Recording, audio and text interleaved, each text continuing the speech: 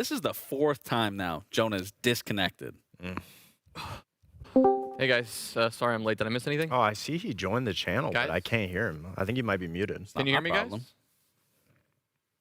I guess I'll reconnect. Oh, look, he joined Jonah. back. Hey, guys, you hear me? Jonah. Okay, Nice sweet. of you to Fourth time- join Fourth time's the us. charm, I guess. I mean, guess. Thankfully, it's the last day. We don't got to deal with this anymore.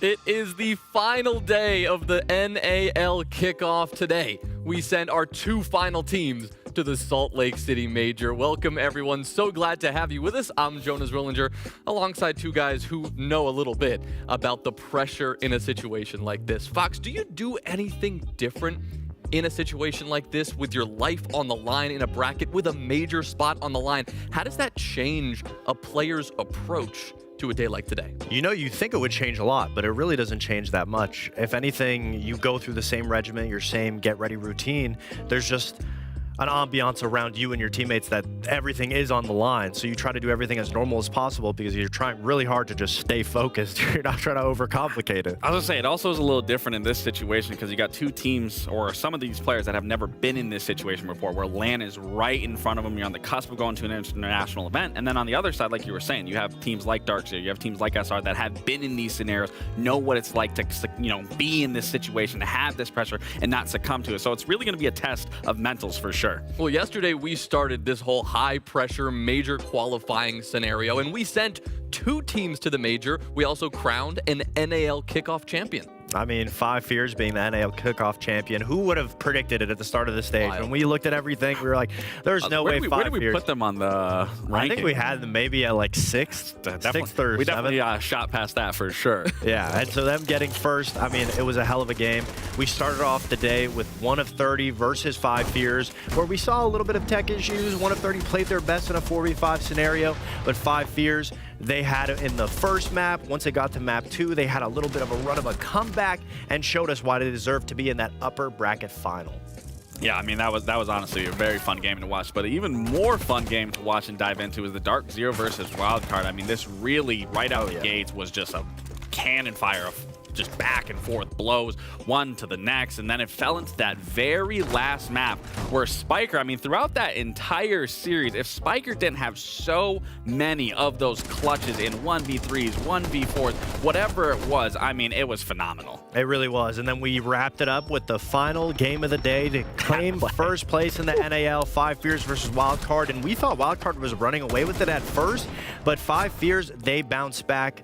They showed that no matter what adversity you face, if you're in T1, T2, if you're a new player, the power of teamwork and effort can get you first in the NAL. The power of teamwork, that's the message coming into today. Dark0, though, and 1 of 30, yesterday's action sent them down to the lower bracket, and that is what we turn our attention to today. They still have another chance, 2 chances if you made it into that upper bracket, and so trying to take advantage of that now, Dark0 and SSG go toe-to-toe, Shopify Rebellion and 1 of 30 go toe-to-toe. That is really all that matters. And I'd argue these are the more exciting games for me personally because there's so much more on the line. Not to say their matches yesterday, there wasn't a lot on the line, but there's even more pressure here. If you lose, you're done. You just, everything you worked for, gone. And then on the other end of it, everything you worked for finally pays off. You're at SLC, you're at an event. It's also the first time we saw Dark0 drop a map, drop a series. It's the first time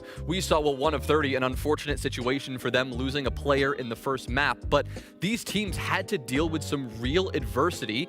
Now they have a chance to kind of dust themselves off and try to make it happen. I mean, they need to. In a situation like this, you're going to have the pressure of qualifying. Now you have the pressure of also being one elimination away from not making it to Salt Lake City. And on top of that, the teams that did lose, Dark Zero, 1 of 30, they have to get over that threat of losing that first matchup, because this series, I mean, to make it to Salt Lake, the path doesn't need to be beautiful, but you need to get there. You need to cross that finish line. You can't dwell on the past mistakes. Well, let's talk about this first matchup and look at Dark Zero Lax, who, as I said, they dropped the first series of their entire kickoff. It's the first time they've really had to deal with a loss. Yeah, and whether it was a honeymoon phase, they were riding that high. Fact of the matter is, it's good that they did come to a loss this late into it, because it really makes you reflect and grow as a team. It really makes you look at the idiosyncrasies of each individual, your own setup, and how you can fix it going into the future. And I have no doubt going into this future, they are going to come out even stronger. And to even pivot, it was the little mistakes where they were fumbling these rounds. I mean,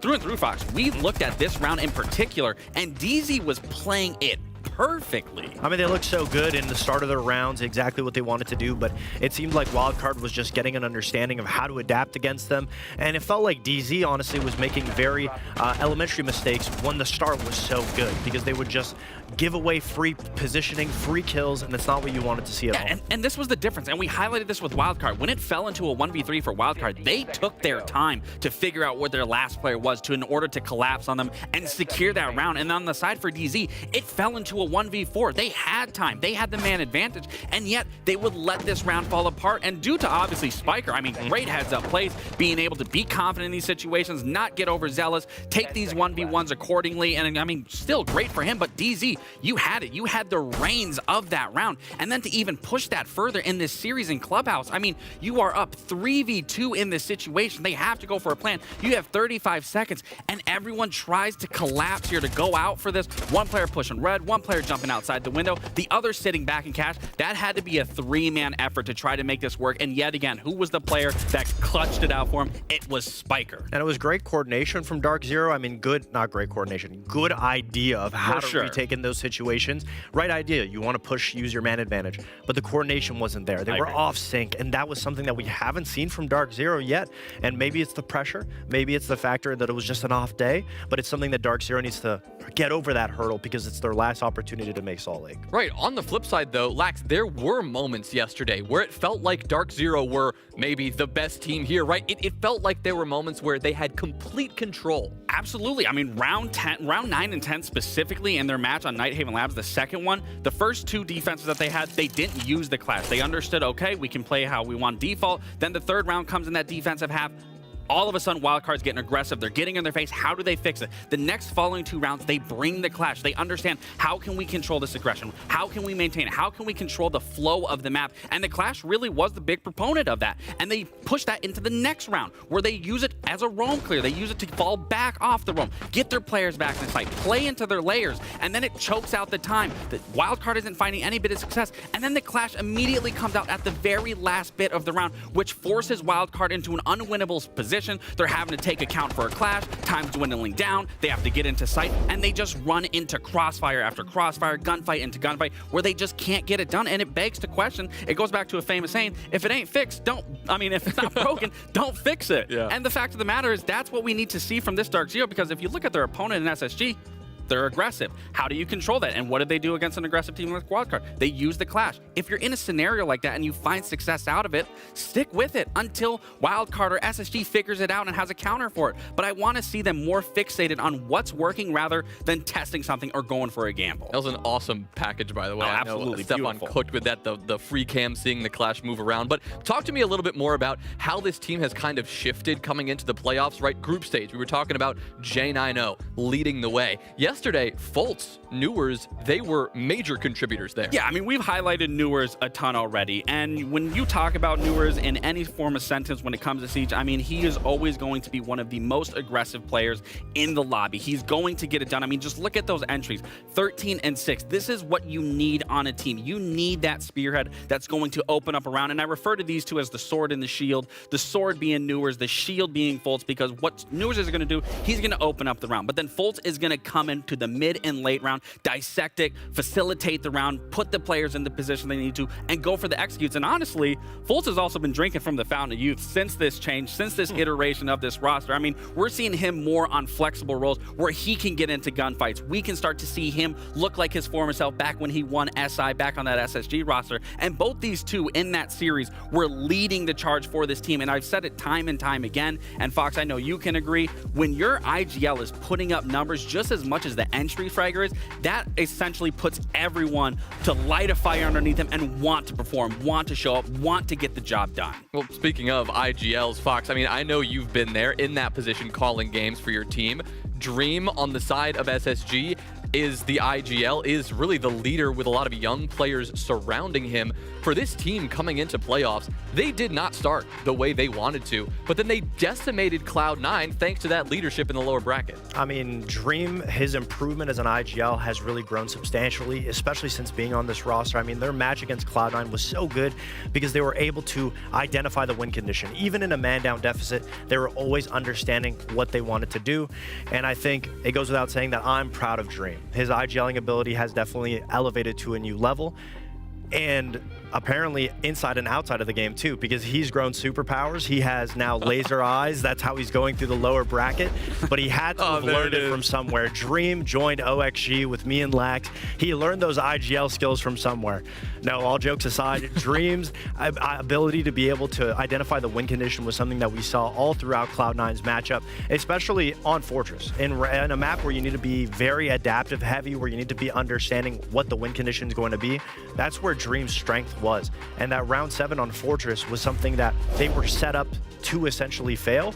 They were put in a position where the round count was not in their favor. They were losing kills body after body, and it drained the time down. But that's what Dream was telling his players to do. Let's stall out. If you're gonna die, stall as much time as possible. And every one of those kills has a trade potential and also time waste potential. And it's a 2v4. Dream on the smoke is able to close out an area of line of sight, and he is focusing on the execute, telling Aiden exactly what he needs to do, where he needs to go, while using those smokes to coerce and move the rest of the C9 players into positions where Aiden can get those kills. I mean, even when I think of our time on, whether it was me and you, and then the addition of Dream, where Dream really excelled was really in those post plans, getting to those positions 100%. To plan. You would obviously set up the round, but once we got all into position, that's where Dream would take control. And you can even see it in what you just displayed right there. Dream gets into control, he gets into the position, he sets up everyone to make sure everyone is in their best position possible, and then they can collapse, they can go for execute. And it's really is tremendous to see how much Dream really has grown as a player.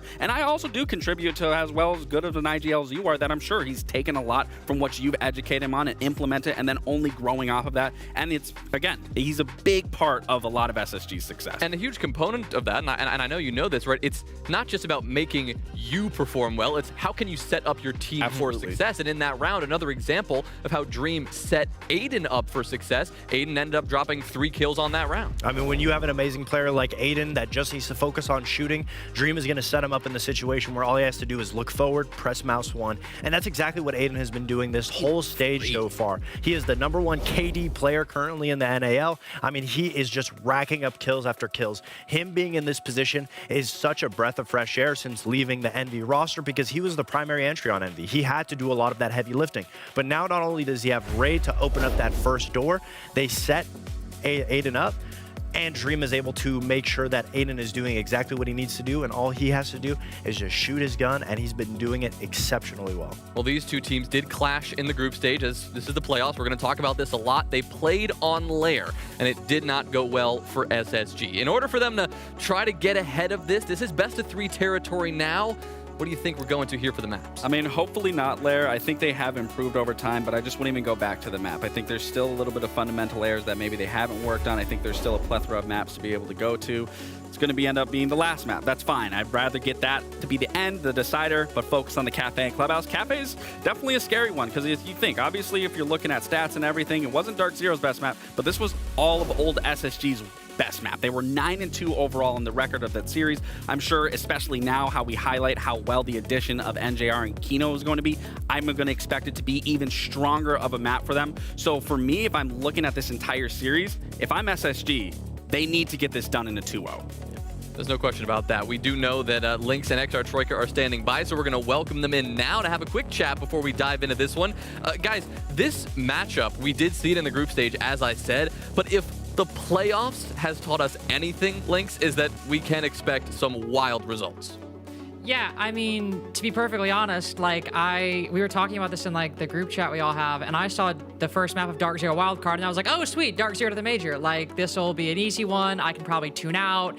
And then I like checked back in to halfway through map 2, and I'm like, what do you mean wildcard have reverse sweeped? Oh, actually, sorry, I forgot it was 7-5 map 1. I checked out when it was like 6-2, so I just assumed they were going to the major. So again, to your point, not only within the series, but in the tournament overall, it's been highly unpredictable, and especially with 5 years being the champion, I've kind of given up on like any kind of prediction whatsoever.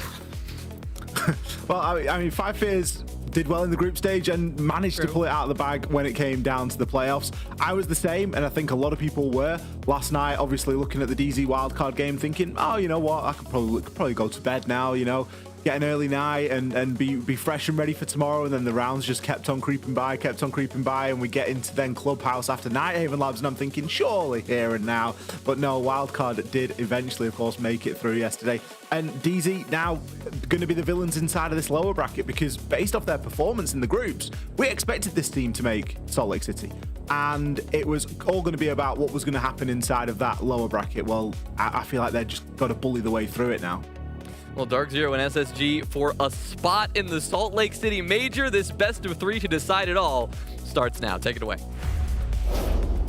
Thank you very much, Jonah. And not to directly contradict myself, 45 seconds after I said it, but I do feel like a lot of us, and I think not only us on the desk, on the casting booth, I think also a lot of us at home, as I imagine, will be predicting Dark Zero to take it. Now, that being said, I also want to acknowledge, I think, and I've said this before, SSG have been one of the most, I think, kind of exciting teams I've seen. I think I expected, I expected them to be fine, but I really enjoyed watching them, and I really echo a lot of the desk's points that Dream has really grown as an IGL. But it's also Dark Zero, Ollie. It's just also Dark Zero. I think you're right. And again, I think this comes into, there's expected outcomes, isn't it? Isn't there, when we talk about teams qualifying for a major, and there are teams that, on the balance of things, just should be there. And whether that's because of the players they've got, the backroom staff, the level of funding that they get from the org, whatever it is, there's teams that there is a very real expectation that they will make majors, that they will be there. And I think that Dark Zero gave themselves that expectation and sort of laid it out for everyone to sort of get on board with earlier on inside of Kickoff. To now see them potentially, well, they are in an elimination game, but they are potentially not going to the major, dependent on this very game that we've got in front of us right now. This best of 3 will decide. Cafe, of course, going to be the stomping ground. Bit of a strange one for the map, obviously. Dark Zero being a newer team that have been brought together specifically for Kickoff. There isn't the wealth of data on that team in particular, but if you look a little bit further back and you look at the SSG core that now makes up Dark Zero, it was a fairly favourite map for them, second place preference. It wasn't one that they played a ton, despite it being high pref. I think they've got like a 3-1 record on it. So it's not like it's, they've got some crazy win streak on here. It's just a map that they're comfortable on and that they like. And I think that the SSG will have known that going into this as well. Dark Zero are going to be starting off now on the attack. We have a Grim and a Monty ban SSG have laid down. Countered, of course, with a couple of bans from Dark Zero themselves. Azami and Amira, both very good removals here. It will leave a few toys open, but that mirror, especially when defending that top floor, it can be such a big problem. Yeah, I was gonna say, I think these are probably my 2 personal favorite defensive bans on this map, and they're like super basic, so not, not stating anything revolutionary, but Azami obviously for like being able to extend into Christmas, but like you said, I mean, Mira just changes the whole game when you're trying to attack that top floor and push through, and I mean, the top floor is relevant to basically every single site except, well, first floor or 0 floor or ground floor, depending on if you're from America or the UK. And when something's that powerful, you kind of got to get rid of it. On the flip side, I mean, we still have plenty of shields in play for Dark Zero, and Kina will flip onto one immediately, bringing the Blackbeard right out of the gate. As there aren't actually too many crazy operators for the side of DZ. We have, the reworked Thatcher, but no Ying, no Capitao, not none of the execute ops you would expect. This is going to just be a pretty normal utility-heavy attack. bringing the secondary util, not only to clear out positions, but the EMPs to destroy electronics, all to facilitate the Blackbeard. You see Fultz moving in quickly into shot, but we see somebody, I was about to say, ratting behind one of the other cocktail bars, and Rival will be able to finish that one off pretty quickly. Kino looking to get gains of increased tempo. Ooh, committing. Ray tries to take that fight, ends up regretting it. Yet SSG maintained their advantage. A very strong hold. Strong is just in their forward positioning on the top floor, getting in Dark Zero's face, then falling off once they acquire that advantage. Pocket reinforcement from Aiden here as well. He can place that down inside of Dining and just give a nice angle, or lack of an angle, should I say, onto those white stairs. A little bit of a strange push there from Dark Zero. I was agreeing with you, Lynx. I would have liked to have seen something more toward an execute operator, something that you could use as a little bit of a spearhead to really get behind. Obviously, the Blackbeard does provide that, but only really for that one person playing it. Capital, Ying, something like that could have just opened things up, as opposed to Fultz just blindly trying to push on through. Rival, going to pick up another kill now over onto Kino, and with Nua's pretty low. Round one isn't looking too good at all. Low or not, that DMR headshot's going to rip him to bits anyway. Leaves a lot for J90. A headshot with any gun would have got the job done there. Nice find on a Giddy, playing on the red stairs. Lose a lot of HP in the process. Dream was playing and reading earlier, and as you can see, once SSG realized their positioning, he's pulled all the way back into the site. We'll land that final kill. SSG, I think, having a very clear win condition there. Try to play for a pick early or play for an advantage early, and then once they got it, just fall back, play for time. You have the angles, you have the full control of the site, and obviously, as we know, the vertical destruction for Dark Zero was not all that prevalent. They had the sledge, and that was about it. That wasn't something that influenced SSG's strategy, but as a consequence, any vertical destruction Jan I know would get would be a lot slower. They'd have to dedicate a lot of manual attention to it, rather being able to set and forget a boogie drone, and that was always going to slow things down, always going to make things more difficult. It seems to just be a bit of gaps in the Dark Zero attack right there, and you know, part of it I think is just kind of the sequence when you start off with somebody hiding behind cocktail bar, and he's immediately found a gap and taken down Fultz. It's easy for any team to get disrupted in that position. Somewhere that there was absolutely no gaps was this defense. This, of course, being maybe the only gap. Okay, maybe there wasn't absolutely no gaps, but the fact that everybody dropped off at the time that they did, I think there was a really good recognition there from SSG to say, okay, we've got a very good idea of what they've brought now, because we've heard all the guns and we know, you know, we've heard the utility being used. They've also not used a lot of utilities, so we kind of know what they've got, or at least what they haven't.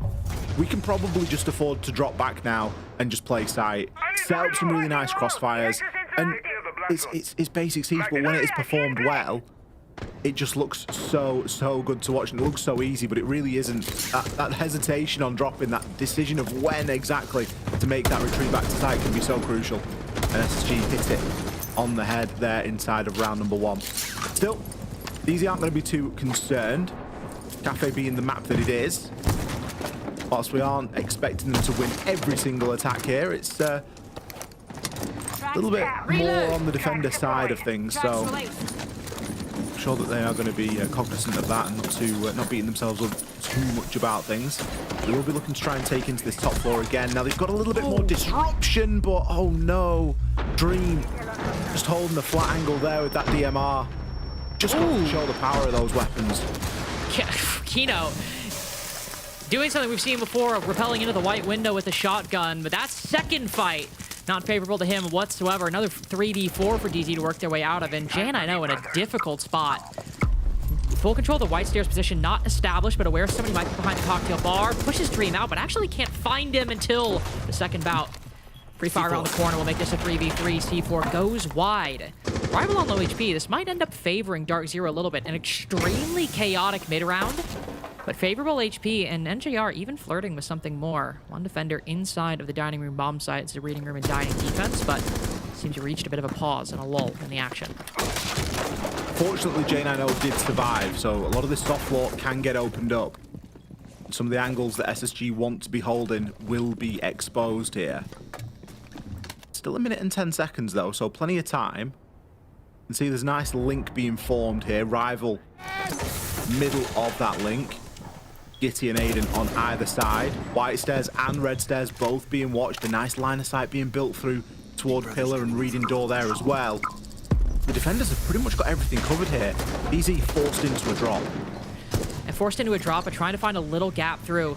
Sledge open, they'll rotate hole into Laundry and get the diffuser down. NGR, good coverage. Foltz might be frozen, but the diffuser goes down successfully. Rival playing it very passively and ends up walking in front of J9O. The Sledge much stealthier than I think even he anticipated. Aiden, who long tried to effectuate that retake, now the only last vestige of this defense, and the attack retreats in response. Really good mid-round calling right there and problem solving from from Dark Zero. You can see them realize that link that you mentioned, Ollie, and J9O I think comes up with a really nice solution. The call there from DZ was perfect. It was a bit of an off plant spot as well. Like 9 times out of 10, you're going to see the diffuser go down on reading door. And if it isn't reading door, it's going to be tucked in toward the bookcases on the wall that goes toward the pillar. You're very rarely going to see someone planting anywhere near Laundry. But that was just the safest position. They knew that they had the vert. Aiden tried to retake, but he was a little bit too slow and very honestly probably got caught out on a drone whilst he tried to do it as well. But recognizing where the players were and knowing that they'd already taken that vertical control, knowing that they just had to break down a couple of those engagements, DZ with a really good problem-solve solution there for round number 2. That's the kind of siege that we like to see. Already getting a good feeling about the series, Links. Especially between two storied oracles like this. I mean, sure, most of old SSG might now be on Dark Zero, and SSG might be a completely new team, but we've seen a lot of great siege from both, not only in this series, but also throughout Kickoff so far, which I think, you know, obviously credit to Dark Zero, but I think for SSG in particular with this new core, I mean, that really says a lot, that we have a lot of great things to say about them this early on, and it's only a shame that only one of these teams can go to Salt Lake City. But right now, seen some good showings on the attack and the defense from both, and now Dark Zero with another bout. No continued rotation on the second and third floor will be very different, instead going down to the first, and you can tell with the lifeline and the blitz. They're taking this one quick. Double breach into the prep door. Actually goes straight back through Bakery, ironic enough. And you can clearly see why. Doesn't want to run into the fire. Will be forced back as Foltz also down, I believe, not only through the smoke, but through a vertical angle, perhaps. Might have been Giddy. Ooh, domes NJR. All the way across the Bakery display case. Aiden trying to lock down the small bake position, but swinging a glass in the smoke is probably the least advisable thing anybody can do in this round. Quick trade, as these early rounds have been very back and forth between both teams. Though both times, SSG have broken away with a man advantage. It's not the case here in Dark Zero. Ooh, think about getting the plant again, but with a Scopos up above, Kino falls back through prep and rejoins the attack in Bakery. SSG have done a really good job at keeping these players at bay. 3 people all consolidated, but really forced inside a Bakery. Newer's the only one outside, but he's got to hold this small big window. The flash is more to ward them off than anything, and I think this initial thrust is just, it's going to fall short. Newer just kind of sat there going, guys, I'm playing the ramp. Like, I thought the play was going to be to get vertical control and to open up some of this floor. And what's really happened is NJR and Kino have just burst in through Bakery and prep. Unfortunately for NJR, he has fallen.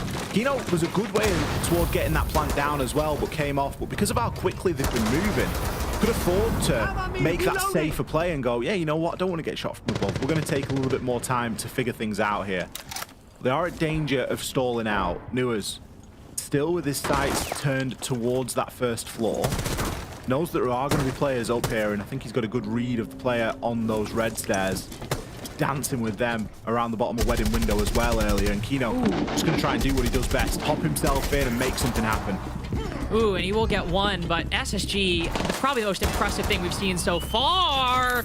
Well, that shot, that quick reaction from Kino might just beat that. But SSG have done an excellent job reading into Dark Zero's play. Not only the initial rush, but even the rotation upstairs. Players ready for it in mining, and it's an easy pre-fire from Dream, but SSG's gameplay and these defenses, even the last round, have all been very well thought out, very good, and also such quick and sharp reactions to what Dark Zero are doing and adjusting in real time. It seems strange to say this, but this DZ team is hella aggressive. And that's not usually a characteristic that we've been able to give toward Dark Zero with rosters gone by. These guys really aren't messing around. Sometimes it is to their detriment though. And I feel like the cart is just being put in front of the horse a little bit too often. Round 4 bans will be an Aruni and a Deimos.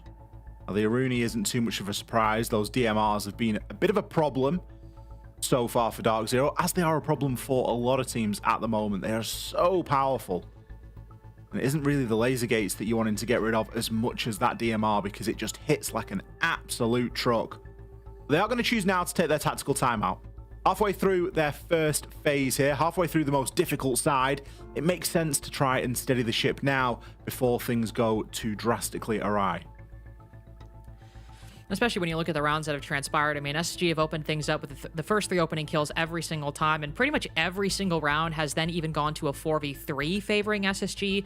The last round being technically the sole exception, but it still was a 4v4 that resulted in Kino being forced off the plant and the overall initial attacking strategy, which obviously at Dark Zero were fully committing to, going awry and not being successful. Required a rotation up the stairs that, as you can see, not only were SSG ready for, Dark Zero also just didn't quite have the planning necessary. And it's understandable when you're putting so much investment in that quick blitz play at the beginning.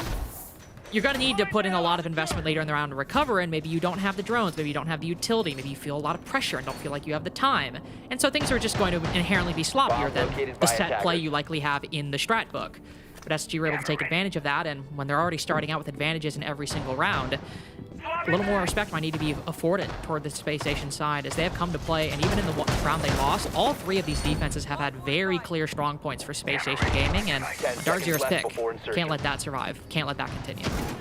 I would kind of like to see DZ slow down just a little bit. I think that they've got room to do that because, as you say, maybe they are just moving a little bit too quickly at the moment.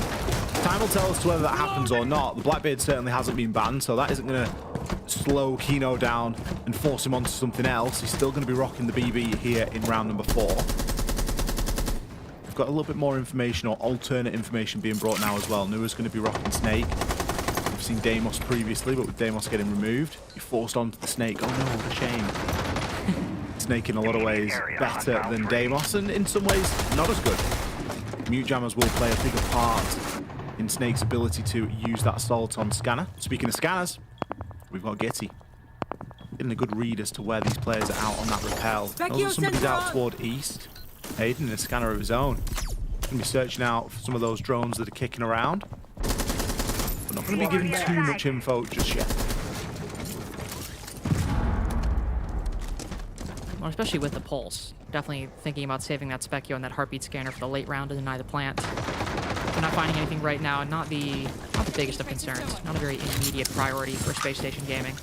You can see Dark Zero slowing things down quite a bit. I mean, at exactly this point, every single opening kill in the past 3 rounds had already occurred. Well, it's actually not that much slower in this go-around, as SSG knocked their 4th in a row, but a player hopping out of the window to take down NJR, and considering the defense still has a C4, it's a pretty good trade, and the follow-up onto the Blackbeard, it is another 4v3 for Space Station Gaming, and losing the Striker is one thing, losing the Blackbeard, that's something else entirely. SSG are really slippy at the moment. There's not much that they're giving away as a trade. It's a kill for Dream and immediately drops off. Back down to the safety of the site. Fultz thought upstairs was clear, but the default camera was being manned by Rival. And allows Raid, despite being on 1 HP, to snag himself something. Still operating in this top floor on Longbar. J90 doesn't have a Scooby as to where he is. The castle barricade, unfortunately, will slow Raid down. But you get the feeling that he's already won the round here for his team. Can watch onto the top of those red stairs. Likely pick this up as a freebie. There's just no idea from Nuas. Changing mag. Even the F2 can't deal with Raid right now. Can he find the final one? No. Pre-firing for all he was worth, but J90 cleans him up. 30 seconds, 3 kills to find. Damage in onto Aiden. I don't feel like he's got the sufficient info. And on the flip side, we've got Dream and Gitty and Aiden all alive. 2 scanners to boot. It ain't going to be an easy one. No, and it won't be one at all. Another round for Space Station Gaming, and Cafe defense looking indomitable at the moment. 1 round they dropped was still a pretty heavy stalemate going into the actual execute. If you think back to round 2, it required a really cool call from Dark Zero and J90 to work around it. But everything else has been SSG setting the pace out the gate, and Dark Zero never coming up with an alternative solution. Or even if they did, one that SSG effectively thwarted, and I think you can just see that confidence and that decisiveness continuing in SSG's play. Obviously, the decision to go for that hop out there, always a risk, but the gamble pays off. But I think most importantly, this was probably the most dominant round we've seen so far.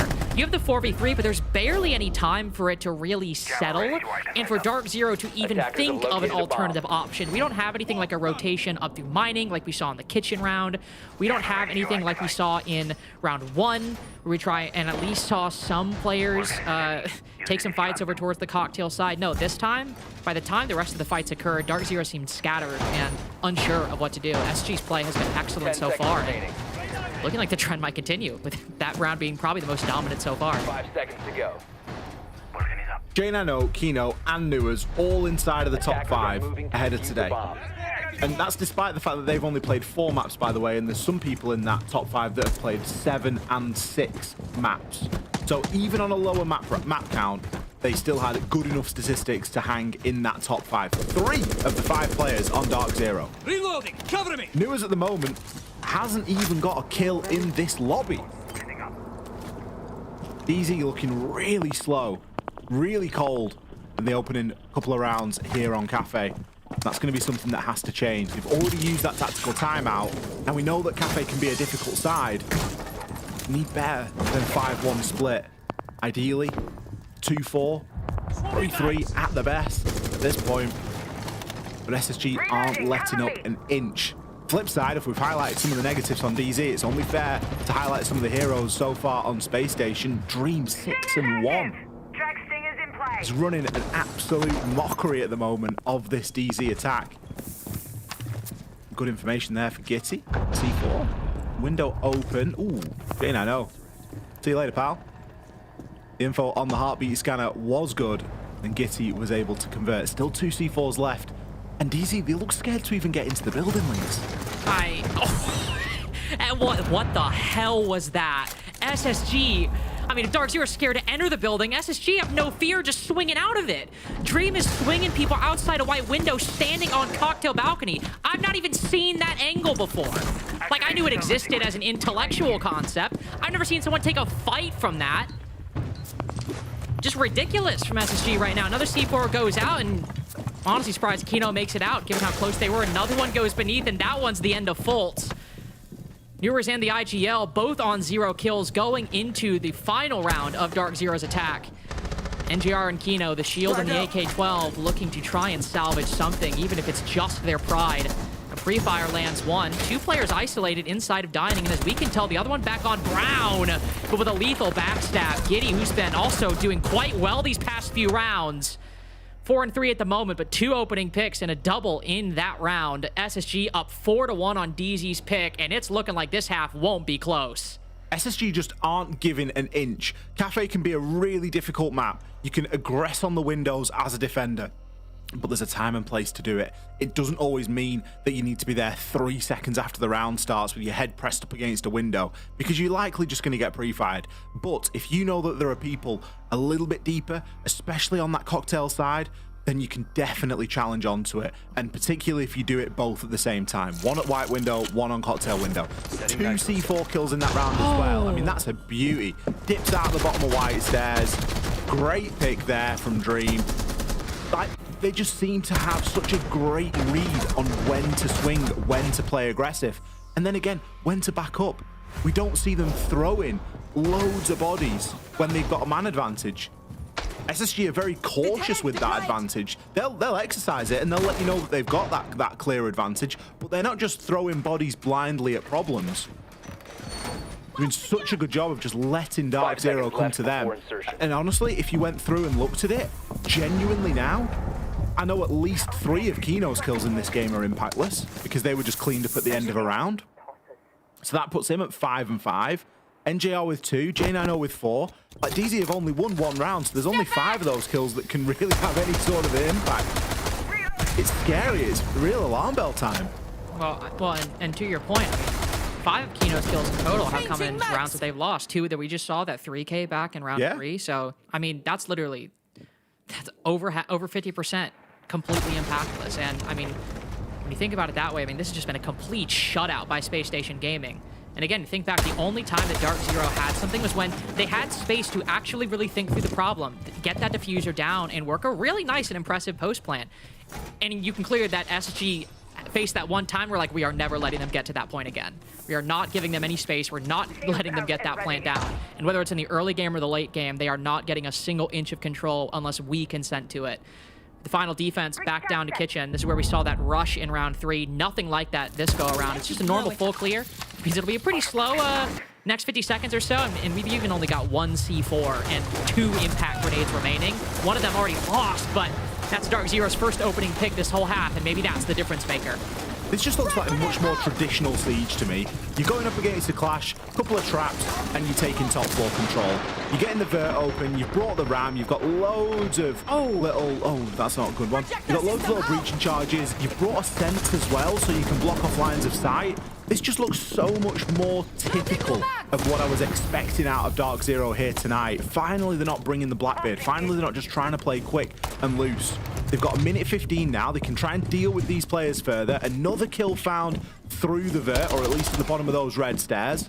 Raid's in a bit of a nasty spot as well. Might be Warden, but that isn't going to help you if the bullets start flying. Aiden has picked up a decent position inside of Bakery, but even then, he's not going to be able to transition through just through the sheer amount of vert that's being held. A lot's going to come down to Dream to try and deny this, and it looks like he's flamed off. He's flamed off and is trying to take a direct fight down the hatch, but he's been flashed in the process. And I was going to say, I see the gamble. Because of one flashbang, Dream is a dead man walking. Raid's fully pushed back and isolated in VIP, and that makes this a 1v5 essentially for Aiden. We've got 4 people on this crossfire at the moment, making sure Raid does not get out alive. Aiden moving to support. But everyone from Dark Zero is playing for the kills. They sense the win condition and are not going for the plan. They are pushing deeper. Find Aiden standing at the brown bar. Double kill for Kino, and this is looking like these kills will have impact. As Raid in a 1v5, it'll be a flawless. No, not a flawless. As a trade at the end, but an impactless one nonetheless. Space Station get their lead, but Dark Zero still have something to say. DZ finally playing some typical Siege there. Let's see what our desk has to say about the first 6 rounds.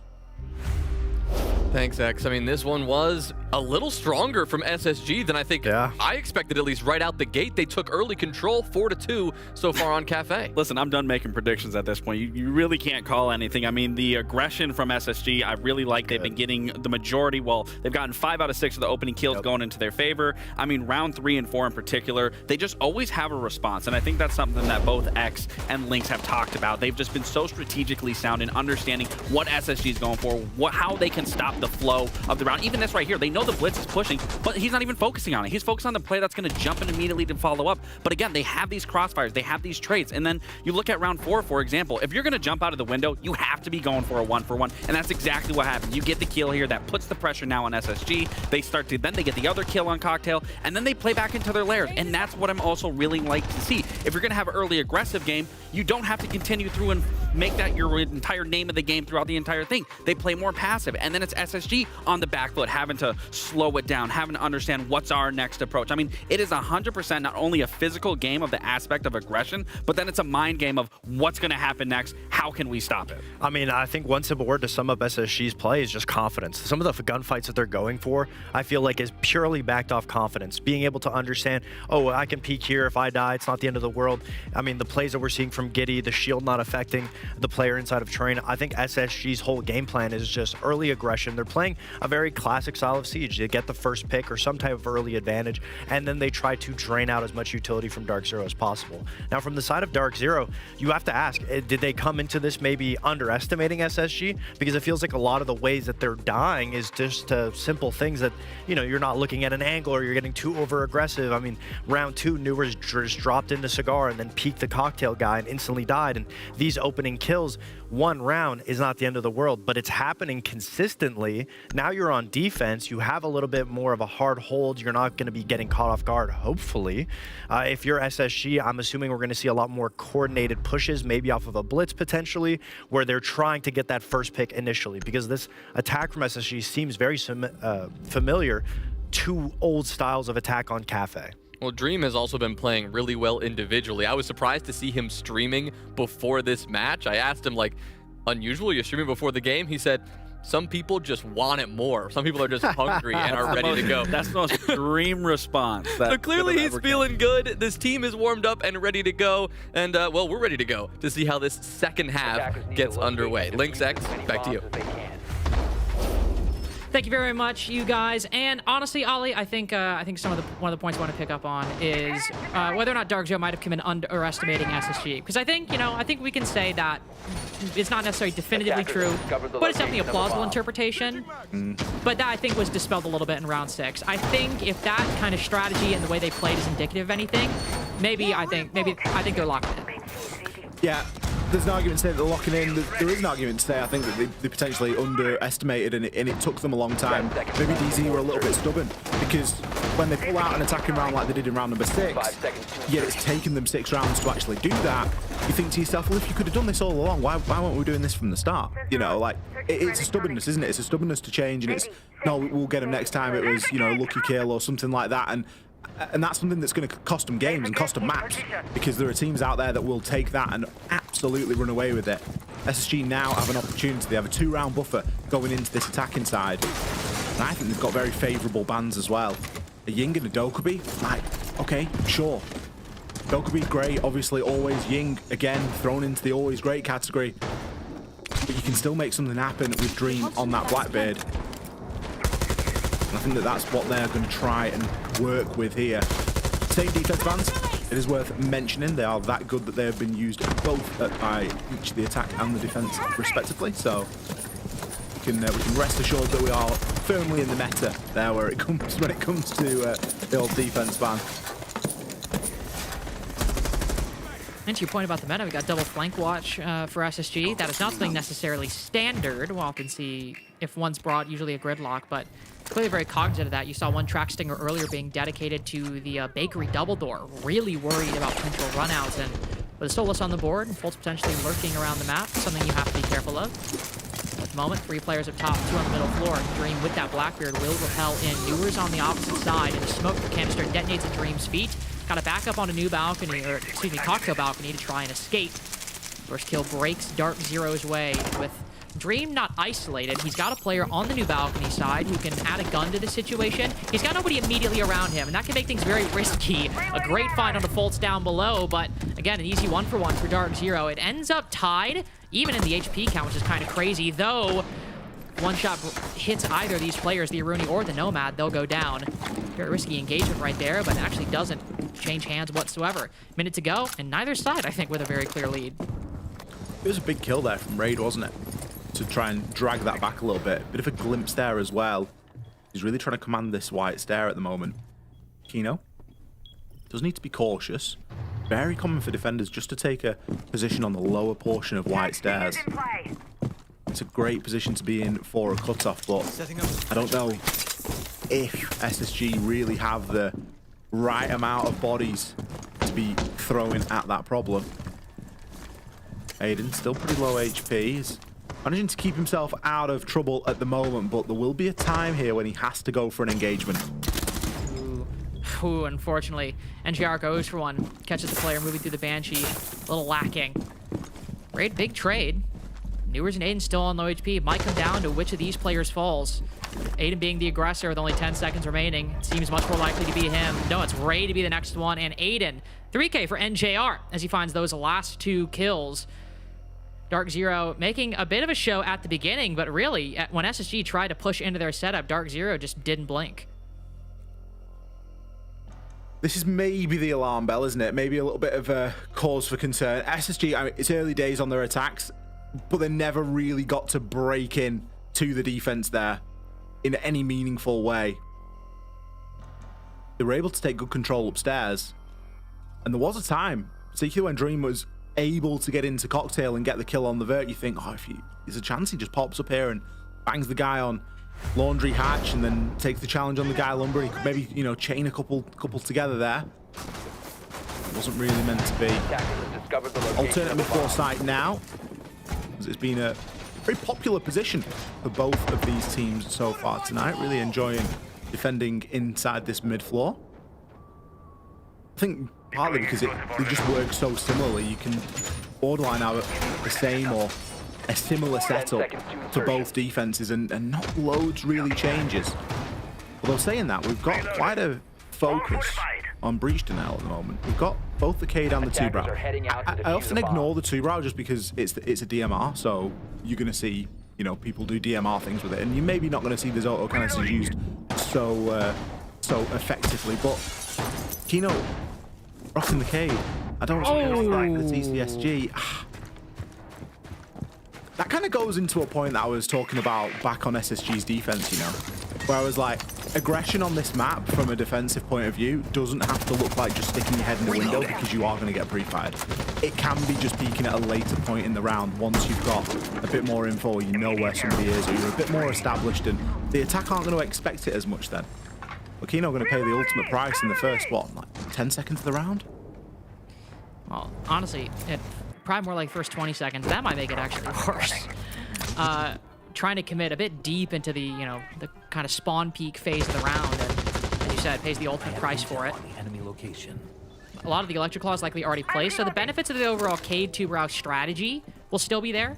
You might not be able to like rotate the Electric Claws, but you can still put the Zoto canisters on the electrified walls. But I'm gonna say we can just bump all that to another topic.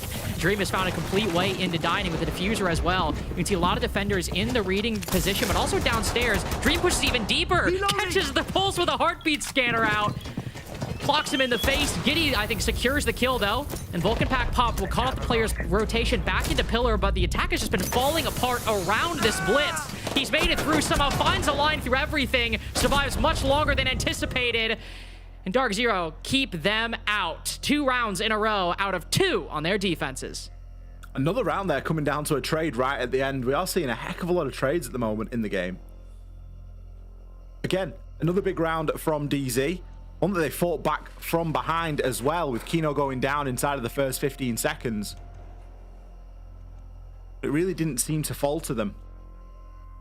Again, this is where we start to think about SSG and their attacking capability at the moment. I mean, let's be honest, it's looking quite similar to the way that DZ wanted to attack themselves. A lot of it's trying to hinge around this Blackbeard, and yet often it isn't really having the desired effect. It will pick up a kill here or there, especially with positioning like that from Dream, where he manages to get himself right into the heart of both of the bomb sites, literally in the corridor that separates the two. You can almost see the relief there on NJR's face, because that had the potential to go pretty bad pretty quick, especially when you're against a Blackbeard and a Deimos. They are two very unforgiving operators.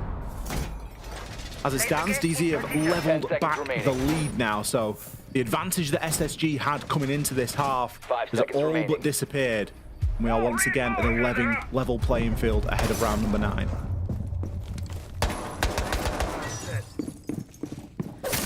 Could be a moment where Dark Zero break away with the lead right after this. We'll see what SSG just do to try and counter that. Unfortunate drone found early. You can see that even though they successfully dealt with the Kino spawn peak, it is still influencing SSG's behavior, taking a long peek. 3 guns aimed at that double window just to be safe. Renegade burned early, but I was supposed to say this would be more likely just to allow Rival to hold the angle and also throw in that nade. Newer's prepped and ready for any Selma charge. It's actually just an ROU projector that's thrown in. Could impact it, but we'll need to wait for the activation, of course. Now as we move here, likely going to be a pretty slow attack, all things considered, reminiscent of the Dark 0-1 in round 6, but Aiden, if there's anybody that's going to peek this angle, it's going to be Newer's, and Swapping mags. I think maybe that first attempt might have not caused any problems. Be careful going forward. Good find, though. Shutting off the boogie drone. That's just a little bit of an exchange back and forth, though, until Newer's retreats in a code check. It's been a bit weird, but all things considered, still a fairly normal beginning of this round. Newer's has just been rolling with the punches, hasn't he? The big problem there is he's lost his power position inside a wedding. So that wall into Bakery now can be open. Selma is free to be thrown onto there. But we are seeing Tuber out, and I think that was an impact that actually got rid of it. So some good fancy footwork from Dark Zero to maintain that position and keep that closed.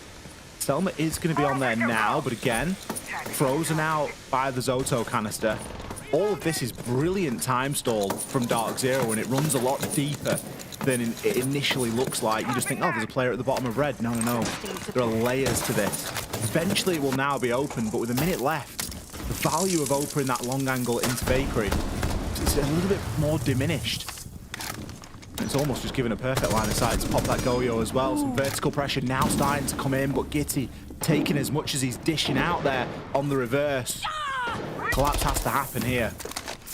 It's going to be a double swing, but I think a triple crossfire on the VIP position, but Raid stationary ends up opening up his arms to the C4. But boy, have these rounds been close, 2 in a row, and neither side able to get a clear lead. SSG might have the advantage, but both of the previous have come down to 2v2s, and they could very well here. Kino getting a line on one will secure that kill, potentially next with that DMR, but on such low HP. Gotta back up for the next engagement. Has a C4, so can evade the gunfight entirely, but 2 DMRs trained on both remaining attackers in Freezer. It'll be difficult as SSG vary the angles. A great pre-fire with the pistol, anticipates it perfectly, and SSG retake their lead.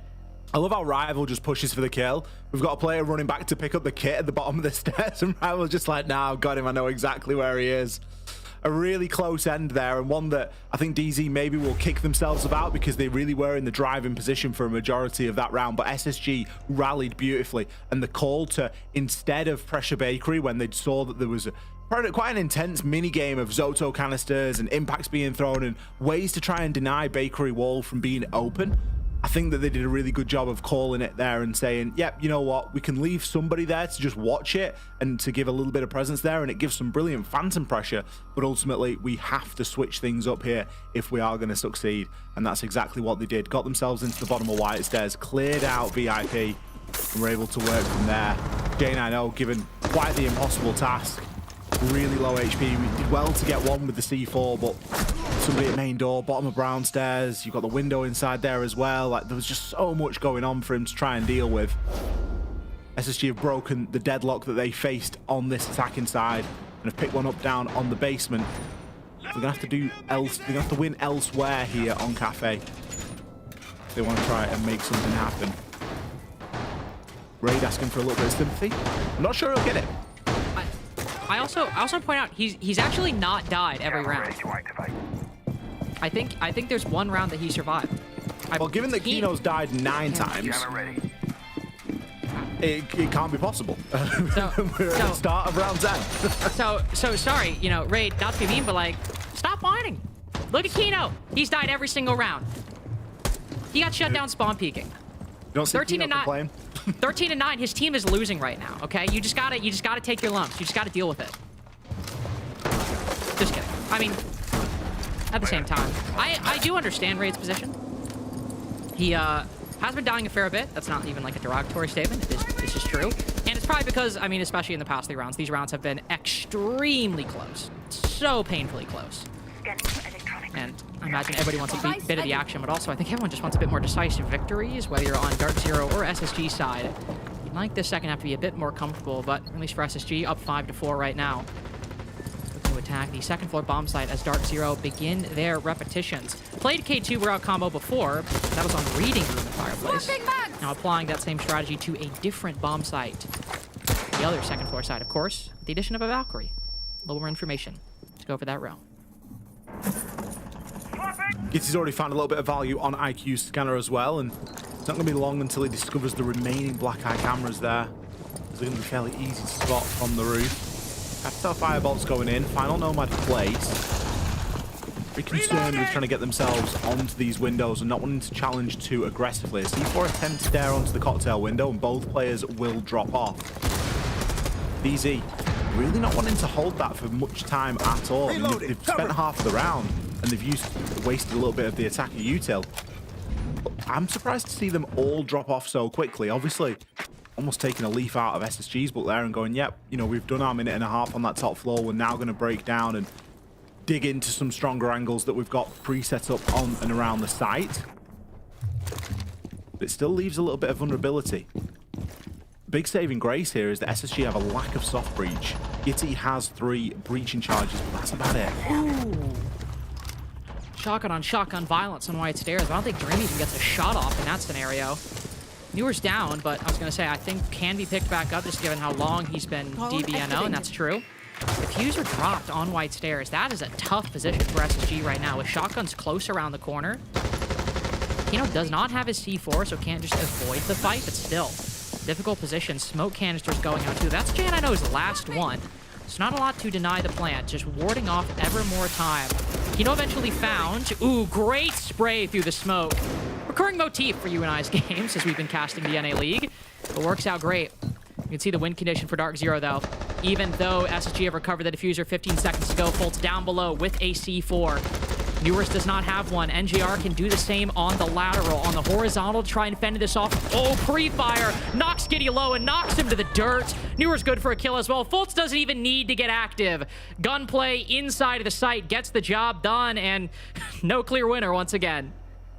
Again, some really good crossfires being held there. The link between the bottom of red stairs, players inside of wheel room and through toward that 90 corridor and dining, working out an absolute treat here for Dark Zero. Leveled up again here against SSG, and not too much separating them.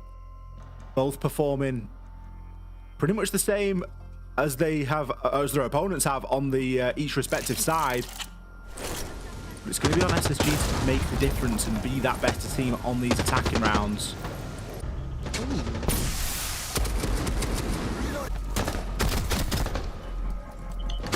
I feel that Raid was maybe a little bit unfortunate on that angle that he was holding a little bit earlier on, but it is just one of those things when you are upside down on the window and you've only got a few pixels to deal with. They're never the easiest of challenges to try and make.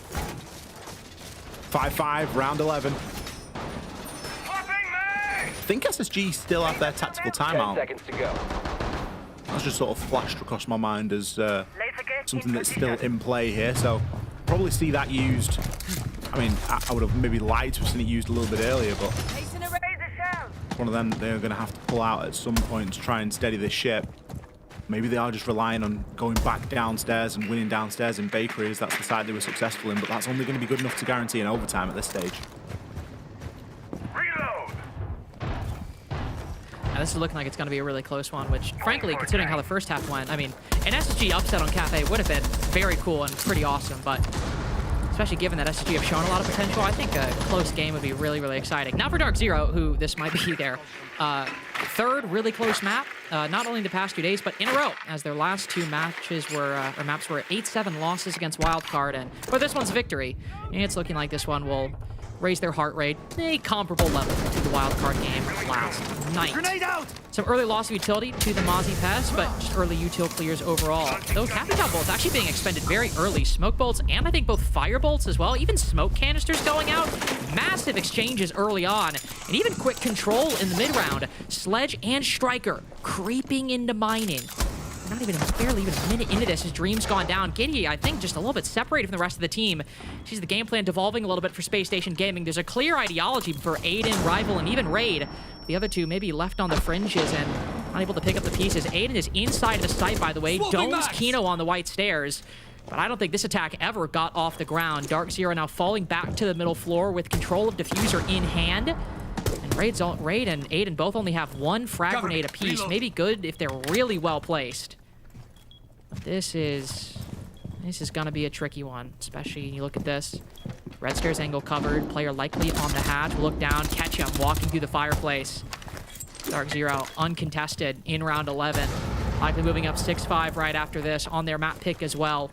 Recovering from an early loss on the attacking side, but Rival still feels that he might have something in hand. Nice flick onto Newers. He had a grip, and he snapped your neck with it, unfortunately. As we go forward here. Grip on the diffuser as well. Looking a lot deeper, but I mean, Ollie, you look at this, triple crossfire, it's just not happening. No, I mean, it shouldn't do, should it? We see crazy things happen sometimes, though. With 42 seconds, we've got to give him his due, but unfortunately, J90 is going to be just around the corner, waiting to strike. I mean, as far as opening halves of rounds go, that couldn't have gone much better for DZ. They were able to get a massive advantage, 4 versus 2, and they were basically playing with their food at that point. It was, again, just about not throwing too many bodies at the problem, not isolating yourself, and just playing as safe as possible. And that's what they did to guarantee that win there. They have put themselves onto map point. There's going to be a ways to go to try and confirm it.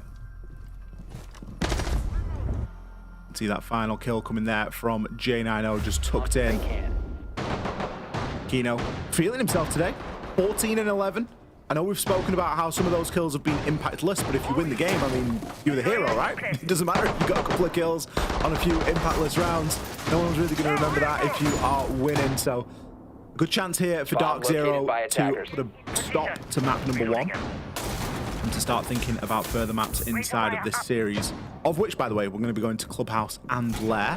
Activate jammer. Lair, of course, a map that Easy played yesterday, so 10 maybe a few seconds remaining. demons over there if we do end up getting all the way to a map 3. 5 seconds But left. still, SSG have fair and equal opportunity to bring it back right here and now and take us to an overtime. But they will have to do something that they've not done before, and that's win on this top floor. The only site they've been successful in taking so far has been that basement level. And Easy have made the wise choice not to go there. Keep SSG on their toes, moving into round 12. It'd be a shame to lose it here in regulation with how well that first half went, and even in the one attack we saw, still came down close, but still consistently putting together the pieces. It'd be a tricky one right now as you look at this castle and a rooney setup on the top floor. That is the downside of going with the Mira and the Azami ban. Not that the Mira and Azami bans are bad, but you know, you will sometimes see teams ban that castle, ban that Aruni, or even ban the Azami for similar reasons. You don't want people to be able to extend either into Christmas or into Cigar, as you're seeing one player doing right now. If you dedicate to the Mira Azami, you take down one avenue, but now with this other setup, you get the shotgun and the SMG-11. Kino, 14 and 11, playing this very far out position. Also requires some util clear. As you can see, I think one lifeline ends up getting stopped by maybe a magnet, I'm not quite sure, but almost all the Zophia's utility wasted just to burn that Aruni gate and that castle barricade. It forces things like the Zephyr, doesn't it, when you bring that much soak. You've got the castle barricades to deal with, you've got the laser gates to try and disable. It also gives you a couple of DMRs. I mean, News is playing the 2-brow, and yeah, we might see the Zotos, but it's all going to be about that DMR, really. SSG, obviously feeling the pressure here. They are taking quite a good portion of time to take control, but J9O with some strange priority there. I think he might have thought he could get them both. And now maybe just thinking, maybe I tuck in and hope that nobody knows that I'm there. Bolts, just trying to transition past these track stingers. It's going to take a good portion of damage, as are the rest of Dark Zero, as they just start dropping like flies. Rival keeping good watch on it, but SSG too wide of a lead for the rest of the team to overcome, except if Kino might have something to say about it. Might be destined for OT, but clear information on one player as the others drop down the red hatch. Ooh, Dream down in the process, but everyone around the corner ready to trade. First map of the night, and it'll be our first overtime as well. Though it being Dark Zero's third in 2 days, you have to wonder when their luck might run out. A lot of siege for Dark Zero to be playing, isn't it, over the course of the last couple of days. You know, for a team that played 4 games inside of stage and then waited inside of the upper bracket for everyone else to catch up and for the rest of the games to be played, to now get put through the gauntlet that has been the last 24 hours. Serious amount of games to be played, serious amount of rounds. And there's an argument to say that either they're not making it easy for themselves or they're coming up against blooming good opponents. But SSG have clutched the OT here. They're going to give themselves another bite at the cherry. That positioning from Dream was perfect. And again, you feel sorry for Kino here. He's just not really got anywhere to go. Like, he can snag one kill, but as soon as you've been shot from Longbar, the call is he's on Longbar and you've got 2 people inside a shop. It's a very straightforward swing. SMG as well. You know that they're likely going to be hitting a reload. It's not like you're going up against something that's got plenty of ammo in the tank. 10 seconds left. Interestingly, DZ have kept the defense here, which of course is going to be the big difference maker, given that the attacks were so scarcely won by both sides.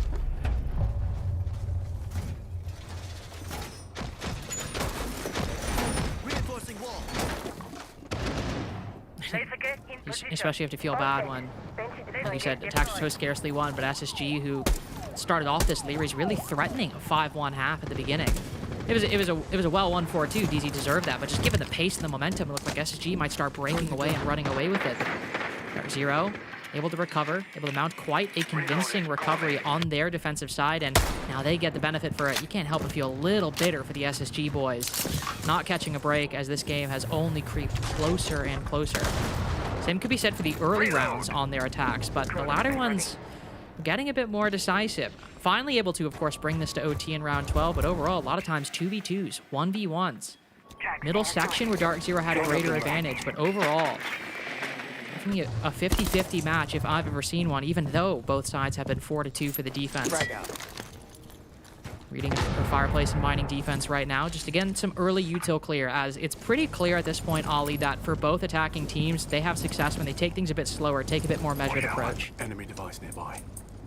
The measured approach has worked out for the attacks so far tonight. I mean, like you say, there's only 4 attacking rounds been won so far on Kafe, and a lot of the time it has been down to just a bit more traditional siege. Work your angles, take your advantages, and go from there. The flashy quick plays, they've not always really panned out, and that's been for both sides.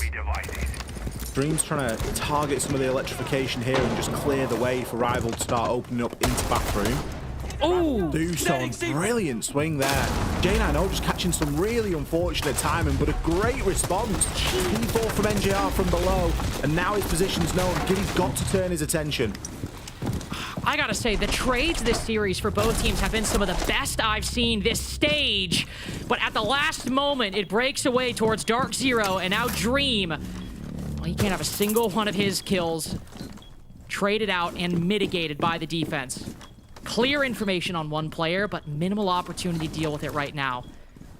Z-Ping on the pulse, in the corner, in reading. Can he land a pre-fire through the wall? Oh, moves right at the last second. Bad luck gets even worse for the leader on SSG. Puts a 1 HP through his team's own vertical angle.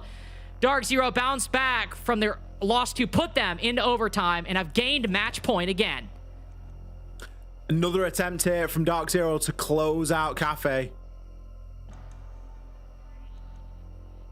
Really good defensive hold as well. I think that DZ have read it perfectly because they knew exactly how SSG were going to try and take that. There was going to be an attempt to Hibana open in toward Bathroom, in toward Freezer, and work something that way. And you could see, as soon as Raid hopped in, bang, kill onto J9O, but the response was there. It's a very small hole, very delicate, a little bit techy, you could say, but it worked. NJR was able to thread the C4 straight up through and continue to play that vert. And as you say, the boogie drones just exasperated the problem. It just made things worse for SSG because Gitty then just had so many different angles to try and challenge on.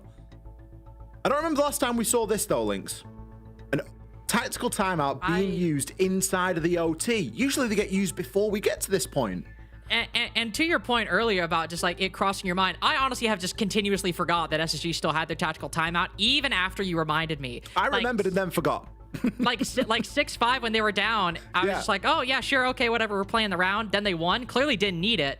I don't know if I have I ever casted a game that had an overtime tactical timeout? I actually don't know if I have. And if I have, I certainly don't remember. But no, this is highly unusual. And part of the reason it's highly unusual is you just don't know, right? Like if you're down 6-5, you don't know if you're going to win that round 12. And if you don't use the timeout and you lose, you're like, well, great. Glad I saved it for some reason. But obviously it works out in that case. And honestly, got to commend the staff on SSG for just having faith in their players.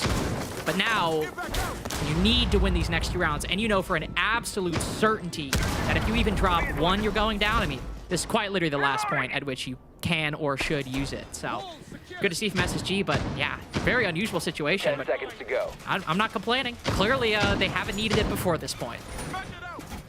Well, I mean, the good news as well is they're on the defense, and DZ showed that they themselves were only good for 2 attacking wins out of 6, so the odds are very much in your favor. The thing that concerns me is, at least from an SSG point of view, is the lineup that DZ are bringing is a lot more reminiscent of the lineup that they did very well with in round number 6, where it's all about taking space, it's all about taking control and working that utility. They brought the Capital this time. That wasn't something that was a staple feature in their lineups when they were running the Blackbeard and things weren't really going their way. They've also got the Ram, so there is going to be an intention to take control and to start to try and work with it. Some great info being found out on the drone here as well. Fultz just having a glance around at his teammates' monitors. Enables the kill onto J9O. I mean, that is the best view we could have got of that whole thing. Not only do you got the drone, you got the in-person coordination with Fultz, and then you got the bullets flying over top. I mean, frankly, I think a better POV and better representation of how those early round picks happened than the actual POV of the kill, and I mean that genuinely. Get the whole picture for how Dark Zero get this 5v4. Some of their attacking side, they did not have quite a bit. They only got 1 opening pick that first half, and now this go around, it seems like their 3rd attacking win of the series might just be the one that does it. 5v2, a picture-perfect early game, forcing Aiden back, clear line of sight on red stairs, but the Goyo just has to retreat. Not much you can do. Giddy trying to bet this all on a lurk, and it'll have to be the house. Needs to win everything here. 1v5, and probably the worst thing, 1 minute and 25 seconds, and Dark Zero are droning and getting vertical destruction. They are not letting this guy live. They've got so much time to work with as well. I think Nuez has an inkling with the way that he's looking, but the Fultz drone is all but going to confirm it. Then Gitty has to move straight into the line of the vert. A flawless round for DZ to close map number 1. That's exactly how we were expecting those attacks to look all game long. It just took us to an overtime for us to get to see it, Lynx. And they locked in not only in OT, but especially towards the back half of that game. Great performance from Dark Zero, but also gotta say it. That was DZ's pick. SG showed up and made a great showing. We'll see how theirs goes right after this.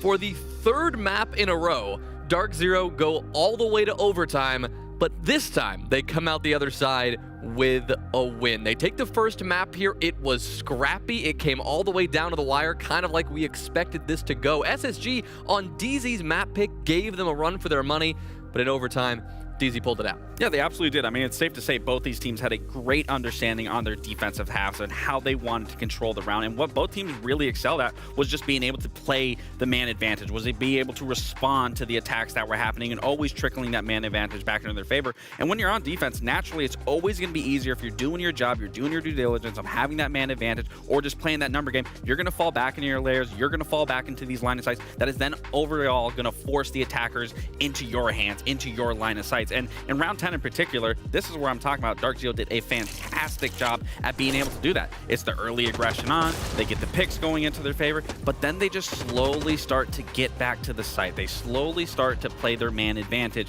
And again, it speaks back into what I'm talking about, is they play into those layers. And when you're in attack, you're losing these numbers. It's not going into your favor. You have less utility. You have less information to try to make these rounds go back in your favor. You're essentially running into a sight blind. And then you look at the last round, round 14, the execute. I mean, it was beautiful when they're actually able to set up. Yeah, because they got the first pick early on. They can slow it down. They got all the time in the world to then pick every other player apart, and they just go 3, 2, 1. They execute on the top floor. Not only are you going to have a majority of your man advantage taking the top floor, it's overwhelming everyone on there, but you have your stragglers, the roamers downstairs that are going to try to come assist to help, and that's where you have the lines and crossfires to be able to pick them up. So of course that last round was going to be, you know, just set. I mean, it was almost flawless.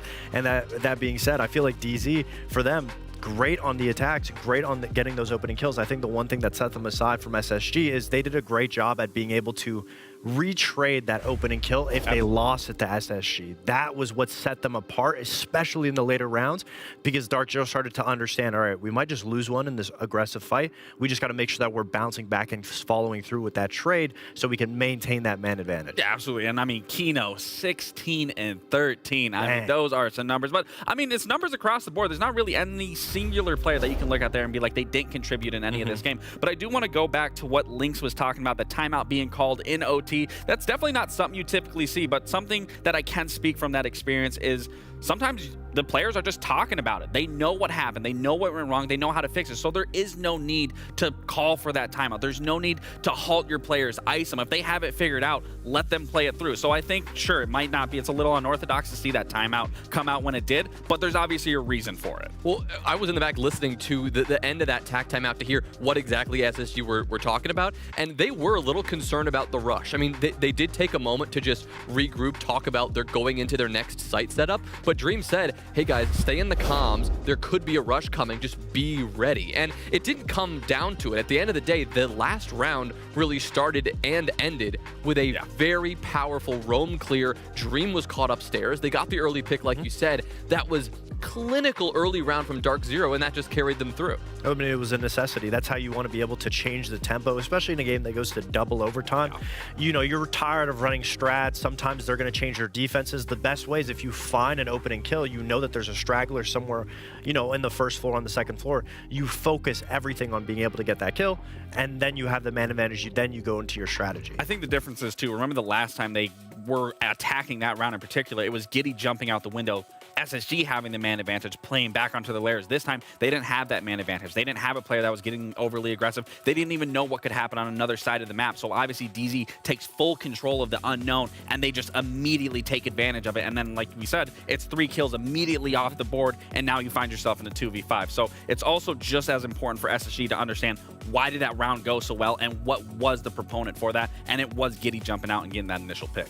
Well, again, these teams, they are playing for a spot in the Salt Lake City Major, a rare opportunity for these teams to be competing on home soil, and an opportunity for you to go watch your favorite teams in North American territory. May 15th through 17th, the Salt Lake City Major will be taking place at the Salt Palace Convention Center. We're going to get this third map of this series underway between Dark Zero and SSG. Don't go anywhere. We'll be right back. Hi, family. It's Salt Lake City.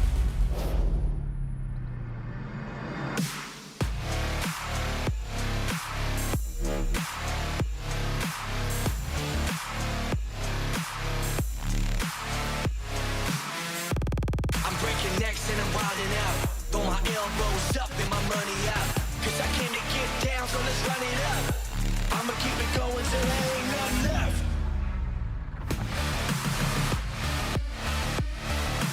I'ma keep it going, I'ma keep it going, I'ma keep it going till there ain't nothing left.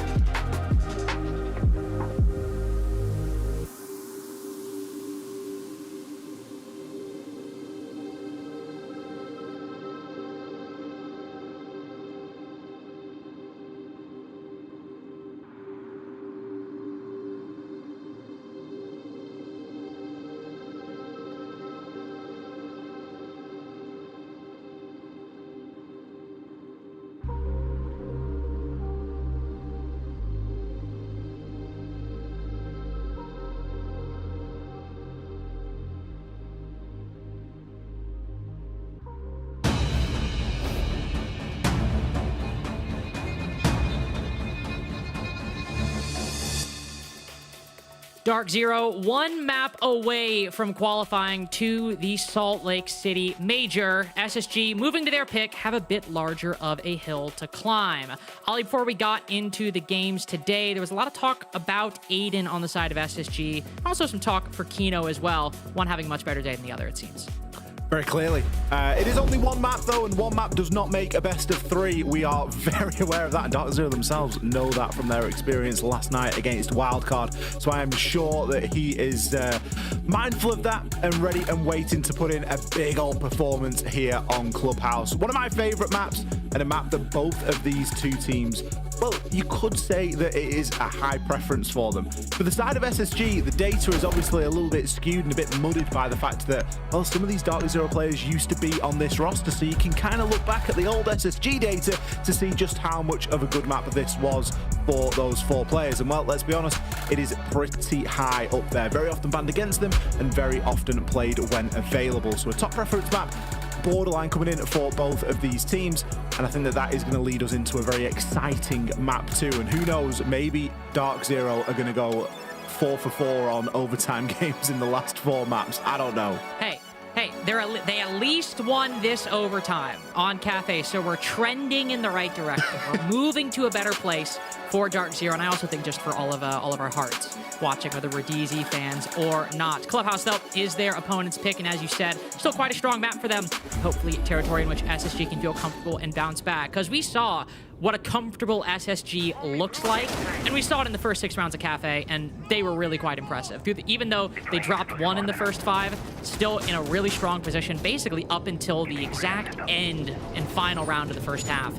Now as they start on the attacking side here, what was the greater struggle for both teams on Kafe?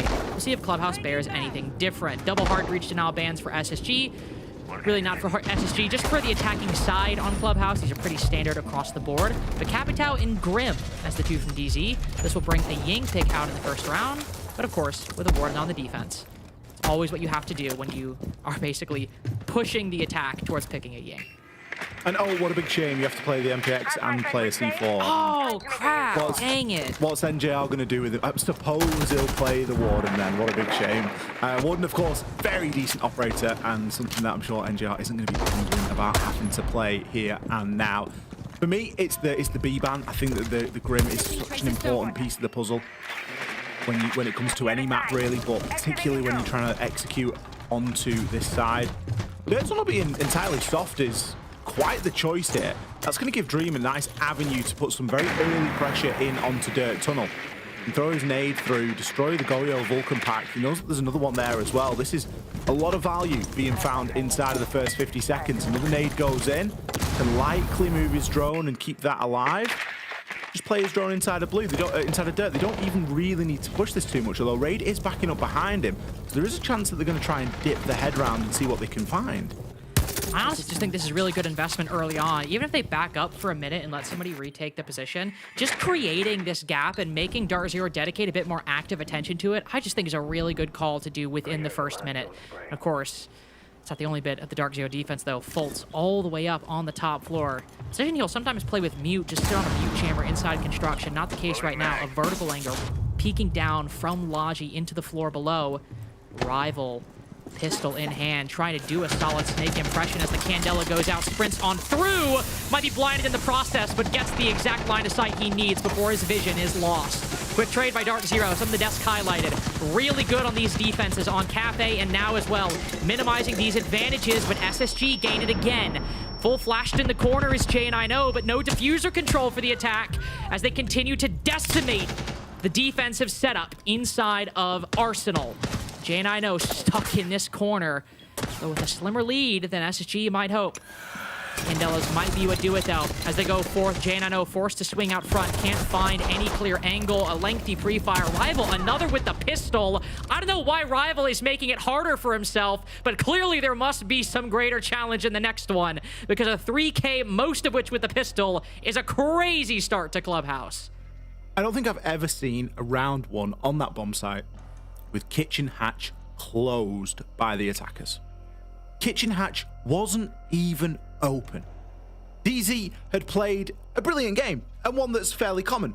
Extend into the map, take control upstairs inside of Logi, little bit of a hole in the floor, and you can see through the floor in Logi, directly down into kitchen, and you can shoot whatever it is. X-Kairos pellets, you name it, you can shoot it. Brilliant, great.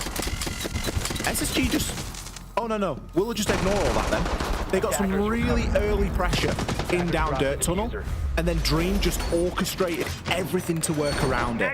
Immediately, we've got players making their way down blue. We've got players getting in toward mannequins. We've got pressure coming in at the same time.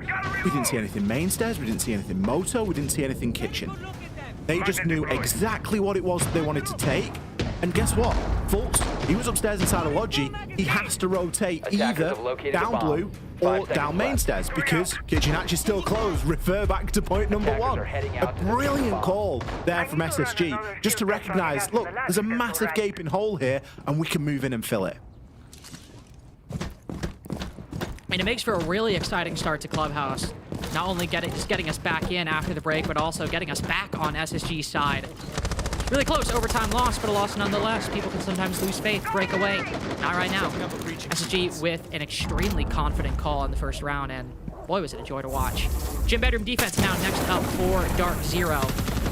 course, we have the contractually obligated extension into CCTV and cache. Though with a bit of an optional addition of a little bit of a red hold, it seems.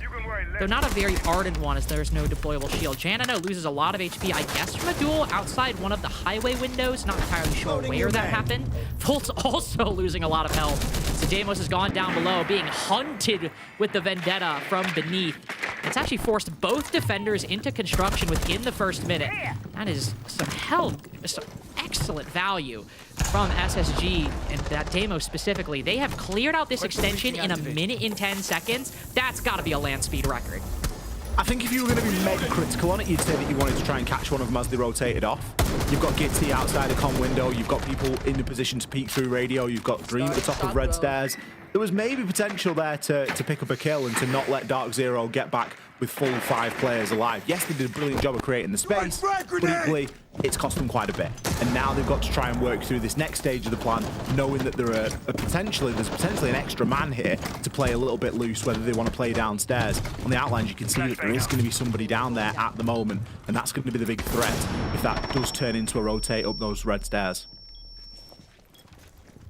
Yeah, got to worry for the flank, of course. Also the possibility of one of the 2 C4s from below. Newer's on the off angle, trying to catch someone on the main window, but will lose the Kiva barrier and likely a lot of the element of surprise, trying to play for more, but Giddy finds that one out. SSG showing they're aware of all these tricks that they might find.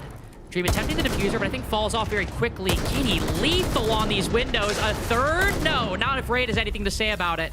He wants in on the action. He felt he died too much on Cafe, so he's in the action on Club. Deathmark Tracker in the 1v3, probably just the most heartbreaking way to end it for NJR.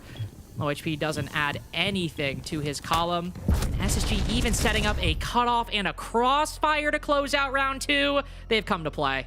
They're taking no chances. SSG looking lightning on the attack here. This is what I want to see out of professional teams inside of Rainbow Six. I want to see them attacking and looking like a well-oiled machine, and that's just what they look like right now. I know that I was a little bit critical and I said I would have maybe liked for them to get a couple of kills, but they never took that foot off the gas, and DZ just couldn't find places to sit. It was like they were, I don't know, just desperately trying to get a kill back and work on the windows and just work for anything that they can, because they knew that the pressure was just going to overwhelm them eventually. And the fact that they'd had to retreat so quickly and weren't able to take a kill, weren't then not able to hold ground inside of sight because of all the pressure that's going on, makes sense for a timeout to be called, and a timeout to be called early. We've only seen 2 rounds here, Links.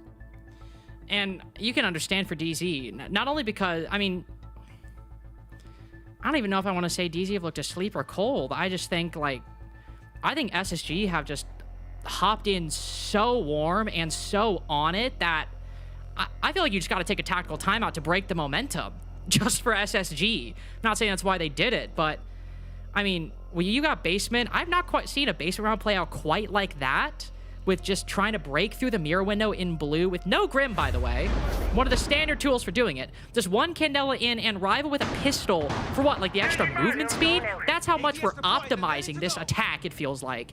And then on Gym Bedroom, clearing out construction, or clearing out cache within a minute and construction within 1:30 minutes, there's literally no point to even move things that quickly. Like, you could have taken an extra 20 seconds, and that would still be pretty fast, all things considered. Dark Zero, I think, is in a position where the game is already starting to slip through their fingers, and in a much different way than it did on the first few rounds of Cafe, in which SSG on the defense were getting the opening pick, keeping them at bay. On the attack here, this crazy out the gate, you just got to pump the brakes. You got to stop the pace and keep them back. DZ opting for a little bit of different lineup here as well. They're going to be playing that castle. Maybe not trying to extend so heavily across the rest of the map, and maybe just looking to fortify what they've got. They've got the basement. It is an inherently defender-sided site. An opening pick can go a heck of a long way. Newers has a little bit of a labyrinth set up here inside of Bar. Hatch will be open above him, though, at the moment, so does need to be cautious of that, but a couple of castle barricades will be there to keep him safe. Aiden has the lion's share of the hard breaching to do, although there are a couple of secondaries on Gitty. There is always the option for that to be utilized if necessary. The Logic Bomb phone call, seeing if he can catch out on any stragglers. This time it's going to be Rival first to fall. Ooh. Rival first to fall, but Raid, no way. Unless somebody's being real perceptive, do they hear him creep through that barbed wire. I was going to say maybe just creeps up to it. He plays the close angle. Raid's in that stage where he's seeing, is this really a gap? Is there nobody here? Calm to Aiden as well. Aiden's saying, oh, there's nobody in sight. See some people upstairs, see somebody on AK. And now running to blue. Oh, surely he catches this. Does Kino check? Does he wait? No way. You can see he's scared about it. But Aiden swinging down, I think through dirt, finds the big kill. Forces the retreat from Dark Zero, but everybody from SSG now flooding into the site. Dark Zero can't quite gain a hold. Stuck inside a Moto. An excellent line by Giddy. Can net the kills, but they've got the push into the site. They've got the control, and that's what matters. Moved into the post. Giddy still with all 4 Candelas. And Raid trying to activate the Dokubi call, but the upstairs roamer still present. Stop that powerful utility from being activated. Giddy as well. And a shield in a 3v3 is workable, but a shield in a 1v3. Dream's got to find a hell of a way out of this one. And with everyone surrounding, smelling blood in the water, it's just not going to happen. A nail biter, an unexpected one at that, but Dark Zero with their first in the counter defuse. SSG's problem there was that they opened the kitchen hatch. If they'd have left that closed, they'd have been fine. They'd have been able to stay alive inside of the site because they wouldn't have been able to roll it around. Obviously, joking aside, it was a great attempt there from SSG. They were able to work their advantage once again and play that focus of getting the kit down. But from DZ, far more relaxed. Less of an overreaction. Okay, they're planting, no worries. We can work this. That's a player down at the moment. We don't have to worry about where are the rest. The right, get some kills, start to push. Okay, shield, we can 3 versus 1 them. Not really too much of a big problem there for DZ to try and convert that round. But SSG still looking to move with that same level of tenacity. And you've got to credit them for it because they're playing a very exciting brand of Siege right now. And that's only the first time on Clubhouse here that we haven't really seen it pay off for them. No, and even when we say it hasn't paid off for him, it hasn't paid off in a round win, but still forced a lot of reactions out of DZ. You can tell it is working to some extent, just obviously to much less extent than before. Dark Zero able to, as you said, play a bit calmer, take some measured reactions. Also just some smaller moments. Like, for example, you have Giddy holding the blue angle into Moto. If that's maybe Raid with the DMR, maybe he goes down there. Just that extra bit of damage. It's not a critique of SSG at all. It's just kind of one of those small things that as Raid decides to move in, take the advantage, Giddy takes the back line. Better weapon might have ended up taking down the player in Moto. Not necessarily a whole different round at that point. But it's again, that was a round where SSG had really great play, Dark Zero really great response, and even little things, maybe just tipping it towards Dark Zero's way and compounding upon a really nice and really excellent reaction from the defense. And not tied yet, but we have a ball game at least. Not sure what this tech pause is about. We got a lot of people staring at J90 right now. Apparently a microphone, well, great timing. Not only was I told it's a microphone issue, but right as J90's headset was taken off, so perfect time. I think it's a microphone issue. Hey, I think it's a microphone issue. Oh, not Kino. Kino's the tech support. I was thinking, not Kino with the tech support. I was thinking, oh, it's great. They've got on-hand tech support. This is brilliant. No, it's just Kino. Try that. What did he do there? I genuinely think he just turned it on and off. What? It literally just looked like he just flipped the earmuffs around and then just gave it back to it.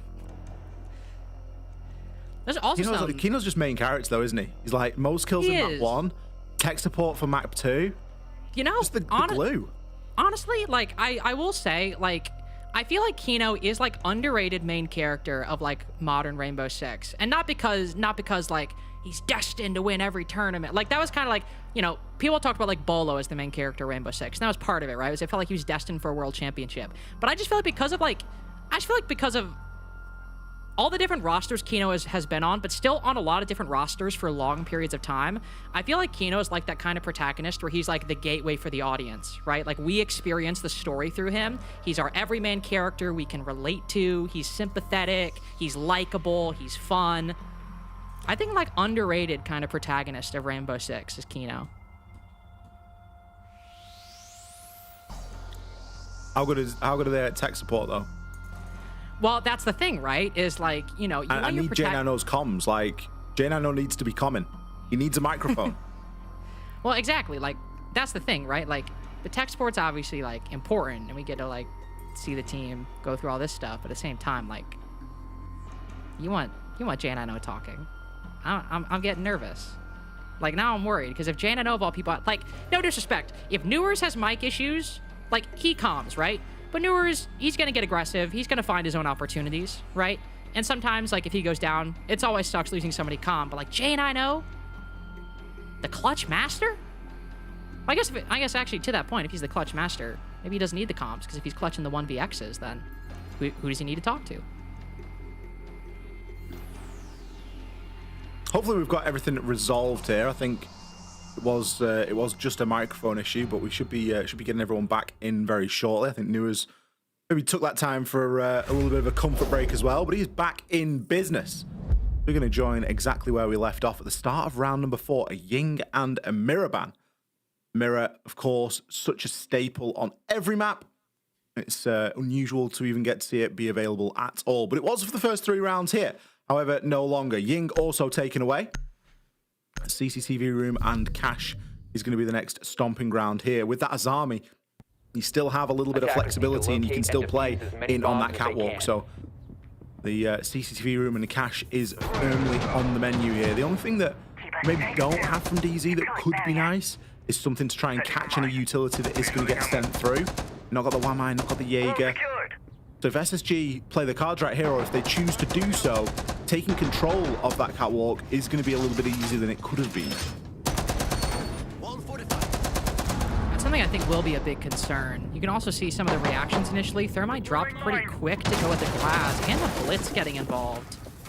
Curious how this attack might end up looking. Not really a lineup that I feel like, you know, I see every day for CCTV. Certainly doesn't appear they're going for the standard utility clear, especially because I think we'll have the smokes for Aiden, and I was going to say likely for Dream as well. So only 2 flashes or only 1 set of flashes and 1 set of nades. Could, obviously, you know, you can get away with that because there's no Jaeger Wamai, as you pointed out, so no burn. And there's greater bits of utility destroy, especially with the Twitch drone hunting down those Vulcan packs, any BPs or F-Knots. That's all well and good.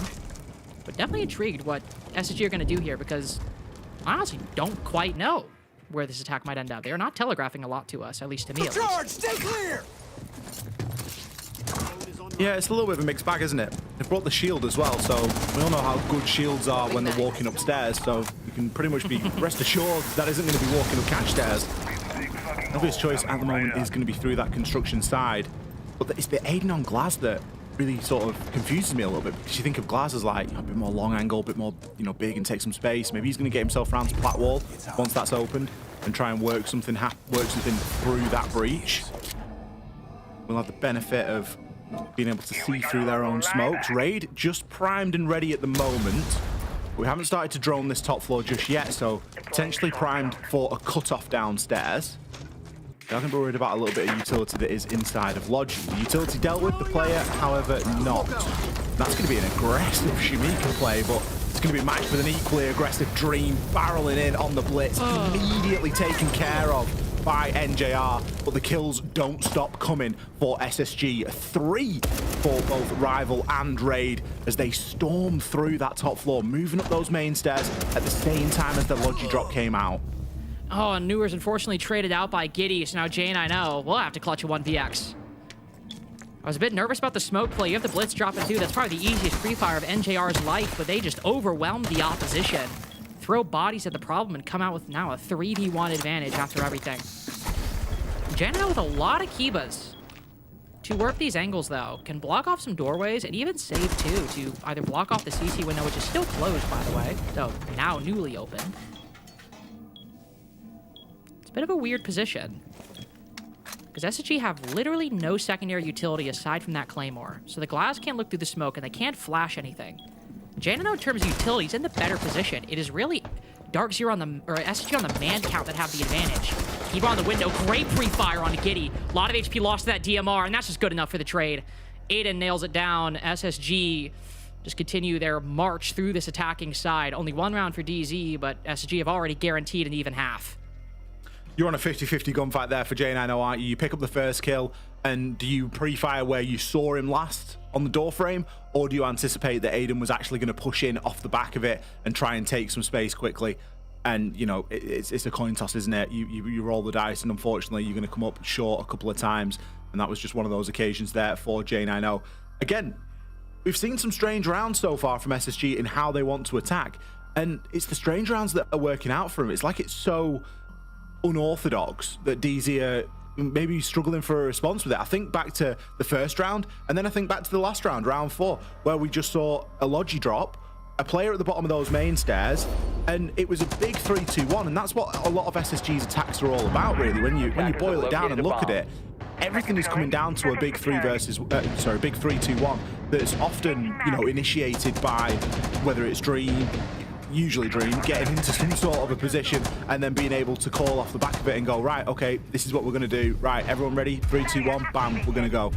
The good thing is that they all commit at the right time and they're all ready and waiting in those positions when that call's made. Continues to be the impressive thing about SSG's attacking side. It's honestly, when you consider the aggregate of a lot of their performances inside of the NA League so far, it's in a way a bit more surprising that we didn't see it on Cafe rather than seeing it here. I mean, obviously, they've had some struggles. The 1 of 30 game didn't involve a lot of attacking victories. C9 game, that didn't either, but they just didn't play attack as much as some of their other ones. They do a lot of the best of ones, at least the ones Ollie and I watched. Their attacks are remarkably well coordinated with those 3-2-1s that you were just mentioning. It's been an excellent feature of their Clubhouse gameplay here. Early exothermic on the Jacuzzi wall, as NGR might still be Tachanka, but it is an entirely different site. Going from CCTV to gym and bedroom. No shield to speak of for the SSG side. Instead, maybe going a bit more flexible, bringing the Snake into the lineup. Keep in mind, they cleared the CCTV cache extension basically about this point on their first play on gym bedroom. Will not happen again, mainly because I think they lack the shield, don't have the ability to gain that quick control. But this is going to be an inherently much, much, much slower round than what we saw prior. It kind of calls for it, though, doesn't it? SSG can't continue to just have their foot pressed firmly on that gas pedal for the entire duration of their attacks. They do need to mix up the pace, otherwise DZ are going to get wise to it. And rounds like these, they kind of leave you in a bit of a lull where you're like, what are we to expect? They haven't moved very quickly. Do we continue to hold this space, or do we try and consolidate and back up and get ourselves onto the site? At the moment, the call has been to hold the space. Pulse is going to do just exactly that. The FNAT catching Gitty out perfectly. Unusual to see that utility not dealt with, and he's going to go on a tear off the back of it. 2 kills do come in response, though. Aiden and Dream both grab one for themselves. J90 and Fultz now taken out of the picture. With Aiden picking up a third, this is looking dangerous again. Very dangerous indeed as Aiden's found his way into the site. 3K to be found. NGR lining up a couple. Three players in the long angle. Ace downed in the process. NGR actually taking remarkably little damage from that engagement. Dream might be able to get this diffuser down in the process, but on the fall off, NGR could find him. Flashbang goes out, but he dodges it. One of the most patient players in this lobby and in North America. And has about 28 seconds to play with, looking for the pre-fire, looking for the angle on Jacuzzi, but can't find anything. He knows Dream is in there. He knows it. As much as he knows the sun's going to come up tomorrow, but no, has to check so many angles. SSG's reign of terror continues, guaranteed a winning half. NJR knew where both those players were and just couldn't do anything about it. The discipline, again, on this SSG roster, playing to that win condition of getting that diffuser down. I think once he gets the first kill, he's kind of got to go full commit and try and disrupt Dream on the plant in some way. But again, how do you make that transition? At that point, do you know that the player's outside of Jacuzzi, or are they maybe outside site windows? Either way, you're rolling a dice and you've got a bit of a tough one. You probably played the right cards and chose to let the plan go down and chose to try and work it. They were separated. It was potential for them to be 1 versus 1s, but it just wasn't going to be enough. I thought with Fultz's little early spree that it was going to be plain sailing there for Dark Zero. The position that Aiden was able to get, obviously coming through that Jacuzzi breach, getting himself in towards showers, and then occupying that space. Yeah, sure, eventually he dies, but he's got 3 kills by that point. That's massive.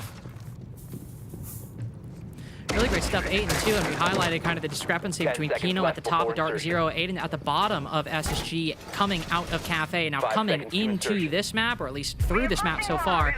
Complete reversal. Kino at the bottom, but more importantly, I think more worthwhile, especially in the context of the last round, 8 and 2 right now. Huge 3K entering into Jacuzzi in the late round on gym and bedroom. Really great stuff from obviously the Hibana right now, but core player for SSG and one of the most talked about players probably going into this stage for Space Station Gaming. Final site will be Basement and Church, a site we have seen 3 times, and it has been very different every time we have seen it. Some crazy fast plays partially involving a Dokkaebi, lurking around this side of the map. And what do you know? Newer's positioned a lot higher up in secret than anybody has before, just to make sure that nobody from the attack can creep down early. He gets some important information that, one, there was a Dokkaebi, and two, that she was considering a lurk down secret stairs. Won't happen, at least for the moment. But some good information gathered by DZ early on, and similar to before, I think, well, this one's going to go a lot slower, especially now that Kino domes rival through that angle that I think we're all aware of, but we don't really see all too much. You very seldom see kills come through on the reverse of it as well. There's a big shot there from Kino. Takes down Rival, takes down a lot of the soft breach as well. That means the kitchen corridor is likely going to remain intact, which is massive for defenders rotating between Church and Arsenal, and is likely going to be a real pain point for SSG moving forward. We know how they like to try and get in and work some of these kills from the vert, or just get themselves in onto the site and make something happen from that way. But at least here in round number 6, it doesn't seem like there's a clear which way it is going to fall just yet. We do have a bit of a walk down attempted here down on main stairs. Should be able to get the gym or the church window wall open, although Tubrau is going to have something to say about that. Kino, C4 ripped and ready. Should be able to destroy both of the Selmas with that. You might be thinking, a Selma for a couple of ace charges? That's massive. That's the last bit of hard breach that is in the lineup right now for SSG. They are now limited to single doors, single windows, and of course, the hatch. All of which are very easily held from the positions that we've now got ourselves in, as these DZ defenders just look to further dig in and not give any space away. Dream trying to get the most out of these last 40 seconds. I mean, Kludge running with low time left. You can't blame them, trying to just find anything that might give them a leg up. And unfortunately, if you're looking at this lineup right now, very little you can Kludge drone on for the defensive utility. Still some flashes, some smokes. Actually, quite a few flashes and some smokes. You see that secondary utility pour into the church position. Both defenders tucked very tight around the corner. Seeing down some smoke canisters as well. Kino ready for the follow-up. Kino ready for the triple. Triple down from SSG, and it is a flawless and 4 kills from Kino to end that half. Heard that he might be slacking in the performance and decided to lock back in for round 6. I think he must have heard about the graphic that we had at the start of this game and the comparison with Aiden, because he's put a big performance in there in the final round of the defense. Let's see what our desk has to say about the first 6 rounds. Thanks, guys. A 4-2 half for SSG, but one that feels like it could have easily been a 5-1 half for SSG. Yeah, I quickly want to say that last round, going through that breach was very brazen going back against DMR. However, I do want to focus and go back to a defensive round strictly out of SSG. I mean, they do such a good job throughout their attack so far to identify the gap, where they can hit this site. And in this clip, I mean, you can see they understand there's a player playing towards Arsenal, moving towards box 3. They have the information. Once this player dies, they collapse. They get this pick. They drop into kitchen. They take all of blue control. But that's the thing. As good as this is for them, they didn't take into account that the rest of the roam is still having that vertical pressure. They still have that control, and they didn't account for it. Yes, they get the Arsenal control. Yes, they get the diffuser down, but they didn't account for this because then they try to play tight here. But again, you have now a player rotating above the kitchen hatch. They use that kitchen hatch. It's now used against them. For me, I would have much rather, once they get that pick in box 3, they maybe take it over to church. They get that control. They control moto. They control blue. There's less vertical pressure that then comes from the kitchen. They can control a lot of the avenues leading into the church site. It's a lot more condensed to get into. But again, it just goes to show they're doing a very good job on that attacking half of being able to exploit the gap. I mean, it could have been a 6-0. It could have been. Obviously, you're playing against Dark Zero, really good adaptation team. They took up stairs control, they retook, had the hatch control. There wasn't any information to call it out. But something that SSG is doing amazingly well in Clubhouse is they're putting the pressure onto Dark Zero to have to make decisions like that, have to roam, have to go for fights, because if they just sit in sight, even in the last round, I mean, SSG's whole game plan is to open up every angle possible and make the site claustrophobic so there's no area for Dark Zero to hard hold and position. And then they just wait for the crossfires. They wait for the movement to happen, and it's bound to come from it. So Dark Zero seems to have understood that. I mean, in the last round, they utilized the C4 from Kino to stop the wall from getting breached open by the aces. Habana comes through, and then they have everybody set up. So I'm imagining they understand what SSG's game plan is. With side swapping, you understand that they're probably going to be trying to play wall denial to intentionally stop what SSG was doing if a team did it to themselves. So I'm imagining, yep, the bandits coming out to ban, they're going to be focusing exactly on denying the walls. And that's what Dark Zero wants to take off the board so that they can do the exact same thing and replicate it, force SSG to go for those gunfights. And we'll have to see if Dark Zero can be set up for it. I am going to say, I'm not happy with a 2-4 split, especially that being their defensive half. You're not happy for who? Dark Zero? Yeah, I mean, SSG's really playing very well when it comes to their attacks. It's Clubhouse. You're going to expect SSG to run away with some of those rounds. But that being said, it's all about understanding, and it seems like based off Dark Zero's bans, they've understood, so they should be better off. And last map was a 4-2 as well, so got to keep that in account. Yeah, and this is SSG's map pick. They're clearly prepared for it, and to start out on the attacking half is a very good place to begin. Question is, right, can they continue that over on to the attacking half? Let's find out. Let's find out. Indeed, I gotta say, right out the gate, Ollie, I'm intrigued. One cord, I mean, it's overall breach denial bans, right, from Dark Zero, but while the bandit was gone for both, 10 seconds left. SSG opted to ban the Cade. Dark Zero opted to ban the Tubarão. It's like a very, maybe not a minute difference, it's a whole different operator, but it is an interesting distinction with quite a few implications, especially given the wider versatility of Tubarão. Yeah, I think it's focusing on those DMRs, isn't it? You know, the Tubarão is a big pain factor. Obviously, the Cade is a lot easier to deal with. The Cade's set and forget. You set down the electric claw, you can send the Twitch drone in, you can send, you know, even an EMP, and you can deal with it. There's not loads of room for tricking and all that sort of stuff, especially when you remove the Tubarão. So I think it's a smart play, really, from DZ. Newers, is he about to make a smart play? I thought he was going to ball straight into the bottom of garage there. But instead, it was a little bit higher than a walkthrough. It's a jump-through hole, but it's going to be a hole nonetheless. It's going to be Kino in and around the early action, taking Raid down and dealing with that Scopos. DZ punishing the roam game here that SSG have attempted on this opening site of basement. Ooh, NJR taking a fight with Aiden through the con hatch. Ella on the fadeaway gets the best of them. And I was going to say, of course, you have Raid on the Rafters position. For a second, I thought it was the Azami that was taking out on Rafters, and I'm like, oh my god, that's brutal. Scopos? No, that's actually, I mean, sure, you'd like Raid to have more impact, but taking a bit of attention away, and also in the process, because Aiden gets that kill, Scopos for an ace, yeah, you're taking that deal every day of the week. Not a single concern whatsoever, especially now that Janet knows only got one hard breach charge left. I think one of them was dedicated to the plat wall. I might be wrong on that one, but could mean there's really only one source of hard breaching remaining for DZ, and we obviously haven't quite seen what the hatch situation is, but depending on it, how reinforced they are, this one could be pretty tricky for the attacking side. Yeah, it's not going to be easy, especially with a minute left. Yeah. Kitchen hatch is going to be hard. Moto hatch as well. Church wall, I mean, there's no way you're getting church wall open at this point either, so you've got to really decide where that single hard breach charge needs to be used here by J90. And Kitchen is maybe the more obvious choice, but then there's the worry of an impact trick from below. You can't risk this being destroyed whilst it's detonating. You need to have a guarantee that this thing is going to go off. Dream, it'll be tucked into the back of Arsenal, just near dirt door. You know, a couple of guns pointed down toward Kitchen as well. C4 ripped and ready from Rival, challenging onto those main stairs. The hatch is going to open, but again, it just further telegraphs where the push is coming from. It's not like you can open Moto as well and have a bit of phantom pressure here. They know that Kitchen hatch is going to be the point of drop. Main stairs blue, all other angles that can be watched right now by SSG. Rival clipped in the foot by J90. The options are highly limited for DZ. Will send out all their Capital utility. Dream with a little bit of a one-way as he sees the Blackbeard drop. Oh, the smoke just a bit too far to Dark Zero's right. Kino with a clear, or Dream with a clear angle onto Kino and Fultz.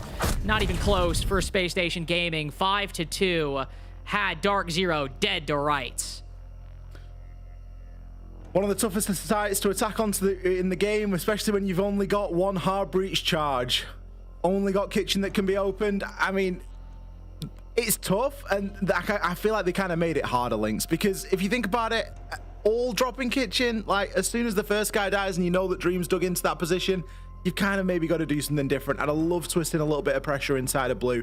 Just give Dream something to worry about on his left flank. Give that left side of his screen a little bit of attention and just draw him away from being able to laser in onto that hatch drop. It's a shame because it went so well. Kino with that opening pick. It was a really scrappy engagement for J90 and for NJR, and not one that you usually see him get himself in. Oh, wow. That was like a full-on one-way for Dream 2. You literally could not even see his position through that smoke dropping. That is, I mean, that's just a bummer for DZ, right? Like, you can't always count on that. Unfortunate, to say the least. Gives Dream the perfect angle, and to your point, went so well at the beginning, but the lack of pressure late and just being tunneled by the, well, one, the lack of hard reach, but also, let's be honest, like, Hibana's not banned. Not banned whatsoever. DZ opted to bring only the ace and the hard reach charges, and only one set of them as well. Getting the hatches was always going to be difficult. It was a bit of a decision they consigned themselves to as well, and I don't think it's any shock that even though it's not basement, Hibana immediately into the next round, aided by that ace. This Dream trying to Electroclaw with the Thatcher launcher up above. This one could be quite tricky. Dream, ooh, gets a zap and will back up. Not able to trick that one, unfortunately, so EMPs will work at the start. Darkseid will have an angle in through Platwall. Going live. Yeah, it just goes to show. I mean, that's why the ban is worked out the way that it has, right? You can play the Thatcher. Cade is always going to have a tough time getting the trick off. You've got to get a little bit more, you know, time in, a bit more fortune. And when the Thatcher's just on the roof, just spamming down that EMP launcher, it's always going to be a very tough time, I think. So, walls open on both sides. That's Jacuzzi wall open as well. And I think we've even thrown a Selma in through towards Showers wall. So, easy. Whereas in the previous round, they were sort of a little bit light in this hard breach department. They've really left no stone unturned this time around. Great info being found on the drone of Newers. Is anyone in position to do anything about it? Maybe he's going to try and challenge onto this himself. Oh, beautiful stuff. Lion scan comes out. Bit of info on the drone. Boom. Aiden, a star player from SSG, sent to the cameras as the opening pick. Although it's come at the halfway point, past the halfway point, excuse me, of the round. So not exactly an early pick, but one that DZ should still be able to leverage. Somebody, I was about to say, trying to leverage another pick. We see Rival creeping up to the CC window, secures the kill there. Dream locked in a détente with Foltz out inside of construction and on the construction balcony. Foltz decides to cede that ground. I was about to say, Kino, a little lacking on support, but also the site, little lacking on presence. Everyone pushed into construction, CCTV and Logi. Darkseer immediately just hop in, J90 with the next kill, and not really a whole lot Giddy can do to recover this position. Despite the two C4s, Dream and Giddy are on just full crossfire mode, ready for the attack to potentially creep around the corner. Giddy with the initiative, get a great SMG-12 spray. Another one popped by J90 though. Basically makes it impossible for Giddy to work through. The vertical angle, not much to be done. Dark Zero is still in a 2-round deficit. Looks much better from DZ when they start to take things a little bit slower and play that more traditional style of siege. It was what we were asking for more on Cafe. It seems to be the winning formula here again on Clubhouse. Who knew that just bringing 2 hard breaches, guaranteeing that you get some walls open and applying pressure, working toward getting the plant down, was the winning formula. Brilliant to see from them, not chasing shadows in the opening portion of the round and really throwing themselves into every engagement under the sun. Much more reserved, much more positional, and very much more about taking control. And the kill that Newers got highlighted it perfectly. That's the one that we're going to see here straight away on the replay. Info on the drone, Lion scan to route Aiden to the spot, and then just boom, straight forward as you like. Single tap on the headshot. Plant in the classic plant spot as well. Nice default position over inside of Jim. DZ with a round on the attack. Still not out of the woods yet though. They still trail by 2, and SSG very much in the driver's seat of Clubhouse, and they need to be because SSG need to win this map to take us to a 3rd. Now, this one a must-win to not only have a chance at winning Lair, but a chance at Salt Lake City, as Dark Zero just need to make the reverse sweep, do what basically Wildcard did to them yesterday, and they'll secure their ticket, and SSG will be eliminated. These two teams have also proven they have the caliber and the pedigree to be worth a full 3-map series, and also that they probably both deserve to be in Salt Lake City, but nature of the format, nature of this system, see who's able to persevere and make it beyond CCTV and cash. SSG threatening map point with a victory here. Dark Zero looking to stop it. Kino back on the blitz, been on the shields every single round so far. The blitz will be the 2nd time in a row. Introduction of the Yokais for SSG. aiding Giddy on this Logi defense, likely going to, I guess, would go outside of the hatch and give Giddy information, maybe? Thor not exactly the best operator to make use of that position. Gotta be careful opening those hatches, especially when you've got Gitty primed and ready underneath. And as you say, the drones that are going to be sent out there. DZ know exactly where these drones are going to be placed. You could see NJR at his sights trained on a drone hole in and around Strip at the start of the round, because I think he was expecting one of the Yokai drones to come out of there. You sort of look at it and you think, well, it's the only plausible reason for them to be looking in that direction. And they're going to know that there's going to be one sent out of Logi hatch as well. Fultz takes a bit of damage on the explosive. C4 isn't going to net anything for Rival. Instead, he can just start to work his way back and drop through bedroom himself over toward construction. But even then, he's not out of the woods. J90 is going to be holding the cross on this con window. Oh, but almost too close to call. He gets downed in the process, still down Rival, but with Fultz falling and Rival likely recoverable, this is a nightmare. Oh, and it gets even worse. Kino down for the count. NGR with a quick trade, but trapped in a razor blue maelstrom. The third's found and shot, but NGR loses a lot of his HP in the process. And the worst part, Rival picked back up and joins the rest of the defense. Tough break for Dark Zero. And look at the odds they have to break through. Black Mirrors, Yokais, and 2 toxic canisters. Well, 1 toxic canister as one of them now placed on the opposite side of the wall from yours. Selma attempting to break the wall on Red's side, but shot in the process. Oh, a pre-fire that takes every single shot in NJR's mag, and not a lick of it hits Rival on 1 HP. 6-3 for Space Station Gaming. Cafe long in the rearview mirror. They are looking toward Lair. They really are, and DZ are in panic stations at the moment. They've used their tactical timeout. They used it very early in the series, and it's surprising to not see them be able to convert rounds like the round we've just seen. SSG, very good handle so far on both the attack and the defense. Clubhouse as a whole has been a great map for them here tonight. We will get another round of banning ahead of any further rounds being played. Mirror and Grim both taken away. I don't feel like we've seen tons of Grim usage from DZ. I think SSG are probably at the point where they can just go, nah, you know, we'll kind of ban anything because there's no real one defining factor at the moment. It's so unfortunate getting caught on that AC unit as well. Sometimes they're the hardest shots to hit where the player is just so close. And especially when you've got an ACOG and you're sort of scrambling to try and get him in the frame, it can be a little bit of a nightmare. And I feel like that's where J90 really found himself there in that last round. And it's a shame because his position was perfect. You've got to play cutoff. If you know there are players inside of bedroom and upstairs inside a gym, you have to play cut off through construction because they're going to try and retreat back to the site, and your job is to shoot them, is to cut them off as they come back. So a really important position to play. He played it well, was in the right spot at the right time, just unfortunately wasn't able to land the required shots. I mean, there was a lot more that went on in that round other than that one engagement, but a bit of an example as to how DZ are really just coming up against it in every single direction tonight. Well, and you even look in that position. This is not a critique of Janino at all. It's just funny to think about. If you were holding the window from the opposite way, the mirror runs across, and if he's holding from the left instead of the right, the person counter swinging in construction would have probably lined up directly with the mirror, and Janino could have like got a collat even. That's not saying he should have done that. He was probably holding the better side. It's just funny again how just how awkward that one engagement was. There's even another reality where it might completely change the round for Dark Zero, but unlucky situation, just unfortunate, and playing it the best he can. Dark Zero just getting the worst of a lot of different things right now. Some inside of their control, some outside of their control, but certainly getting demolished by an excellent game from Space Station Gaming. 4-2 attacking half-end, looking like they might emerge from their defenses with a win as well to close out Clubhouse and take us to Lair.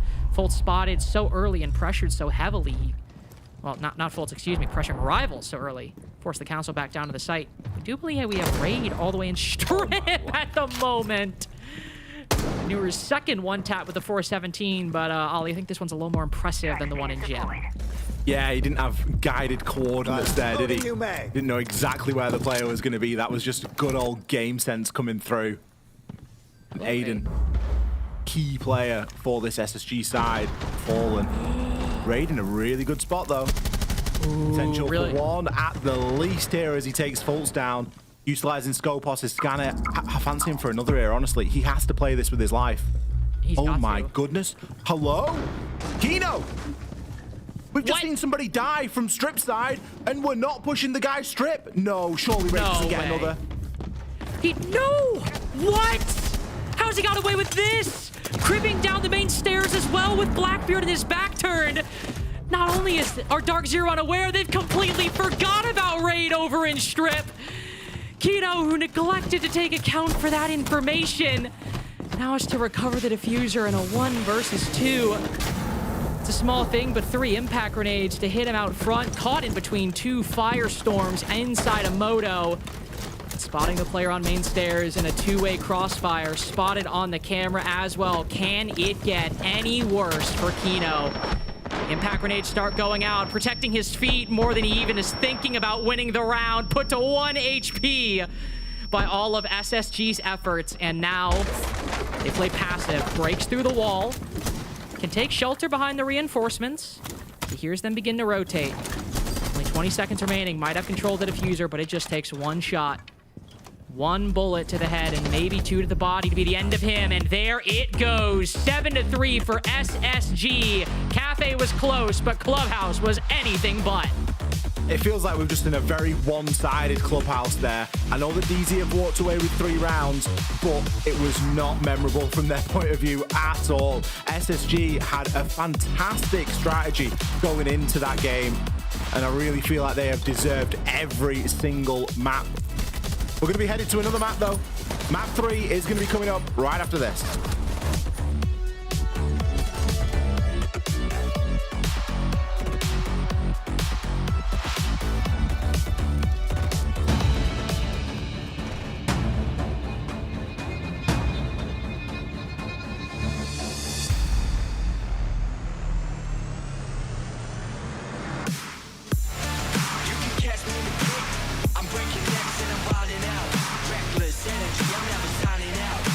I'ma keep it going.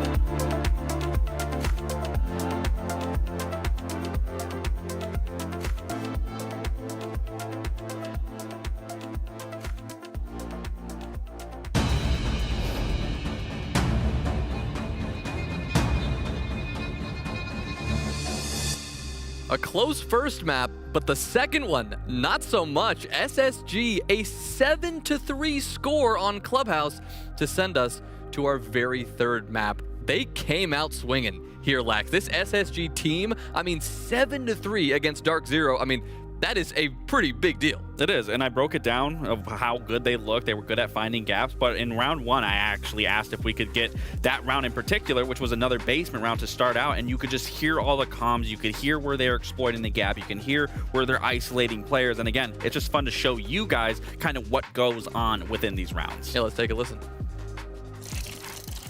Dark and B-bomb. One church. I'm smoked out. He's under the hatch in the corner. One church still. Under the hatch. I'm B-bomb. Kill B-bomb. You're dead down main. I'm wall banging it. I'm running down main. I'm running down main. Could be Moto. There's still 2 back Arsenal, Aiden. Yo, Main hall dead, and then 1 dark. I'm glitched. Okay, okay, reset. it's okay. Who's alive with me? We get bomb or no? Dark and church. Dark and church. Heard. I'm yinging dark. Could drop Moto. I'm holding dark. Drop Moto. We're gonna kill this guy church after I ying dark. Ready? 3. Dark's one. Dead. No, Dark's 1 HP. Dark 1 HP. The bomb. He's on the bomb. No. Oh. Dark dead. We can plant. DZ. Yo, long haul. Nice! Bro, good job. Fucking call rifle. Good shit, bro.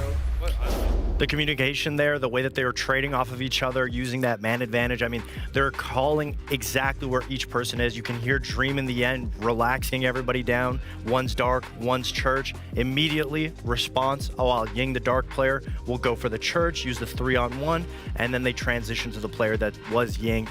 I mean, it's very, very good executes. It shows how dominating they are when it comes to their clubhouse attacks. And I feel like we saw a shift. We saw Dark Zero. You asked yesterday, oh, is the loss going to affect them at all? I do think it's affecting them. It doesn't seem like they're playing that confidently. I mean, their attacks, once the sides swap, it seemed like Dark Zero had good ideas on how to be able to adapt to SSG. There was a lot of adaptation in the specific areas. I think one specific round we all saw was J9O on the connector window, and he just unfortunately gets one down, he gets stuck on the AC unit, dies, goes down, and then immediately after, into round 10, we see exactly the same thing. I mean, it's just the confidence aspect that is losing Dark Zero these rounds, little small issues. I mean, the whole round was started off by Newers getting an amazing shot, but then we understand Scopus gets a kill from Strip.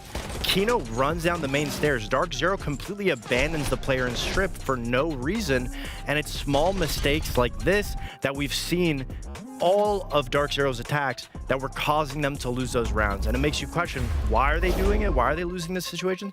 It seems like they're just trying to cutting corners and a loss of confidence. I was going to say, it's not the Dark Zero that we're used to seeing, because even in the clip that we even started out the entire series, we talked about how good Dark Zero was, especially on their attacks, of getting to that end point, where this time, like you said, Scopos gets the kill on pool table.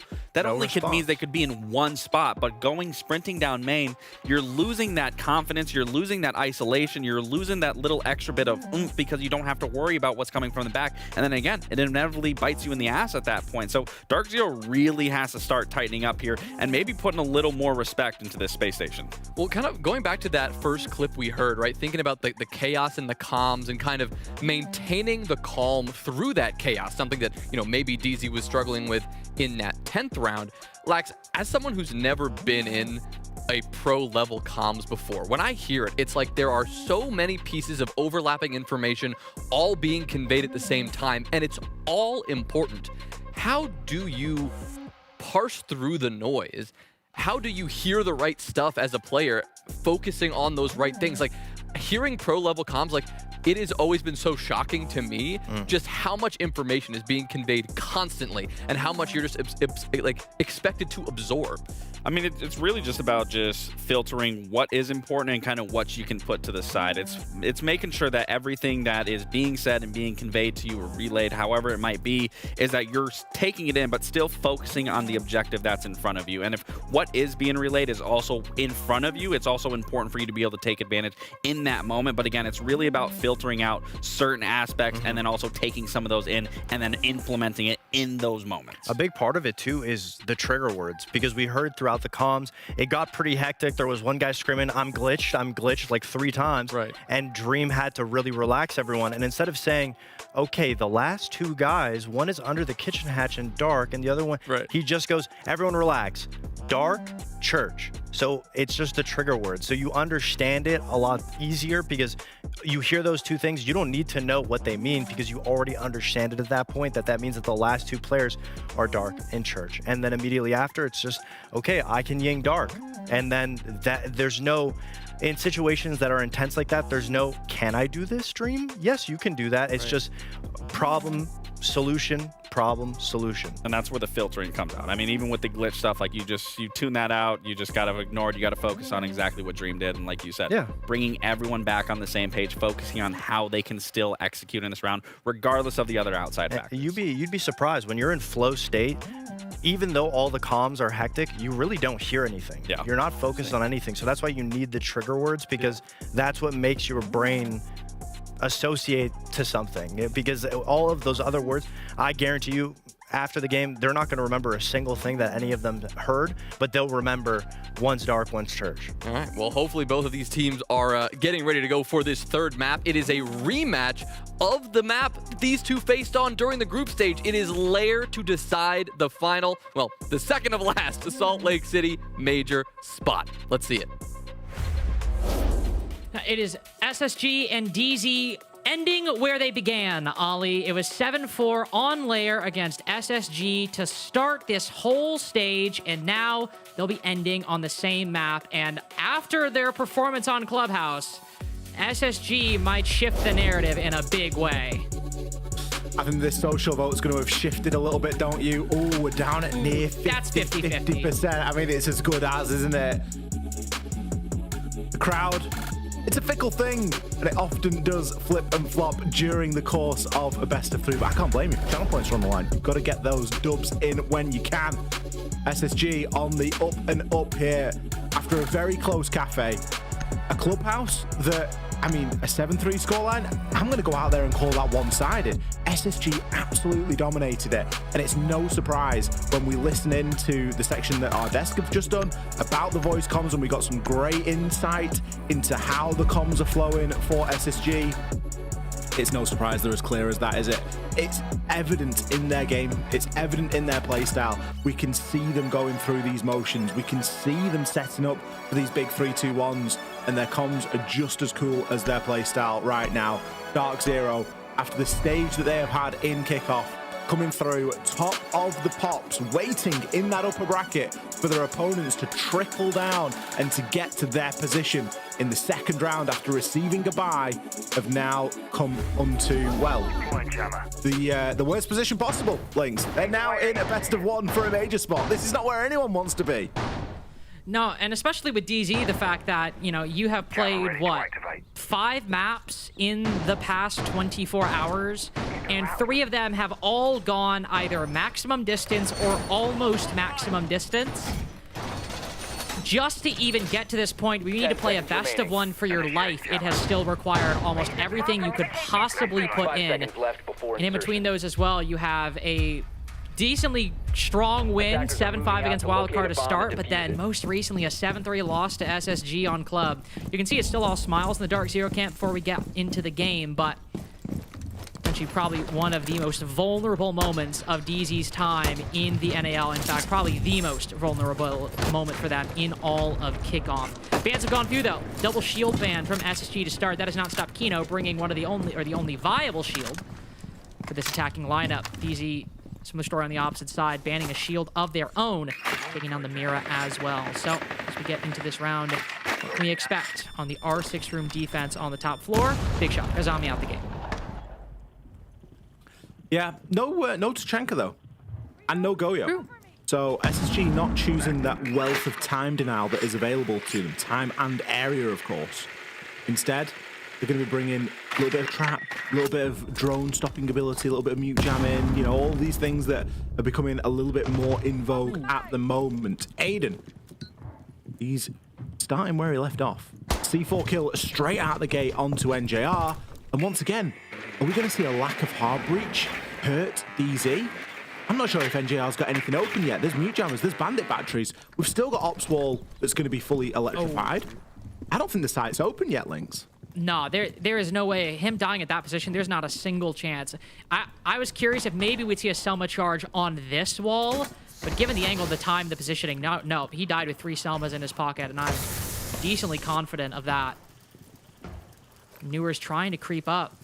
Default cam's on. You can see somebody's aware of it, but can't quite thread the needle. It's fine. Doesn't lose his life in the process, and at this point for Dark Zero, that is a victory. You're coming off a very, very difficult map on Club, trying to regain some momentum after a loss of NJR as well.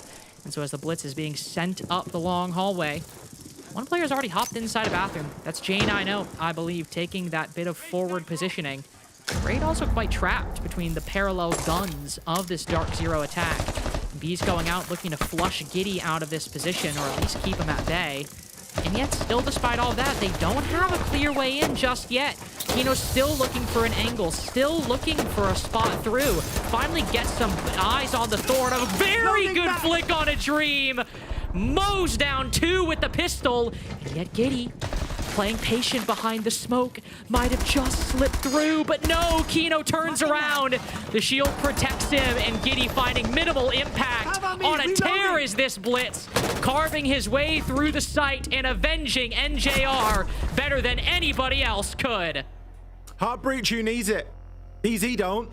That is one way of getting the round done when you lose your Heartbreach in the opening few seconds of the round. Had it not been for Kino, though, I don't think that round would have ended the same way. The call was correct. You lose your Heartbreach, okay, all of a sudden we can't focus on getting wall open. We're not going to get trapped into Bandit's minigame. Instead, we're going to have to push backside. We're going to have to get ourselves in and make something happen. SSG, I'm surprised to see them give away those 1v1s like that. I mean, the little combo that Kino got, the double kill, you can't even really call it a 1v1. Dream had to swing the window. He knew that his teammate was getting pushed. He could hear the Blitz, and I'm sure he could hear his teammate screaming for help. But ultimately, if Kino's going to be hitting shots like that, there's not a great deal that you can do. Only so much SSG can do at that point. You can even see Giddy trying his best. That's just insane. Giddy trying his best, but I mean, if that's literally anybody except a shield, Giddy gets a kill there. Maybe he gets traded after that, but at least causes some chaos in the comms. Kino just turns around, stares him dead on, and it might as well not have even mattered. Might as well just died 10 seconds prior and saved Dark Zero, and specifically saved Kino the effort. Basement site next up for SSG as R6 room basically collapses under the weight of 1 Kino on the Blitz. Still could change it with about 7 seconds remaining before we're beyond that point, but I think Kino likely gonna stick with a good thing. Don't think we're gonna switch anything up for round 2. You do wonder where DZ would be without Kino's performance tonight. Because he had a massive performance on Cafe, and I know we called out a couple of exit frags, but at the end of the day, they won the game. Or they won the match, should I say. Okay, a little bit quiet on Club, but I think that you could, you know, point that finger at pretty much everyone on the side of DZ for Clubhouse. And then to come out of the gate, 3 kills, another Blitz, but another Blitz round this time. I mean, the Blitz is almost certainly going to get removed at this point by SSG, and then they're just going to be able to flex into something a little bit more traditional. His performance tonight has been absolutely electric. He's good on this roam clear as well now, attacking the basement. It's pretty much going to be the full package. And it's pretty much going to be a Blitz ban once we get past round 3 if he ends up stunning on this roam clear. A lot of fortifications set up in his way, though. You've got the reinforcement and the Kiba barrier. And, of course, not only 1, but 2 defenders on the opposite side. And a zombie who can place even more layers of defense. A deployable shield as well? Jesus Christ. A bit boring. SSG on this middle floor at the moment. Understandable. Can't blame them. So many fortifications, and they just give it up like that. Like, nope. We are all good. Giddy will find faults in the process. Not entirely sure how that one happened. All the way over on the warehouse side. Impressive stuff. And with that moment, basically, the rest of the defense falls back. Saves for Aiden on the middle floor. Viewers with the Soliton scanner could maybe find these players lurking. Never mind, it's actually the Blitz who's found them. But Aiden, bit of a 180 fake out. Domes Kino, drops the diffuser and rocket, and any hope of recreating round 1 is just died with Kino. I mean, if the round wasn't cemented when Fultz dies in warehouse on the Ram, and you've got all that vert to make, it was when Kino dies on the Blitz. We've now got a crouch walk into site, but Dream isn't even going to let them put a toe into this site. All down to J9O and Gitty there to pick up the pieces. DZ, they knew what they'd lost. They'd lost every piece of pushing power. They'd lost the soft breach. They weren't able to make the vert. Okay, you can pivot, you can play the blitz, push the blitz down the stairs and see if we can make something happen with that. Bang, you lose the blitz. It's like, oh, GG, we're just gonna have to push the site and make something happen. And SSG were ready to collect. Really good investment into that light roam. Well, I mean, you could argue it was a heavy roam, couldn't you, with the amount of util that was placed up there. Regardless, SSG with a big response in round 1 or round 2. Well, their first round, big response to get that first win on the defense. Going back up to our 6th room now. Not trying to go for the full rotation. Instead, thinking that they might have something figured out, especially as once that blitz went down, the attack pretty much fell as a necessary consequence of it, it seemed like. Some adjustments, to be fair. We have the Bandit falling away just for a mute. Still giving some options for hard breach now, but a little more flexibility overall in the process. And actually, no, the mute was there last time. It is actually the Bandit that fell away for the Warden. So, not only a bit more direct counter of a blitz, but that's unfortunate. Jay and I know swapping to the Ying. Obviously, can still have quite a bit of impact. Warden is only one operator, but maybe not spotting rate in the process, as we've got, to be fair, only one character, but one character who can not only look through Kino's tricks, but Jay and I knows as well. They're bringing plenty of those tricks, aren't they? Specifically 8 of them. 8 different options of flashing, and of course the couple of flashes on both NJR and Fultz as well, rounding it out to a nice number.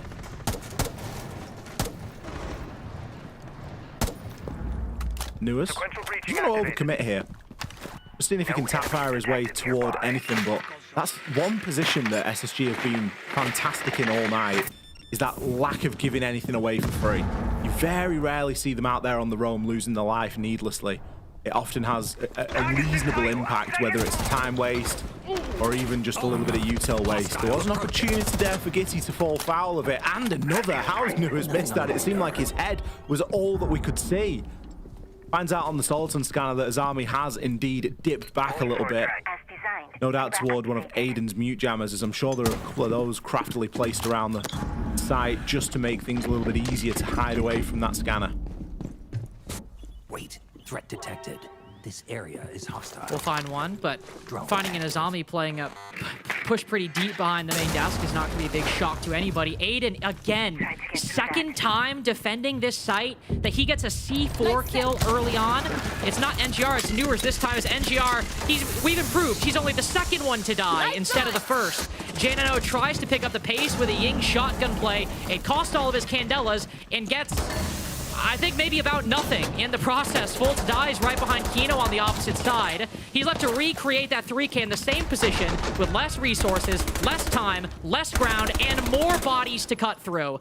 Now in a 1v4, albeit with 2 players downed, and Raid on low HP, you are wishing you had another Candela here. A pre-fire onto Giddy, but no, Aiden's get the first and the last.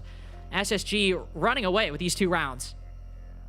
It came a little bit close there, though, didn't it? There was a little window of opportunity, but it wasn't enough. And I'm sure that we're going to see another early DZ tactical timeout here because things are not going their way. Round 4, we'll get some bans, and then very possibly into the timeout. They know that the attack is going to be a difficult side. It's the side that they found the most trouble with over the course of the evening. Surely we have the blitz removed now by SSG just to seal that deal. Oh, no, they're going to go for the Grim instead. They're kind of leaving an open invitation there to Kino to say, yep, you know, we've seen you on the blitz. We know that you've got a bit of impact, but we're not going to ban it. We're instead going to ban away the Grim. And as predicted, another early DZ tactical timeout. At this point, Lynx, you got to question the value of these because we've not seen enough impact after the timeout to really highlight them as being super valuable for DZ at the moment. I think that's the thing with Dark Zero, right, is that, and this is crazy to say this, but in a matchup in which on one side you have some of the most veteran players in NA in recent and just in general, especially when you consider how long Fultz has been playing at a tier 1 level. And then on the other side you have, like, you know, like, you've got Dream, but you've got, like, Raid Bullies. You've got Aiden. You've got players who are really, really new to the NAL. And SSG have had by far and away the better reactions, the quicker reactions, the more well thought out reactions beyond Dark Zero on both Cafe and Clubhouse. That's kind of insane. And like, that's really just a testament to the system they're building at SSG, a testament to the players at SSG, but also I think just really how much things have slipped for Dark Zero. It was not SSG who came out of the groups flawless. It was two teams, Five Fears, the best team in the NAL, and Dark Zero, who are currently in a best of one to even have a shot at making Salt Lake City, and are being kind of made fools of by Space Station Gaming in these past couple rounds. Aiden getting that C4 2 times in a row on the exact same site. Them literally not banning the Blitz because they know even if they run it, they might have counters to it. Reloaded. The level of ego on these guys and the fact that it's completely warranted is even the crazier part. I like how thought through it is, though, because you can see it's not like a panic reaction. It's not like the obvious choice, is it? I think, you know, a lot of people in that position, given the option to ban something at the start of round 4, seeing what we've seen, would have gone, yeah, ban the Blitz. Let's ban the Blitz off Kino. Let's get rid of that. And no, they've gone, no, we'll take the Bs away. Because, yeah, he's going to play the Blitz, but we know he's going to play the Blitz. If we start getting beat out in key positions and then he's got information to, you know, work off the back of that, and we can see people lining stuff up. We already know that DZ are a coordinated team. We already know that they play fantastically off the back of information. We've seen some really good examples of that already tonight, whether it was Fultz on the drone inside of Cafe, whether it was Nuers on a drone inside of Clubhouse. There's been some brilliant team play from the side of DZ, and I think removing the Bs, it's essentially just going to assist that a little bit here. And SSG is better the enemy, you know, right? They know that they're going to be going up against the Blitz, so they can plan accordingly. And look at the plan. It's the Warden, it's Ella, it's Thorn. You've got gadgets there, you've got Razor Blooms, Grizznots, everything you could need to try and make this Blitz's life an absolute misery. Even making Newer's lives difficult, just spotting him on a default camera, nothing Newers could do about that, nothing he did wrong, just SSG being super thorough, really careful, trying to find another alternative avenue, but there's a shotgun close corners. And you might have information, but you know that's there. Kino, 1 HP because of that Razor Bloom. 1 HP. Whether they missed the track where he thought he could get it, not too sure, but we see the Gershmont getting aggressive, but oh no, SSG maybe overplaying their hand a little bit. Jane, I know, on the backup. Gets a 2-piece to start things off, and coming out of the tactical timeout, Dark Zero build that into what is looking like a flawless attack.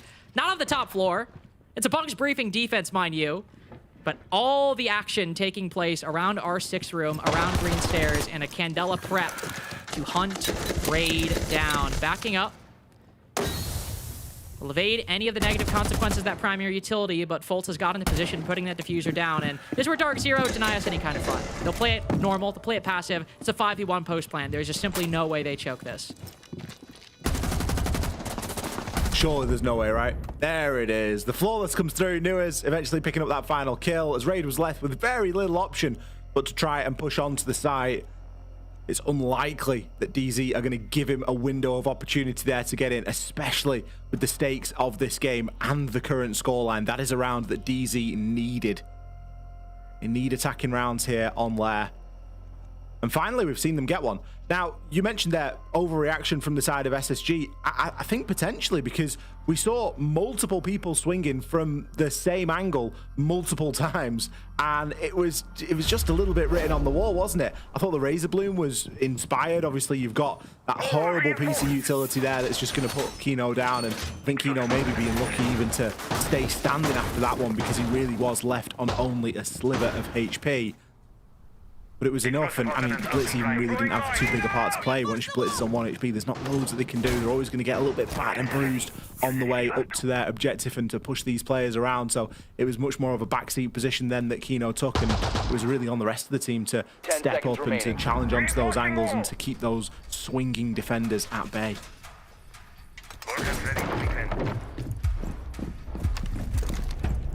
Now, as we move into round 5, proper to keep the swinging defenders at bay will be him shifting to the glass, breaking away from the Blitz. Shock drone. Shield might have worked in that round, though it came very close to not working. An alternative strategy for Dark Zero. Dokkaebi, Ying, and Glass will be the big highlight operators for this attacking strategy. Look to try and effect a roam clear on this middle floor. One player actually from SSG all the way on the top floor, I've just realized. Ooh, somebody very close. Don't know if they've spotted that just yet. Rival with the Vector just trying to gain some information, it seems like, but a full reinforcement and no Kivas on this top floor means that Well, he's got a bit of a bunker. He starts getting pressured. He can't make himself any new protections. So he'll fall back down, take shelter behind Dream's shotgun. It appears the only remaining player will be Aiden on an incredibly deep roam on this Solus. Ooh, that's the last thing you want to hear if you're on a deep roam, though. The logic bomb phone call going off. That's his position given away. You're going to send the impact out there as maybe a bit of confusion, bit of time saving. Nua's now on the chase.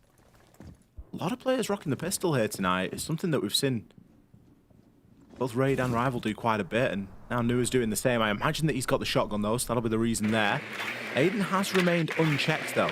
Despite the logic bomb phone call, we've still not been able to find this player. And if there's an assumption from DZ that Aiden has made his way back down to site, that could come back to bite them. Another logic bomb phone call, so it seems as though DZ know that there's still somebody out there. Still someone out of bed, so to speak, after hours. And it is going to be Aiden. Takes J90 down on the Twitch. And whatever he does from here is a bonus. Picked himself up the opening pick. Comes at around the minute mark. He's able to take a drone out as well. And continues to be a thorn in the side of this attacking push. Dream causing some problems as well as Kino still facing some difficulties ever since that 3K in round 1. Great showing, but struggling to have that same impact on these other operators. Candella's going out. Newer still has 2. And that could make Dream's life very problematic going through, but just a clean little shot. Stops it entirely, going for the second. This one seems like it'll pop, and Dream maybe trying to catch it on the pre-fire, but no, that should be the end of him. Swapping max! Chipping away at the block are Dark Zero, as Newers has used all his primary utility just to acquire that smoke. Doesn't really have any good ways in at this point. Foltz is one around the corner. Great positioning by Giddy, just to get in that little gap of information, keep DZ in the dark, and keep DZ out of the round.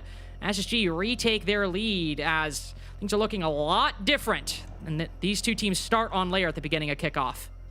That was a round where DZ have opted to play, air quotes, proper siege. They're not bringing the shield. They're not trying to cheese their way through it. And it's a round again where we start to see alarm bells. Aiden, he's been fantastic on this opening engagement so far. He's been involved in 4 out of the 5 opening engagements that we've seen. And he's been on the right end of 3 of them. The opening pick there onto J90. There's an opening pick onto Nuers and an opening pick onto NJR. He's really stepped up in a big way and consistently giving his team that advantage, just giving that little bit of extra space for people to work in. Back upstairs we go then. What is going to be the final round of regulation defense for Space Station? Is it going to be another map where we see the defense get a bit of an advantage, or should I say where we see Dark Zero lack on their own attacks? Because there's certainly no problems with SSG's attacks on Clubhouse. That much is for certain. For Dark Zero, it's a side that they've struggled with all night long, and they need to walk away with an equal split here. Just keeping things as close as possible as SSG, especially with Clubhouse still in our minds, just more and more looking like the favorites in this particular series. Keenan will move back to the Blitz just to try one more time to make this work, to make it happen. It's worked before, albeit on different sites. Third time we'll see R6 room and Master. 50%.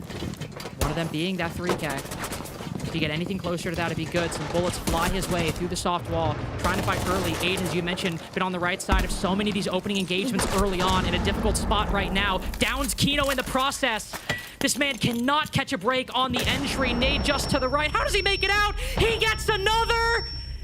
Aiden can do no wrong in the early game as he's completely stunted Dark Zero. He's just dismantling him. They know exactly where he is right now. Nuers should be pushing this. There's 3 players from DZ involved in that engagement, and Aiden is still allowed to drop. He's in Toxin right now. He's miles away, but it doesn't matter because his team is still in an advantage, even if the remaining DZ players just decide to flood the site. Not 1, but 2 opening picks there. Nuers now wondering what to do. Eventually hops himself out of the window, picks Aiden up as he's rotating up.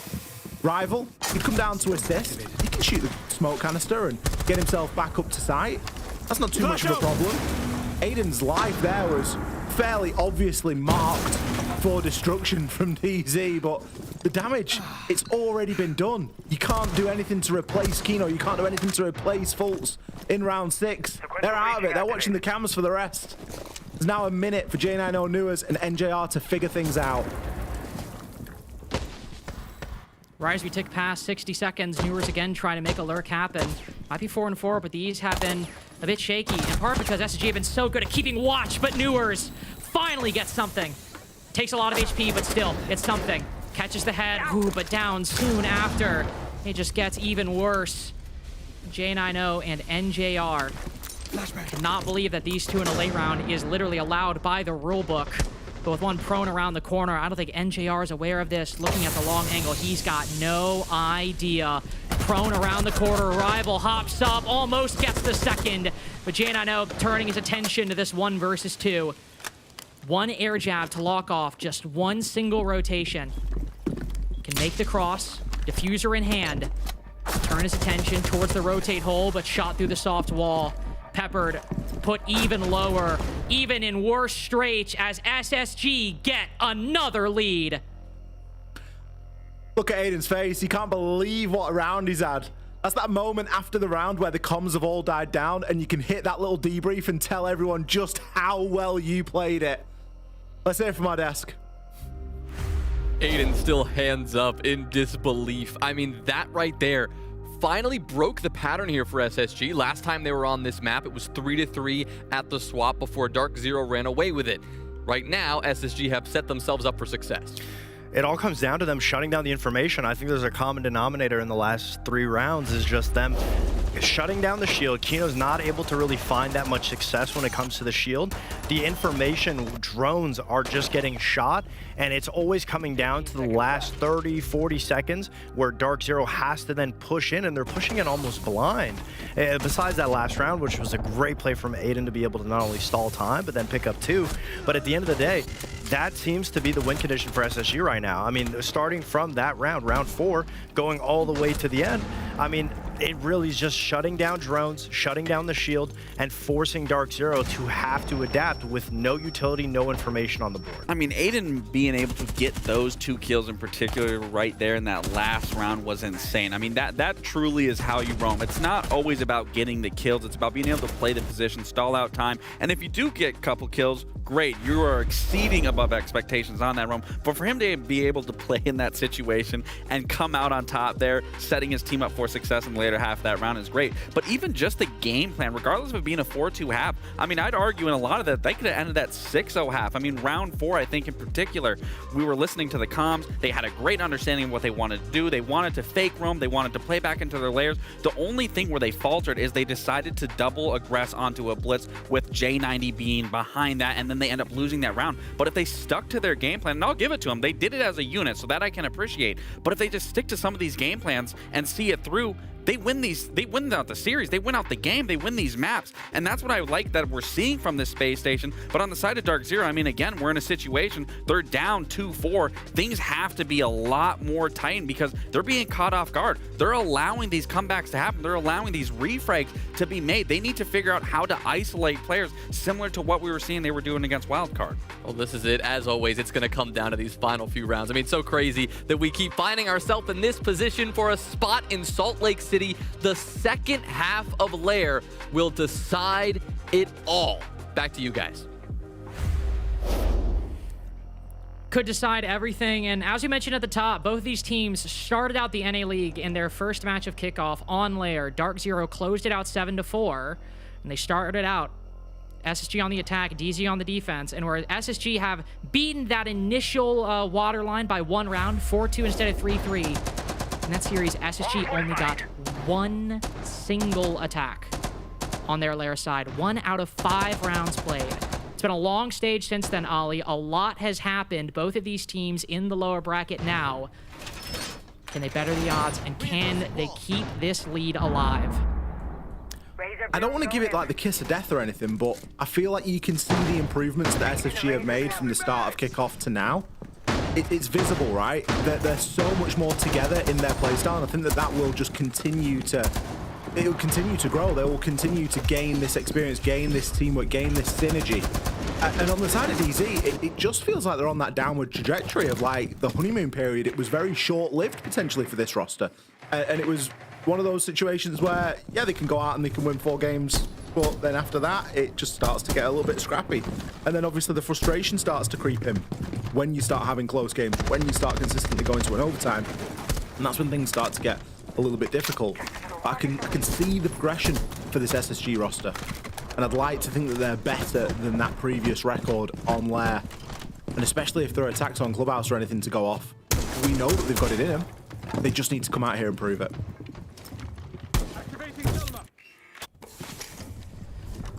The proof they can offer, we might start seeing a glimpse of in the next 2 minutes and 15 seconds. Rival down below with the buck right now, putting some vertical pressure down range, or I suppose up range to be most accurate. SSG banned out of zombies, so we won't see any kind of forward ops presence.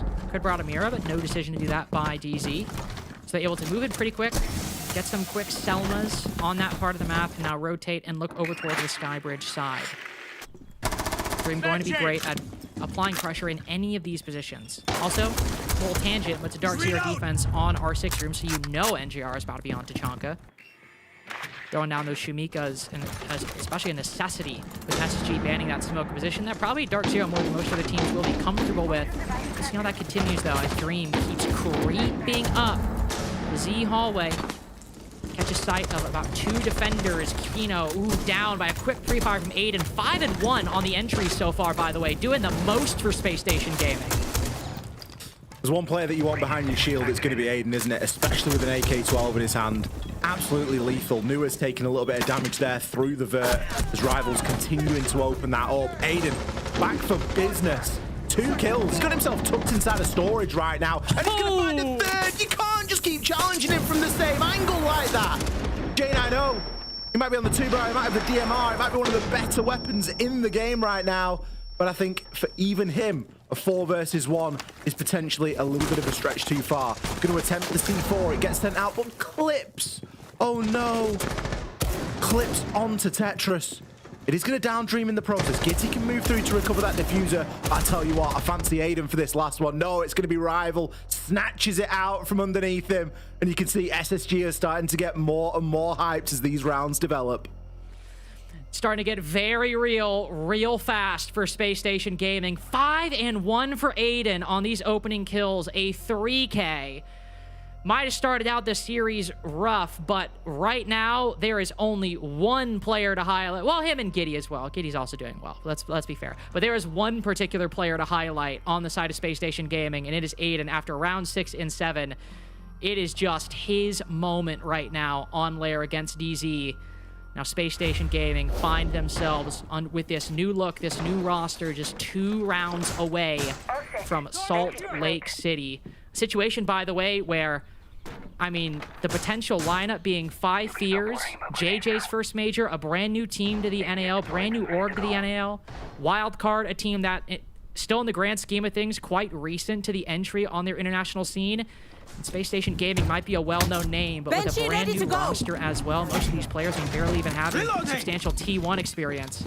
This could end up being, if Dark Zero lose here, one of the craziest major rosters being sent to probably any international event in Siege history, at least for NA. The amount of rookies would be crazy. Just imagine the timeline for a second, especially with the next game bared in mind. 1 of 30 versus SR. Like, there's a world where it's SSG, 5 Fears, Wildcard, and 1 of 30. Like, that could happen right here and now tonight. Now, we're getting a little bit ahead of ourselves. There's still a couple of rounds here that SSG have to close this game out. They need to get to 7, and DZ aren't going to let them just take it from them. This is a team of storied players. They're going to be no stranger to being up against it, backs up against the wall. It's all about what they do from here that matters, though. Going to be looking to try and hold on to a couple of defenses here on Lair and just bring themselves a little bit of stability. It's going to be Rival moving through this top floor to start things off. Aiden isn't too far behind either. Yellow ping's going out. I assume it's for utility because we can see all of the silhouettes huddled together toward the opposite side. trying to make sure everything's placed well. You can see a lot of defenders on this top floor. Kino M870 Jaeger. Sure. Full reinforcements, and this is a bunker that the defense has created for Bunk's briefing. Not uncommon. Rival. Look at this lurk. Will Newer spot it? Think he did. Just a little quick peek to get the information back off.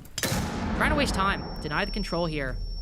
Don't want to give too many angles to SSG. Oh, Aiden! The timing looks the other way, and NJR gets the better of him. One of those unlucky turns of fate, but NJR ready for it. Latches onto it. And gives Dark Zero a much-needed reprieve. Their second opening pick this entire series.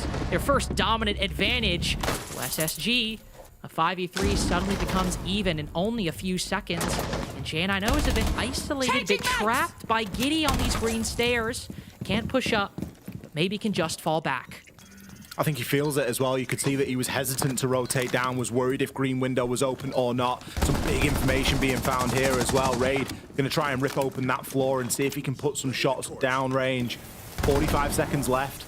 Hatch needs to be open. That's a Maverick job, and it is going to be a little bit slower. Jiggle peeking on the angle, and Raid, well, he's not been able to land much of that DMR, but he's taken a good chunk in return from the Vector. NJR holding firm on the site.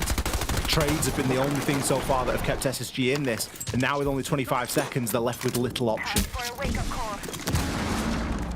Little options at all. Dokkaebi call will go out. Maybe give some late run information. Oh, great spot by NJR. Huge couple frags in these past couple rounds, or in this round specifically. Raid good for one, but the time is so low. No control of the diffuser. It's got to be Dark Zero. Just has to be in these final 2 seconds. If not on kills, then certainly on the time. One round, but still 2 more to go before we tie things up. Dark Zero know that the job is not done. Imagine if SSG have another 5 to 10 seconds there in that round. Like, okay, maybe J9O plays it a little bit differently and doesn't give his life away right up at the end, but that could have gone so differently. Even the little pre-fire from Rival, it wasn't a million miles away through that wall, or sorry, through that doorway that was barricaded to land in a headshot. Very close margin. DZ, you can't exactly breathe a sigh of relief just yet. They are still up against it here tonight. But they've done the hard work there of keeping SSG off that map point. It was a really unfortunate engagement to kick things off. NJR with just some good positioning, slipping out of the side, knowing that, hey, if the bottom of green stairs window isn't open, we can just play in and around this side door. Yes, you can open up the vert, but if there's nothing stopping us from just taking a little bit of a walk, a couple of steps outside, then we're definitely going to take advantage of it. Down to the basement we go for round number 9 here. And again, a slightly more bunkered setup coming from DZ. We've got Fultz on the Echo. That's likely going to be able to not only deny plant, but also assist anyone that's going to be playing upstairs. We have Mirror.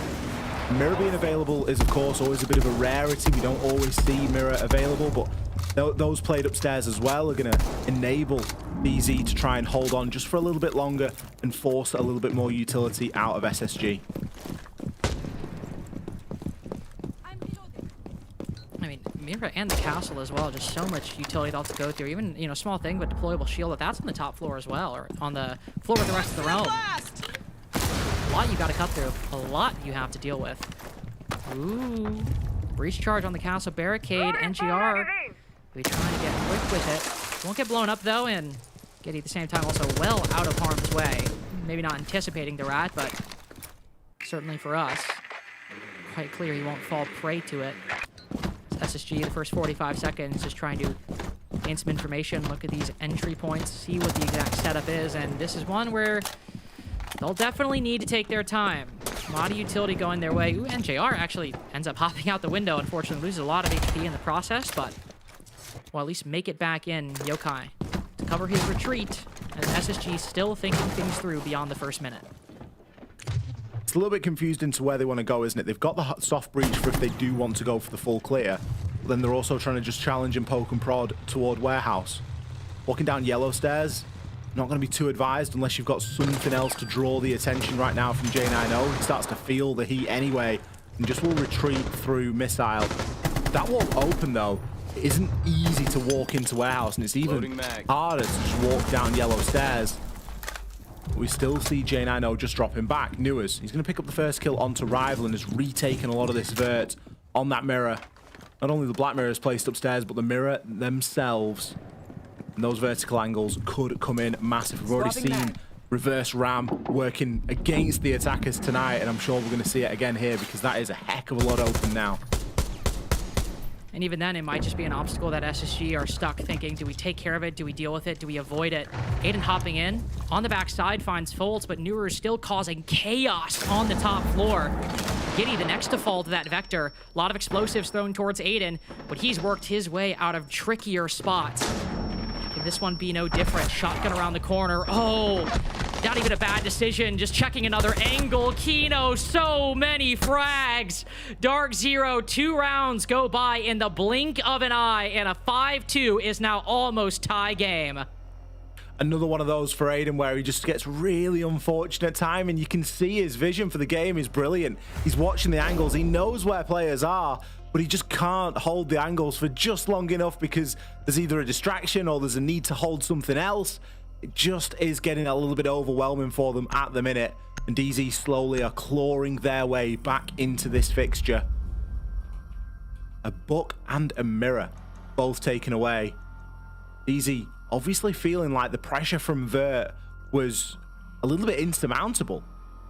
We don't always see a book ban, but it's usually for a very specific purpose when it is brought, and I think it's going to be for this top floor. Oh, okay.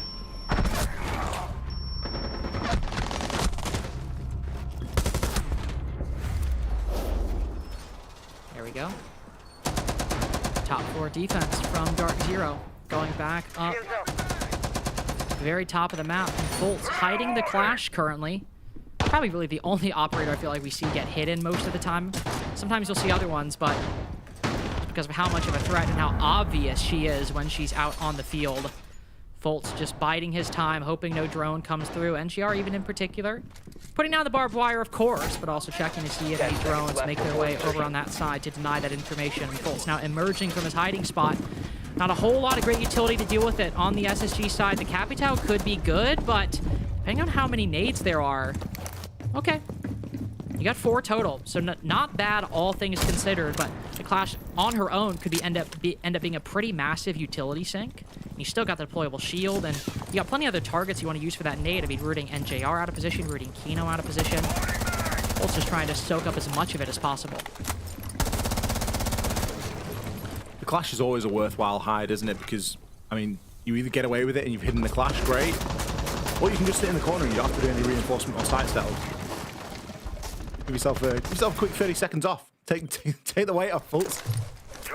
Get ready for the round at hand. As you mentioned, there isn't loads to try and deal with it. You've got the Capitao, but I mean, Clash can always move. You've got the nades, but again, Clash can always move. Like, it isn't always so straightforward. Gitty will lose out a shot drone there. He was just cautious that there could have been a trap or a razor balloon placed just inside the door. With the book ban, Raid is going to be forced onto something a little bit different. He's going to be forced onto the Deimos. It can be just as devastating, though. That Vendetta can still rip through the floor. You just got to be a little bit more precise. Instead of Book's approach, where you just rip the floor open and not hope for the best, but see what you sort of get left with.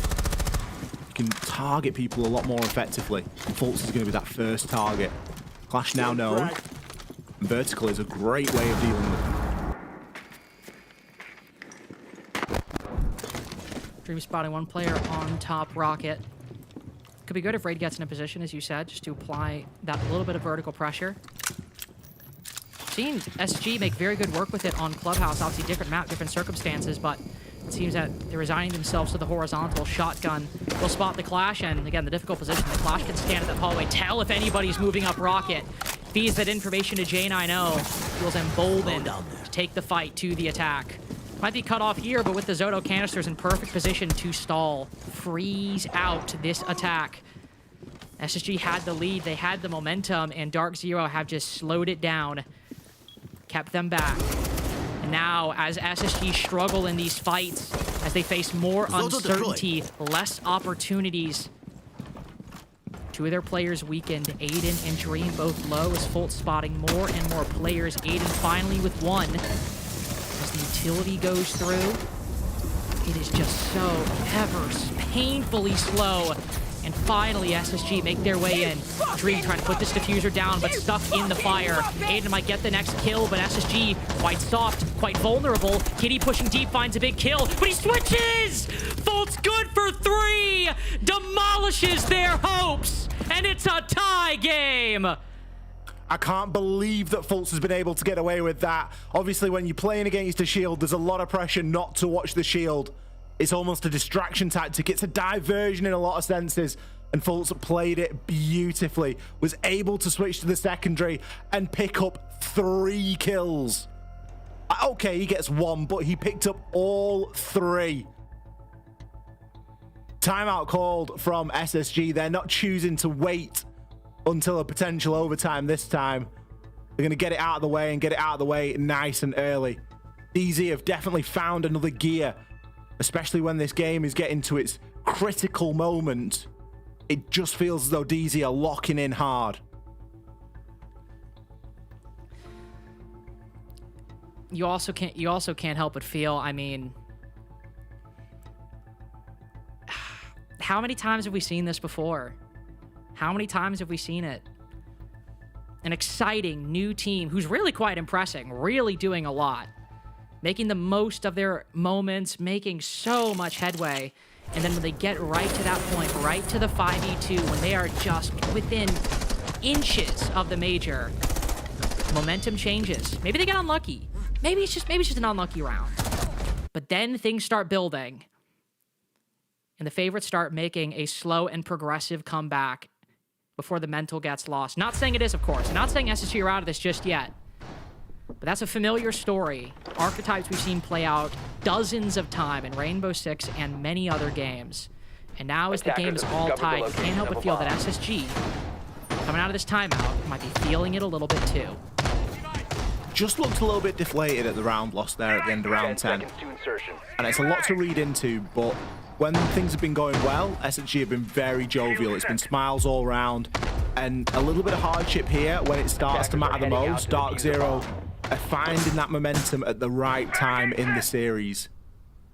This is when it matters. The closing couple of rounds, which we are rapidly getting toward at the moment, given that it's 5-5. And that false clutch is going to do a number for the mental on DZ at the moment. It's going to feel very possible from this point onwards. They've held control of that top floor. That was the one that they were worried about. That's the one that they banned the book for. Now, I'm not saying that they've just got to tap it in the back of an open goal from here. We do have to keep control of that top floor. There's going to be a bunks defense. Aiden just getting a read of the site and seeing what's going on. It's going to be a couple of bandit batteries, but he can deal with that quite handily on the Maverick. You can deal with it, but the pain with these C4 lineups, if that hole opens up, can he thread the needle? Oh, but good.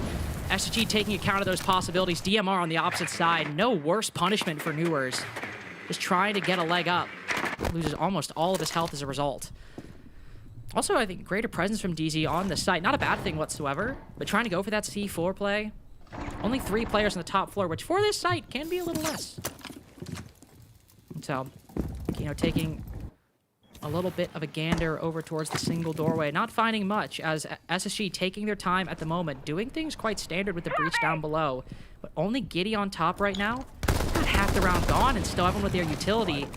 This top floor can be really difficult to clear, Ollie, and ooh, especially his raid almost loses his life. SSG need to start thinking how they're going to move. That's my worry. I don't know what they're going to use to try and move these players around, because they've not got the globals, they've not got Deimos, they're struggling for those sort of things. They're relying a lot on Rival and these Candelas to really make something happen. Aiden, Dream, both going to fall as Newers picks up 2. Gitty, no option but to push with the barbed wire at his feet. Fortunately, that impact's going to have destroyed it for him, and he can place his air jab out, but it doesn't really get him any closer to pushing in through this door. Raid can try and make something happen from the other side, but we already know that they're super low. A Logic Bomb phone call is only going to confirm what Gitty already knew, and that is that there are players occupying space upstairs inside of R6. A narrow chance at a bit of a pre-fire. A C4 ripped from J90 and sent out, shot before it can be detonated. Fultz with another. Shaping up to be a flawless here for DZ. It's Rival and Gitty both on opposite side of things, and now just getting flamed out. And Giddy completely shut out of this round. 1v5 on top of green stairs. We'll find one that will all likelihood be impactless. C4 to do the trick. 4 in a row for Dark Zero. SSG have never found themselves on major point, yet how good things looked. It is Dark Zero to be the first with a shot at Salt Lake City. Surely we don't go overtime, Lynx. I mean, it's Dark Zero, right? That can't happen again. Surely not. Surely not. We've used the overtime quota for this week. We've got no more budget for it. I mean, what? We only saw two... Actually, we saw 2 reverse OT sweeps by Wildcard yesterday. Technically speaking, we also saw another reverse sweep on the first map. Because DZ, I think we're up like 6-2, and then Wildcard came back, still lost, but still narrowed at 7-5. It's also been a theme for Dark Zero. It's worth pointing out. It's worth acknowledging. And look, we still got room in that budget. We got 2 whole other matches tonight. And if you don't think we can spend some OT reverse sweeps or some craziness here, this must be your first match watching Rainbow Six. The stuff like that kind of happens a bit too frequently at times. Basement site for what could be the final round between Dark Zero and Space Station Gaming. 4 rounds in a row for DZ. Tactical timeout not effective for Space Station. Now they'll look with everything on the line just to give themselves another chance. This is where the pressure starts to mount on a team that, as we've mentioned, it's fair to call them a rookie team. They've got experience inside of the NAL. They've got experience in the stage, but we've not got a wealth of major experience over on this SSG roster. This is when it really starts to matter. DZ on the flip side. These players have been there and done it. Oh! They're showing us just exactly what it takes to get there. Nua's a spawn peak on match and series point. Surely they're not going to do that. Yes, he is. Raid down for the count. Those Banshees, those Vulcan packs, they are going to be a little bit safer now that Flores and those Rotero drones are out of the picture. Any barbed wire too from J90. Possibility of creating gaps in this defensive lineup much lower. The Twitch is, going to be preoccupied getting those Vulcan packs, and so not much you can do. Flashbang's going in. NGR's been here before. Ran out of the window a few rounds prior, soaking up a lot of utility, but somehow not only falls back, no damage dealt in the process. Still playing perfectly safe. J90 getting another. Surely not like this. 4-2 half, up 5-2. SSG in a rough spot. They need to find a kill, really. They can't afford to let another body fall, and DZ are just going to dig in. They're not being given a reason to move right now, and they shouldn't. J90 just flirting with an engagement here inside a missile, but doesn't need to overcommit to it. Instead, can just further back up. He can let the other players take that burden. Nuas, he's on for 2 on the round. Aiden and Dream, they have to find something, and they have to find it quickly, but they are left chasing shadows. DZ, they've backed right up now, and are just digging themselves in deeper and deeper, establishing those crossfires, and not leaving anything to chance. Especially with Razor Bloom still being deployed. Any gaps that might exist can still be plugged up by J90 and the rest. Look at this crossfire. It's gonna be a flawless, it seems. Dream completely stuck, watching Salt Lake City chances melt in front of his eyes.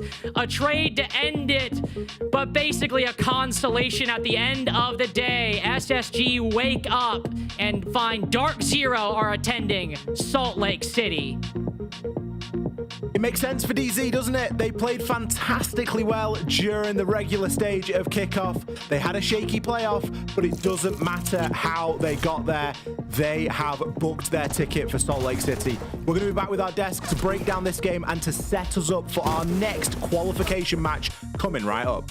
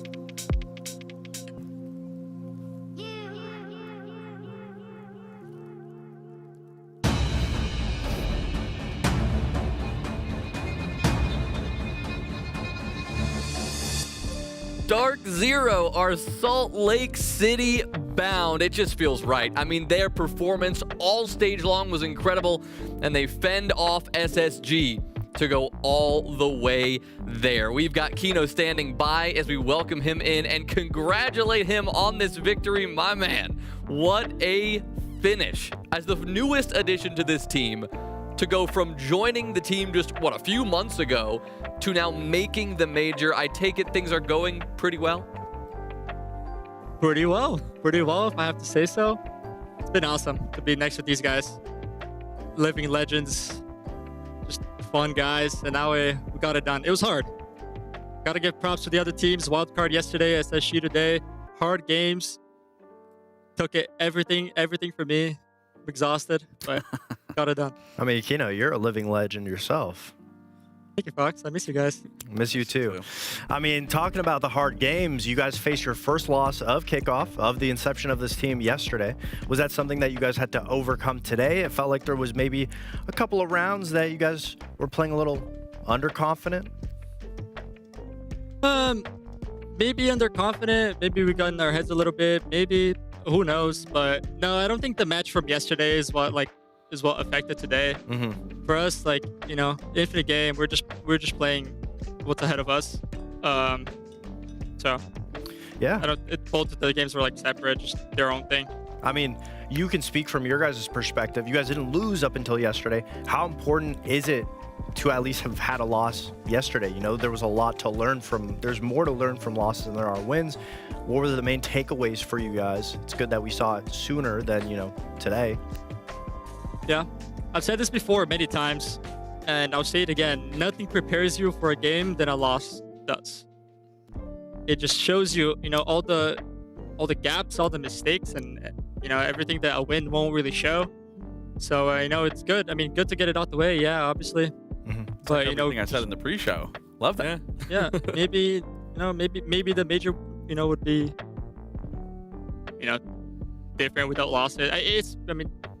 Just losing is just good. You just learn so much from it. For sure. That's how it goes. Well, Kino, obviously, I want to congratulate you and the team on SLC. I know you're exhausted, and just to think you have another game ahead. But before I let you go, I need you to get your IGL on the mic, because I have to talk about that round 10 on that clash. And so he can run us through exactly what happened in that moment. Oh, he just left the room. I don't know. It's going to take him a while. He's going to go grab him. He's going to go grab him. Fultz can't. I don't know if you heard me, but Fultz can't get away this time. He got away last time from interviews because he was in his own home. He's here with you guys. They are asking about the clash play. Nah, throw the mic on him. We're gonna show it to him so he can run us through. You there, Fultz? Wait, I can't hear. I don't have earbuds. Yeah, I don't think you can hear us. Though. Hop in one of those earbuds. Yo, toss him one, Kino. Always going for the speakers. He's got the fancy tech. Kino's putting it on the speakers. Technical support coming in. Kino, you could just tell him that we're going to show him the clip of his clutch and for him to walk us through it. He's too locked in. Yeah. Okay. Oh. All right. Fultz, I want to congratulate you guys. You guys had one hell of a series to get here, and I want to talk about the round 10 in that moment where you were clashed. I just want you to run us through everything that was led into that moment until the very end. Yeah, I mean, things were looking bad, so I just pulled out El Clasico. I'll just get on the clash. And then I saw everyone yo, they're pushing through. And then nobody was dying, so, just whipped that beast on the back and got after it. Now, I do want to ask, Fultz. I mean, I talked about this in the series in Nighthaven Labs versus Wildcard. You specifically on the Clash, you guys were finding a lot of success. You were controlling a lot of that aggression. And for some reason, I don't know what it was, how come you guys never pivoted back to using the Clash on those defensive halves? For today or Nighthaven? Yesterday. I think it's kind of map and band dependent. Because yesterday what worked very well is we third band Ram. Yeah. And then that allowed us to kind of consolidate more and use the clash. But maybe, I mean, you guys are definitely right. In hindsight, I definitely probably should have brought it more, especially with how they were playing. And yeah, I mean, I don't really have much else to say. Maybe you guys need to start shooting me some DMs. I'm just mid-round, I'm going to go Fultz. Maybe you need to bring that clash back out. Yeah. Pause. Just check the phone. I think I'll get in trouble. Thanks for hopping on with us, Fultz, last minute. We really appreciate it. Congratulations, Kino. We will catch you guys later, all right? All right. See you Good guys. luck in the later matchup. I just want to say, for all intents and purposes, I'm not messaging any teams on what I think they should do or what I've seen from the top down. I don't want to get in trouble here.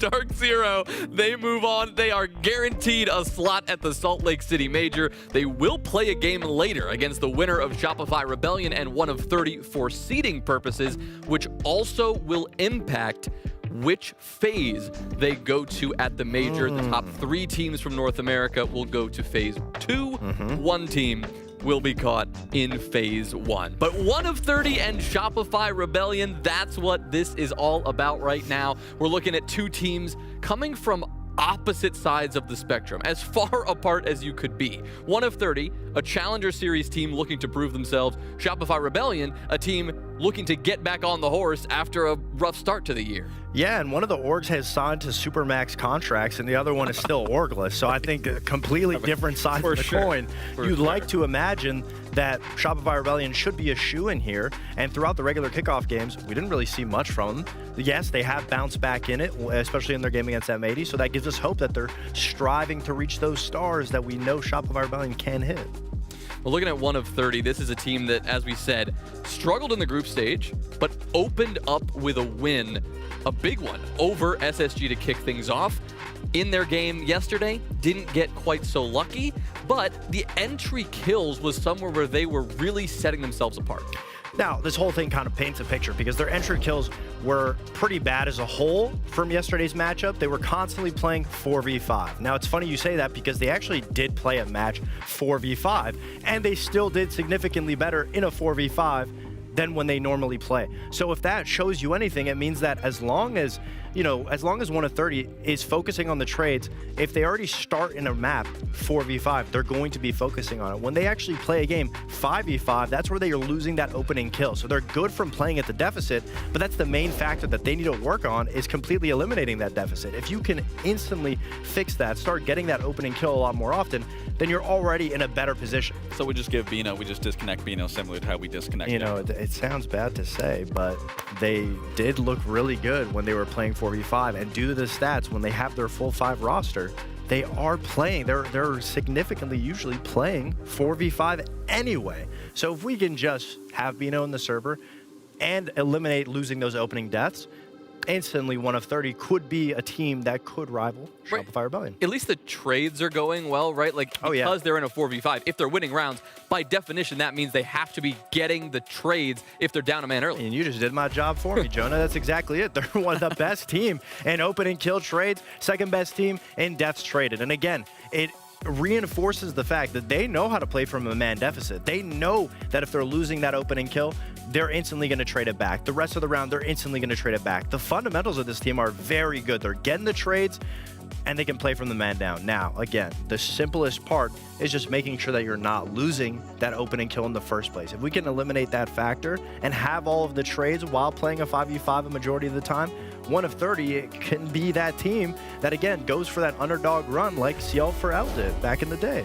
Well, Shopify Rebellion, as we said, coming from the opposite side of the spectrum here, walked into the playoff bracket with just 1 life, going straight into the lower bracket. But a brawl against M80 Lax that they were fortunate enough to barely come out on top in, set themselves up, and they are still alive. Listen, you said they walked in. I think they crawled into playoffs at that point. I mean, they barely squeaked in. But yeah, I mean, during that M80, that is where we would see an entirely different side of SR, or more to be noted, it was an SR that we're used to seeing, that was familiar, especially regardless of them even going down. It was their attacking half that we started to see, okay, this is what we're starting to see from them. We're starting to see more synergy. We're starting to see more, aggression early on so they can get into those mid to late round executes. And realistically, that's really what pushed them over the edge. Once they got to that clubhouse, they were already set in a mindset of how they were going to close out that series. They ignored the operator bans. They ignored the shield bans. They were more focused on how they can stop M80 going for those late to mid round executes, getting rid of the Ying, getting rid of the Grim, getting rid of any little bit of information that would help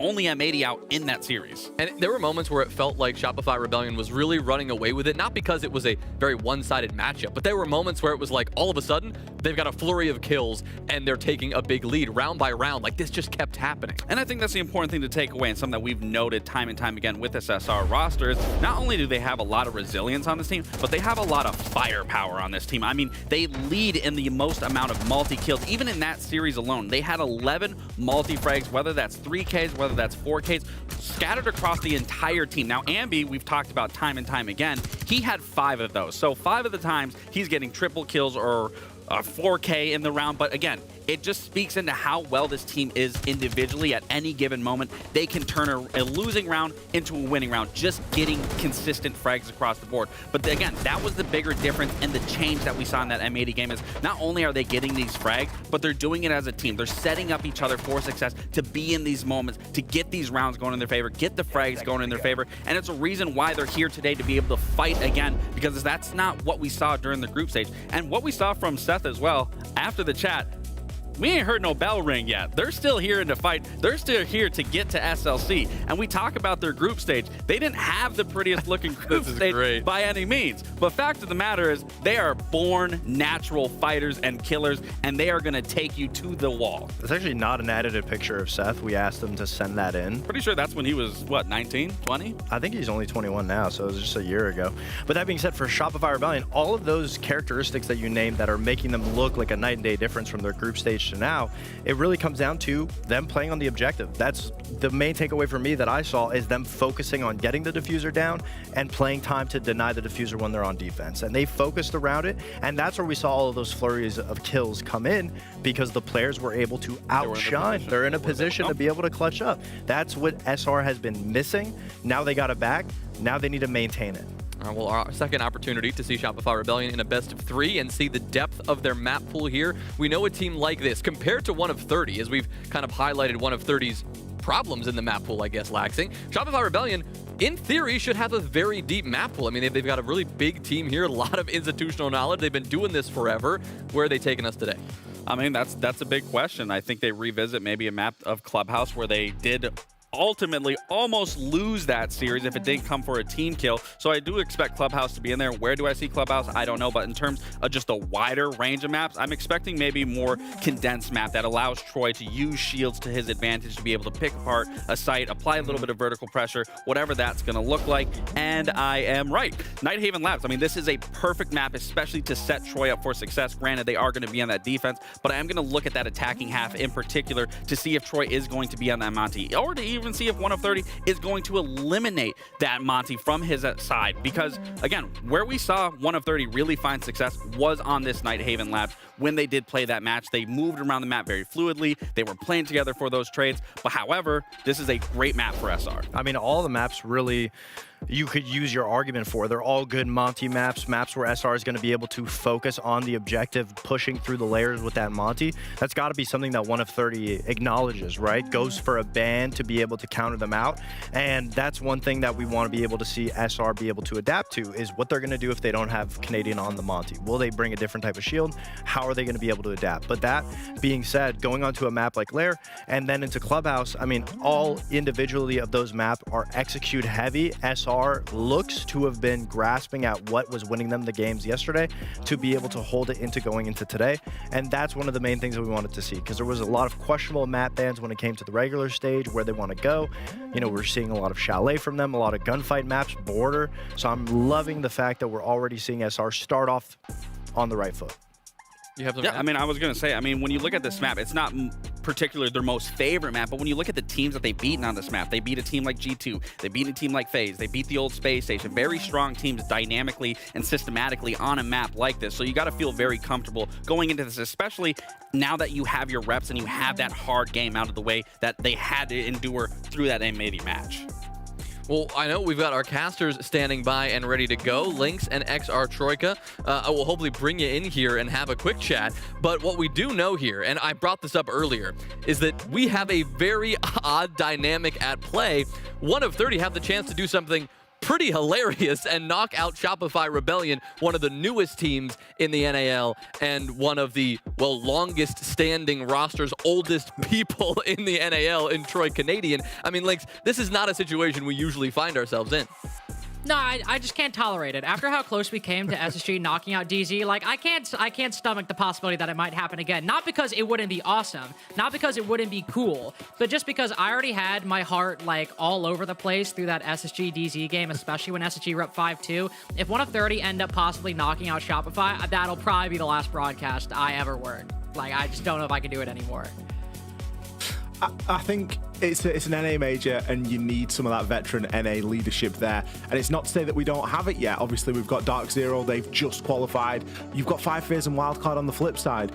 There's less NA veteranship over there than there is over here at the moment. And I think that for storyline's sake, and there's going to be a lot of expectation on SR to make it, but one of 30 could just pull off a massive upset tonight. Let's see if it happens. One of 30, Shopify Rebellion. We dive into our second and final major qualifying match. That's all you guys. Well, let's get started. I mean, no point like wasting time, Ollie, because if SSG DZ was exciting, one of 30 have obviously had a bit trickier of a road, but I mean, say the same for SSG, going into the lower bracket to the beginning, taking it all the way to the end for Dark Zero. And now one of 30, after very narrowly in like a not too distant alternate reality, beating 5 Fears, the now current NAL champions, in a 4v5 on one map and bringing it really close in the second. Like, let's give them some credit, especially as Shopify have been a bit weaker. This might not be a dominant sweep for Shopify Rebellion. There's a couple of different worlds, isn't there, where this game exists. There's the world where SR come in and say, right, enough is enough, playtime's over, this is now for the qualification, we're going to come out here and we're going to show our quality.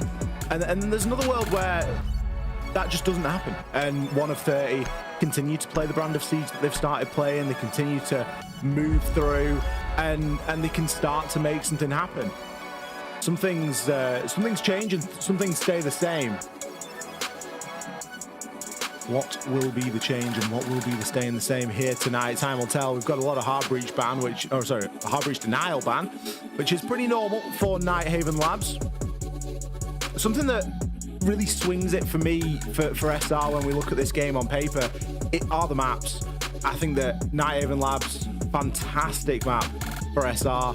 And you look over onto the second map as well. We've got the Lair. Again, very early adopters of Lair. No surprise to see that be picked for them as well. So there's an advantage in map rule, and it is because SR have been, they're the longest standing team inside of NAL at the moment. After every team made a change at the start of kickoff, they were the only ones to remain the same.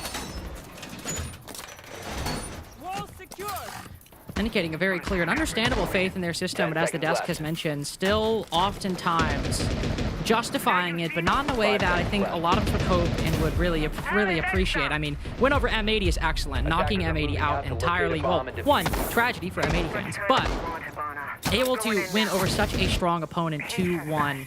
It's a good start, an excellent start. And now, with just one more game separating you and qualification to Salt Lake City against one of 30 as well, a team that on paper you should beat every day of the week. This is the time for Shopify Rebellion to show that even if sometimes on the upper end things are going to get close, we can still count on them to do the basics. On the flip side for one of 30, I mean, yesterday, you were robbed of a good opportunity against 5 Fears. So come in with a vengeance today and try to make it happen here. Bans have come through, by the way, of course. Harbridge did not ban on the outside. Nomad and Capital for Shopify Rebellion. Rexton trying to prep a C4 out of the generator window. Nobody really in a position to, I think, face that. Ooh, hello. Mike W spotting a clash. Shield on her back, hopping up onto a desk. And now we've just kind of moved on from that engagement entirely. Just a normal first minute on Nighthaven Labs. The clash is going to be the biggest problem, I think, for one of 30. It's surprising to see that let through, but they've obviously preferred to make opening the walls a little bit easier, and maybe we'll ban the clash at the end of round 3, start of round 4 phase. But it's still something that they will have to endure for the first 3 rounds here. And I'm not seeing anything that's a clear way of dealing with it. It's not like they're specifically going to target Vert and make it so Canadian can't play in certain positions or remove some of the flooring. It's really just going to be down to good old utility and a bit of a crossfire, but Mike W falling early That's the Hibana gone out of the picture. Might be a great space finder on this 1 of 30 roster. But not able to find sufficient space here inside of round 1. Silo trying to leverage that slight noise chaos and will take advantage of Surf. With Packer falling as well, a brief advantage was there, but Ambi has seemed quick to level that right back up.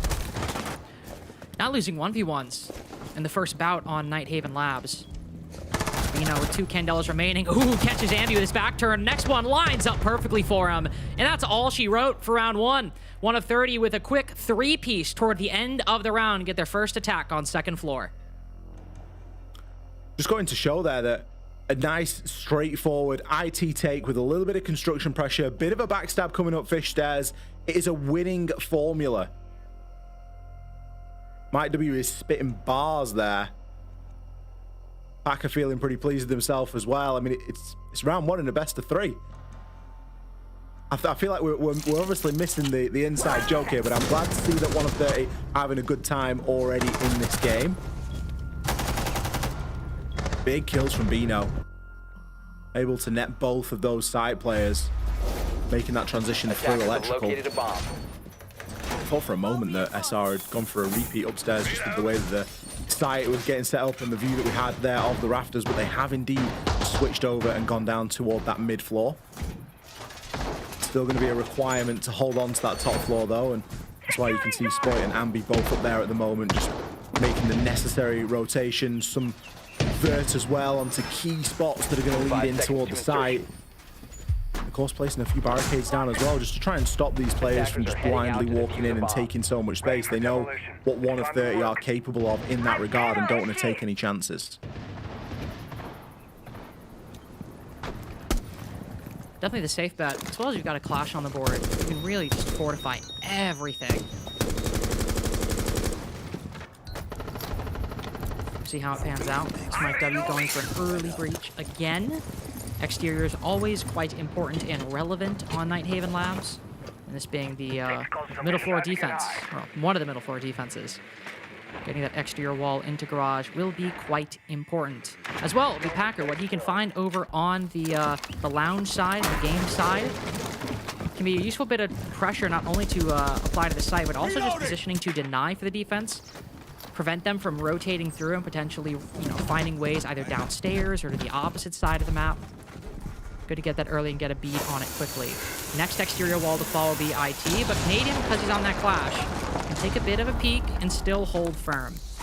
Not worried too much just yet. It is a very basic belt and braces kind of attack from 1 of 30 at the moment. We'll see how they try to vary things up as we're slowly reaching the halfway point of the round. I was about to say, hold on. Thinking about nading this Kiba. Never see a shield prep like that. It seems like a 3-2-1's incoming. Packer breaks through.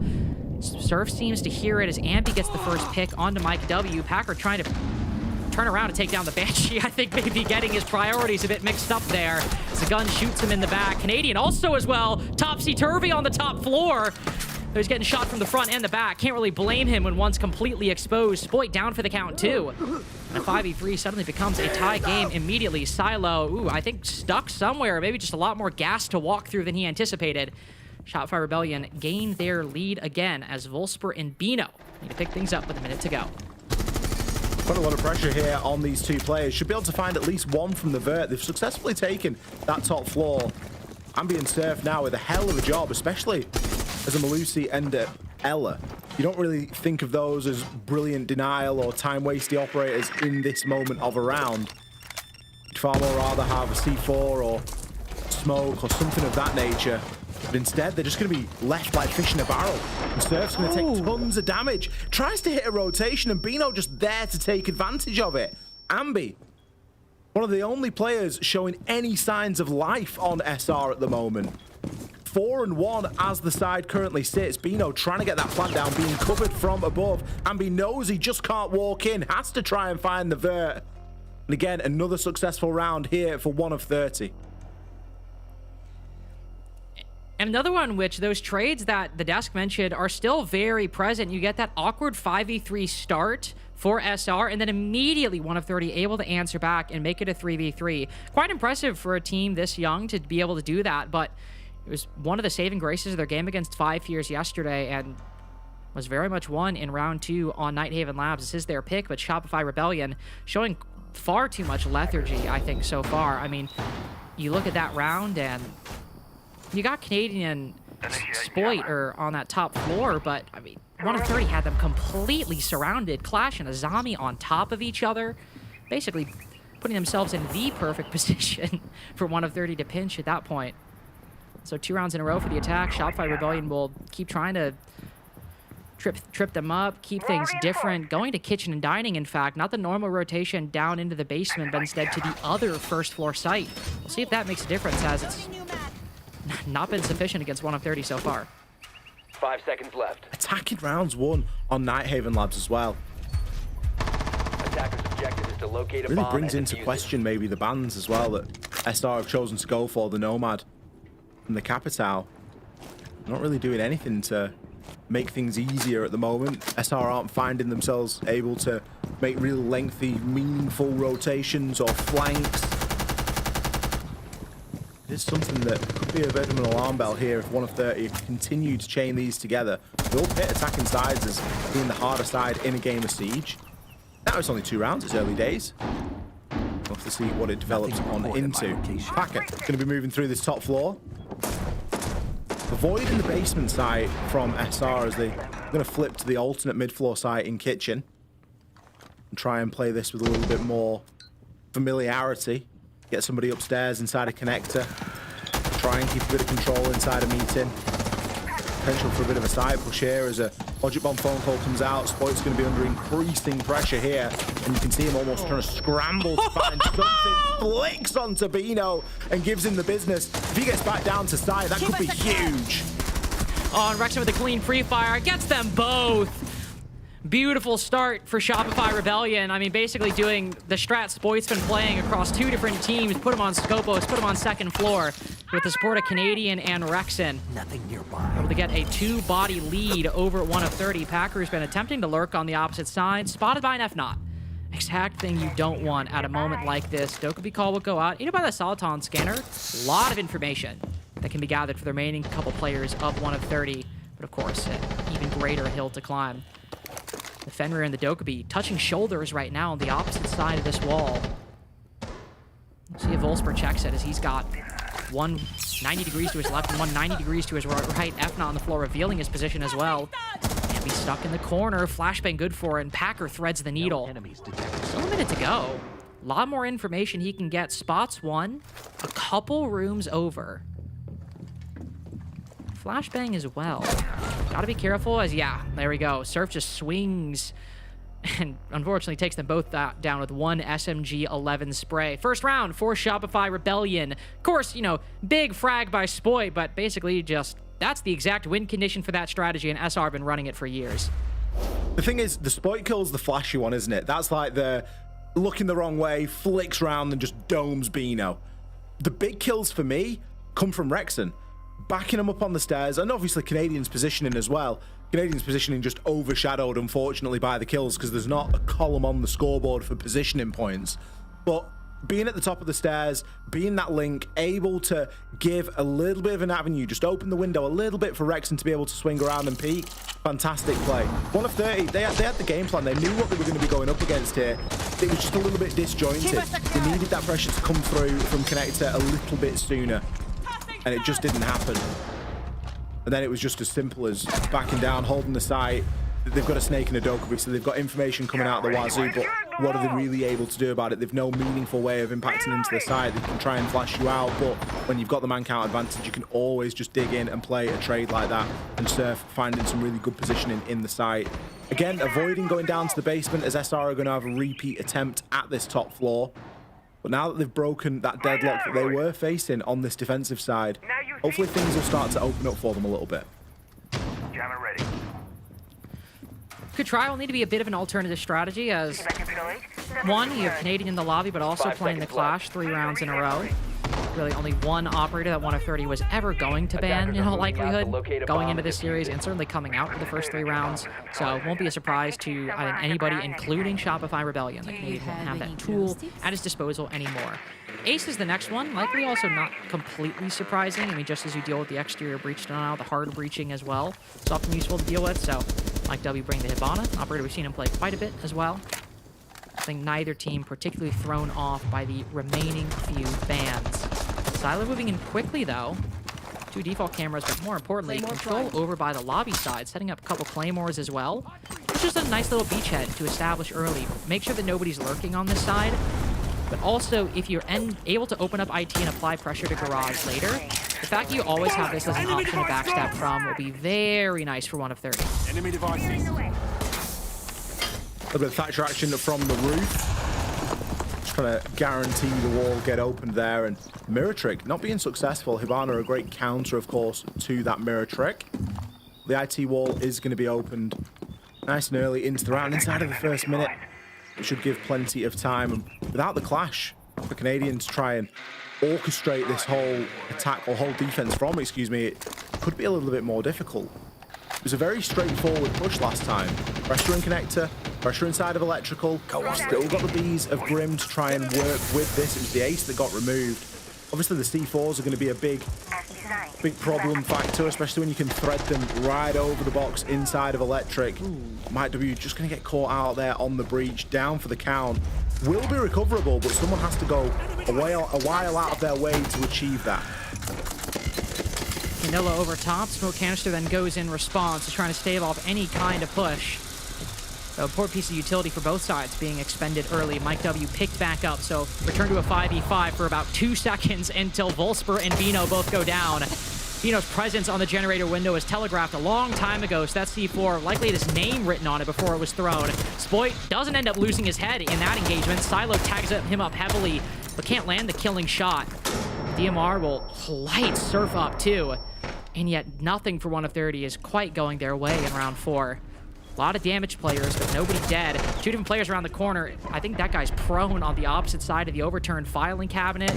Even then, I don't think that Silo made contact with him whatsoever. Rexon peeking with the secondary shorty. Oh yeah, there you go. Shotgun at the ready. Silo is not making it out of this one. No flashbangs as well. Should be 1 pump, and that's the end of it. There we go. 2 pumps, actually. That's kind of strange, but either way, it's good enough for Shopify Rebellion, who tie the game at 4. It's took me a while to click, but the Nomad ban is just perfectly slotted into sense in my brain, because playing that electrical doorway when you're trying to leverage C4s over the top of the cabinet straight onto electric window can be a bit of a nightmare if there is a Nomad in play. It can be a position that you're forced out of, zoned off from. There's nothing that you can do about an air jab above the doorway. You've got to kind of prone through and get it, and then you're worried about connector, and there's all sorts of little intricacies that go along with that. So SR choosing to pivot a lot of their defense around it, and almost annoyingly, 1 of 30 just blindly trying to headbutt through it. You'd think with that knowledge, they'd maybe try something a little bit different. If they've got shields at their disposal, like there's a full wealth of means that they can use to try and take control of places like Catwalk and Fish and go for something a little bit alternate, but it just seems like they've attacked in that last round exactly where SR are strongest. Well done. We'll see if they can potentially try to channel that instinct. I mean, well, I suppose instinct to avoid the places they're strongest in round 5. You think back to where they were in that, or where SR strong point was for this defense.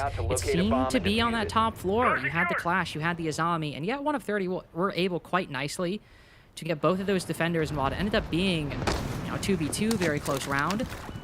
The thing that can trip a lot of teams up, that second floor, 1 of 30 didn't face as much troubles on. It was actually kind of lurks down below that resulted in a 3v5, that out of which 1 of 30 had to recover.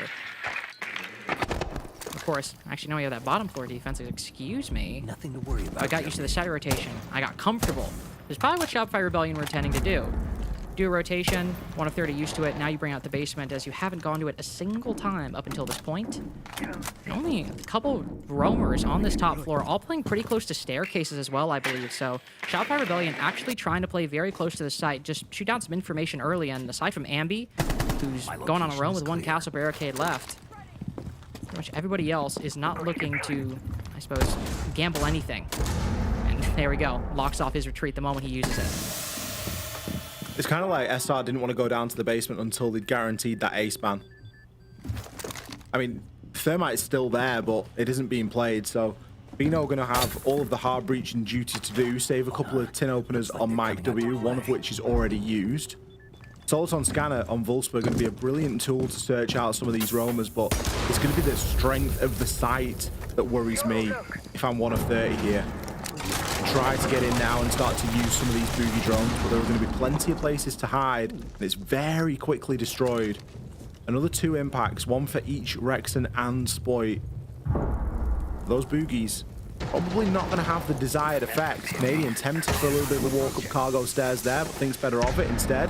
Utilizes a little bit of utility. Going to place out another smoke canister and just stop anyone from pushing down. Wolfsburg, he's going to know his position. He's got him on the scanner. There's not too much that he's going to be able to do about it. Packer holding the cross, maybe chasing a bit of a shadow, but a great C4 there, threaded up through the floor. Wolfsburg will be the first player to fall. Strategy employed by Canadian of just keeping the attack at bay with these toxic canisters has been good for 1 kill and quite a bit of time as well. Mike W put low. I don't even know how. He ends up choking out him in the process. Canadian might fall, but look at how much has been gained. 2 kills, Silo on 1 HP. A lot of time burnt as well. Bino is able to thread the needle through the top floor, find Surf on Mira. So the man count's even. 1 of 30 don't have a lot. 2 flashes, no Dokubi calls, and only 20 seconds remaining. Ambi also still on the roam. Can hit a flank at a crucial moment. Packer, a big 1v1 that might have shifted things, but Rexon puts a lid on it. So as Bino and Silo commit, Ambi I don't think will even have any time in the sun. The site players seem to have this one well in hand. Spoit with control the diffuser as well. Maybe we'll be able to win it on time? No. Rexon wants the kill, and Shopify Rebellion want the lead. SR now really getting into the swing of things. You can see starting to work together a little bit more than they were in the first couple of rounds. 1 of 30 potentially peaking a little bit too soon on this attacking phase. And now that the game is well and truly underway, SR have taken a narrow lead, but a lead nonetheless. They're going to be fairly pleased with that. Again, just good basics. They're not trying to reinvent the wheel here. They're not going for any, you know, real elaborate Roman strategy or utility exchange. It's just hold key areas, cargo stairs, hold the site, have Ambi, you know, floating around upstairs a little bit on the castle. He can be fairly self-sufficient there. I think we all know that Ambi can handle themselves in those sort of situations and just let the rest of the team do the work. Surf, bit of an unspoken hero there in round 5. Chance for an equal half, but equally chance for SR to get a 2-round lead at the end of what is going to be now round number 6.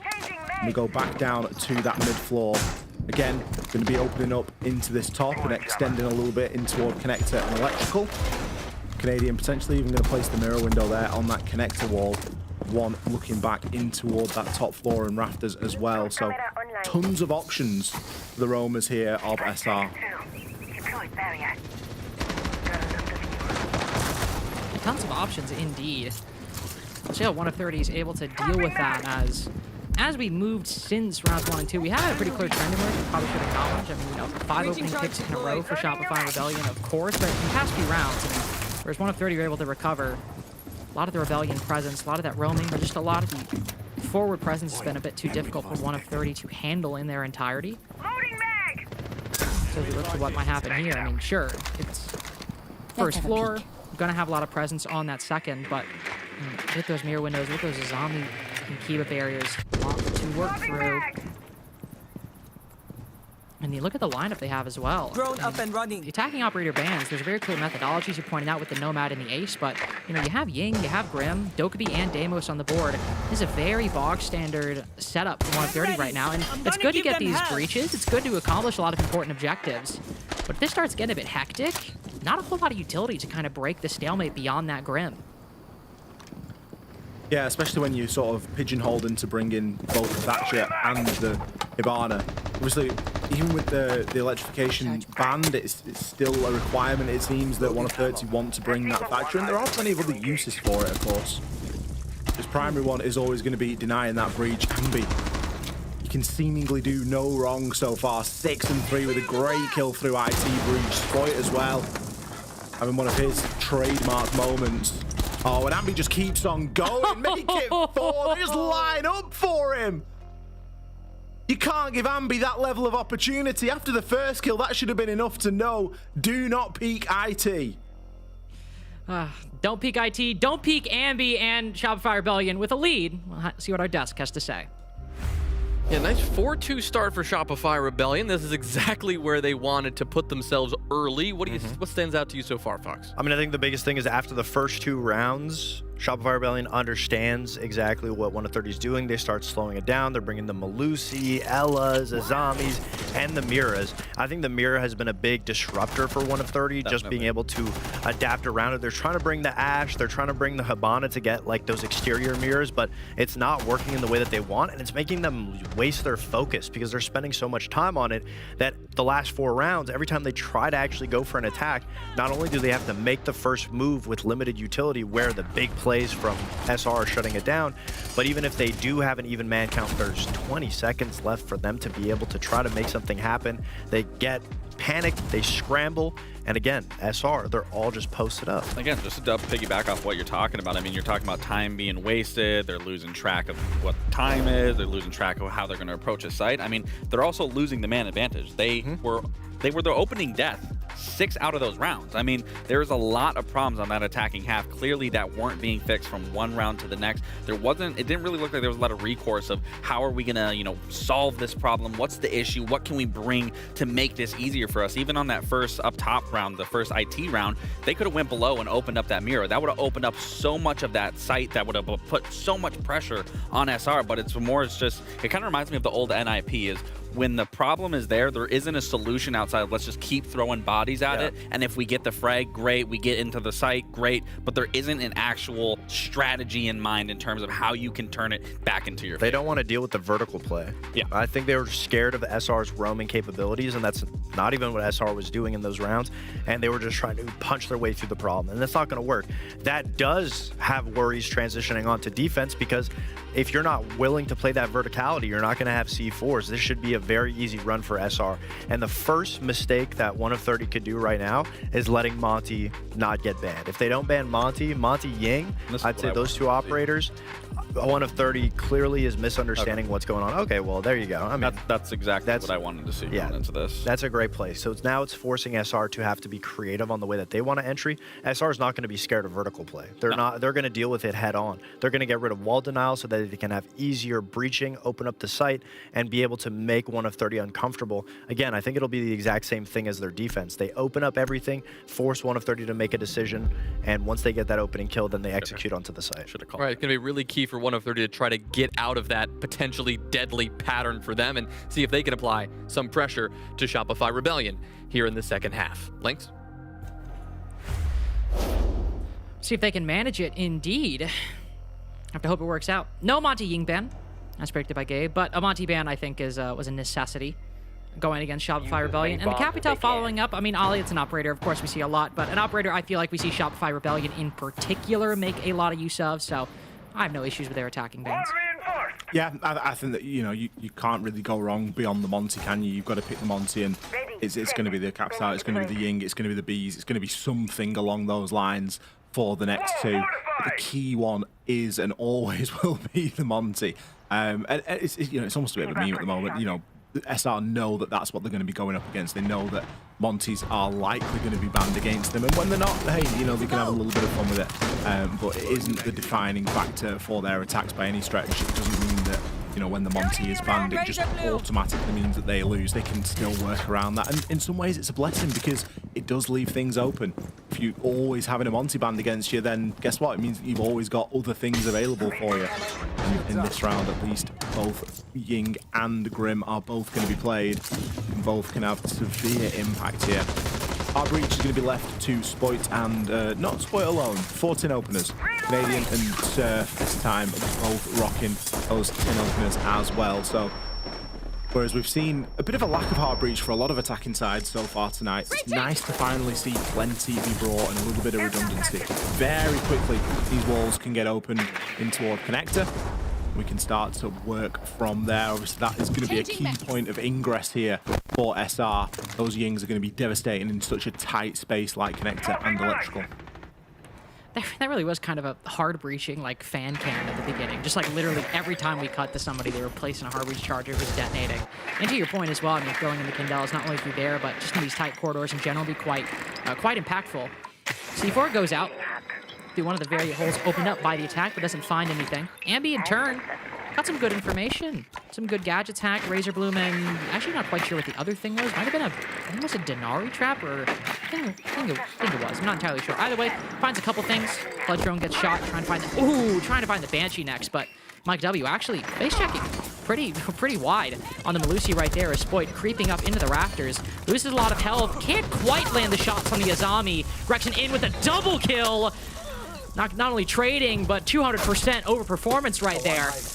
As both the Azami and the Warden go down, still a minute 15 to go, and Surf might be pushing for more, but intel directly around the corner. Mike W spotted, finds the next, though he falls. He puts Bino to low HP. Now somebody looking to fill that gap. Who is it? Either Ambi or Rexon, as it's Canadian throwing some Candelas out here. Will force Silo back from the doorway into the waiting arms of Ambi. 1v2 now for Bino. He secures the one player downed on Garage, but Shopify Rebellion have control of the other site. 2 Candelas as well, so they can throw these deep, but if Bino lands that pre-fire, that's all it'll be, is what if. Ambi, another one, up 5-2. Shopify Rebellion have not dropped a single round since the start. I don't know what it is, but I always think it's a devastating duo when it's Ambi and Canadian as the last two alive. Like, just of all the 2 people to go up against in this entire game, they're the last 2 people you want to be up against in a 1 versus 2, because you know what's going to happen. Canadian is going to bait and Ambi is going to get that kill. 9 times out of 10, that is the resulting factor. And it was no different there inside of round 7. Tactical timeout being used really early here in the context of things. We've just had the halfway point, so we've just had the teams able to have that halftime discussion and, you know, a little bit of a debrief on how the first half has gone, but most of the focus is going to be on what they are going to do and how they are going to play for the next 6 rounds for their next half.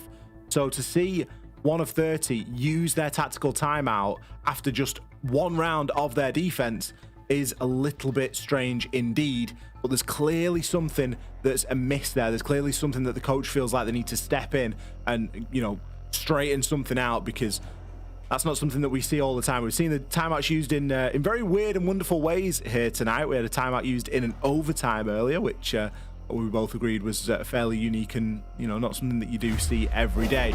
But for SR, well and truly in the driver's seat at the moment. 5 rounds to 2. And it almost starts to look like it could be a bit of a formality. 1 of 30 came out of the gate absolutely sprinting and did some great work. The first 2 rounds were beautiful siege, but since then, nothing really has been going their way, and they've failed to replicate that same magic. Yeah, they were definitely, I don't think we're at formality territory yet. I mean, that round still was close. You know, 2 people down at the end, and it was a big 3K from Ambi to get them over the line. But yeah, we're not a ways off. We're not too far away from reaching that point. And especially given that this is 1 of 30's map pick, need to see them lock in after this tactical timeout. Likely a must-win round right here. Not only to just secure our confidence, but I think to get 1 of 30 well and truly back into it. Contrast with Shopify Rebellion, who went 2nd floor to 1st floor. It's the standard rotation people usually think of for 1 of 30. Top floor all the way down to the basement. Bringing a castle to play a little bit of an extension around this middle floor. Likely first minute will be Shopify Rebellion spending time figuring out exactly what the dimensions, what the texture of it is, what the extremity is, and what might be hidden at the core. Taking down the castle barricades early, but I think that'll give Canadian a pretty good idea at, even if he doesn't know all the details, pretty good idea at what the general broad strokes of this defensive setup is going to be. Yeah, it isn't going to take them long to get a bit of a read to this, is it? A little bit of roam capability, a little bit of disruption, but ultimately it's all going to be about that information game. Spoit, Deimos, Ambi, Snake, Surf, Dokkaebi. My area's clear. I mean, if there is ever a honking lineup, it's that one. It really is. I mean, it's no surprise they've already got the opening pick. And Ambi's walking down EXO. Even Canadians getting involved to kill there onto Packer. Mike W with a little bit of a response. Ambi just thinking twice. destroys the barbed wire, but isn't committing fully to the walk down Exo. There is Silo out there on the roam, very much unaccounted for right now. If he finds some good positioning, could be in with a chance. It's a big problem though. He's available to be tracked on the death mark, so if Spoit has a sniff that Alibi is off-site, and there it is, I mean, where else is Alibi going to be? He's likely going to be a dead man walking. At least his location now is known. Ooh. You can also see SR realizing they know Mike W's up top because of his earlier kill. Now that they've confirmed Alibi's position, Ambi walking down in through Exo with the diffuser. They know that this is a 1v4 on site, and 1 of 30 are none the wiser to this information. Ambi, the smokes completely missed him. Oh, caught on the corner. Unfortunate for Bino. Canadian's just basically giving himself up to Silo as consolation at that point.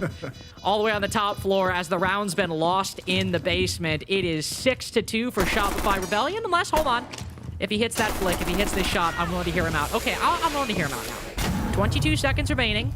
Sprinting downstairs, minimal information, and there is like an entire ocean between these two Shopify Rebellion attackers. Seems unlikely he'll win this one. 6-2. Yes, confirmed.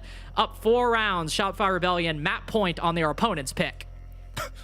Imagine the confidence that Canadian's got knowing the team that he's got alongside him, the team that he brushes shoulders with, and he can die out there on the roam and just be like, yeah, well played, dog, you got your one, you know? And yeah, okay, Ambi falls on Exo stairs, but then still you've got to get through Spoit. Still you've got to get through Rexon. It is just an insurmountable task. And right now, it feels as though SR, unfortunately, for 1 of 30, are playing with their food. If we weren't in formality territory yet, we're kind of there now. I mean, just sort of ratting around upstairs while the whole site is in the attacker control. The diffuser's planted and we've still got off-site players.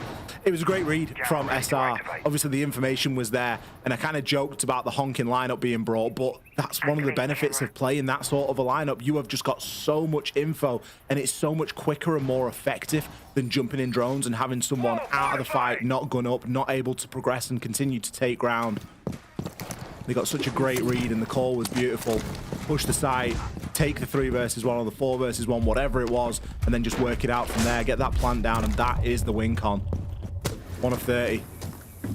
The writing was obviously on the wall for them. They knew what was coming. They'd used that timeout to try and steady the ship, and it hasn't worked. Map point at the moment for SR, and I don't see any signs of them letting it slip.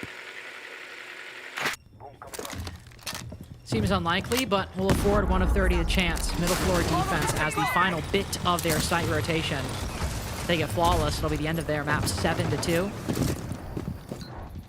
Another castle barricade setup. Boogie drones and Rotera drones being put to use to break through these exterior points. 1 player spotted on the site. That's not going to be all that surprising.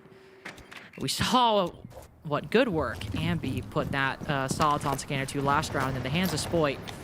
I mean, Ambi's good. I don't know which one's scarier, but definitely a threat you don't have to worry about in tandem with the Dokkaebi calls as well. Could have been the end of him right there if that C4 landed, but not today as the defender starts creeping up to the window. Oh my god, slap down. We got 4 people on this Spoit problem, I want to point out, and Surf going for the next, punishing the overcommitment by 1 of 30, though finds himself trapped in the corner. Valkyrie might swing around the corner, yes indeed. Tries to swing on Packer in turn, but Volspor with a double ties things up for 1 of 30.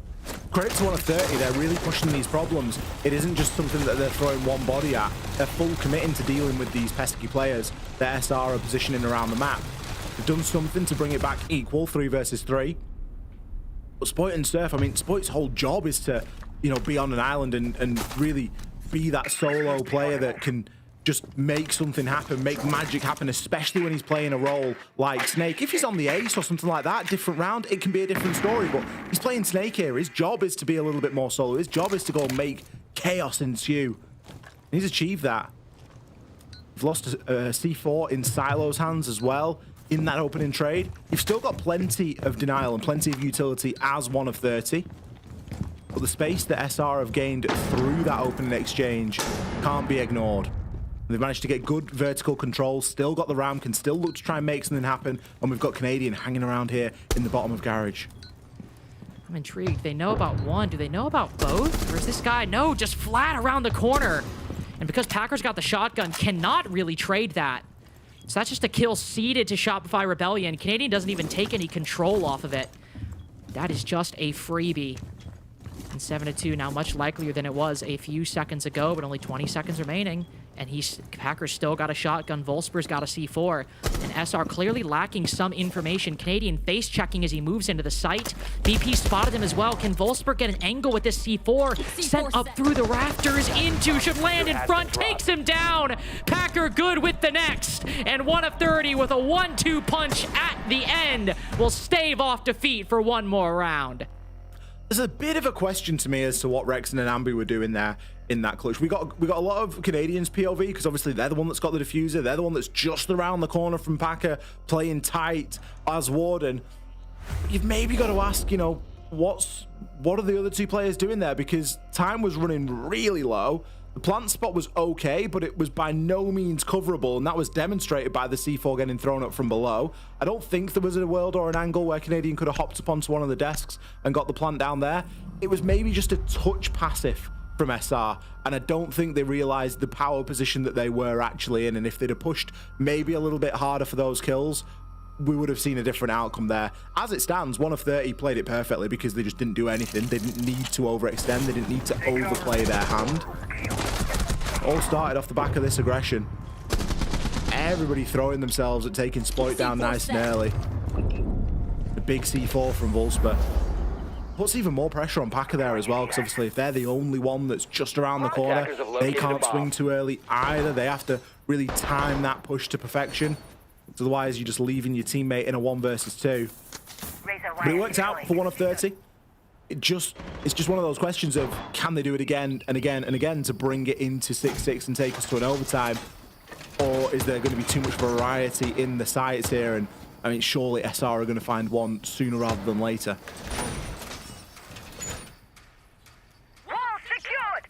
You gotta think so. I mean, 4 chances out of it with, you know, that round just being what broke a 6-round winning streak for the Rebellion on Nighthaven.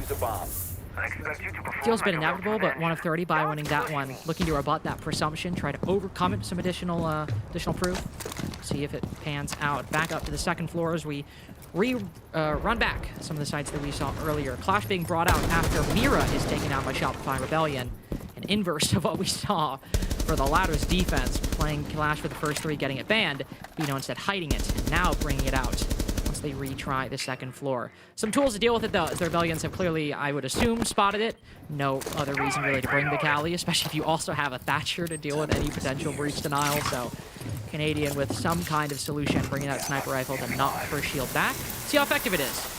The kind of thing where you're like, oh, I have a direct counter. Ooh, actually, Bino walking right in front of that breach only takes a little bit of damage, but he's now aware that Canadian is not playing around with this Clash. Oh, I mean, if there's one person that's going to know the weakness of a Clash, it's Canadian, right? And he knows just how capable his team are as well. It's like there is a little bit of a worry that the wall is getting tricked there instead of just going to try and... Oh, it did open. It just didn't open the soft. Okay, so ingenuity is the name of the game here, and SR are just dealing with that in their stride. I don't think they even blinked there, really, and just like, yep, okay, the wall didn't open entirely. We'll just get rid of the soft wall. Fantastic stuff. Spoit, in his prime position, loves a little walk up these catwalk stairs, and typically needs a bit of support coming in from catwalk door as well. That historically has been Rexon. Rexon with the lion scan and likely turning his attention that way as well. This time dealt with. Wolfsburg had a brilliant read, and Spoit was kind of nowhere to be seen. Just taking brilliant initiative, swing ahead of the flash right there. Always catches people off guard. Just a really smart move. And now when he dips back into the side, as you said, Spoit not able to pick up not only a kill, but any kind of damage on that Azami. I mean, what do the Rebellion have to kind of break through this? They have the Selma charges on the garage wall. That'll give them not only a direct way to enter, but also an angle from which Spoit can take a fight against some of those players on the inside, but Clash is kind of nestled in the heart of this. I don't know if you're going to be able to find anything with the Cali. Ambi flanking on the backside, catches one on Aqua, catches another down below. Him and Canadian both good for it. That might just be what they needed. One dealt with up top, one on bottom. Spoit finally getting one in garage too. It seemed like 1 of 30 might have the upper hand, and Shopify Rebellion slapping them down in garage. Even the Clash not long for this world. opening death into a full-blown victory, 7-3 on their opponent's pick. SR there showing that they are really coming out to play. 1 of 30. There was a brief glimmer of hope, but it was all but snubbed out there on Nighthaven Labs. SR, they have got one thing on their mind and one thing only, and that is qualification to the Salt Lake City Major. We'll be back right after this.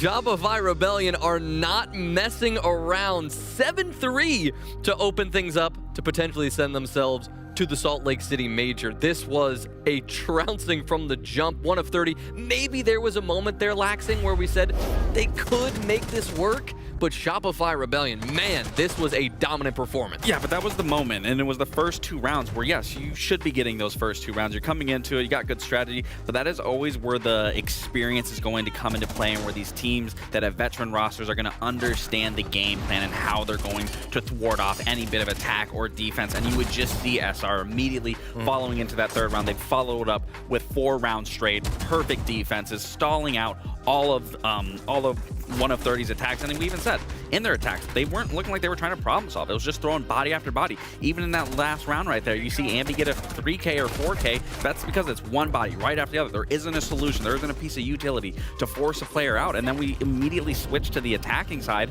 and we see the exact same setup that they had versus SSG on the side of 1 of 30, and you see the Shopify Rebellion completely dismantle it, putting some player in garage, taking the bait. Rexon peeks through the doorway, gets 2 kills onto Raptors. I mean, you have to be able to identify that you need to switch things at any given notice.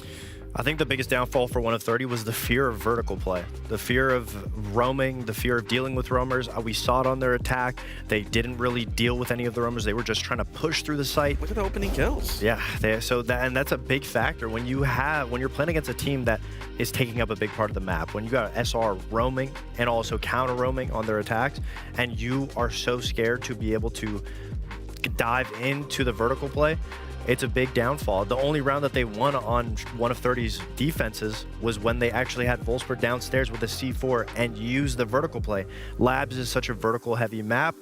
1 of 30 did not abuse it enough, use it at all, and I think that's what it was just not the 1 of 30 that we expected to see. Not the one that we saw yesterday. Not at all. And I think maps have a big impact on it too. I just don't think 1 of 30 is comfortable on these big maps. They need a lot of micromanaging from Packer to be able to compete against an adaptive heavy team like SR. I don't know if Lair is going to have really any much of a different outcome either. Lax, you highlighted the multi-kill potential of the Shopify Rebellion roster coming in.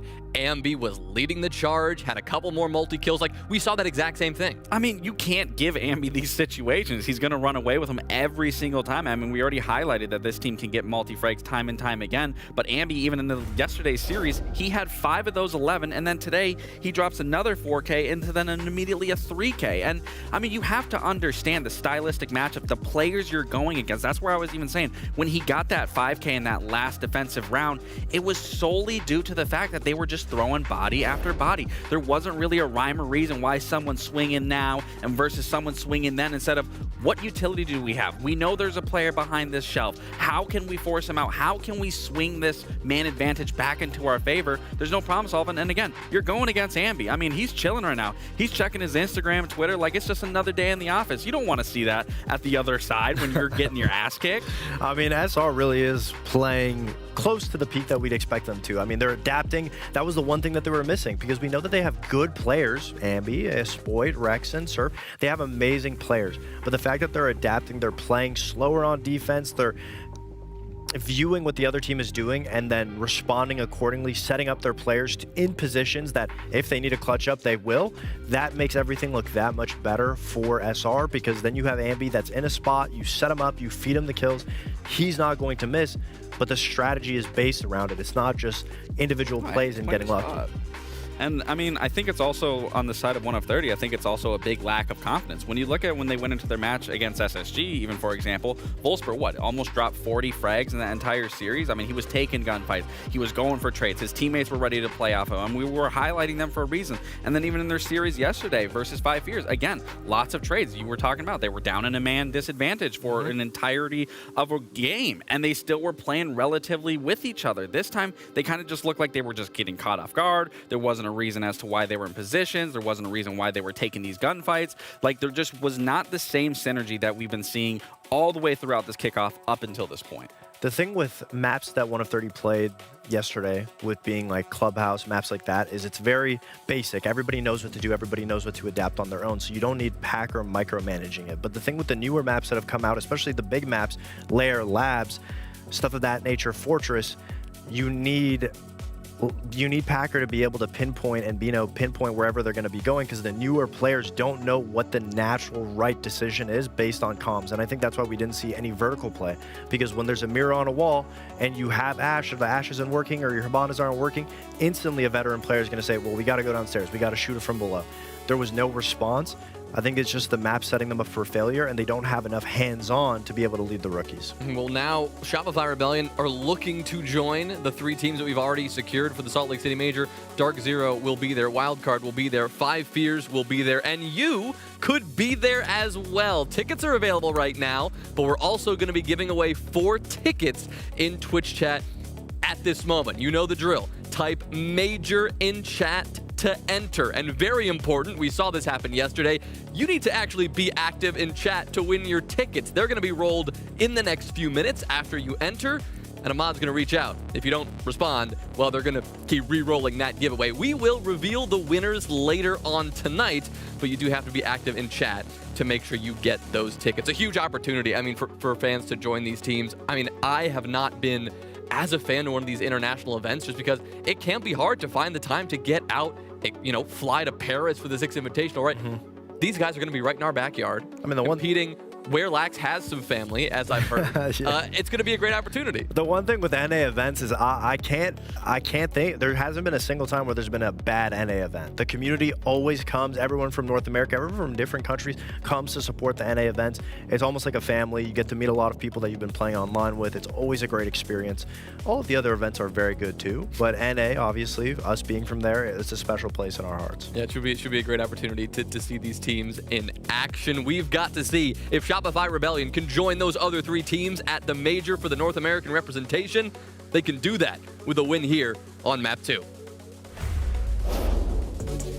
Could be the last map we have, at least for you and I, Ollie, in the NAL. Got a whole other series after this, and a potential 2 maps left in this series. But after a dominant win by Shopify Rebellion on Nighthaven, now we're going to Lair, a map that, Ollie, out of all the 9, when you think of the Rebellion, this has got to be number 1. They were early adopters, and they are pretty good at it. They've played it a good portion. It is their 4th preference map. Obviously, we've not got much recent data on it, but if we cast our minds back a little bit further, we can think back to, back in sort of stage 2 last year, where this was a firm favorite, and you don't have to go too far to know that it is their first preference map. Banned against them 13 times. I think that just speaks to how, how much of a formidable force they really were on this map, or are on this map. It's just not one that we've seen them play recently inside of Kickoff. But as we all know, Kickoff is a fairly small sample size, but isn't all to be trusted. 1 of 30 on the flip side.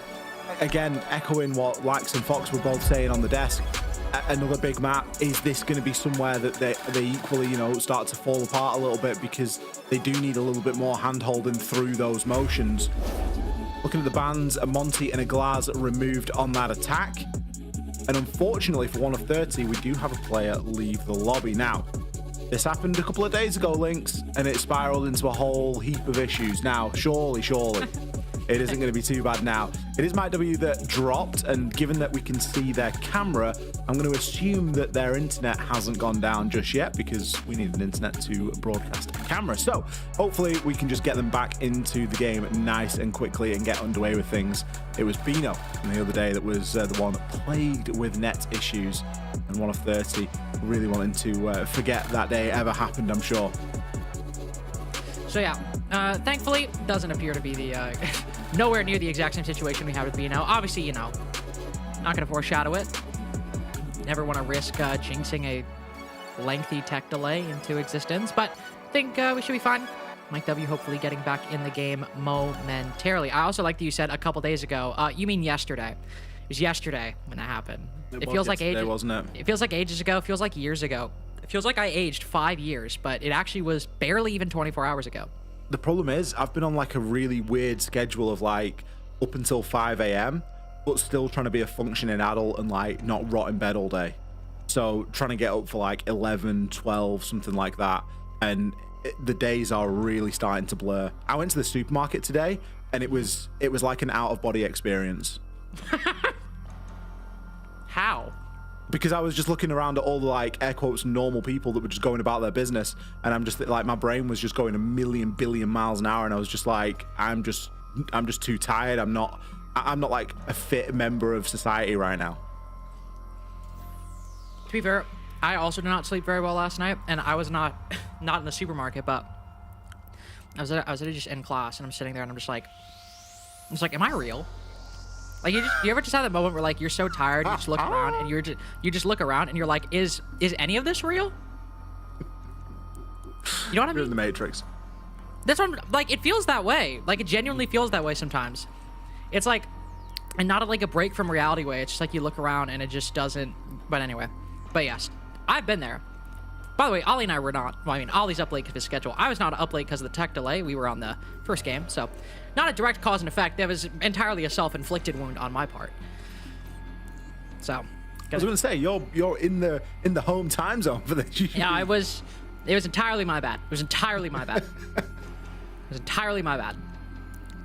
So, just to be clear, don't want to put that on anybody except myself. I'm an adult. We take responsibility. We take responsibility for our behaviors. Take responsibility for our actions. Just like I hope Mike W is taking responsibility and getting back in the lobby because I want to see what's going on. I'm very excited to see what happens on map 2.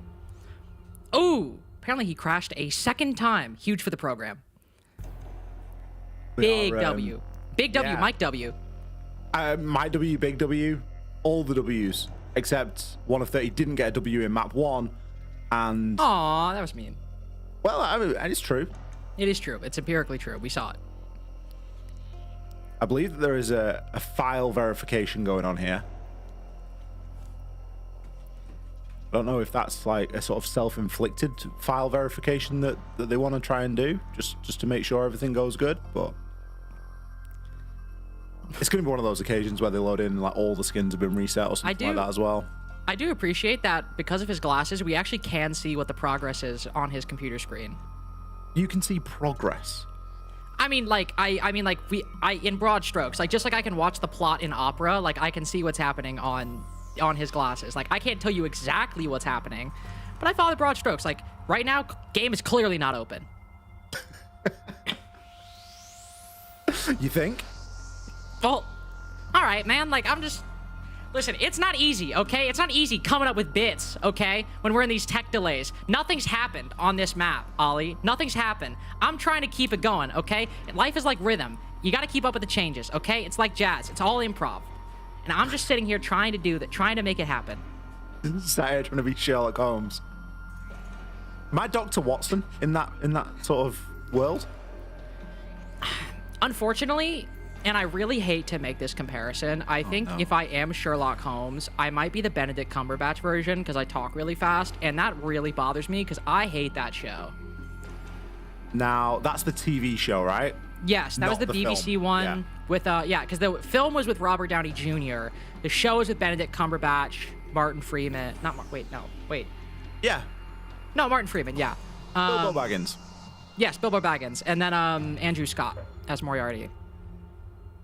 Yeah, I'm really mixed on Andrew Scott, I'll be honest. Really? Because I quite like his filmography of late. I'm very mixed. I think they play a great baddie. I will give you that. Good villain. You actually and for anyone that's like thinking baddie is in what? No, baddie is in like bad guy in a film. You know, I realized when I said that, I'm like, we're probably talking to an audience where baddie means something different. Well, actually, I'm curious. So when you say baddie in a film, like, what are you referring to? What's he played a villain in? Well, he was the villain in Sherlock. Oh, sorry. I thought you were referring to like an additional example on top of that because he's good in that show. But I'm pretty sure that there've been something else that was where they played a bad guy. They usually always play like a bad boy, bad guy sort of vibe, don't they? I was, oh my God, literally in my ears. I was about to say it. All of Us Strangers, great movie. Him and Paul Mescal, fantastic film. Andrew Scott also supporting character in Blue Moon, which Ethan Hawke was nominated for best actor. Great movie, highly recommend it. He in that movie, Andrew Scott plays Roger Hammerstein. Wait, no, Will Rogers. I think it's his first name. Either way, he plays the Rogers part of Rogers and Hammerstein. He's good. He plays the kind of friend that's like, why do you keep ruining your life? Can you please just do me a solid? And you really feel for him because like you want Ethan Hawke to get his stuff together, and you just know he won't. You just know he won't. apparently, Andrew Scott played in Spectre and played a character called C.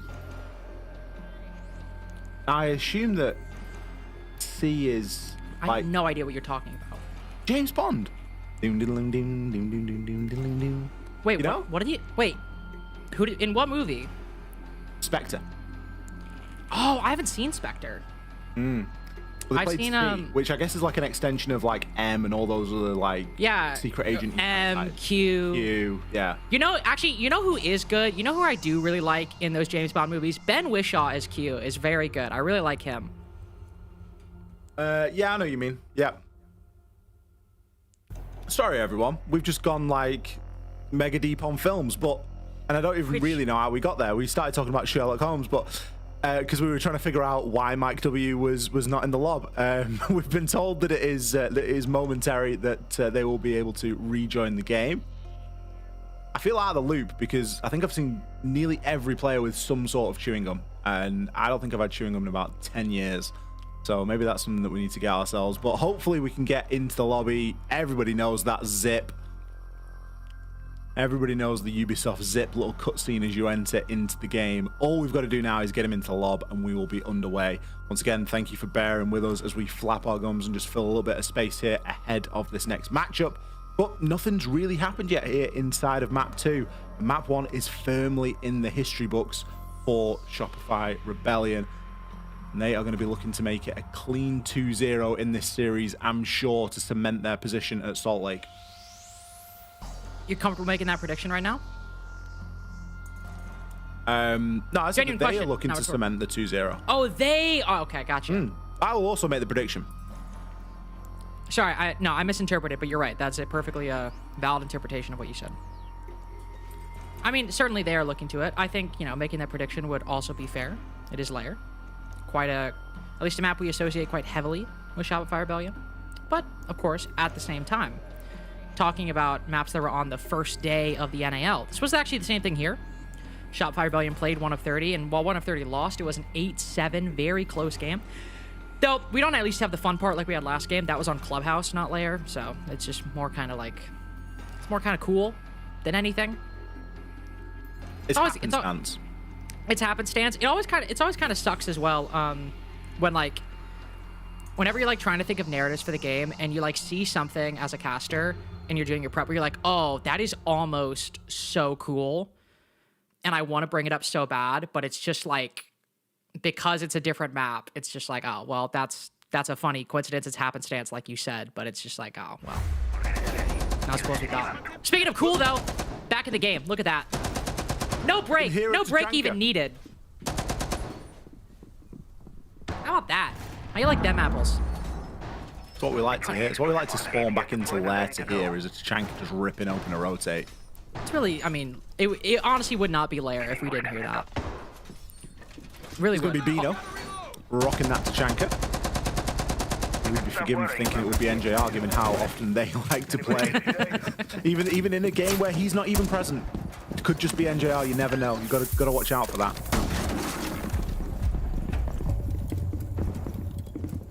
Also, I mean, I think we gotta, how do I phrase this?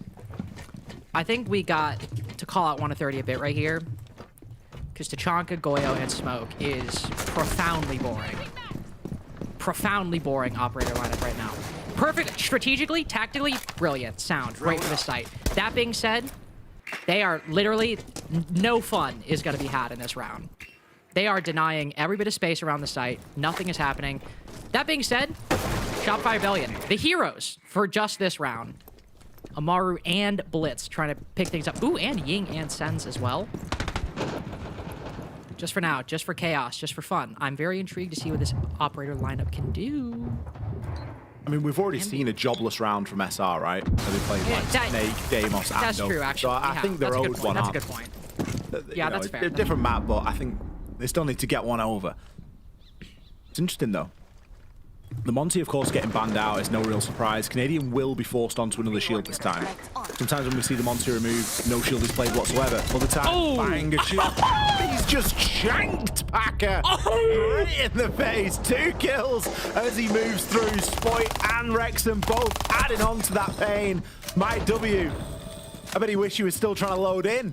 He's left in a 1 versus 4 very quickly. Does get the trade, but it matters not, as SR move very quickly through round number 1. A brilliant execute.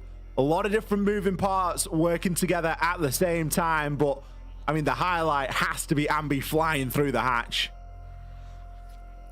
I've never really seen the Rainbow Six equivalent of just a guy getting dunked on, quite like that second guy who got killed. Like, obviously, the guy getting stabbed in the face, like, just right as Ambi goes up the hatch, is, like, 1, funny, 2, crazy. But here, hold on. So, like, you have this. That's crazy, just bad timing. Like, right here. That is insane. And goes to our point earlier about, like, I mean, you look at this roster and, like, even on with Spoit on it, if you're thinking who might be the scariest player, at times, it is unequivocally Ambi. Oh, without a doubt. I think, for me, yeah, Ambi is the scariest player on the... But it's because of the role that they play, right? They get given so much more space than I think Spoit gets. Often Spoit will find himself on more of a flex role, whereas Ambi typically finds himself more out-and-out frag-orientated. So... Whereas you sometimes see Spoit on the ace, and sometimes see him picking up these, you know, sort of more supportive roles, but still in a fragging capacity. Ambi is just often out and out that dog off a leash sort of vibe, and he can be let to just do things like that to Amaru up a hatch. This time we're playing the Ram, so he will be a little bit more confined and have a bit more of a job to do. But once those boogie drones are thrown, all bets are off. Yeah, another operator as well that you talked about, like kind of in the area of like your hard breachers, but specifically Ace, your Ram. Operators that you're usually going to either use your utility towards the beginning or do it all in kind of one fell swoop. So that way after you have a clear time to just be a gun. Just be somebody that can see if there's any gaps, play off the information you gather, be at the direction of your IGL. Spoit can be in a similar position as you said with Ace, but oftentimes Ambi is given that leash in, especially with the added benefit of the boogie drones, being able to break down those barricades. Can find a bit of initiative if possible. Boogie drone will not only open up some vertical, but cover the sound as Ambi walks down those stairs, as he's looking to get a line on both this Goyo and the Clash. While Packer might pick up one, Rebellion have the better positioning right now, as the Clash loses a lot of HP to the fire, Volsper down to the process, and I think the Clash is still kind of pinched in that area. Not entirely sure. No, Bino has been able to back up. It's a full 4v4, but with Bino and Packer on low HP, the Rebellion are feeling very good about this first minute and a half. Loading new mag. Well, pocket reinforcement for Packer just to try and give himself a bit of surety inside a missile. Lack of hard breach, or at least only 2 Selmas. It could be a bit of a problem there for SR. Silo, quite a deep roam as well here. Likely finds a freebie. Surf, entirely unaware of his position. And of course, the benefit of the Scopos here is that Silo can just make that rotation back to site, swapping between those shields. For now, an advantage here for SR, sorry, for 1 of 30 as SR do try and push through, but Mike W, look at his position here, really tucked in. Isn't going to miss that shot onto Canadian or the second. Oh, say again, Ambi. He's going to manage to find the head, half HP, but still gets the job done. A lot more work to do. Not the 4v4 we had at the beginning. Bino and Packer have been on low HP for a while, but they are still alive. They have weathered the storm. Tyler can also swap positions if possible. Ambi with it the next, though. That man just hunted down the Scopos, running up the staircase, finding him and falling back. But how are they going to deal with Bino? Got the flashbangs, but nothing to knock back that shield.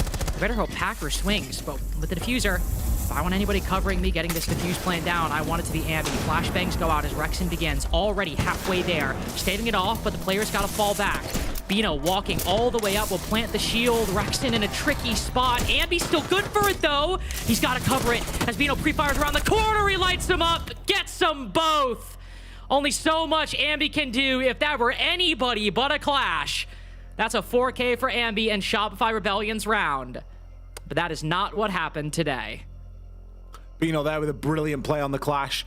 again, you can't overplay your hand there when you're in that position. You don't want to plant the shield too early. You don't want to give any space. You've got to keep things tight. He had a great position on Rexon and was able to just continue to harass him. Silo, for me, a little bit of an unsung hero in that round. Obviously, he gets that kill out there on the roam. He gets back to site, still able to impact things. And it was the one-man show of Ambi really just trying his best to do everything, but couldn't find that final kill. Real unfortunate stuff there. Rexon not really left with many options. We're deep into red time at that point. 130 are able to get one on the board themselves. Switching over now into the mid floor. They're going to be defending downstairs inside of bunks. No shield, at least for the meantime, on that attacker side, and the clash has been put to bed for round number 3 as well. And possibility might be put to bed for the rest of this half, depending on what the Rebellion decide to ban after round 3. We'll see. A zombie would also be a good ban. Brought a lot on R6 room, of course, and also clearly a facet of 1 of 30's defense right here. So actually, I don't think, in hindsight, I don't think they actually brought the zombie on top floor because you had so much investment in the fire for Tachanka and Goyo, and then the smoke as well. So I don't think there was actually real estate space for it. Mike W on the Solus, though. Common pick for this site. Allows you to play the vertical.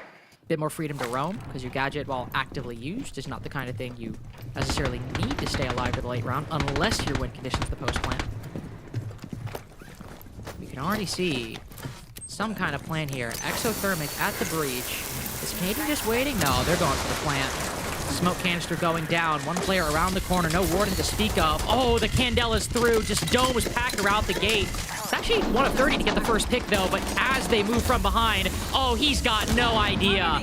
We've seen, I think, the Rebellion basically run something like this strat quite a few times before. You throw the Candelas up top to facilitate a plant below, and at least the last time I saw it, it worked out wonderfully, and it seems it'll result in a round win here. Only a 4v4, but Ambi's got that Soliton scanner to get any late information. You've got, of course, the 3 guns alive as well, beyond Canadian on that blitz.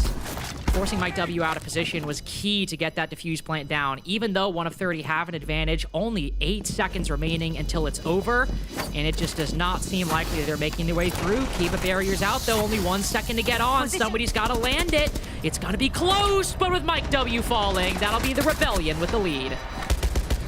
Ambi gets downed and finished off, but it is only a blemish on the KD.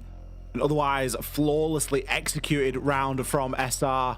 Again, as you mentioned, Lynx, it's a tale as old as time, isn't it, that bomb site? Do you go direct? Do you push the top floor? Or do you go for a little bit of a hybrid like the Rebellion do, where they flood the top floor with utility? Solus or not, that plant went down. Mike W on the Solus, unable to get into the scanner, unable to really see to be able to operate and do anything. The pressure upstairs, just sufficient enough to keep them off the boil. And it's forced out the Ying ban there from 1 of 30 as well. There's a couple of things that you could choose to remove there. I mean, you maybe could have even chosen the blitz, but the Ying just being such a deadly force for multiple bomb sites here. It's always going to be a problem. Spoit holding from the outside. It's, again, a good example of one of those rounds where Spoit finds himself in much more of a flexible support role, where he's on the thermite and he's outside holding the post plant there. But who else would you want on that gun to hit that shot? It's a critical shot to hit, right? You need one of your best on it, so they're going to be picking up that job every single day of the week. Back to the top floor we go then. Rebellion successful in that mid floor, and 1 of 30 not wanting to reattempt that. They need a little bit of time to mull it over before they're going to go back downstairs into that mid floor. With the Ying gone, that is like literally like the tool that makes the Shopify Rebellion bunks briefing attack work. So there will have to be, you know, a bit more thought put into it. I'm sure the Rebellion's anticipated, but it is an impactful ban for that site in particular, against this team in particular. For our 6 room, though, I mean, the Candelas were nice. They were important, but Ambi Amaruing up a hatch kind of had a lot to do with the success the Rebellion had in that round as well. He'll be on the Deimos this go round, so still vertical presence, but instead of going up through the hatch, it'll be bullets. He'll try to send up through the floor to find anybody on that second. As it appears, I think all 5 defenders are on that top floor at the moment. No, never mind. Packer on Scopos is all the way in the depths, in the bowels of Lair. Can, of course, recall all the way back to site, but the advantage you get with the Scopos, you see if anybody spots him. And see how well the Rebellion's intel gathering game actually is. Death mark on the the way. Goyo, the first marked by the death mark tracker. He's on site. We're not too concerned about that. See what's in store for Packer as he creeps his way further. I'm going to be prowling here at the bottom of Rocket Door. He's got a full wealth of defenders to track on that death mark and likely will want to get himself in below. We'll need to do a little bit of drone work and, again, perform one of those self-sufficient roles that he can do. Thrown himself in, although he gets to the top of rocket stairs and it looks like he's just going to go straight in. I thought he would play the vert from below, but kind of fancying himself challenging onto the bomb site right now. Mike W takes a lick of damage there. Ambi does get away unscathed. Can just further set up here. The Scopos that is going to be the first target. With Surf on Snake just outside the display window hopping. Ambi's getting tons of value here, just clearing out bits and bobs of site utility. Yeah, put pressure on top rockets, gonna keep the defense at bay. He spotted Packers offside as well, so they know it's a 5v4 on the actual site. Nate unfortunately gets zapped by an ADS, but they know they have a numbers advantage, so you can see the gears turning. Where can they place this utility to maximize the impact? Firing a shot of annoyance at the BP. The Bs go out. They will also clear the position behind the desk. Dude, Ambi's doing literally the most right now for the utility clear on site. That's actually crazy. Going down below as well. Oh, what an angle! Through the floor. Ambi might fight back. That is a brilliant play by Packer. A good 1-for-1. But Volsper down as well. Odds gonna fall onto not only Bino with only one smoke canister remaining, but even Mike W with that shotgun, maybe to control the avenue around bathroom. Rebellion will pause very briefly as Canadian puts this diffuser down. Ambi quite a ways out of position. Maybe going for a backstab with 30 seconds remaining. They've got the time to make this work, and with the offside presence dealt with, he can get his way into position. Don't have a lot of time, but maybe just enough to add another angle to distract the defense as the Jaeger pushes deep, catches one player prone, but not enough to stop that diffuse plant. Canadian sends us into the post. Mike W taking the 1v1 in garage, aiming at the right head level, but doesn't commit to the fight. Instead takes the next, and it's Spoit not long for this world. Him and Bino now tag up for the duel around operations. But Bino takes the 1v1 early, and Canadian gets the better of him. IGL on IGL violence on R6 room. Well, actually, no, that's not Bino's role, but you get what I'm saying. Mike W, now also dead. Rebellion continuing their lead, now up to 2 rounds wide. I'm absolutely shocked how much space Ambi was given in that round. Was able to walk straight up Rocket. No barbed wire, no Banshee, no Thor, no Ella, nothing to stop him from just walking right up. Okay, great, you've got a couple of Vulcan packs played at the top, and they just allowed to walk up and shoot him in the first, what, 20, 30, 40 seconds of the round? Not only that, was able then to rotate from top mez and go all the way around to the other side to then start to perform a little bit of a backstab. He can then, you know, flex that Deimos scanner. There's so many different avenues that they were able to take there just because of how much space they were given. 1 of 30 are really surrendering quite a lot of map control here. Especially if you think back to, think back to the lair that we just played a couple of hours ago, Lynx, where we had DZ and SSG, and think to all the success that someone like Aiden had downstairs with C-Force from below. It can be a really powerful position to play, and it's just somewhere that 1 of 30 are entirely avoiding and just giving it up for free. It's the same as when you try and hold the top floor when you're defending a site below. You need to hold it because you need to hold the vert. It's a similar thought process. You don't always invest so much into it, but you want a little bit. We had Packer doing a little bit, but again, instantly traded. The reaction is just so snappy from SR. And it's a problem that the desk was kind of talking about for 1 of 30 between Nighthaven and now, is that just this unwillingness to play the vertical. And you get part of it. Like, let's acknowledge Packer got a really good kill through, I think, like 2 different floors onto Rexon. But again, that was a very individual play that for most of the round, he was just kind of vibing in basement. He wasn't the active obstacle, like to your point, that Aiden was for SSG. So there's a greater reluctance to really incorporate it as like a coherent core part of their defensive strategy, and we saw the dividends it paid for SSG, and the fact that it's not here, you kind of start getting worried. You look to what they might do in a round like this as we go to basement. I mean, no Azami, despite the fact that she's available. No Mira to defend that top floor, or to defend that middle floor. It's not necessary. It's not a requirement. But again, there's a very clear reluctance for 1 of 30 to really venture beyond this bottom floor, and they won this site playing that strategy, so I won't blame them too much, but it's still part of an overall. Differential breaching activated. Oh, that's a bummer. That's one way of putting it. Spoit taken out very early here. Seeing the value out of the Dokkaebi inside around number 5, that's for sure. Surf on the Nook as well, so clearly looking for a little bit of walking potential. There's quite a lot to counter that. Those Razor Blooms are something that I'd be looking toward and thinking, ooh, don't want to be walking into any of those. All clear nearby. Bit of barbed wire placed out as well. Ambi just trying to get a bit of a read on Soliton, on the Soliton scanner. No mute jammers for players to hide in this time either. So that information is going to be accurate. SR really aren't choosing to commit just yet. Feels like they're just trying to play for a pick and try and get something back. Not a bad call, especially with one defender still around the middle floor. Ambi probably the best player, not only in terms of gun skill, but in terms of utility as well to find that. Packer probably can't play this trade super effectively.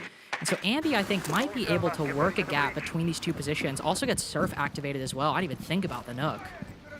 And so I think it's a wise moment for Silo to back up then. Catches somebody on the cross, though, and that makes it risky to actually commit to the rotation towards Packer. So instead, he'll go upstairs. We got a whole side quest forming, and over half the round's gone.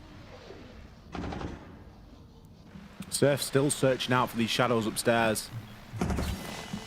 One thing that you can always be assured of when time is running, Echoes usually get quite happy.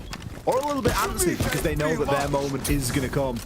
We're likely going to see those Yokai drones define the round in some way. To see the EMPs being used just to try and disable any gadgets as we try to push through, but Rexon isn't going to be able to do it. IW for 2, but Surf has exploded into the bomb site. But him and Ambi have got a lot of work to do.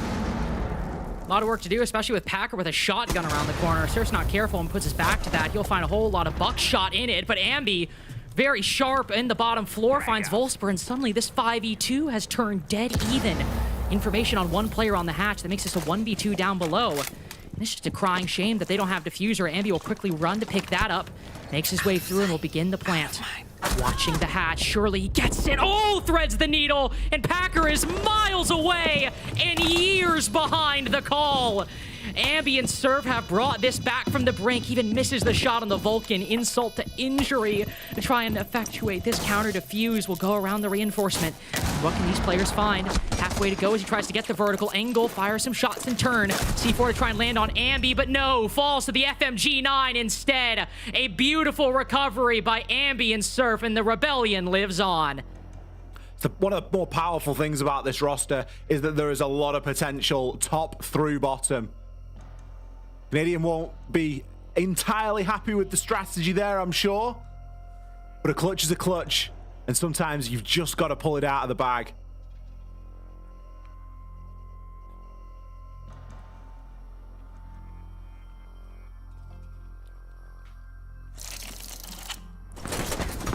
Run it back.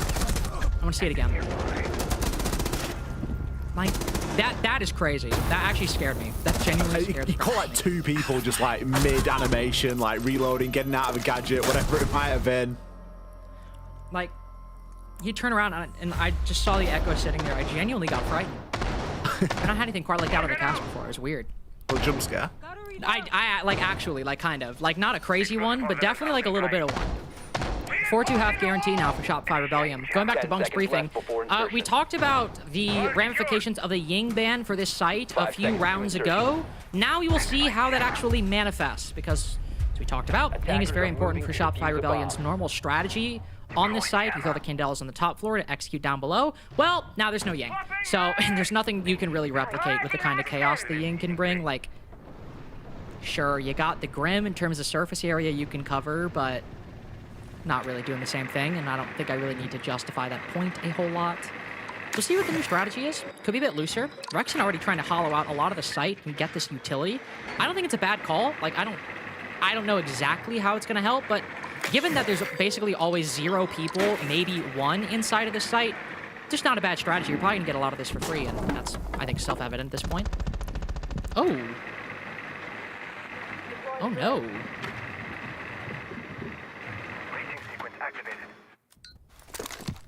Not ideal, but we move. Rexon, it's an incredible amount of value on those boogie drones, but it would be a shame to spend all round in the drone and then not know that Packet is just the other side of Rocket Door. And I don't think he's got a single clue. There's Mike W to pick up the opening kill. Playing in a nice conjoined way, but Canadian will be there for the trade. It isn't going to be long-lived, though, as an advantage is snatched right back here by 1 of 30. Nice close-up engagement from Silo. And that little super shorty to great work. We were worried about the lack of a Ying, and we were worried about what that would mean, and it looks like it's meant shotgun for close corners here, but Packer somehow manages to lose that engagement. That's must-win from Silo, and he fluffs it. Spoit comes in with 1 onto Vulsper, and Bino's left there sitting. Hang on a minute. Guys, we're in a 4 versus 3 a minute ago. All right, you've softened 2 of them up, but you've left me a lot of work to do in 1 minute and 10. Man, you start throwing these toxic canisters every which way. Oh, direct put information on him, too. It does not get much worse than that. He'll drop down to try to stave off this plant. But even some vertical angles going against him. You do not envy Bino's position right here. He's got the right idea. Looking outside of the breach where there is a 1v1. Hello! Gets surfed, but that's all she wrote. It is 5-1 for Shopify Rebellion. And we're winning rounds like rounds 5 and 6. 1 of 30 do not look long for this world. Big round recovery there from SR. Let's see what our desk has to say about the first 6. Thanks, X. We've got a lot to talk about, so we're going to dive right into it. Laxing, round number 2. What stood out to you? I mean, they're comfortable on this map, clear on their attack. This is not the first time that we've seen Ambi come up that exact hatch in our 6 room and absolutely annihilate and take away the round. I mean, it was unbelievable to just see that display from this team. But again, on their attacks, they're so precise and structured of how they're going for the execute. I mean, it was really well thought out through and through each and every single one of these attacking rounds that we're going to see. I mean, this was a great play from Bino to be able to clutch that round, but then we pivot into the next round immediately. They understand they don't have to go for the vertical pressure here. They can just go in, use this blitz, take control, smoke it off, so keep throwing candelas in, blinding the players up top, and inevitably just play this post plant so well. And again, it just illustrates how well they are on their attacks and these setups if they're able to go for these executes. I mean, if there's a team that you want to be focused on the execute with, it's going to be SR. Canadian, when he is IGLing, when he's making adaptive calls on how to get the diffuser down, where to position his team,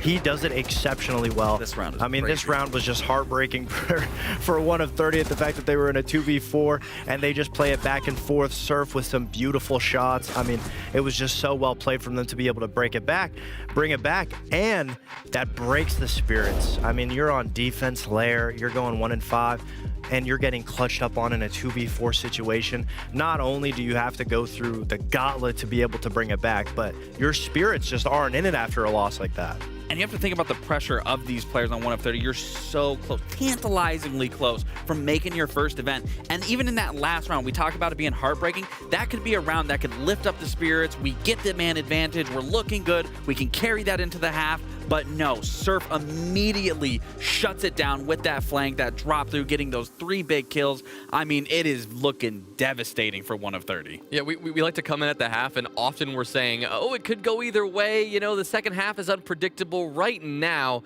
unless anything dramatic changes. Shopify Rebellion may just, well, run away with this one. Lynx, XR Troika, back to you. I mean, if you're a 1 of 30 fan and you're hoping that like Ollie and I are gonna come on this cast and like make you start believing again, it's just not gonna happen, Ollie. I just don't think it's gonna happen. When you see rounds like that, like rounds 5 and 6 from Shopify Rebellion with what, a 2v5 into like a 3v5, the case makes itself, doesn't it? Listen, I love contradicting the desk and having a little bit of back and forth and having a different opinion as much as the next caster desk combination. However, I'm in agreement. And I think we can only judge it off the siege that we've seen. We have got to be mindful of that. You've got to give SR the credit where the credit is due. And for 1 of 30, based off what we've seen up until this point, it just doesn't look like it's their time. That doesn't mean that they're not playing great siege. They're just coming up against a better opponent here today. And that was always going to happen when you've got teams like DZ, teams like SR inside of this lower bracket. And it's what makes it even more exciting that we've sent teams like 5 Fears through to the major, because, you know, it does happen. It just can't happen for every single one of our up-and-coming teams inside of NAL. We have to, you know, there's only a limited amount of spots. It might be an NA major, but there's still only 4 spots that NA are able to take. So that's they're the kind of cards we've dealt. That's the game we are here to play. And for SR, they are going to be looking to play 2 more rounds of this game and then get out of here. Lock it down, get it done, get it dusted, and get themselves in with some nice R&R before we start off with the Salt Lake City Major. For 1 of 30, it is now time to dig deep. It is now time to show us exactly what you are worth and what you are made of. But attacks on Lair against this lineup in this economy, ooh, it ain't going to be easy. One thing that might make it a little bit easier for them is the Deimos and the snake removal. I always like to reference this when it happens, because when new operators get banned out, and Deimos and Snake, 2 very new operators, it really does open up the playing field, because you get given all of the toys that you've been playing Siege with for the last 12 months, 18 months that have usually always been banned. So you have everything available. You've got a Blitz, you've got Bees, you've got Capsai, you've got Ying, you've got all those things to play with. So yeah, they might lack a little bit in information compared to meta Siege at the moment, but they do still have a fighting chance here with the bans that have been put in front of them. Couple that with the fact they've removed both of the denial bans, they've removed both the Cade and the Bandit. Getting the walls open, it shouldn't be a big problem at all. Packer below, looking to make impact with that skeleton key, and make the site a bit more of an uncomfortable place, and maybe, just maybe, help deal with Canadian on that clash. Well, and that's exactly what I was going to say, because, you know, not to push back a little bit, because you are correct. I mean, actually, not pushing back, and anything that you said is that I disagree with. I just think if you ban the Deimos and the Snake, you know Bino's going to run the shield. It's something that 1 of 30 love to do. So if you have that controlled variable, what can you do in response? Bring the clash. And so that is also why dealing with it is so important for 1 of 30, because you know Canadian's going to bring it, but also you know it's meant to deal exactly with that blitz. And you can see a lot of investment placed on that exact thing. It's Canadian the next to fall, and that's what we needed to see. Might take a minute 50 seconds, but 1 of 30 get a man advantage. They take down the clash, and the blitz has made it through unscathed. Packers still down below to get some good work and some good vertical destruction. One of the strongest rounds and strongest beginnings we've seen of 1 of 30 in quite a long time. So now they'll continue with the breaches, try to gain some remaining information. As they send those drones in with players around the corners, Spoit starts fighting back. That's only 1. Just Wolfsburg. So they'll throw down some smokes. They'll block off those angles as the flashes go in. See the blitz make it through. Yes, we will, though. Lose some HP in the process, but still okay. It's now in here things start getting tricky. Bino's blinded in the middle of a 3-way crossfire. Silo and Packer can provide some support, but the initial entry hasn't worked. So Bino pushes deep. Silo's got 1 angle covered, and does Packer have the other? Watching all of these positions as the defense moves through. Silo, ends up falling. Packer gets the next, but around the corner, Rexon spots 1. Impact grenade goes out. It's a shoddy engagement, but Bino gets them both. Long way to go, but 4 just became 3, and 1 of 30 start off their attacks on the right foot. I'm probably sat there as SR wishing I'd banned the blitz. I'm not going to lie. That was the win con. And it's like I say, you ban new operators, you ban trendy things, you ban information, and you're always going to leave something open. And if the team that you're playing against, in this case 1 of 30, can make use of what is left open, the results are there to be taken for themselves. The blitz perfectly pushing through, really opening up that round. You've got to feel a bit sorry for Surf. I think that they got caught super unfortunate.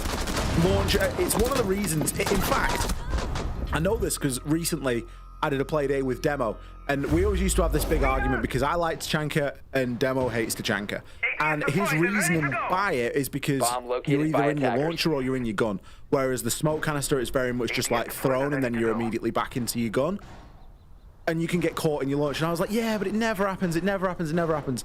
I've now seen it happen. And it is a little bit, it's just not pleasant to look at, is it? Because you know Surf, you know his caliber. He's capable of that engagement every single day of the week. But if he's caught with his launcher in his hand, there's not a lot that they're going to be able to do. Then that was a really unfortunate bit of timing that Surf experienced in the round. But 1 of 30, I mean, they made their own luck, didn't they? They pushed through really aggressively with that blitz. And Bino himself able to get a slew of kills. Yeah, 2-piece to finish things off. Him and Mike W, the only 2 players positive for 1 of 30 so far. A lot of it talked about Mike W, but also, you know, Bino with the internet issues yesterday. Still having a pretty good performance, all things considered. 1 of 30 overall, he made a good showing inside of the NA League. I mean, even starting this off, sure a loss, but a 7-8 loss to Shopify Rebellion on the first day. The rookies came to play in Stage 1, as has kind of been a running theme of NAL the past few years. You know, Beast Coast a couple years ago, Wildcard last year, though. Wildcard being the rookies, it's a bit of a stretch of the definition, but you kind of get what I'm generally getting at. For 5 years, 1 of 30. 2 teams that have both impressed quite a bit. Still down 2-5. They started things off very well without attack, and let's see how they can handle this Bunks briefing defense. Solus up top. This is a very standard setup. Got 3 defenders moving around this top floor. We're going to use the Specchio scanner to play for the retake from above. Zombie also now joining the mix as well. They're playing over by the stairs at the moment. And Silo has made his way up very deep. He's going out as well. But no defender biting as of yet. He's actually kind of warding them off, telegraphing where this Dokkaebi is pushing from. Ooh, Rexon stuck in a difficult spot. But a clean little pre-fire and quick peek will knock Volsfer out of the battle. Grim, the opening pick 2 rounds in a row. That's very important utility that 1 of 30 have just not had access to. But they're bringing a huge force to bear on this top floor. The Selma's going out. A Dokkaebi call joining to gather more information. But Shopify Rebellion getting more picks. Spoit, Surf, all getting involved. A lengthy pre-fire gets Spoit second. And Packer with smokes to aid him has 3 kills to find. Maybe a 3.0 KD at the moment. Not even really relevant to what might happen in this final minute, but just goes to show how well things are going for the Rebellion. Got a feel for Packer in this spot. He's able to pick up the diffuser, but despite how layered the defense was on this top floor and how well SR played around it, they've scattered to the wind. They are not going to give any opportunity over toward Packer of picking up 1 kill on its own. Everyone is going to be in a crossfire. Everyone's going to be tradable. And it really is just a matter of time. Packer can look to maybe try and plant on the side door, but I guess even that is ill-advised. Like ants just scurrying back from wherever they've been hiding. SR retake that top floor and have a brilliant angle directly onto the doorway. And, well, you can't really blame Packer for how that round went. A lot of it was based on how well SR chose to hold on to that top floor. They gave a lot of control away. You know, Ops Room, Rocket Stairs, none of that was really contested for any big period of time. That big kill from Rexon to open things up was obviously, you know, one of the main triggers. But there are just so many different nooks and crannies to hide in up there. You don't need to just either hold it or drop off. There is a halfway house to be found, and there are corners that you can tuck into and just come back out when needed. A brilliant layered defense there from SR, putting them on match and series point. Yeah, got a nice angle into the Salt Lake City Major. Just 1 more round, assuming no OT. 1 more round will be all that is required. And with Bunks briefing out of the way, they can now make an attempt of the basement bomb site, I believe. Yes, the basement bomb site.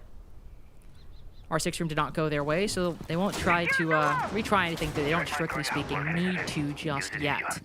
We'll go downstairs and are not making it easy for 1 of 30. Gershmots and F-Knots. They'll have to push through on top of the Clash, and then you got Vulcan packs on the site. I mean, it's a kind of a normal amount, Ollie, but even the 6 pieces of barbed wire feel a bit egregious in this lineup. Feels like a bit of overkill. I mean, even Spoit's not placed one of them down because he's like, look, where do you want me to place it, guys? Finally found a place. Finally managed to squeeze it in. It's not a bad thing, though. I mean, 1 of 30. I've spoken already. Mike W, great space taker. Brilliant at getting in, operating, finding a little bit of room. Any barbed wire is always going to be good. I think it genuinely is one of the more underrated pieces of utility, especially now that it damages players as they try and move through it. Because even sometimes, if players on super low HP and they've got no ID, you'll even sometimes see them die to barbed wire, which is always a little bit of a confusing one. It just gives you a couple of extra steps of security. Speaking of security, Canadian upstairs in the armory. Going to place that shield down and be an absolute nightmare for anyone coming through range. He's got the hatch open as well, so can drop out at a moment's notice. That's the second drone to go on by him now, and he is not for moving. doesn't really need to at this point. Not really facing any pressure. Dokkaebi called means practically nothing to him. Okay, now he needs to move. Now he definitely needs to move. 3 attackers flying in through the doorway. Nade at his feet. So, if there's ever time to retreat and not push it any farther, is that. Rexen playing over on the blue stairs. Either Vulcan Pact or a fire canister popped. Not exactly sure which one, but now the furthest extended player for Shopify Rebellion playing this staircase, not looking to regress all too far. While Silo's got an angle on the clash, the way into the site is still very much undetermined. Yeah, a lot of the sites are open. Unfortunately, SR are again able to find those hiding spots, able to evade these angles.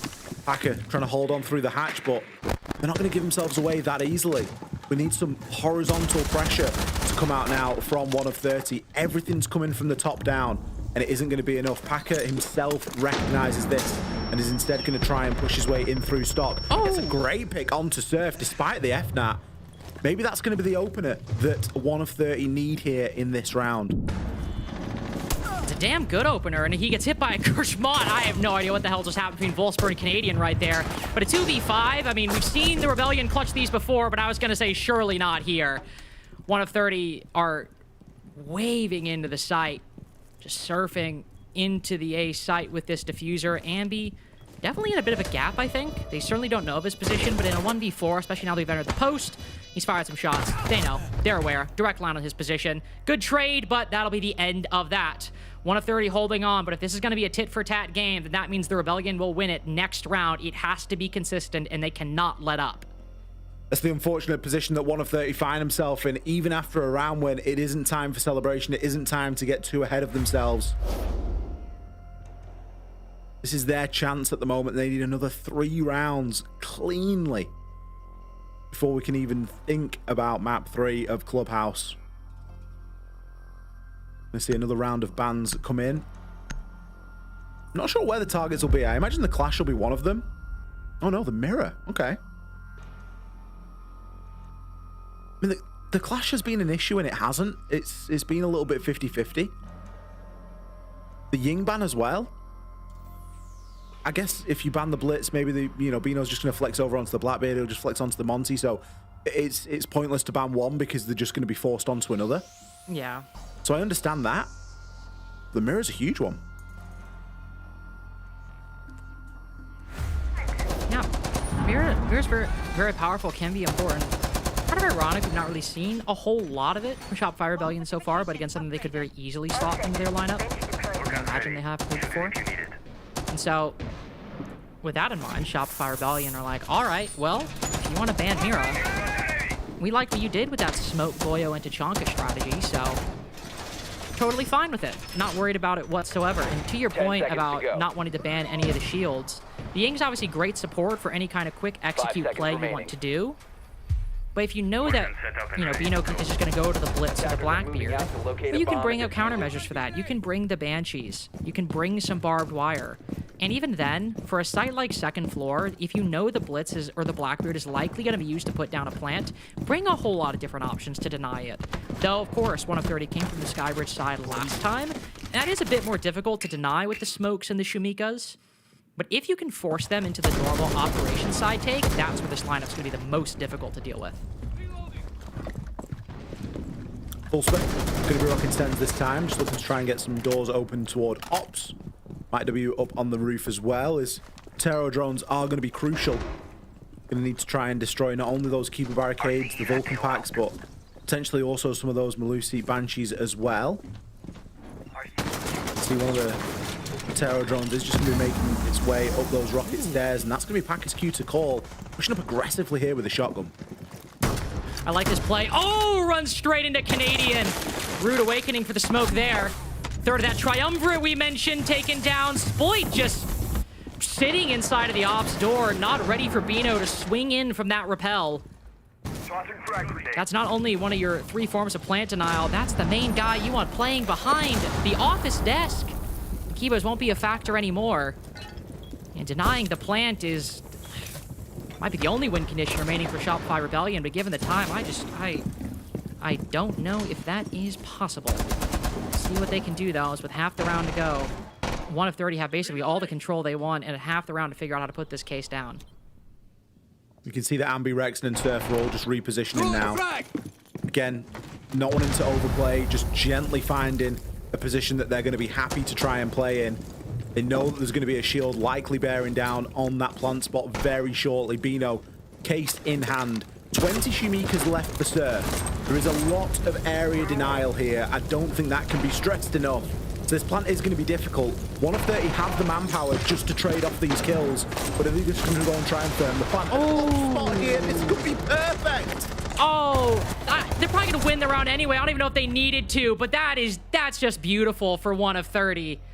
The slightest turnaround, and you know that when 1 of 30 made that call, Bino was feeling real nice as saw those Shumikas soar over top and land in default where he was not. Great play by 1 of 30. Excellent call. And while there's still 2 rounds to go, I mean, showing that kind of tenacity on the attacking side, got to give them credit for it. And again, it's a small thing. They probably would have won the round anyway, but shows they're taking account of every eventuality, and they are starting to settle into this attacking half. They've won 3 out of the 4 rounds.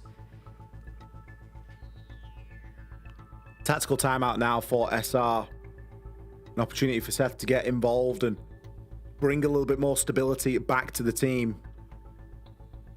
Opening picks been a bit of a problem, particularly in round number 10. Aside from that, Spoit did get the opening pick in round 9. That was also a round that was won by 1 of 30. It isn't always a guarantee. We just need a little bit more togetherness. More awareness for just a walk-in. 1 of 30, I don't know what it is about this team, but they are just great at walking in. Look at Packer here. It's 2 minutes on the clock, and he's at the top of the rocket stairs, and he has quite literally just walked in. All they've done is destroy the barbed wire with a Rotero drone, but there was no reaction to it from SR. There was no, okay, the barbed wire's gone, someone needs to watch that now. Canadian, to his credit, was making his way over there and quite possibly just got cut off. But with how quickly Packer took that space, it was always going to be a difficult engagement, especially when he's running sledge shotgun of all things. It's not what you want to turn the corner and see.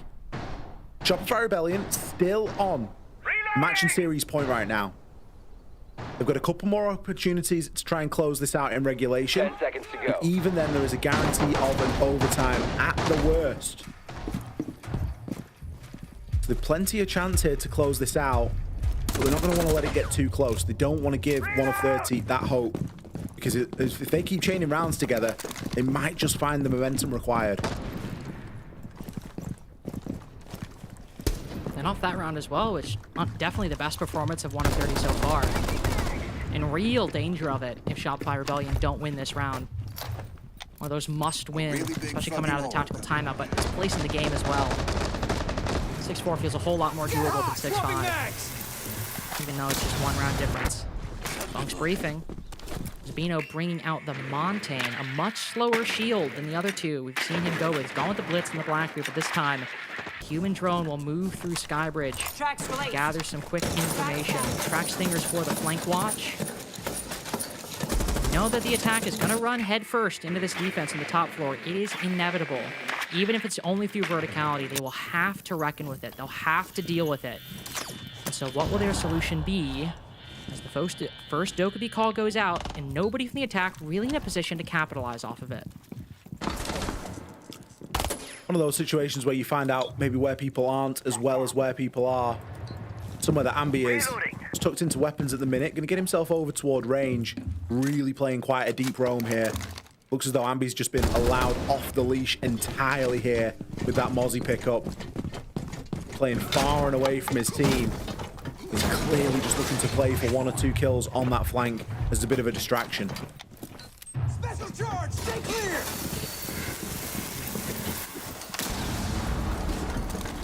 Smokes and exothermic go out.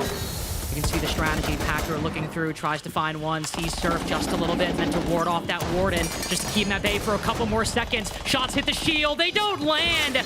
Bino takes a bit of damage, but gets out in time. A 5v5 post only favors 1 of 30 as Ambi, his flank nullified. The attack ready for it, the smoke canisters going out. Rebellion starting to lose their grip on this game as the Monty just keeping them at bay on the green stairs. Basically, nobody died in the upstairs defense. and 1 of 30 are fine with it. Canadian finally gets that trade, but with 8 seconds to go, there's not a whole lot that the Rebellion can do. Stopped by the track stingers, it looks like overtime is all but certain, as only 1 round separates either Rebellion's ticket being punched or 1 of 30 with another shot. If you're going to hold upstairs, you've got to be able to deny the plant.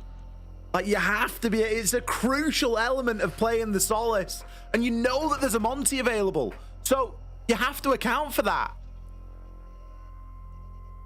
Couple of shots going in. Yeah, you're able to hit the shield, but with the SMG as a secondary, you just haven't got the bullets to really hit that full spray. Brilliant take from 1 of 30. It was so minimal.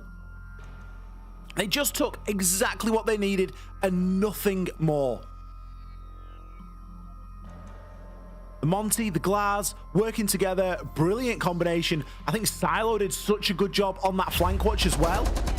Entirely nullified Ambi because, as we mentioned, Ambi was on a loose roam. His job was just to be that flank watch, and if the flank comes in there, maybe it's a bit more successful, but the flank and the diffuser going down are 2 entirely separate points, not linked in any which way, so he was always going to have a hard job even if he was able to make his way back.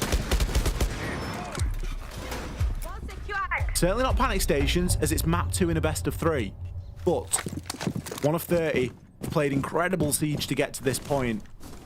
And if they are allowed to continue to just walk on in, then I fear that we will see the same result. Same result that we've seen across the past couple of rounds.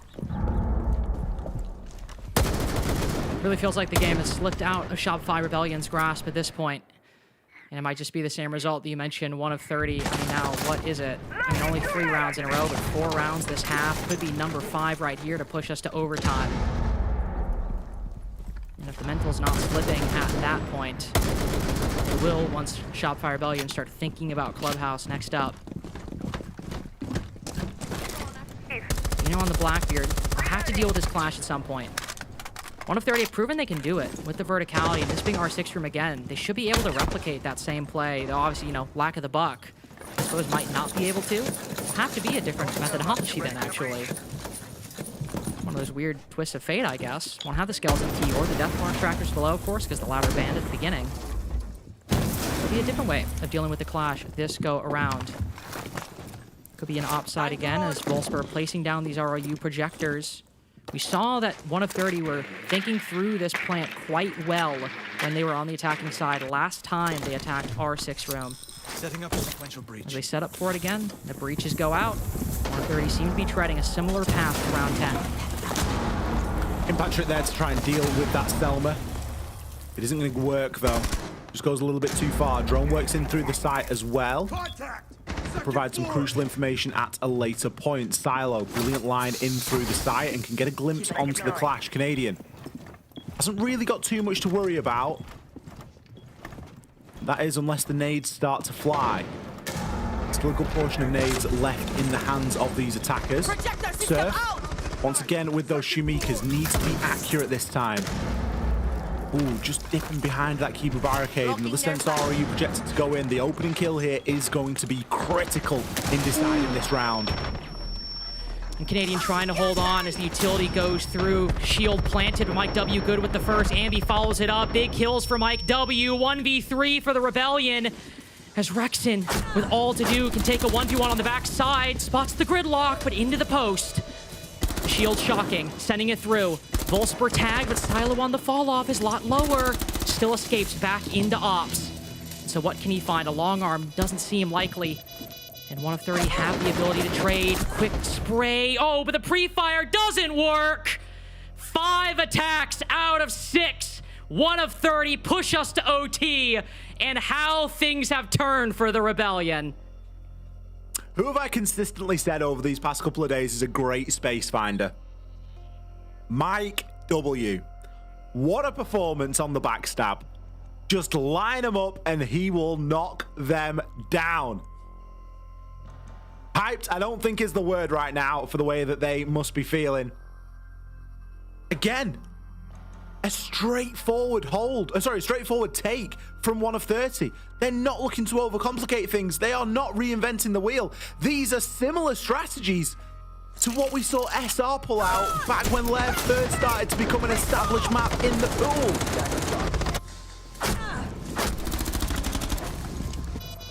Rexon left with the impossible task. Trying to challenge on to those two players in the post. He gets one. It's a consolation prize at that stage. 1 of 30 are kind of using SR's own strategies against them, like the sends, the getting the plant down, backwards plant, the Blackbeard, the shield. You know, it's very reminiscent of the ways that we used to see Shopify Rebellion attack those sites as well. It's even with the backstabs, you know, you think about Ambi Spoit on those backstabby sort of roles. You could go back and watch very similar rounds played by Shopify Rebellion, and 1 of 30 are pulling their own work against them here. They've made it to the overtime. They've achieved what we thought was pretty unachievable. SR with only 1 win on the defensive side here of Lair, and an opening kill statistic that is better forgotten if you are SR. They have been dreadful on that opening pick. 5 out of the 6 rounds inside of overtime going the way of 1 of 30. Whether it's Packer, Bino, Silo, or Mike W, that load is being shared. Mike W with the lion's share across the course of the whole map, but specifically on that attacking side, they were electric. Deploying drone. And Mike W, 17 and 9 right now. Insane performance. We've highlighted him quite a few times, you have as well in particular, but win or lose, this is definitely going to be a stat line that I think a lot of people will be paying attention to going into stage 1, and a lot of teams will be keeping his name on their mind. See what he finds in this go-around with the Dokkaebi. The SMG-12, the DMR, and the calls, of course. Great operator to alert. Can't think of better hands right now for a player to be wielding those tools than Mike W on 1 of 30. Of course, for the Rebellion, not a whole lot of gaps in this defense right now. Some players up top separated from the people down below, but these 3 defenders are all quite close to each other. Within trading distance, a lot of resources invested. Banshee will reveal that Silo's on the backside. So that clues Canadian in. I imagine Silo will check this. Oh! He might have just been clearing that. I don't even think he had information. That's just bad luck for Canadian. It gets worse for the Rebellion. Mike W and Volsper next up, 18 and 9 right now. Only a 2.0 KD, but 18's impressive enough of a stat line in a whole minute to savor this 5v2. Rex and Surf consistently the two that are finding themselves in these 1vx, 2vx situations. Any kills they find here, you fear that they're going to be impactless until we get a little bit closer, a little bit further down the line. 1 of 30 aren't going to be giving him the chance. 45 seconds, diffuser in Bino's hand. Actually being watched here by Rexton. He's got some great game sense. He knows exactly where Silo is. He just can't line up the shot. Well, now it's Surf. If we thought a 2 versus 5 was bad, try a 1 versus 5. Full white flash as he swings the corner. Nothing to stop this plan going down. And a flawless now for 1 of 30 as they have reached cruising speed. Now, only thing that stops the plant going down is 1 of 30 deciding to end it in an entirely different way. We are now at 5 rounds in a row out of, what, I think 6 out of 7 attacking rounds won. Insane to be doing this against Shopify Rebellion. And we knew that they had it in them, right? We saw the game they played against 5 Fears yesterday. We've seen a lot of the pieces within them throughout the kickoff just stage generally. Got to give Rexon credit, you know, still smiling, of course. 1 of 30 to really lock in at this time. Impressive. Doesn't even really cut it. Now find themselves on map point. Of course, still a whole other map to go if 1 of 30 if 1 of 30 end up winning. By the same token, if the Rebellion just need 2 more rounds. Yeah, we've been saying they just need 2 more rounds for it feels like ages now, Ollie. 5-1, surely they can do it. 5-2, surely they can do it. 6-2, surely they can do it. They've given us every reason to say no, and basically since round 8, not a single reason to say yes. An attacker-sided Lair as well. Kind of crazy to say that. Like, where are we? You know, you were saying before, is life real? Like, I don't know, is life real? And attacker-sided Lair, it feels like there's a little bit of a glitch going on right now. It's not something that we're used to saying, or at least used to seeing. 1 of 30, primed and ready to take this to a clubhouse. And all bets are off then when you get to Club. I've said it before, Club, you know, it is a 50-50 map. It is a dice roll. It's one of the first maps that a lot of teams learn how to play. Everybody knows how to play a reasonable Clubhouse. Sequential breaching activated. That is a bit of an understatement. 1 of 30, definitely fancying their chances here. A lot hinging on this round. If they can just get it over and done in the here and now. Clubhouse is on the cards. SR, I mean, there's the pressure. There is the mindset that they've won map 1 and they will just take the map 3 as the decider, and they back themselves in that regard. But with the advantage that they've had, you'd feel like it was a missed opportunity if they weren't able to close Lair out, regardless of the score at this stage. Could be a massive missed opportunity and really starts feeling a bit like the Dark Zero game last night. Obviously, they ended up qualifying, but when Wildcard was hitting those reverse sweeps, it was in the upper bracket. Dark Zero got to qualify because they got another shot. If that starts happening to Shopify Rebellion here, you've got no second chance in a lower bracket. You've got no second chance anywhere. Technically speaking, you got one on Clubhouse, but in terms of series, this is it. This is the end of the line, and Mike W starts it off beautiful. We've seen a kind of cold war between him and Spoit outside of that breach, and finally it lands almost at 20 kills against Shopify Rebellion. Silo downed, but oh no! Sir thinks he's found a gap, and he did for just a second, but Wolfsburg gets the trade, and the Rebellion might just be out of fire on Lair. Again, another situation where we are just at a man disadvantage. SR, that opening kill statistic, it has been horrible here on this map. Rexon, I feel like we're consistently looking toward him, asking for a miracle at the moment. But he's never really been given good and fair opportunity to pull it off. 4 and 11 at the minute. Might be a little bit different after this round. He's found the one onto Mike W. Silo is, of course, low as well. 50 seconds left. There is a world here where SR are able to find a way through, but they lack so much. They've not got the vert. They've no hard breach left. They've got a bit of information. But they need somebody to find a gap, somebody to go huge here. If not, it's going to be curtains, and it is going to be Clubhouse. Feels like it's calling. You can hear 1 of 30, you're ready for it. They've got the 4v3, they've got the utility, the positioning as well. Surely the Rebellion can't pull out something at this stage. Ambi in from the backside, takes Wolfsburg. Bino low as well, but ends up winning that important engagement. Canadian down 2. The low HP doesn't matter. He can't even hit the last one.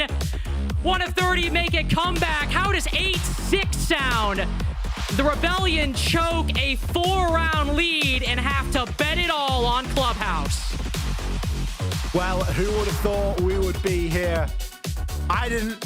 I don't think our desk did. I think 1 of 30 were the only ones that believed, but they were right to do so. We'll be back right after this.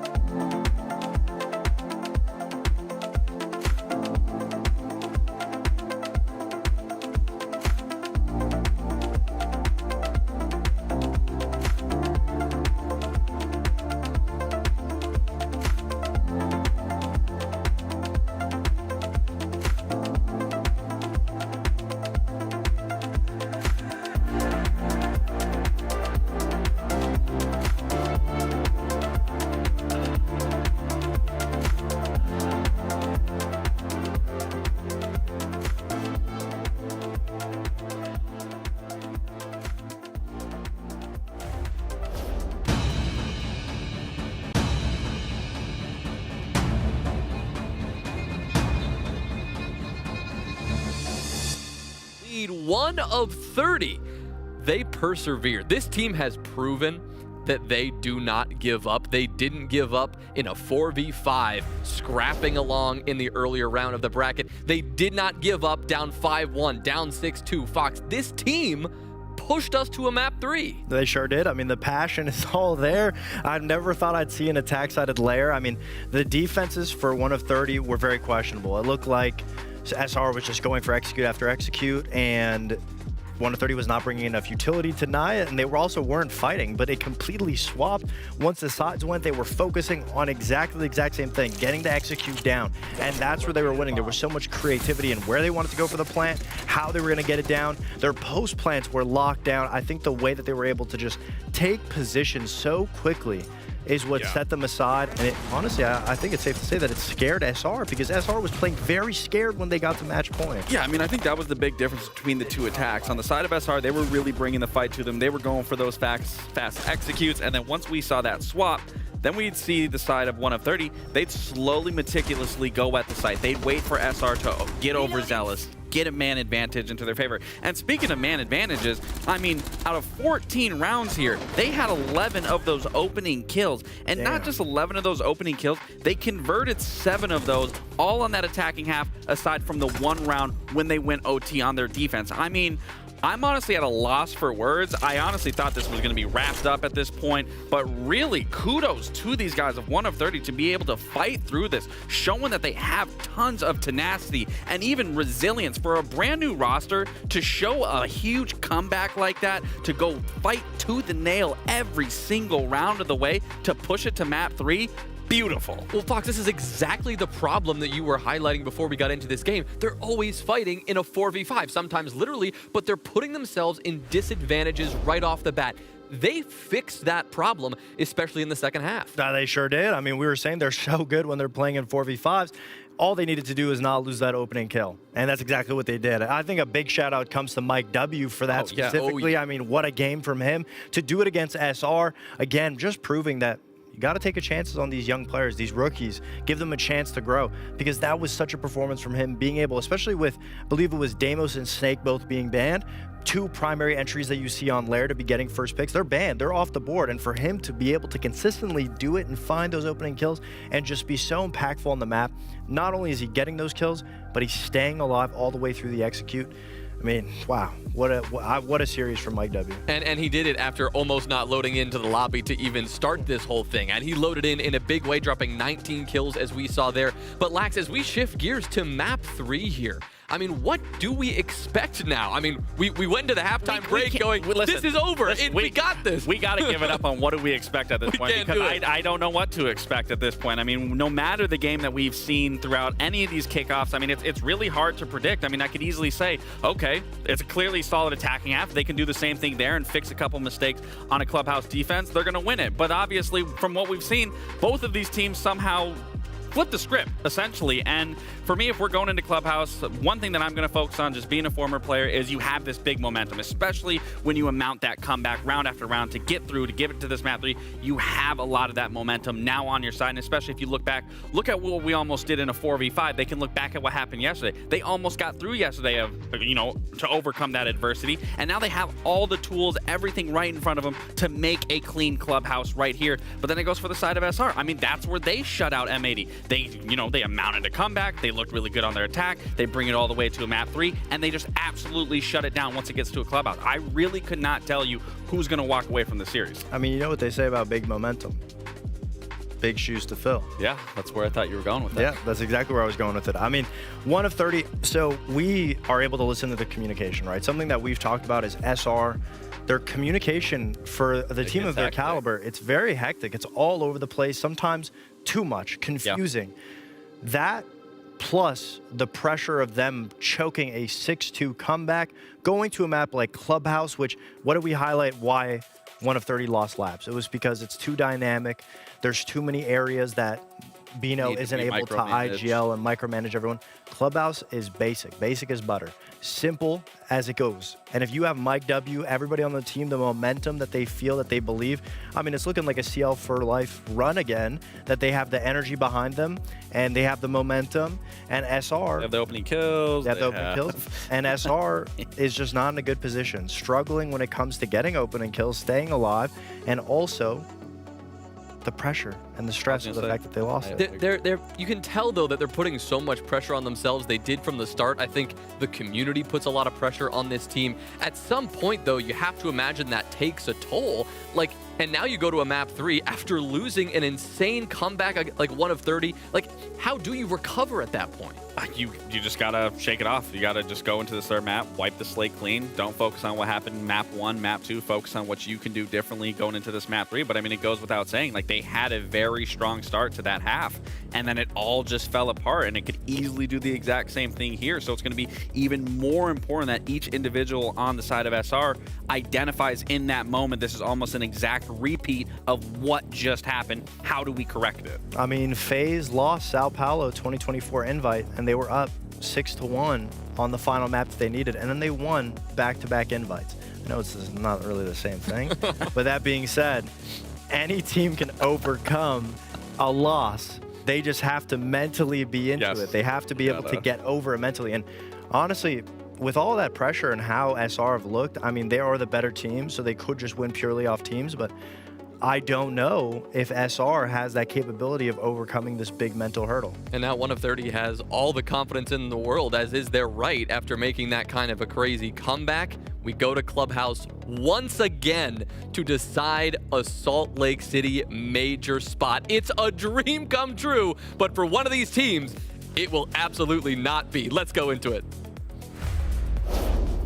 And you can't help but wonder that it might be Shopify Rebellion who might be wishing they could just wake up from whatever is going on right now. 6-2 to 8-6 loss on their own pick, a map that, Ali, as you and I said, we've associated with this team, with this org, since it was basically introduced into the pool. And to see them struggle this much, you know the pressure, and not necessarily that it's getting them, but it's looming across all 5 of these players' heads. It's got to be, hasn't it? And I think one of my worries is that if we look at what we're sending as a region to the major, you look at it and you think, you know, who is our best hope that we're sending to the major at the moment? Maybe we're better off sending 1 of 30 and give them a chance. Give them a chance at a major. Why not? It's on home soil for them. I'm sure they'd love to go. Because I don't feel like SR, after the performance that we've seen them put in on Lair just now, like, is it crazy to say that, or is it crazy to question if they deserve the major or not? Because they should be able to put that scoreline to bed every single day of the week. And you start wondering, you know, how does that face up then against some of the best in Brazil or the best in Europe? And you start to question, like, well, you know, we want to be sending our best prospects there to the major. And that's something that I always keep in mind come qualification time. And I guess now we're going to find out who it is. You know, it's a best of 1. It's a straight shootout on Clubhouse. It's probably the last place that anyone wants to decide a major qualification, just given the nature of this map and given the nature that any team can perform.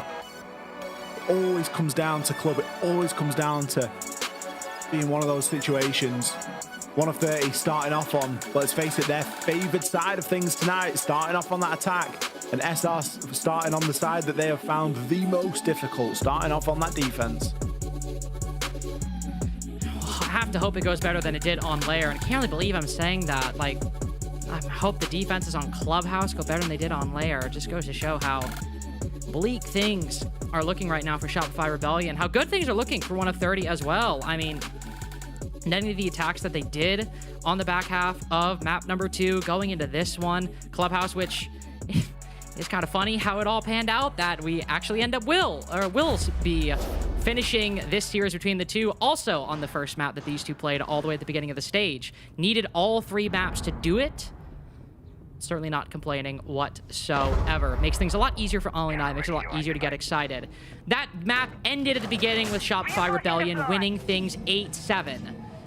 It'd be another overtime, but at least that'd be the job done. But for 1 of 30, they are looking probably to SSG. Sure, they lost, but they 7-3 DZ on Clubhouse earlier. We know that underdog teams can do it against the big ones. And 5 seconds left. SR potentially looking like, you know, some of the weakest of the people that coming into today. We'll have to see how it pans out as the bans have come through. External breaching bans, Capital and Ying on the other side. All eyes on 1 of 30 to see how they play round 1. Packer isn't going to be wasting any time whatsoever.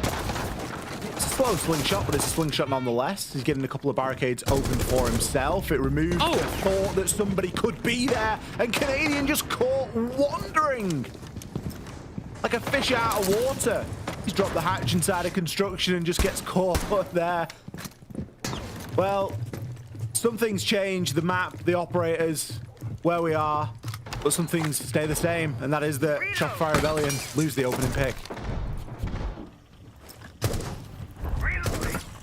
It's unfortunate to say the least. I mean, sure, maybe it's only a mute, maybe only a C4 gone, but trend continues. 1 of 30 continuing, one of the highlights for their time on Lair. Rexon and Ambi both falling back. They can get away with it. The Q barriers on the site, certainly good utility to have. Bolstering those mirror windows, also present. The Bees will make things hard to play in blue for that one we saw specifically, kind of reversed, facing in the Moto. Ooh, what a drone as well. Locked on the player behind Jen. This is going to be really good information for 1 of 30 to play off of, and Rexon might be in a difficult spot as we reach the halfway point. Bit of hurt being made at the top of these main stairs now. Canadian loss is kind of questionable, because if the mute jammers are down, okay, the utility's there, but it's still a C4. It's still a big part of the puzzle when you're defending downstairs. You want to be able to challenge onto that kitchen. You want to be able to challenge onto that kitchen corridor. And as such, Packer's just going to be allowed to move through and swing that sledgehammer for free. Surf playing a risky game. He has his C4 pre-placed. Can go for a little bit of a Hail Mary, but it ain't going to work out. Bees now going to stop anybody from playing behind Generator without being caught out, but Surf happy to put himself in that firing line. Silo isn't going to drop just yet. Mike W keeping an eye over there on Moto, but is instead going to flex over and switch toward those main stairs, and that's going to be a position that Vulspa takes up. Peeking through the Moto door right now. Silo creeping up. No Beast to make use on this blue push, or at least not any remaining. Bino with the next pick. Ooh, Silo wants to push forward, but the smoke canister will force him back. They've still made a lot of good progress, though. Almost a 4v2, but can't quite thread the needle. Still an advantage, but starting to run low on time. No toxic canisters remaining. Silo needs to win this 1v1 with the player behind Jen, otherwise this mirror can look forward. But there we go! It's actually a kill acquired before that, and Wolfsburg gets the final 2. 1 of 30 continue their streak. We are on 7 rounds in a row. Even the rounds that it looks like SR should be walking away with, they're not. Because 1 of 30 are finding a way. The value, by the way, out of Grimsby's in that round was absolutely insane. I think he had every defender tracked on that basement level at some point. 1 of 30 knew exactly where everybody was. And don't get me wrong, it's not too much of a surprise. You're attacking basement on Clubhouse. You kind of know where people are going to be. But just having that confirmation, having that surety that that's exactly where that player is at that moment in time is massive. Attackers have located a bomb. 1 of 30 did not waste that opportunity. I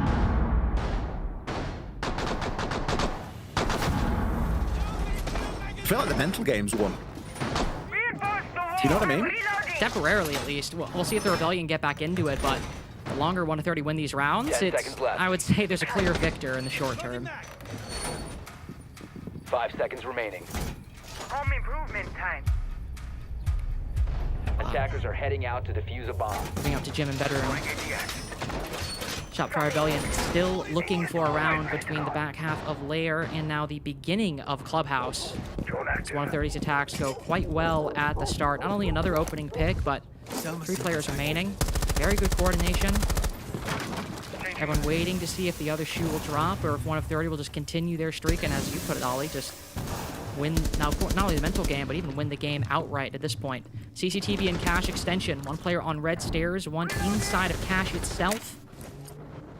The Deimos in play. It seems very clear what 1 of 30's plan is to deal with these players. Bring the Vendetta, Deathmark track from below. Hopefully Mike W and Silo will be able to pinch things, or at least Mike W in this situation. see much beyond that, but that's at least seems to be the game plan for the first half. Oh, well, not anymore. Surf has somehow killed him. That is the first opening engagement in the last 7 rounds of this series that SR have won. That is how dire this opening pick has been. And finally, 1 of 30 just flown a little bit too close to the sun. It was always going to happen eventually, but it's whether it becomes a consistent theme or not. That'll be the thing to worry about. Canadian, great swing there onto Mike W. Able to take him down, and that is the cue to drop back to site. Going to leave Ambi out on an island, but Ambi is more than capable as he grabs his second onto Silo. He might even make it a third here. Look at him go. Oh, line him up, and Ambi will knock him down every day of the week. A consistent performer throughout the series.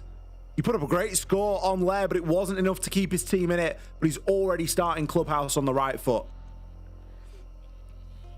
Not to be negative after a play like that, but there is something I do want to mention. If you go back to Nighthaven, Ambi had similar moments like that, and he was smiling. He was getting excited. He was really getting into it.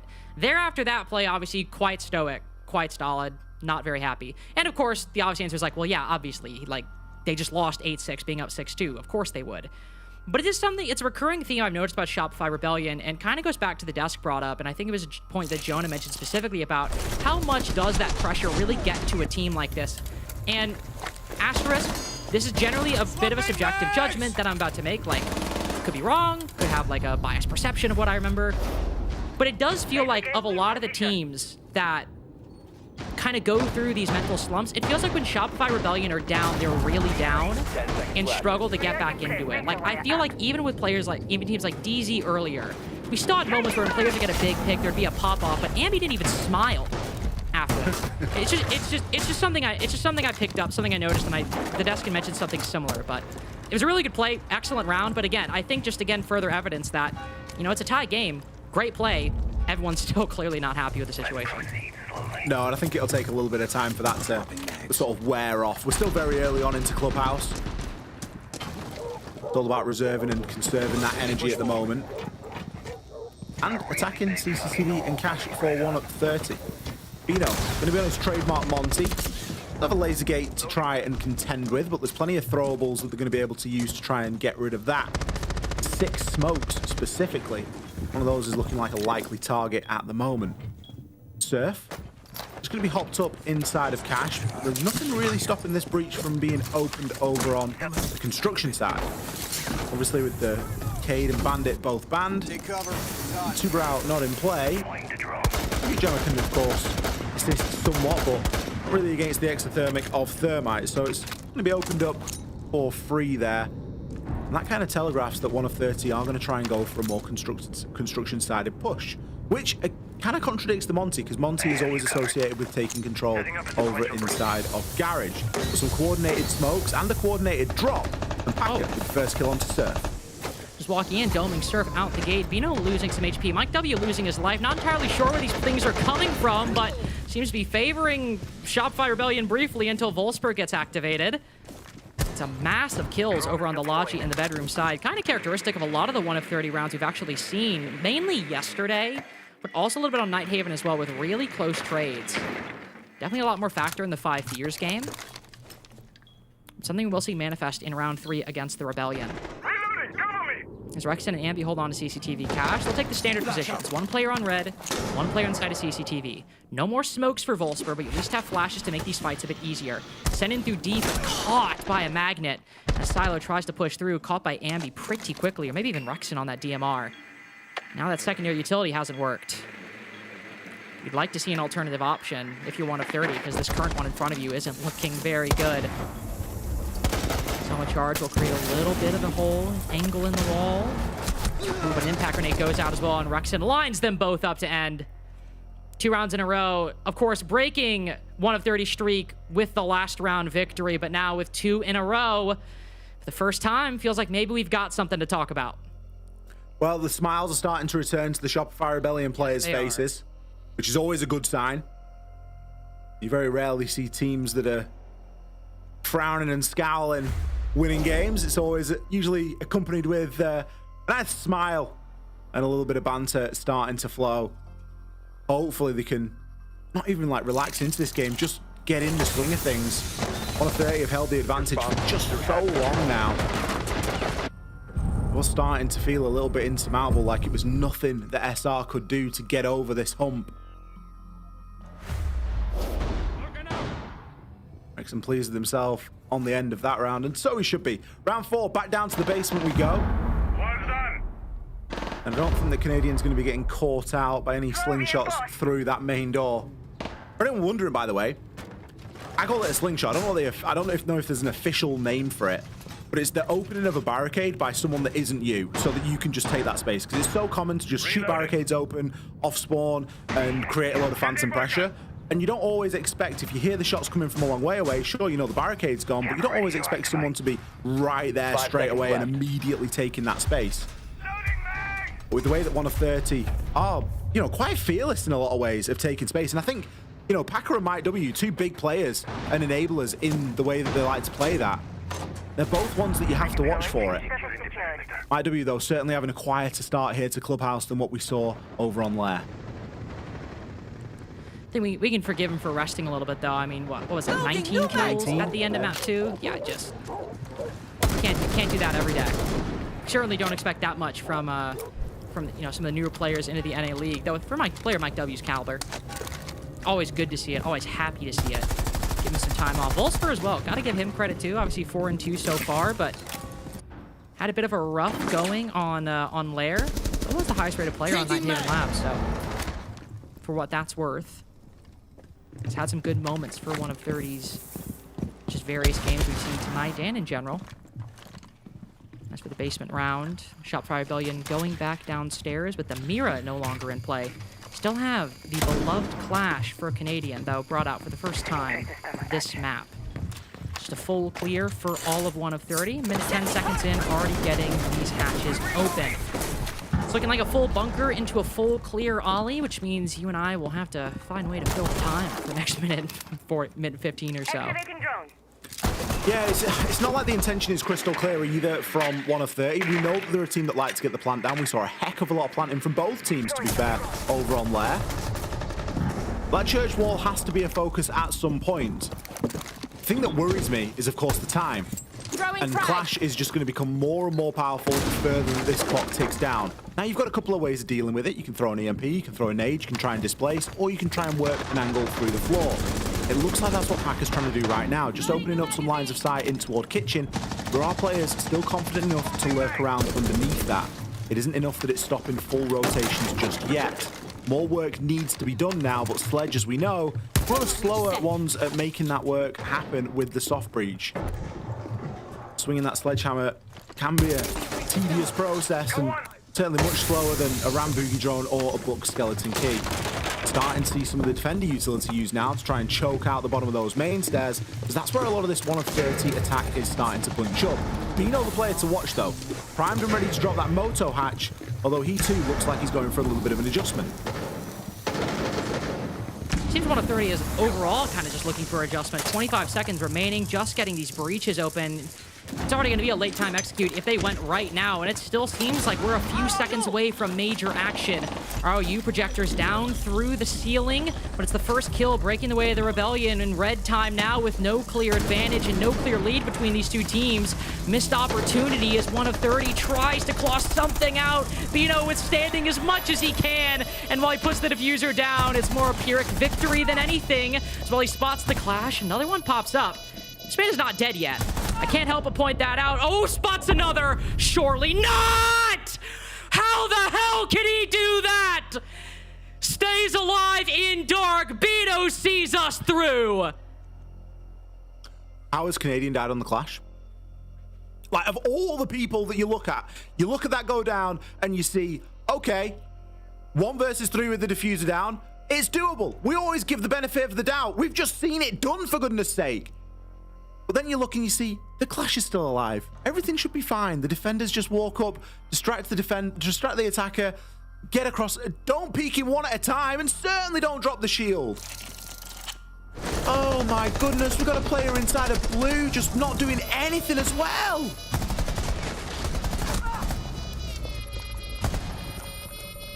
got to be peeking that together. I mean, Rex and Nambi tried, but Bino was just able to find way too much space. I don't know. That might be the round that does it for me. That might be the round. Really? You calling it? I don't know what else to say. There's got to be utter head loss after that round on the side of SR. Like, that is not a round that those boys should be losing anytime. I don't care who they're against. They should not be losing that. 3 versus 1, plant down, and a clash. Like, all you've got to do is do it together. Whatever you do, you just have to do it together.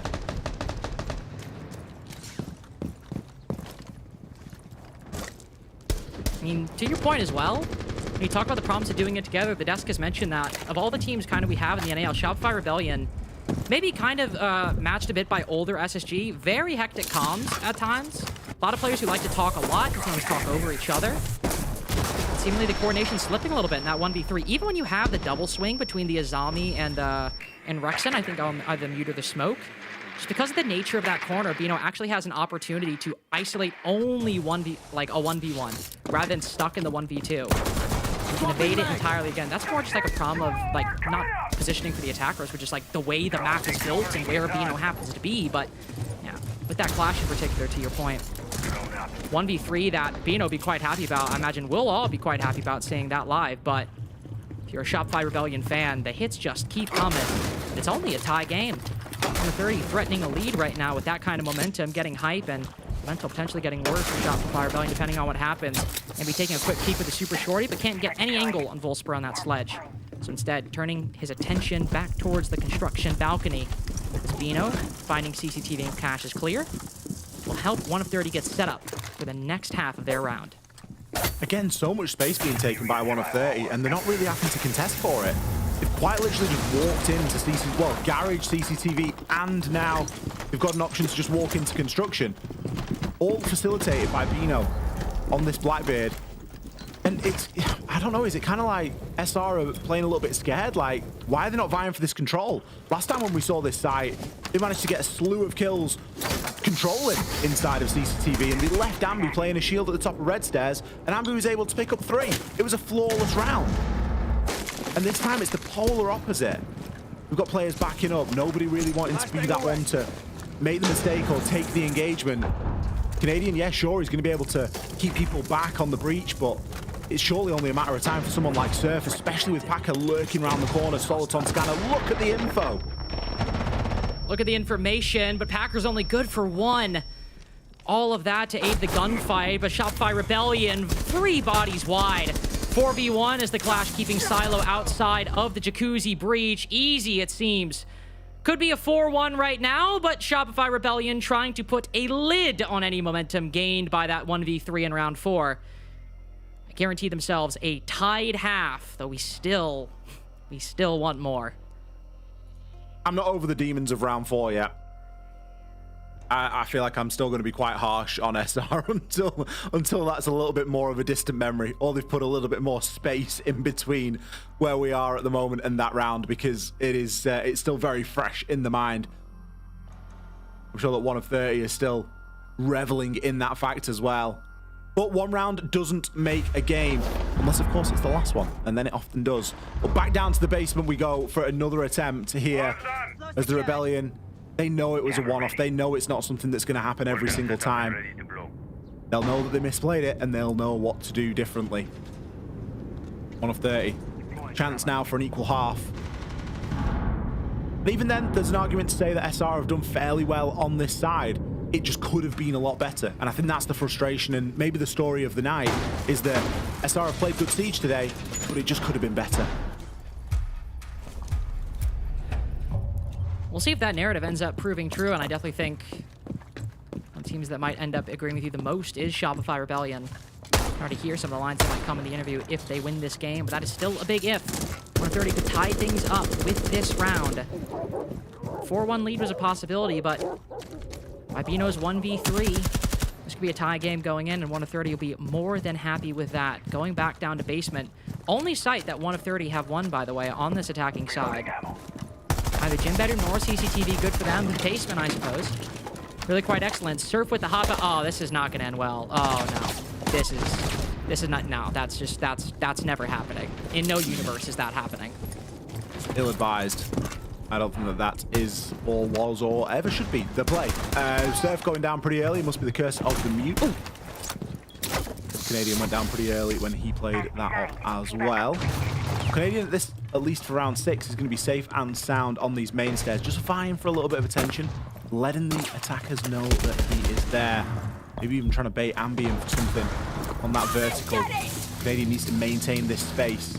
Might W was shift Wing down those main stairs, just trying to make a little bit of a gap close, try and take a bit of that space. But he's done the right job because it has forced Canadian out of the picture.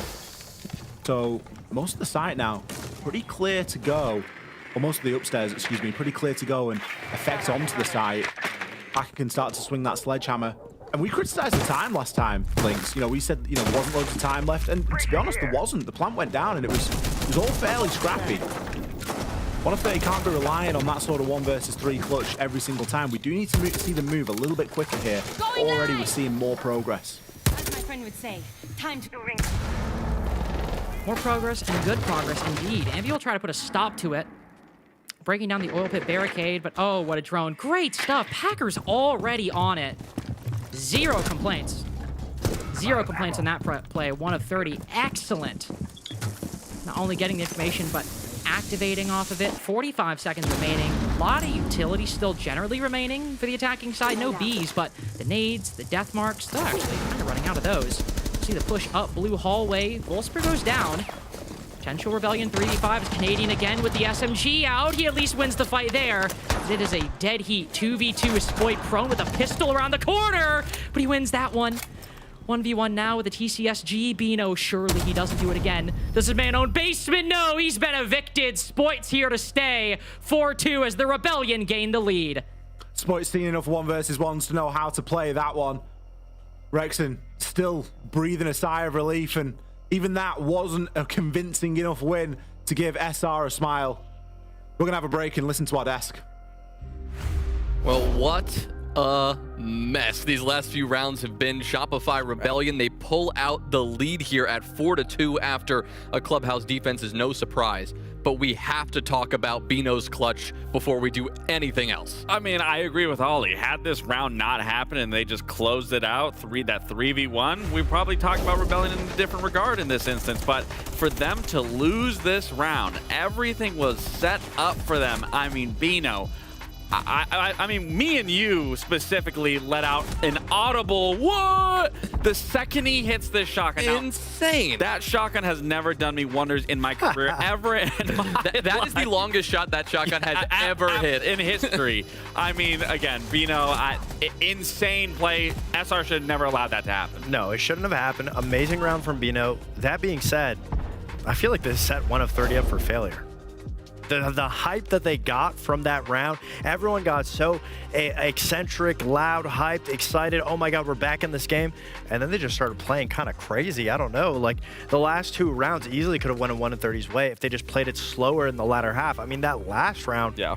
That last round was so questionable. What, a 5v3 and then it looked perfect. They got the 5v3. We even heard Link say, "Oh wow, no." What did he say? He said no complaints. We saw Packer held the flank, and then all of a sudden there's 30 seconds left, and everyone just walked into the site, was like, hey, we got ours, we're winning, and just walked into the site. And we're losing the plot a little bit after that clutch. I mean, 1 of 30, yes, it was an amazing clutch, but SR is still human. They still need to play slower. And I hope with the side swap, they're able to re-grasp that, because you don't want that big 1v3 to just go in vain because you got overzealous and you're over-swinging.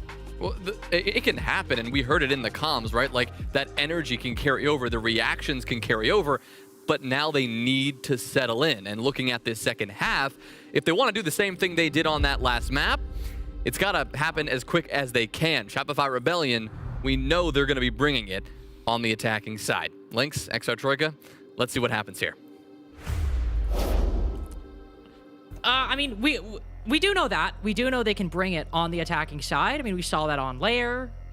Haven't seen that on Clubhouse. Maybe we'll have better odds. But I think the bigger thing, Ollie, is do Shopify Rebellion, can they bring us a second half that is worth talking about? Because they could on Nighthaven Labs, but When it came to Lair, the bigger question I have is not can the Rebellion perform on attack or defense, it's can they close out a map? That's the question at the moment. Can they close out a map and can they close out a series? We saw them do it on Labs. That feels like a long time ago. I mean, it was a long time ago. We had an overtime Lair sandwiched in between Labs and where we are now. But unable to close the series on Lair. Only one round away and consistently unable to find the solution. You do worry a little bit. They've had a much better defense this time, though. Clubhouse has been a lot kinder to them. And again, barring that one round, it should be a 5-1. Let's be honest. Definitely should be a 5-1. And I think it's again a really strange momentum shift in the game where you look at it in the context of that and you go, yeah, you know, it probably just should be a 5-1, shouldn't it? But the feeling, the sentiment around it is very far from that truth. It just doesn't feel like it's been a very close game, even though 1 of 30 are 2 rounds behind. And we've all seen what 1 of 30 are capable of. They won 7 rounds in a row across this series. They won a whole map's worth of rounds. You know, and Shopify Rebellion were just sort of along for the ride for a lot of it. This first round on the attack is going to tell us quite a bit, though. Monty and the Capital banned out by 1 of 30. Countered, of course, with the standard hard breach denial ban that has been consistent throughout the course of this game for both sides. Sport going to face no problems there on Striker, opening up the old jacuzzi wall and looking to try and make a little bit of headway in onto this map. Just open some of these exterior angles, create some points of ingress. There we go. I got confused in my head for a second. Points of ingress into the map. Should be able to make it work, though. Hard breach charge on the plat wall is one defender, I think, pretty close by inside of CCTV. You can see the Rebellion beginning to comprehend this roam setup with the castle barricades, a lot of the layered positions. Ooh! Did not check the vertical angles. Mike W, bit of a narrow one, though. Can kind of forgive Surf for that. That's going to be a difficult one to read, a difficult one to anticipate. Oh, this is ridiculous. Hiding in the corner as well. Canadian just, I think, sending one for the fall-off. Anticipating somebody to rotate down main. But if he's assuming there's no gap, you might know that player's still in logistics. Void also not able to recover this one. Oh! That's unlucky for Volsper. Ends up walking into the nade. Do they know that there's still somebody inside? Oh, poor Mike W. Deathmark Tracker flies around, sees that he's ratting behind the desk. Surely they get this one. This guy's trapped in a corner. You've got 2 nades. You've got a Candela. This has got to be it, right? He's blinded. We go in with a shotgun. No! Come on! Surely we get this. What are we doing? Well, it looks like we're throwing a lot of bodies at one player inside of logistics. And it also kind of looks like Mike W's trying his best to win the round. Rexon gonna hit the gas, try and find the gap, but he is known. Silo able to shoot out one of the Vulcan packs and stop Rexon dead in his tracks. That default camera being up isn't going to have helped him at all. And there is little to no link between the remaining 2 players for SR here. A little bit of time and plenty of drones to try and work something here. Castle targeted by Deimos. Packer immediately going to respond, though. Rexon, I feel like he's been in the 1vx so many times tonight, and you just can't consistently ask that of them. Final kill being found there by Silo. 1 of 30 start off this defense phase very strong indeed. A brilliant hold from Mike W, who, let's be honest, otherwise has had a fairly quiet Clubhouse so far. Very quiet Clubhouse, actually. I think before that, he might have been at 0, maybe 1 kill. After that, solid 3K for Mike W, as where do we even begin with the fiasco that happened upstairs inside logistics? That man is Deathmark tracked, and I just want to give like a quick play-by-play of all the utility we had. Actually, I think we're probably going to see it right now. We got 2 Candelas, 1 being thrown there, 2 different sets of nades between Rexon and Spoit, respectively, and somehow we lose 2 bodies in the process. Listen, and I get it. That's an awkward gunfight. Like, he's kind of below the table. Canadian's dropping with a shotgun, thinks that maybe that can work for the engagement. The ironic thing is if Canadian takes that fight with a pistol, there's probably a decent chance none of that happens. But of course, things happen. Can't blame him. Sometimes we have the wrong weapon out. But it's like the 1v3 all over again, right? It's like in the grand scheme of things, Shopify Rebellion are still playing good. They are still the better team. And yet you just have moments like that that really stick out.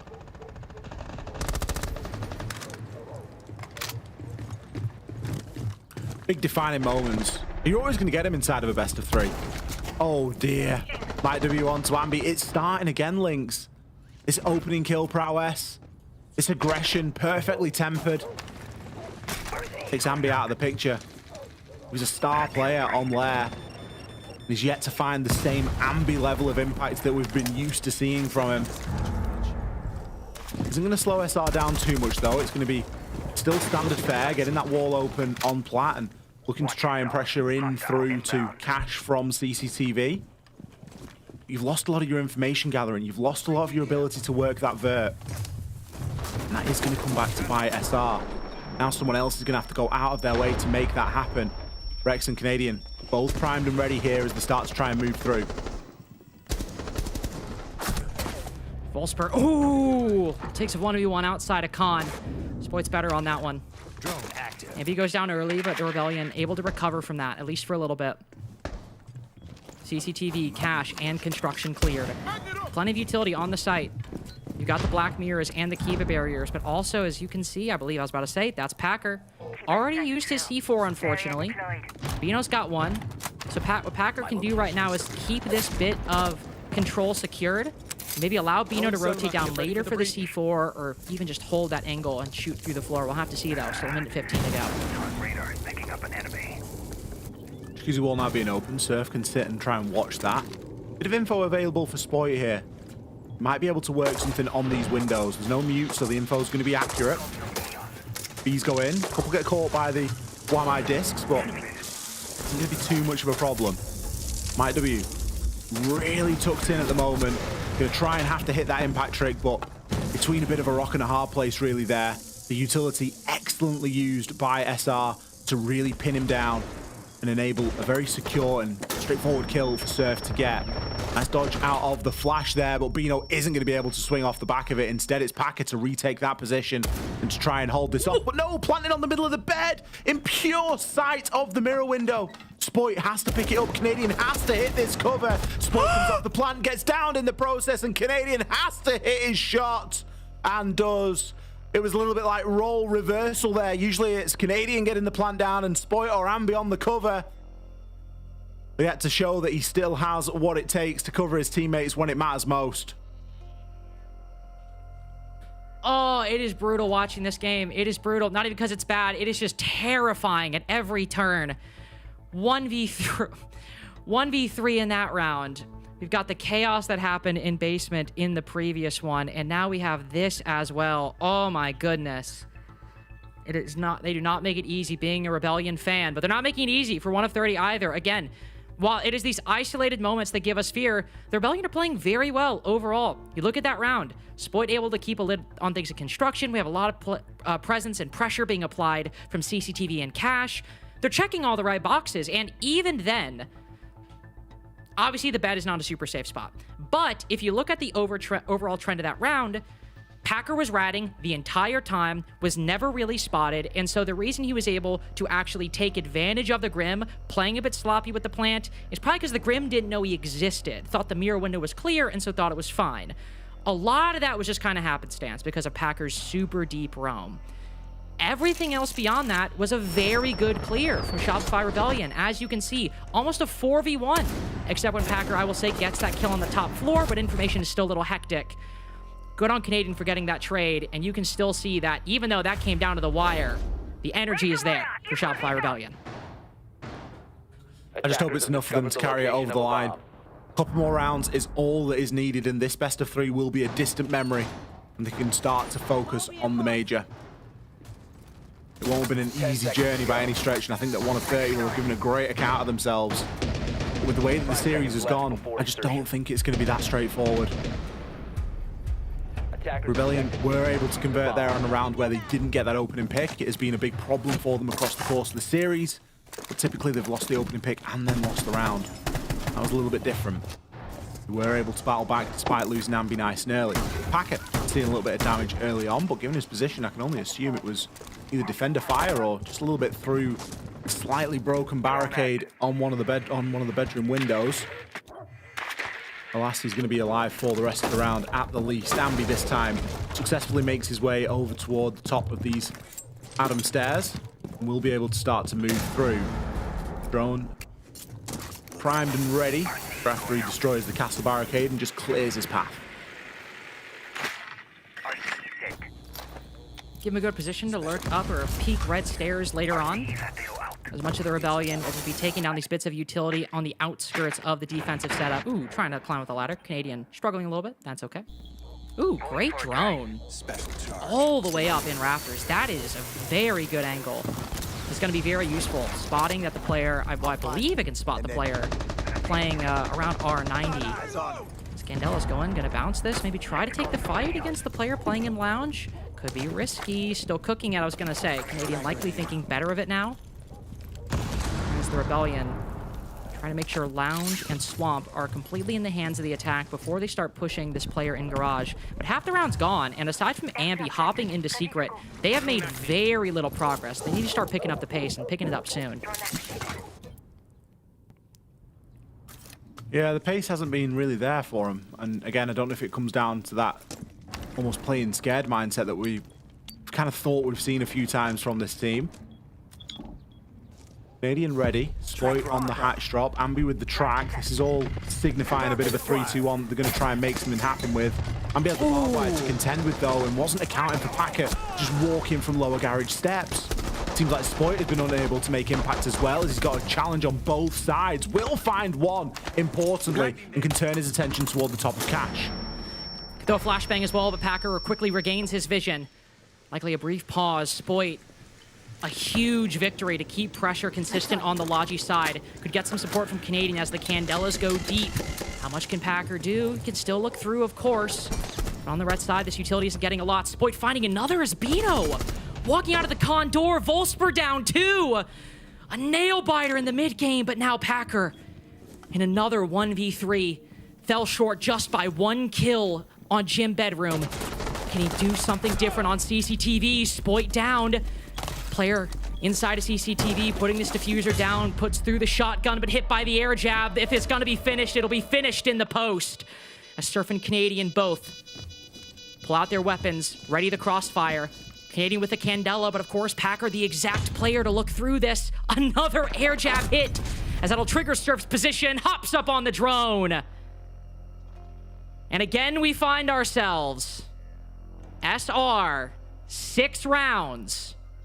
But can they get the one that matters most? That's the big question. They had that chance on Lair, and they let it slip through their fingers. There are no more chances after Clubhouse. They don't even have to play Perfect Siege from this point onwards. They have a buffer.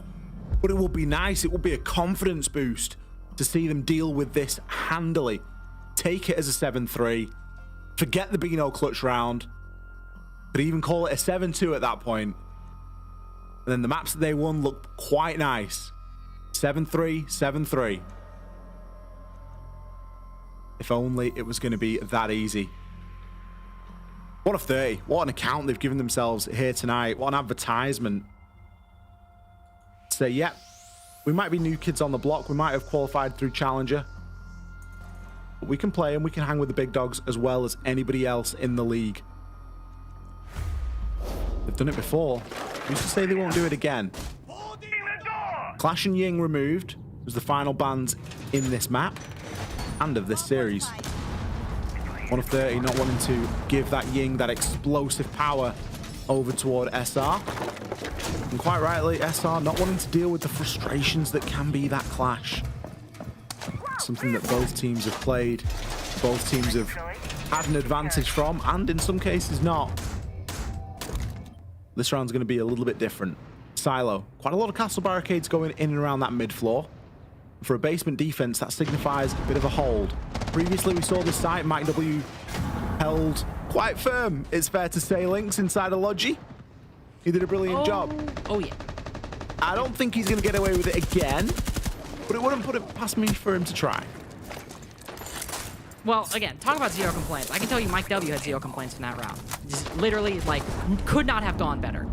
Especially in the position he was in, quite literally, it could only have gone better if he had gotten an ace, and that is just wildly unrealistic to bet on or hope for. Like you said, we'll see if he continues to do it. I see someone around Logi right now, and it's making me nervous. I don't like it.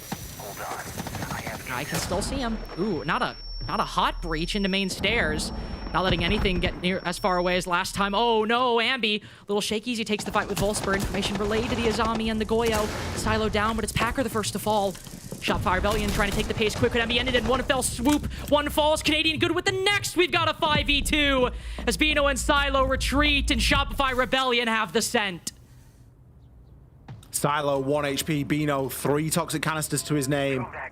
But SR have got 1 minute and 40. Full wealth of utility. Drones, time, bodies to throw. They have got the winning formula here. Some last second site preparations as a pocket reinforcement is used. But I think you're going to need a little bit more than that, Silo. Preferably the other 99 hit points that you're actually missing at the moment, because any sniff of damage and you're going to be out of there. Caught out on the death mark. Shots already raining through. He's done it once. Can he do it again? A 1v5 would be the highlight of anybody's career, and for Bino in particular, this would likely be one of the greatest things we've ever seen. Just started off marked by a death mark tracker. I don't know if he has it, but I know Bino's gonna try with Salt Lake City on the line. Knows someone's on Kitchen has the information, and it's a flawless to finish it off in a game that was anything but. Shopify Rebellion bookend a chaotic series with a dominant win to start and a good one to end, as they are our last team from NA to qualify to Salt Lake City. Heartbreak for 1 of 30. You can see there from Bino just what it means to lose out on that spot. A sigh of relief being breathed across the Shopify Rebellion roster at the moment. We've got more Siege to come. Don't go anywhere. We'll be back just after this.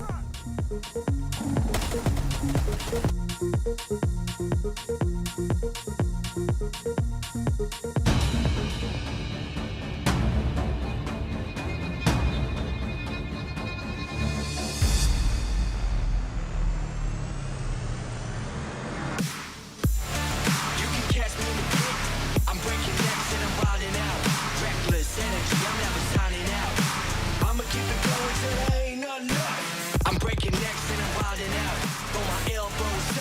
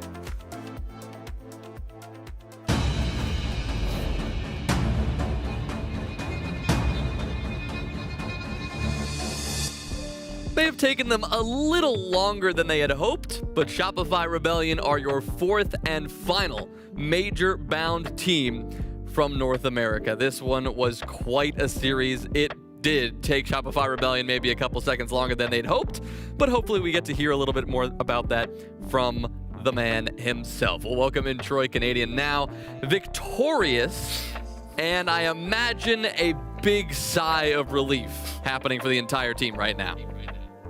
Yeah, a little bit. Things were looking shaky. I mean, honestly, I think finding consistency has been what's plagued us as a team the entire time. And to be honest, it's been, you know, the same kind of issues that we've had. I think this is the first time that we've had it to this magnitude, especially domestically and in our own region during a stage, especially, or kickoff. So yeah, like just kind of getting over that hump and dealing with it. I think there's still a lot that we want to do.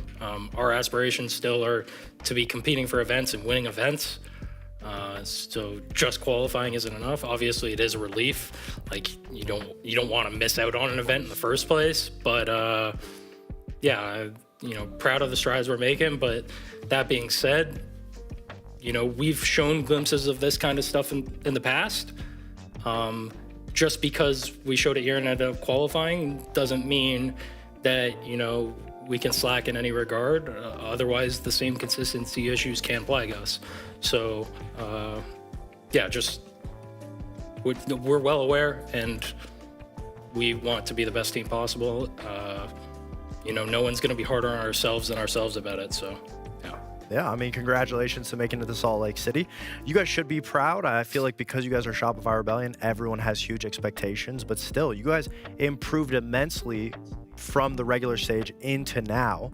I just wanted to know, is communication, is consistency, were those the main issues that you guys tackled coming into the playoffs, or was there anything else that needed more hard focus to be on? I think that's probably the biggest thing. I actually heard you guys talking about the other day, like when you listen to our comms, like just, you know, how much, I think it was not yesterday, in our match against M80, like how our comms just like progressively got better and better and better through 100%. The match. And, you know, like that's our same observation.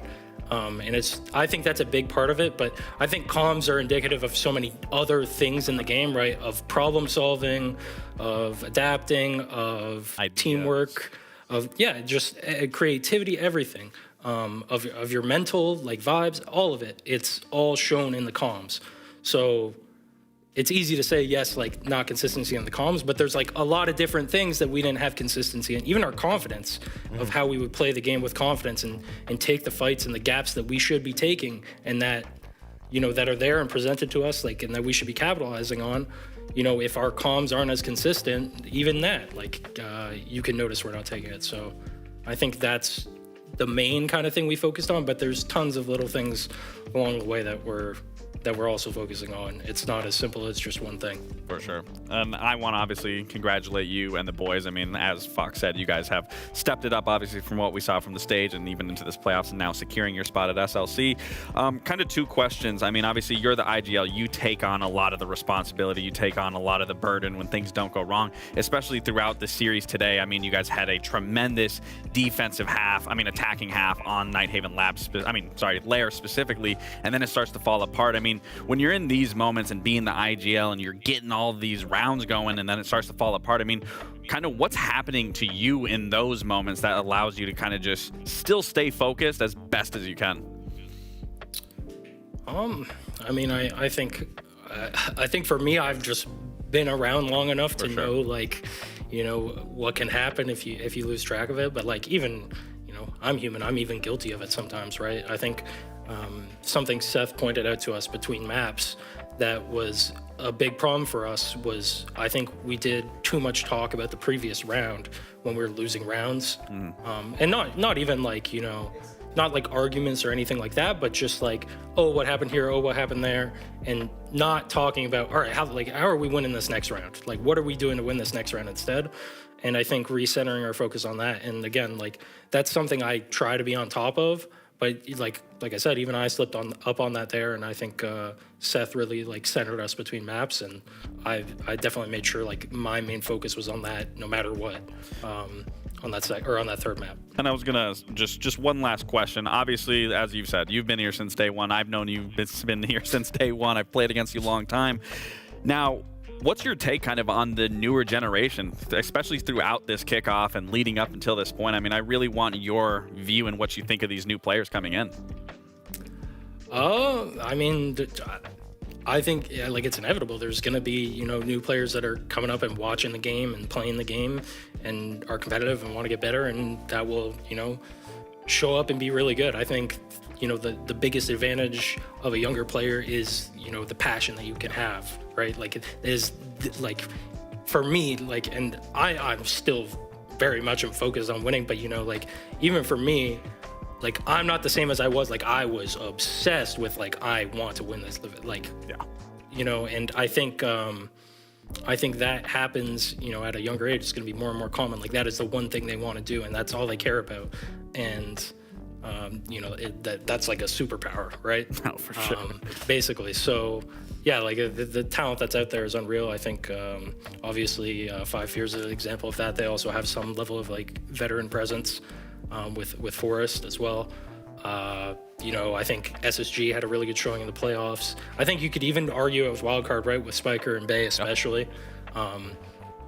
There's tons of players like that, and I think that a lot of them. I think some have their merit. Like some were acknowledged earlier on. Like Lax, you teamed with Spiker earlier on, right? Like I know Alex Skies did it as well. So people are aware of these people and like see the potential. But yeah, that's, I guess, just part of the life cycle of the game. Absolutely. Well, congrats again on this win, Troy. You made the major. Now you can shift your focus to the best of 3 you have to play in just a couple of minutes to decide who goes to phase 1 and phase 2. So we're going to let you go for that, and we will see you then, all right? All right, sounds good. Thank you very much. Thank you so much. Honest, I kind of forgot there's another game. Nothing more rewarding making it to a major then bouncing back into another best of 3 against a harder team. Like Super said, they ain't heard no bell yet. Dark Zero, Shopify, Rebellion. You see them going toe-to-toe in the end there. We'll decide how this plays out. 5 Fears and Wildcard. We saw that game yesterday. We've got our 4 major qualified teams. And God, does it feel good. Like, this kickoff format was ruthless, and it felt like it could have gone any which way. Like, there's a world here where you flip a coin, 1 of 30 are going, SSG are going, Dark Zero and Shopify Rebellion aren't even there. Listen, Cloud9 could have made it. Yeah. I mean, I'll say this. I tried putting together a roster with very limited time, and there was a lot longer of a league, and I couldn't make it work. And then you're looking at something like this, where it's an expedited league. Everything is so much faster paced. You need to get on top of it. And again, big kudos to these newer players and these newer teams that were able to make it into playoffs, to say the least.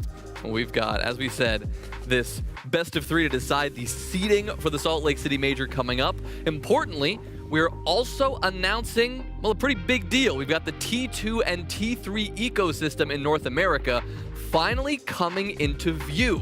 We've got an announcement video for you after this. There's a home for you.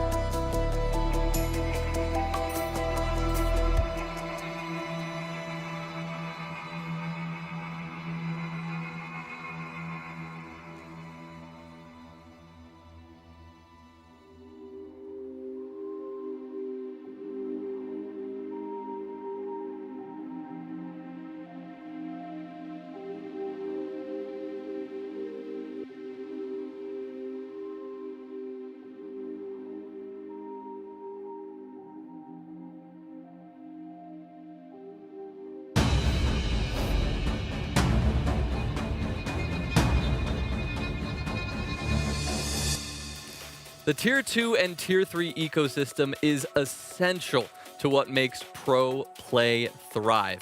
New players, new teams, new organizations, it all comes from the amateur scene. And there have been a lot of questions about what that ecosystem will look like for 2026 in North America. And thankfully, well, now we have some answers. North America R6 Esports is back, and 2026 is the biggest year yet. Whether you're picking up the game for the first time, chasing a spot on the biggest stage, or grinding your way up the ranks, the R6 NA ecosystem was built for you. 3 tiers, 1 connected path. Let's break it down. Tier 1, the North America League. Made up of 10 teams, with the last 2 teams earning their spot through the Challenger Circuit. Tier 2, 2 competitions, hundreds of teams, and the epic return of LAN competitive play. Element is back, and it's better than ever. Starting May 22nd, the doors are open. 2 open qualifiers where anyone can jump in and compete. From there, 16 teams enter the group stage, 8 open qualifier teams, 6 invited teams, 2 collegiate teams, all broadcasted live. Win Element, and you're not just taking home a title, you're earning a direct invite to the 2027 Challenger Series, the 2027 SI Last Chance Qualifiers, and a spot in the NA Open Cup Series playoffs. Next, North America Open Cup. This is something NA has never seen before. 5 weekends of LAN tournaments spread across the region where fans, teams, players, and communities can gather and compete, all leading towards one final moment. The champion team taking home the crown and the ticket to the 2027 SILCQ in the 2027 Challenger Series. This isn't just a tournament, it's a circuit. It's your LAN moment. Every pro started somewhere, and that's exactly what Tier 3 is built for.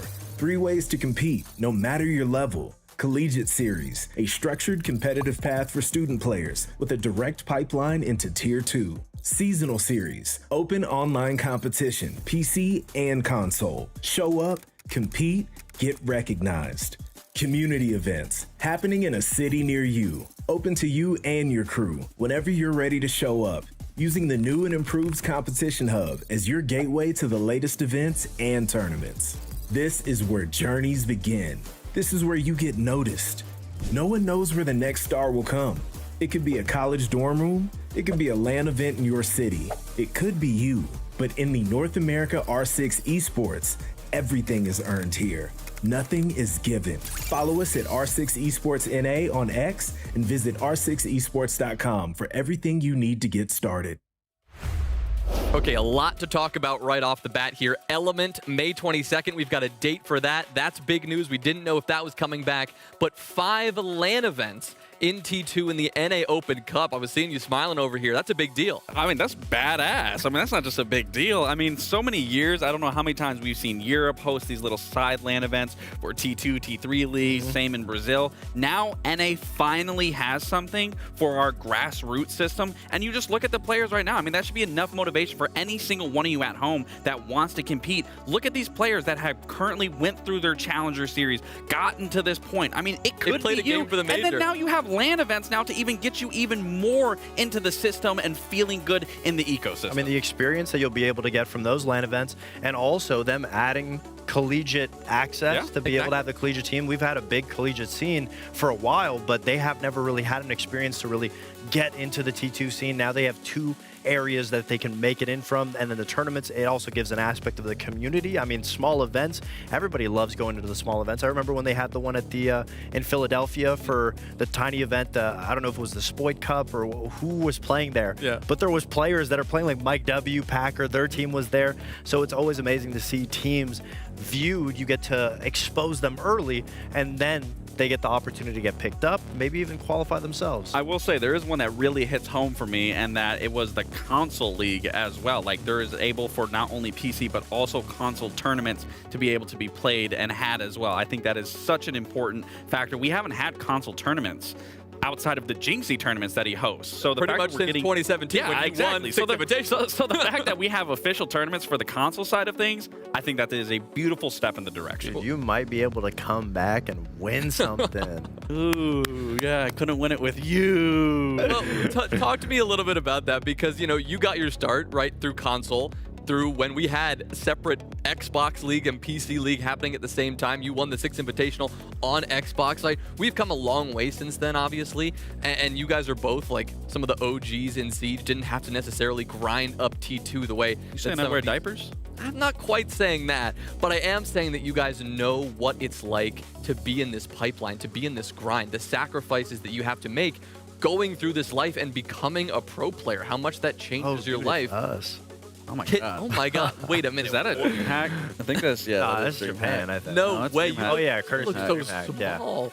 I mean, speaking from Oh my experience, God. you know, playing at the big, amazing, huge I look event. good there. Okay, he looks good there. Hey, this was before COVID because I started eating right after COVID. That jawline does not exist. This beard hides a lot of fluff right here. I mean, playing at these huge major events, it's amazing. It's a feeling like no other. But honestly, okay, that was a bad haircut day, man. That was a really bad. I remember that my barber did me so wrong. Like, I had to switch up. You went in and said, do whatever.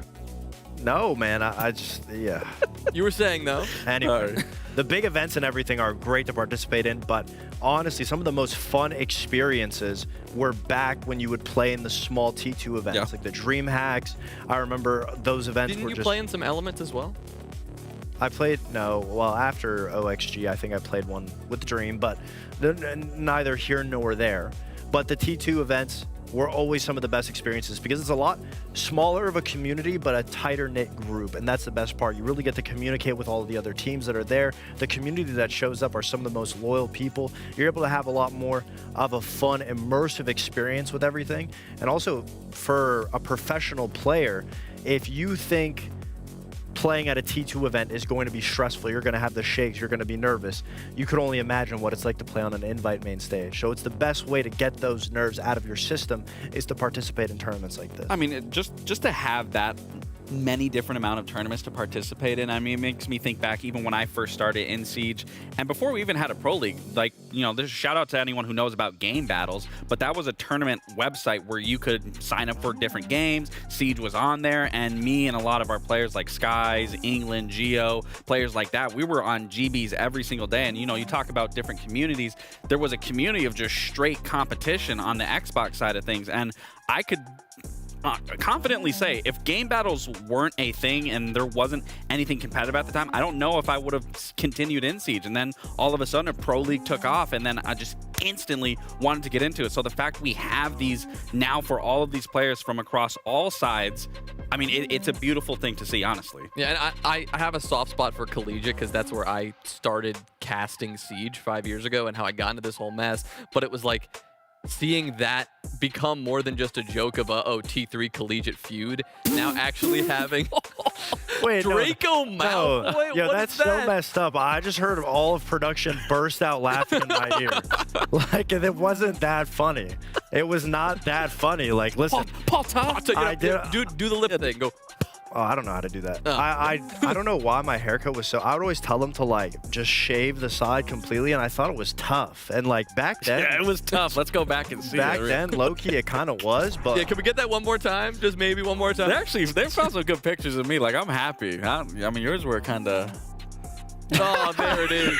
Oh man. listen, I mean, hey, that's a signature. Listen, I didn't really know what I was doing with the You could sides be a of my modest, head. Staring down the barrel of the I didn't know camera, what I was too. doing with the sides of my hair, but I mean, still good. Hairline's still crispy. I don't think my hairline's moved since then. So, This is not covering anything up. what do you mean? You want to peel it back real quick? Well, Yeah, God. yeah, just fine. That's just fine. Y'all see that? It's the same thing. Well, appreciate your insights there, guys. Super excited for what Tier 2, Tier 3 has in store for us in 2026. But we still have one best of 3 to get to. As I said, we've got these two teams that have been through the gauntlet already today. Dark Zero and Shopify Rebellion, as we've seen, have been through a lot. They both came through the lower bracket. Shopify Rebellion, they started here. They had to make through a grindy match with 1 of 30 just a moment ago. But looking at these two teams, ignoring what they just went went through. I mean, this is a rivalry to end all rivalries. It's a toss-up if there ever was one. You know, I know we say this is a rivalry, and I got to kind of stop you there because if you look at SSG's history, which is now Dark Zero, they have a 7-1 record over this roster of SR. And when you look at every single matchup, I mean, even just notably during SI playoffs, they knock them out. So if this is a grudge match for anyone, this is definitely a match for SR once again where they want to finally prove themselves and break this 7-record streak of losing to this roster. Granted, NJR and Kino weren't part of that team at the time. It's also a matter of ending on a hot note. Nobody wants to go in fourth. You're not playing in the first phase of the bracket. You're playing in phase 2. No one wants to go out that way. Obviously, you want to come into it. You want to win. And beating DZ, a team that everyone thought was going to be #1, even though they're still playing in for the 3rd and 4th seed, at the end of the day, it's still a big task. And as we said, like, you don't want to go in as the team who almost lost to 1 of 30, going on an international stage. Like, sure, it doesn't necessarily mean the biggest deal, but, you know, people are going to remember that. I think what worries me most, and I'm going to pivot off of that, is, you know, we just even talking to Troy, you know, he acknowledged that the communication, they're obviously having consistency issues. And then when you look on the side of Dark Zero, when we're watching their games, even though those games get a little dicey, they get a little scrappy, their comms are still clean. Even when chaos is amongst them, comms are still clear. And going into this match, as Fox was saying, you want to end on a high note. And they are ending on a high note by getting to this point. So I hope, you know, we're going to see the best side out of SR, because what we've seen so far from DZ really has been consistency across the board, whether it's been in their play, whether it's been in their communication. It's been well defined. Yeah, and Dark Zero, as we said, had such an incredible group stage, only had that small blemish coming into the playoffs. They could not make it through in that first opportunity here. But that game against SSG, right, they showed us that they can just lock in. They can out-adapt their opponents, Fox, and they can just play a better game. I mean, at the end of the day, it's Siege. Sometimes you're going to win, sometimes you're going to lose some. And for a team like Dark Zero that was near picture perfect all throughout the regular stage, not getting a loss, I'm glad we had a chance to talk about it with Kino, because yes, the losses are going to show you where the gaps are, where the holes are. You think you go up against FaZe and they're not going to show you exactly where the issues are in your defenses? Of course they are. So it's great. It's a great it's a great opportunity to lose, have a second life, and then focus up and be like, we can't make any mistakes. Let's fix the areas where we're lacking and make sure that we can make it to Salt Lake City. But it's a good time to lose before you get to the event. And it's a great opportunity, right, for both of these teams to also play one another here, see, like, can these two formerly heavy-hitting teams, right, like, have a big match and, you know, learn, like you said, where those issues are. Shopify Rebellion, as we just talked about, have been having more issues than they're used to. The numbers that they're putting up are not what we're used to seeing. Obviously, Ambi's been going crazy. We're seeing these players on the up and up, but we still have yet to see them reach the top. Yeah, and again, that comes down to sheer consistency, and you're going to be going against an opponent that you are going to be more than familiar with. You're going to be knowing, again, those idiosyncrasies of every little thing all of these players do. Now, again, they haven't necessarily played against this roster in terms of the addition of Kino and NJR, but still, the stylistic matchup is still absolutely there. It's still an aggressive DZ that maybe is a little more methodical and able to adapt a little quicker due to the roles and being able to be more flexible, but it's still going to be just as important on SR to be able to reel in these comms, focus on these attacking halves. I mean, we saw what they can do when they're locked in and they're going for these strats. I mean, even again, on that map like Lair, those attacks were very well orchestrated. They were beautiful on the aggression. It's just a matter of being in those moments when you're losing. You instantly recognize where that problem is, and that's exactly what Troy was talking about. They're too fixated on what was happening in the round prior, not focused on how do we fix it and how are we going to win this round. Even though they won, and their stats don't look bad by no means, when you look at their opening kills, when you look at their KDs, it's not at the heights that we've seen in the last year by no means. I mean, I believe the only person on opening kills that was positive was Ambi, and it was only by 2. These are players that are some of the best in the world, and we have seen now that they thrive when the system is set up around them. When they're put in a position, the execute happens, and they are fed the kills. Wow, lights out. Now it's a matter of SR getting to that point where they can replicate that situation, always having people in the positions. Of course, you're going to have rounds where somebody needs to pop a crazy multi-kill, but at the end of the day, I believe they relied too much on it leading up to this stage, Kickoff, and that suffered them heavily. And they realized it, and now they're trying to auto-correct it. Thankfully, they made Salt Lake City. But a great matchup would be Dark Zero to test that theory even further, because if they can beat them, that means they're on the right track. Well, we've seen some pretty thrilling conclusions in all these best of threes. Clubhouse has been a staple map. We've seen some pretty big battles there. Let's see where we're going to end up going to now in this Phase 1, Phase 2 deciding matchup. You're right. It's going to be Clubhouse right off the bat. That is where we will begin this series. Both of these teams want to be able to win. Being 3rd and 4th seed going into Salt Lake City is a drastic difference. But that being said, you don't want to show any of the maps that you haven't played yet. So, of course, it makes perfect sense. You're going to Clubhouse, even playing field. Both teams are good at it. Border, again, I believe they played each other. They didn't play each other in Kickoff. They played each other recently. In the NAL finals. In the NAL finals SSG on Border. Now, with that being said, the biggest issue with Border, we talk about it, SR, they always fall into bad habits on that map. They rely on individual gunplay. That's what I'm going to be looking forward to in map 2, just to see if they are, again, staying on the right path of playing together, not just going for aggressive, uncoordinated pushes. Yeah, it's an interesting map pool to say the least, but I think the most important thing for them is they made SLC. That's the most important thing here. Obviously, no one wants to drop to Phase 2, or Phase 1 rather, and then have to work their way up. But the reality is they don't want to show their map pool, especially now that they're guaranteed to go to the event. You don't want to show anything too crazy. So I'm honestly expecting to see exactly what we've seen throughout a lot of these maps, not making big adjustments, because they're going to save that for once this is over. So that way, if a team wants to take them, once we get to SLC, things might look a little different. So I'm expecting a lot of scrappy rounds. Well, again, just to spell it out, this one is just deciding who goes to Phase 1 versus who joins the other two teams already going to Phase 2 of the Major. Everything else is set. They're going to the Major no matter what. It's just a slight prize pool difference and, of course, Phase 1 or Phase 2 difference. We are going to step aside, though, for a moment. When we come back, Dark Zero and Shopify Rebellion will conclude the North American League kickoff. So don't go anywhere. We'll be right back.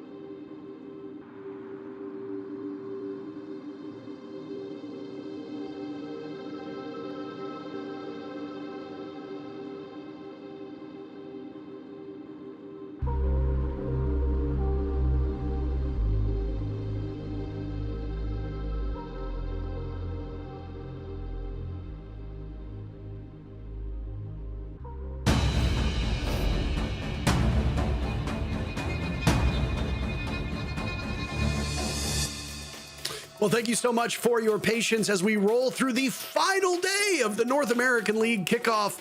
And we are down to just 2 combatants. Jesse, Dark Zero goes up against Shopify Rebellion with SI points on the line, seeding for the Salt Lake City Major on the line, maybe some cheddar, some money on the line, and of course, bragging rights. DZ had a bit of a come down over the last 24 hours and scraped their way to this point. The Rebellion looked like they were in relative control of their best of 3 until they almost choked the series after map 2 concluded. Which of these teams will have the upper hand? You, the community, thinks?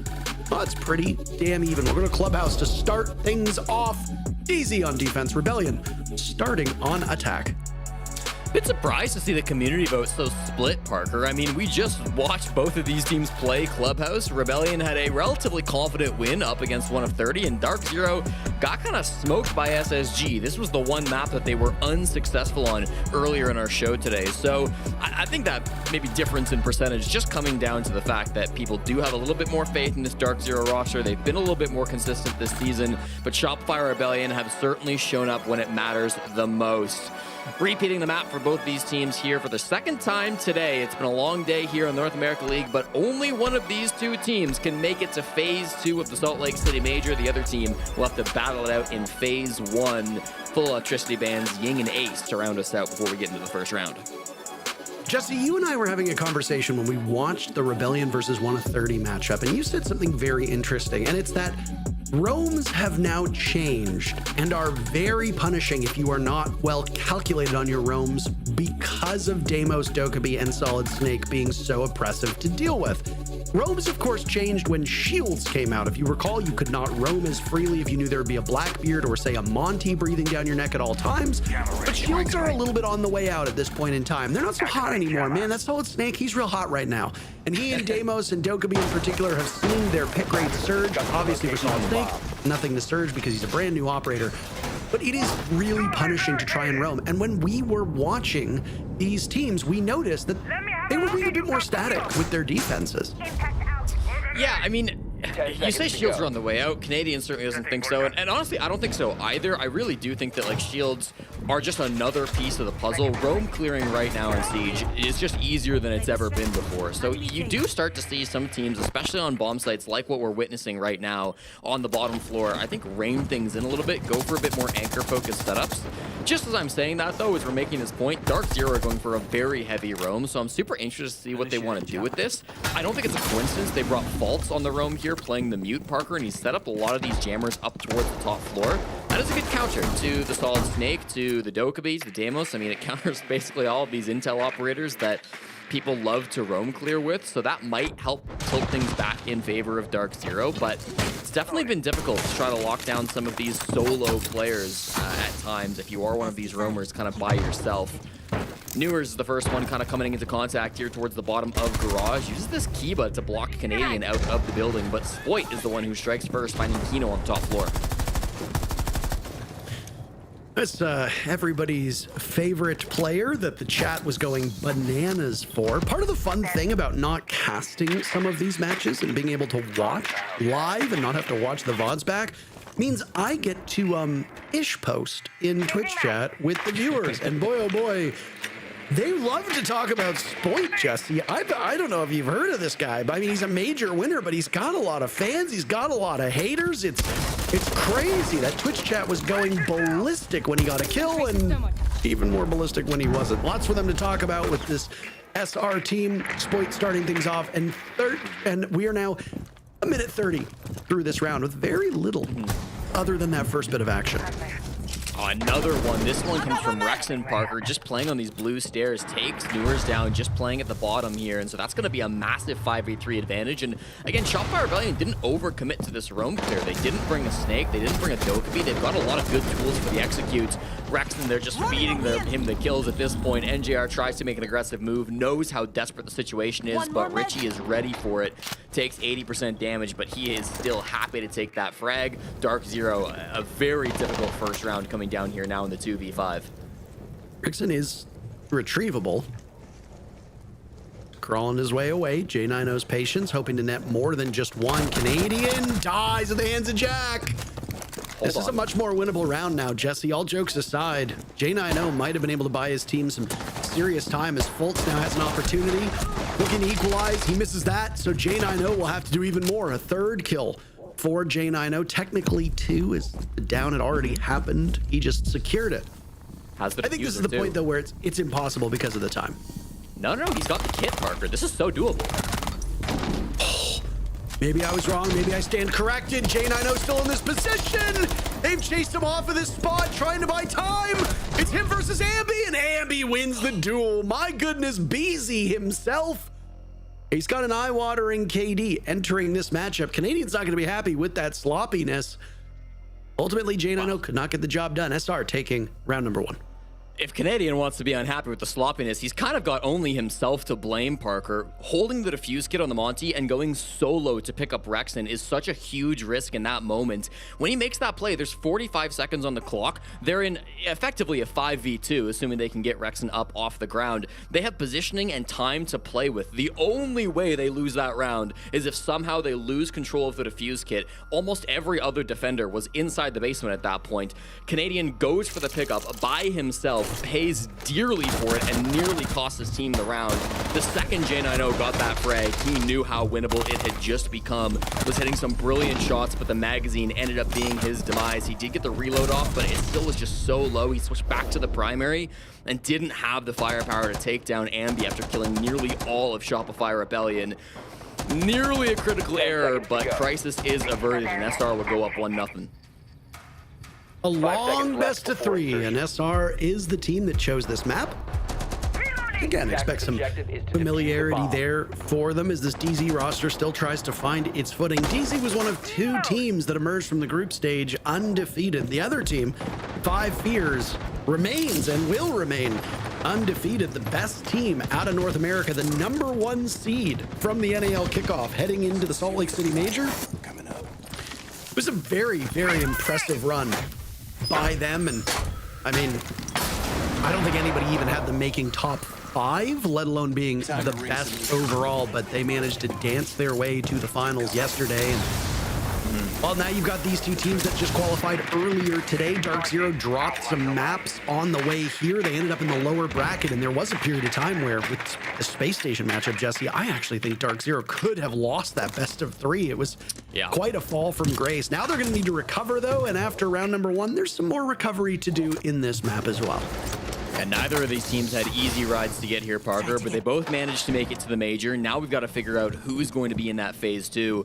You saw earlier in this round some attempted mirror tricking going on from Fultz. It didn't really work for him. He ended up just losing that mirror window without any real gain. So he'll only have the 1 to play with. I believe he set it up inside of Cash, so a little bit of a tough spot to be in from the mirror utility. Doesn't stop the guns, though. Steps up and takes down Surf on the rappel. That's a massive pick, and now J9O farming in the garage.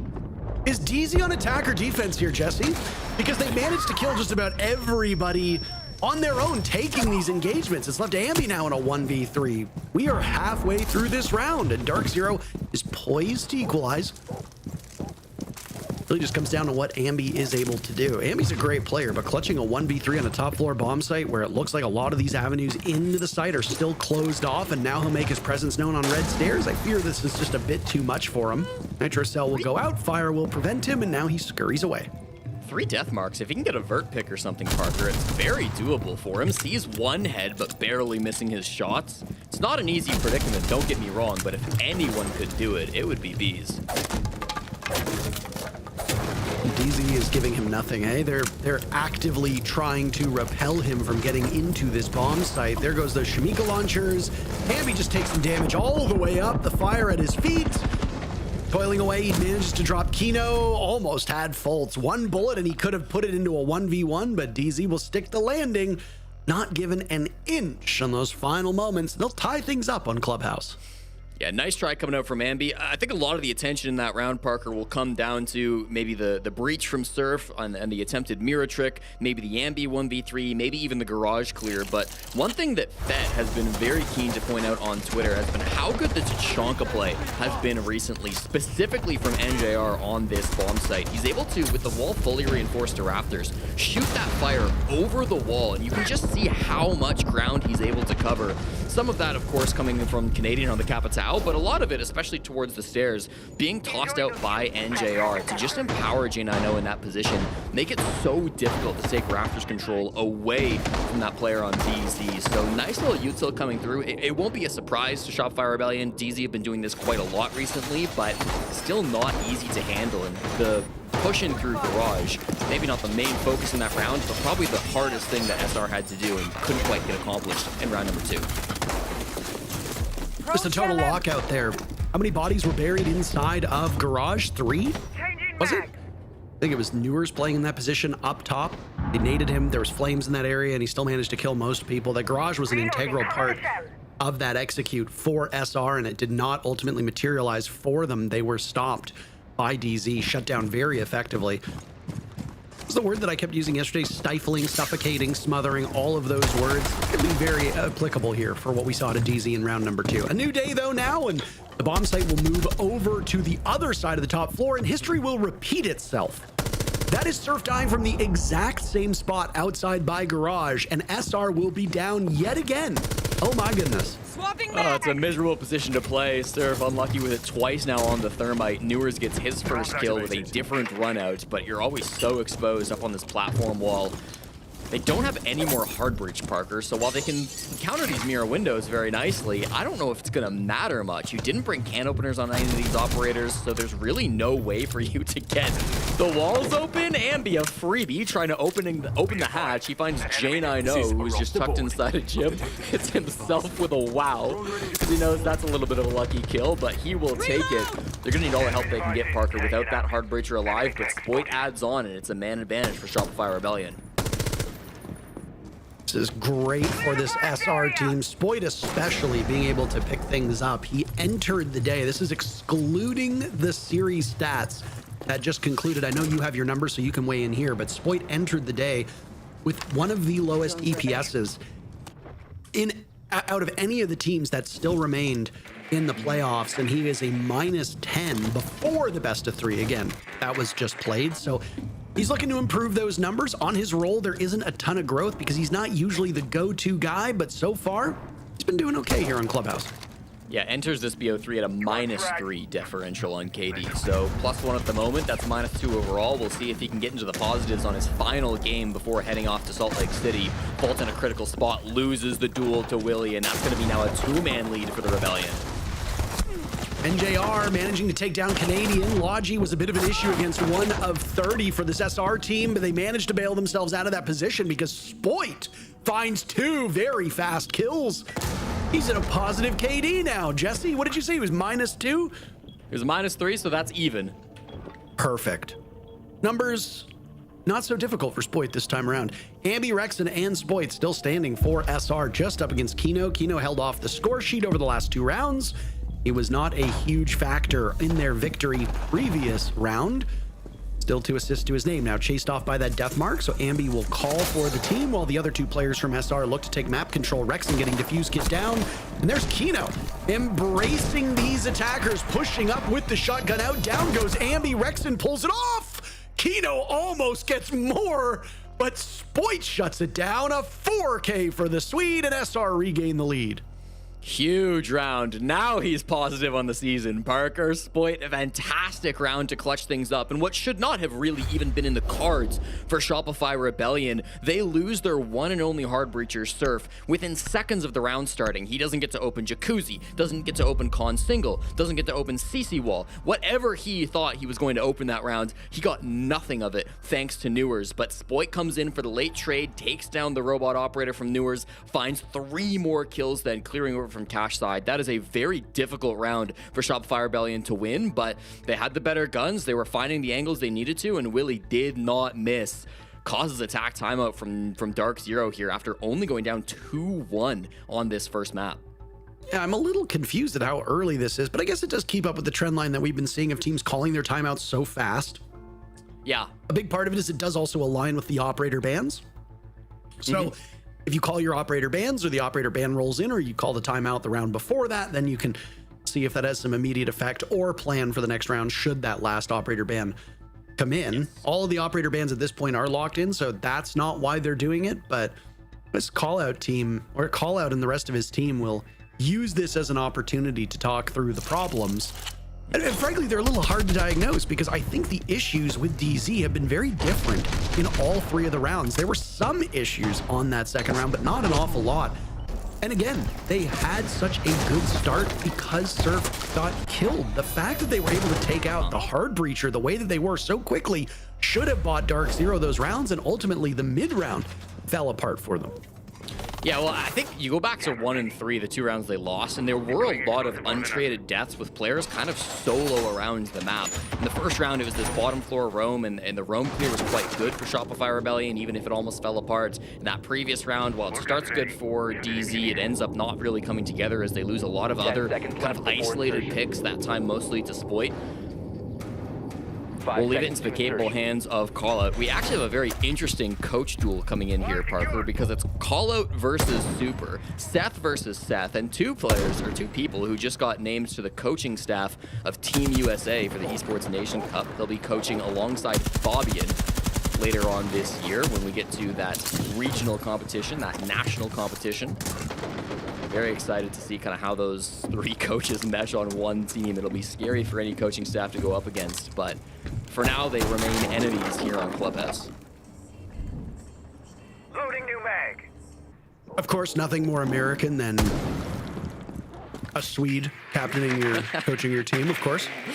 Yes, of course, of course. I was curious how they arrived at this. It was like I saw like Kendrew is coaching the Tunisian team. I was like, I don't even know if there's any pro-Tunisian players. I was looking at some of these teams in some of these countries and just thinking to myself, like, I know that ENC is long and there's going to be a lot of teams competing, but and we can probably predict which regions are going to make the deep runs here, but I saw some of the countries and I was like, what is going to happen? Like we have the most famous Canadian player playing in this matchup, and besides him and Spirits and maybe Foxy coming out of retirement, I don't really know who else goes on that team. Who's going to be playing for Tunisia? That's the question here. Not a question to be answered by us, Parker, and not much going to be answered by me, as it seems my feed has frozen, so mine is completely dead. It has died.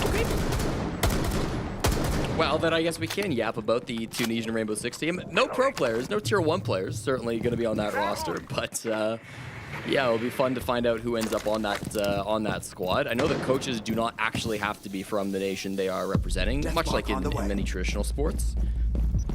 But of course, the players will all be representing their home countries, and it should be a very exciting event later on this year. We've also seen some great kind of coach collaborations happening in South America. I know both in South America, we got a dual coaching setup coming out from both Igor and, of course, head coach of FaZe Clan coming through, Rafadel. So it's going to be fun to see kind of those two coaches work together. Wild. Yeah, bring that Brazilian super team together. The feed is back now for me, Justy, which is terrific. We've got 25 seconds left. Everybody's still alive until SR drops into the bomb site and they all start dying. Braxton and Ambi looking for the coverage. Now Kino will fall. 1 kill for DZ. Numbers still tied. Surf looking for the defuse kit. That means Ambi will be the only one to cover, but BZ's getting the job done. It's pushed Fultz back. He'll take down Ambi with a great shot, and now Surf and Fultz will stare each other down in a 1v1. Fultz inside a church. Semi-newly religious man. He'll have to do some praying here as Ian Surf with the sidearms out. Bearing 9 versus SMG 11. Fultz has access to a shotgun if need be. Right now just trying to buy time, getting ever closer, and he'll win the duel. Surf did not have the read on it. Fultz with the final kill. He'll hop on the case, and we are tied yet again. Brilliantly done by the captain of Dark Zero, Faults, just qualifying now for his 10th major. A massive accomplishment to come through from him, playing against Canadian, also now qualified to his 10th major event, I should say. Both of these players going to Salt Lake City, but it's Faults today who gets the better in that 1v1. Nice for them to be able to lock down that bottom floor defense, Parker. It's the bomb site that they were struggling with back during the very first round here on Clubhouse. I'd love to give you more analysis than that. Looks like it was going in through the church, or through the kitchen hatch. They had a nice little send set up, but I did miss the majority of that round due to some tech issues, so I can't say much more than that. In the end, though, the guns seem to be just a little bit better for DZ, despite that triple from Ambi. Shopfire Rebellion have had to rely a lot on Ambi so far this season. Coming into this game, Ambi sits at a plus 32 kill differential, while every other player entered this match negative. So you kind of expect Ambi to be the one to show up, but in that previous round, not quite enough despite the triple. Really good individual performances here, and you can look down at the numbers on your screen. J9O, most of his kills occurring in that very first round where he ended up in a 1v1 showdown against Ambi. Ambi persevered there. DZ get their 1v1 back in the round that just transpired, as that was Fultz who beat Surf.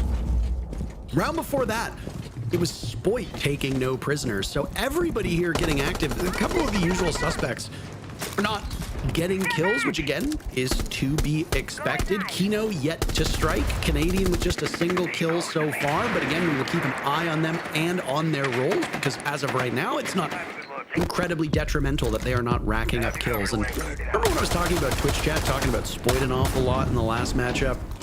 The amount of people, they're just... Allow me to impart just a tiny bit of knowledge here on the average viewer. If you are here because you like a content creator, it would behoove you to learn the game. When a player like Canadian is going negative, but the rest of his team is fragging out, usually that means Canadian is doing his job. You don't want Canadian to get a lot of kills, because that means the fraggers on the team are not doing their job properly. So if you're one of those people, I love calling Canadian comedian, don't get me wrong. I razz him all the time. But if you see Canadian go, say, like 2-7, depending on the circumstances, that might actually be pretty normal for the way that Shopify Rebellion plays this game. Parker, the Monty main has 1 kill. I think Spoit should drop him. Spoit, of course, running this team, right? Yes. Fultz now on the flank. He cannot outduel Spoit. Spoit's team, you talked about it. Potential refrag now from Rexon. Action breaking out all over this map. 4 players in the ground, 2 apiece, and we hit the halfway point of the round. Both of these teams tied. Canadian did end up going down, actually walking up towards Raptors. A bit of an ill-advised kill, dying to J9O, playing in that position. Again, this Tachanka setup is so difficult to try to get past. Thankfully, Rexon will get that space, but even now that they've cleared out Raptors, they can't really breach the wall, because NJR can just keep throwing those fire grenades right up onto where they want to breach it. Not that they have any more hard breach anyways, I suppose, with Surf being all out of those X-Kairos, but it still just makes things very awkward trying to push in through the garage side of this map. That's why Rexon has to give it up. Sure, you've cleared the defense out of it, but now what does this push look like? It's sending 2 players up red? This does not feel good with 40 seconds left. No, not whatsoever. Spoit will attempt to flash, as now this defense will stare down this red execute, and that's a great spot for Newers to be in. He's not expecting a second. Surf gets 1, almost gets NJR2, who now repositions. Surf has not really been able to do much the last couple rounds because he kept getting picked off early. He had an opportunity there. He does not ultimately succeed. Beyond just a single kill, there's nothing else that Surf can muster, and DZ will take the lead. Yeah, Red Stair is really the story of that round, Parker. It starts right at the beginning with Newers getting the opening pick onto Ambi, who was trying to clear him up from kind of down below inside of Lounge. Faults was flanking up those secret stairs as well, so you had really a lot of different players on Dark Zero focused over towards Red, and it kind of got them that early man advantage that they were hoping to achieve starting there on the defense top floor. Raptors definitely went the way of the Rebellion, don't get me wrong. Despite Canadian's death, they got that good space, but not being able to do anything with it because you couldn't breach the wall because the Tachanka was spamming fire through it. It forced this push to be really awkward. Frankly, the only advantage to sending 2 players up red is that it's such a bad place to push that nobody expects 2 bodies to walk up that direction. So Surf gets a freebie from it in that case, in that sense, but beyond that, not really a successful push in the 3v3. Positioning advantage is so much stronger from Dark Zero. Raptors wall being closed and the main breach just not being an easy place to walk through either. Not one bit. And again, Tachanka, the operator that you gave credit to, and then referenced the Fetco stream and how he's been posting an awful lot about Tachanka lineups. Honestly, it's great content. There's a lot of people co-streaming these matches, and the content that has come from it is terrific. Rainbow Six really could benefit from more supplementary stuff, whether it be on YouTube, on TikTok, on Instagram. There is a very large Rainbow Six Siege community on TikTok, and it catches you off guard. And if you're not a big TikToker, you might not know exactly what's out there, but the game does quite well on that platform. One of my first experiences with TikTok on Siege was Titanium Rolo, who's done a fantastic job covering the more casual aspects of the game, particularly the Easter egg hunts, and she's now branched out to a bunch of other stuff and is finding a great deal of success. So I mean, if you do watch TikTok, and Jesse, I know you spend most of your life on TikTok. You download TikToks before you go on the plane so that you can watch them, which I think is deranged behavior, but alas, if you do go on TikTok and you like Rainbow Six, seek out some of these content creators because there's good stuff out there to watch. In my defense, YouTube Premium does that automatically. It's not like I chose to do that on purpose. But anyways. Last is paying you really well, Mr. YouTube Premium. Nurs goes 1 for 1 on the opening, takes down Ambi. That's been a duel happening all game long, and so far it has been Nurs barely getting the better of Ambi, but both of them finding some good success throughout this matchup. Resulted a 4v4 for this gym push with about 90 seconds left here on the clock. I like the control that Shopify Rebellion have achieved. They've gotten this cache control, which allows them to play the highway windows a lot safer than they otherwise would, but there's still really good utility in the site. Kiba barriers and castle barricades keep things nice and tight, and then with both NJR and Kino on these plant denial operators, it's going to be really tough to go for an objective-focused execute. The best look for SR might just be trying to rush in, play on these windows, and get yourself some picks, but easier said than done when you're looking at those very strong gunners on the side of DZ. I mean, Ambi's come back down to earth a little bit over the last few rounds, so if you make it to a major, typically you're going to have some depth on your team. Come on, hype ready. 5 Fears is still kind of the odd one out, at least in my eyes, because they're still a new-ish team, but there's still depth on that team as well. On Rebellion and Dark Zero, you bet your ass there's some depth here. And there'll need to be some. On the side of Rebellion is Rexon and Spoit are suddenly the last 2 alive. 30 seconds remain, and DZ have a lead by 1 player. We both thought it was gonna. We both thought that might have gone the other way. I don't know about that. Maybe. Faults. Putting in the work in the end round, Parker. Really dominating towards the end of those defenses. Puts in just enough as well to get up to, I believe, 9 frags at the end there. And goes up now 4-2 on the leaderboard here. Up against Shopify Rebellion. Dark Zero in a dominating position after the first 6. Let's see what our desk has to say about the start of this game. Well, thanks, guys. This one's been an interesting start. Laxing, anything jump out to you so far? The defensive half from the side of Dark Zero, what I've really liked is their operator choices is really to stall out the side of SR. They know that SR can turn up on any single point. I mean, this first round was crazy, to say the least, for J9 not to be able to clutch it out. But no, I really like the defenses. They're playing a lot of stall. They have the Tachanka, they have the Castle, they have the Azamis, they have the Akiba barriers, they're playing the Tuber route. I mean, it really is to stall out SR. So once all that utility is used up, whether it's on the side of SR or it's on the side of DZ, you're playing into that defense, and that's always going to be significantly easier, as I've talked about. Once you've expunged all your utility on both sides, defense is always going to be in the favorable position, because there's nothing left for the attackers to do outside of trying to get into the site, trying to play a trade game. But that's where DZ is just putting the clamps on them every single time. Yeah, I really want to commend Fultz for his performance. I feel like he's been so consistent since joining this team, but specifically in Kickoff. I mean, his big 1v1 clutch when it came on round 4, it was really good for him to be able to close that out, for him to be alive. He's been such a good backbone for this team on defense when he's playing that smoke. I mean, they really are looking good. As for SR, though, I will say with the quality of the opponent that they're going up against, the attacks that they have won, that clutch that they lost to Fultz, that could have been a 1 round and made it 3-3, they are still performing very well when it comes to their attacks. I feel like it's just DZ at the end of the day. Do you disagree? I mean, I don't disagree with that. I also just want to quickly mention, I mean, 5 out of the 6 opening kills are going in DZ's favor once again, so it speaks into how well they're controlling that aggression and delaying all of SR to a point where they have to go for something and they lose bodies almost immediately. Yeah, SR's having a big issue when it comes to the opening kills. Not something that I mean, they were having difficulty, you know, again in their 1 of 30 match as well when it came to that. It's something that seems to be plaguing them when it comes to their entry. It feels like if Ambi can't find that opening kill, the rest of them aren't able to. So maybe it's something to take and they look at going into map 2. But when it comes to their defensive half, I'm imagining with the way that DZ was playing with their setups, you know, all of their top floor holes and the way that they add so many layers of utility to go through, you have to imagine that their attacks are going to be one and the same. Capitao, Grim, Ying, utility-based operators.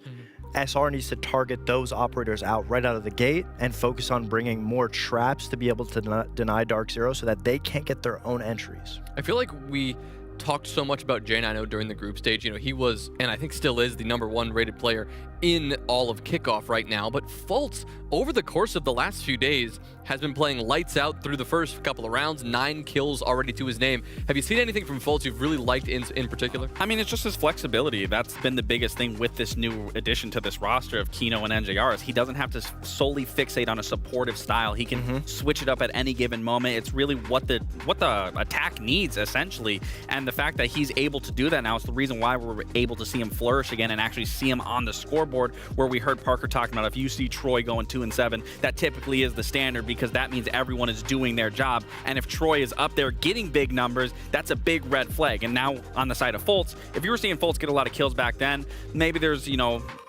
maybe give and take in some areas, but in this new role that he can play, he can be at the top of the leaderboard while also leading his team. And that is the beauty of Dark Zero. There's so many good players on this team that finally have a place to shine. I mean, we've talked about J9O, we've talked about Kino, NJR, Fultz. These players on their previous teams always had to get the short end of the stick, had to pick up a role that they didn't necessarily have the most success with to let the other players flourish. And now everybody is so comfortable in their position that players like Fultz, players that we haven't really had a chance to talk about in previous years, now are the main talking points for Dark Zero. All right, 4-2 at the half. We see if Shopify Rebellion can quickly make up that ground as we move into the second half of Clubhouse. Jesse, Parker, back to you.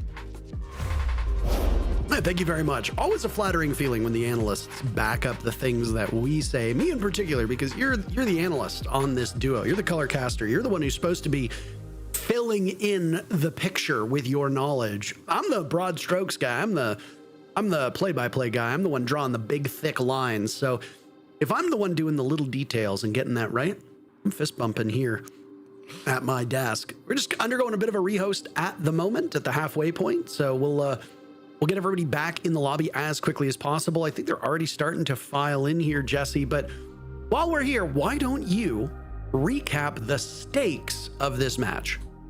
Yeah, that's right, Parker. Coming into this game, of course, both of these teams have already qualified to the Salt Lake City Major, so they don't need to worry about that, but we still don't know where exactly they're going to be in the Salt Lake City Major. The format for our majors this year, especially for this first one, is that you've got 8 teams starting in Phase 1. The rest of the teams start in Phase 2. And only the winner of this match gets to start in Phase 2. So our upper bracket teams that qualified, 5 Fears and Wildcard, they'll be in Phase 2 no matter what. The top 3 teams from Europe, the top 3 teams from South America, and some of the APAC and Chinese teams, they'll be in Phase 2 to start. But some of those other teams, including the loser of this game, will have to start in Phase 1, which means they could be going out very early at the Salt Lake City Major if they're not able to win against some of, again, the top teams from around the world. Even if they are some of the weaker teams going to the major, they're still some of the best teams in the world. So you don't want to have to be fighting in a spot like that. That means including the difference between 3rd and 4th in the NAL and the difference between 20th and 16th in the major. There's about 135 SI points on the line and at least 1,000 USD. So plenty to play for in this matchup between Dark Zero and Shopify Rebellion. There's always a lot on the line when you get into the later days of these matches, and especially in Kickoff here. for people that are curious, this kickoff event is not actually part of stage 1. This event exists solely for teams to qualify for the Salt Lake City Major, and of course pick up SI points and all of that in the process. North America is a bit behind the times when it comes to qualifications, but now we know all 4 of the teams that have made it. APAC and China are still in the process of doing their kickoff matches, so those are still to come. 10 seconds left APAC before North insertion. will be playing in about 3-ish hours if you're watching this, just a little bit over 3 hours. Asia, the region, will be playing in just a little bit over a day, and then Oceania is still 2 days away. China will also be playing in 4 hours, but as far as I'm aware, there's no English language official rebroadcast. It varies. There are ways to watch it in English on Twitch. No. I mean, we are not. There's nothing No with blast us. broadcast. Yes, No. exactly. I'm not casting it. Well, I hope not, because it's going to be starting the moment that this ends, and something Edmonton Oilers. I don't know what if They're not you're watching playing hockey, tonight. but both Europe and South America, or EML and SAL, have already sent their teams. G2, Team Falcons, Twisted Minds, and Virtus Pro from the EML, and then from SAL, it's 4 Brazilian teams, and FaZe Clan, Furia, Los, and Ninjas in Pajamas. There are some big names missing from all 3 of the regions that have qualified every team so far. It is crazy to think of that, but that's what parity is, right, Jesse? When all of these teams are so evenly balanced and you've got 5 or 6 good teams, guess what? A couple of them are ultimately just not going to make it based on the numbers. There's a missed opportunity from J90 now as we're 1 minute into this round. He saw 2 bodies over on blue, but the Azami of Ambi will stop those bullets, and they both manage to get away. As now Spoit creeps up to the end of Dirt Tunnel and could have a very cheeky kill on his hands. Nobody in kitchen directly yet, so we won't be too worried about it, but certainly this roam game has fallen off in the side of Shopify Rebellion. I like that from them. They showed a little bit of a presence, but it wasn't really a hard commit, and they used those Kibas to get back to site nice and safely. So good space from Dark Zero taken quite early. They've got a relatively open site for them now to try to work onto this push. The smoke grenades come out though, and they're just sending it. 1:20 still on the clock. And in the middle of the smoke, Kino trying to see all Surf the first casualty. Surf's been dying really early in a lot of these rounds and not having as much impact as I'm sure he and SR would want. Down goes Kino at the hands of Canadian, so the old man can still fry. Canadian losing a lot of HP in the process, but still with gun in hand. Because of this pace, Jesse, there's still a minute to go with 8 players alive.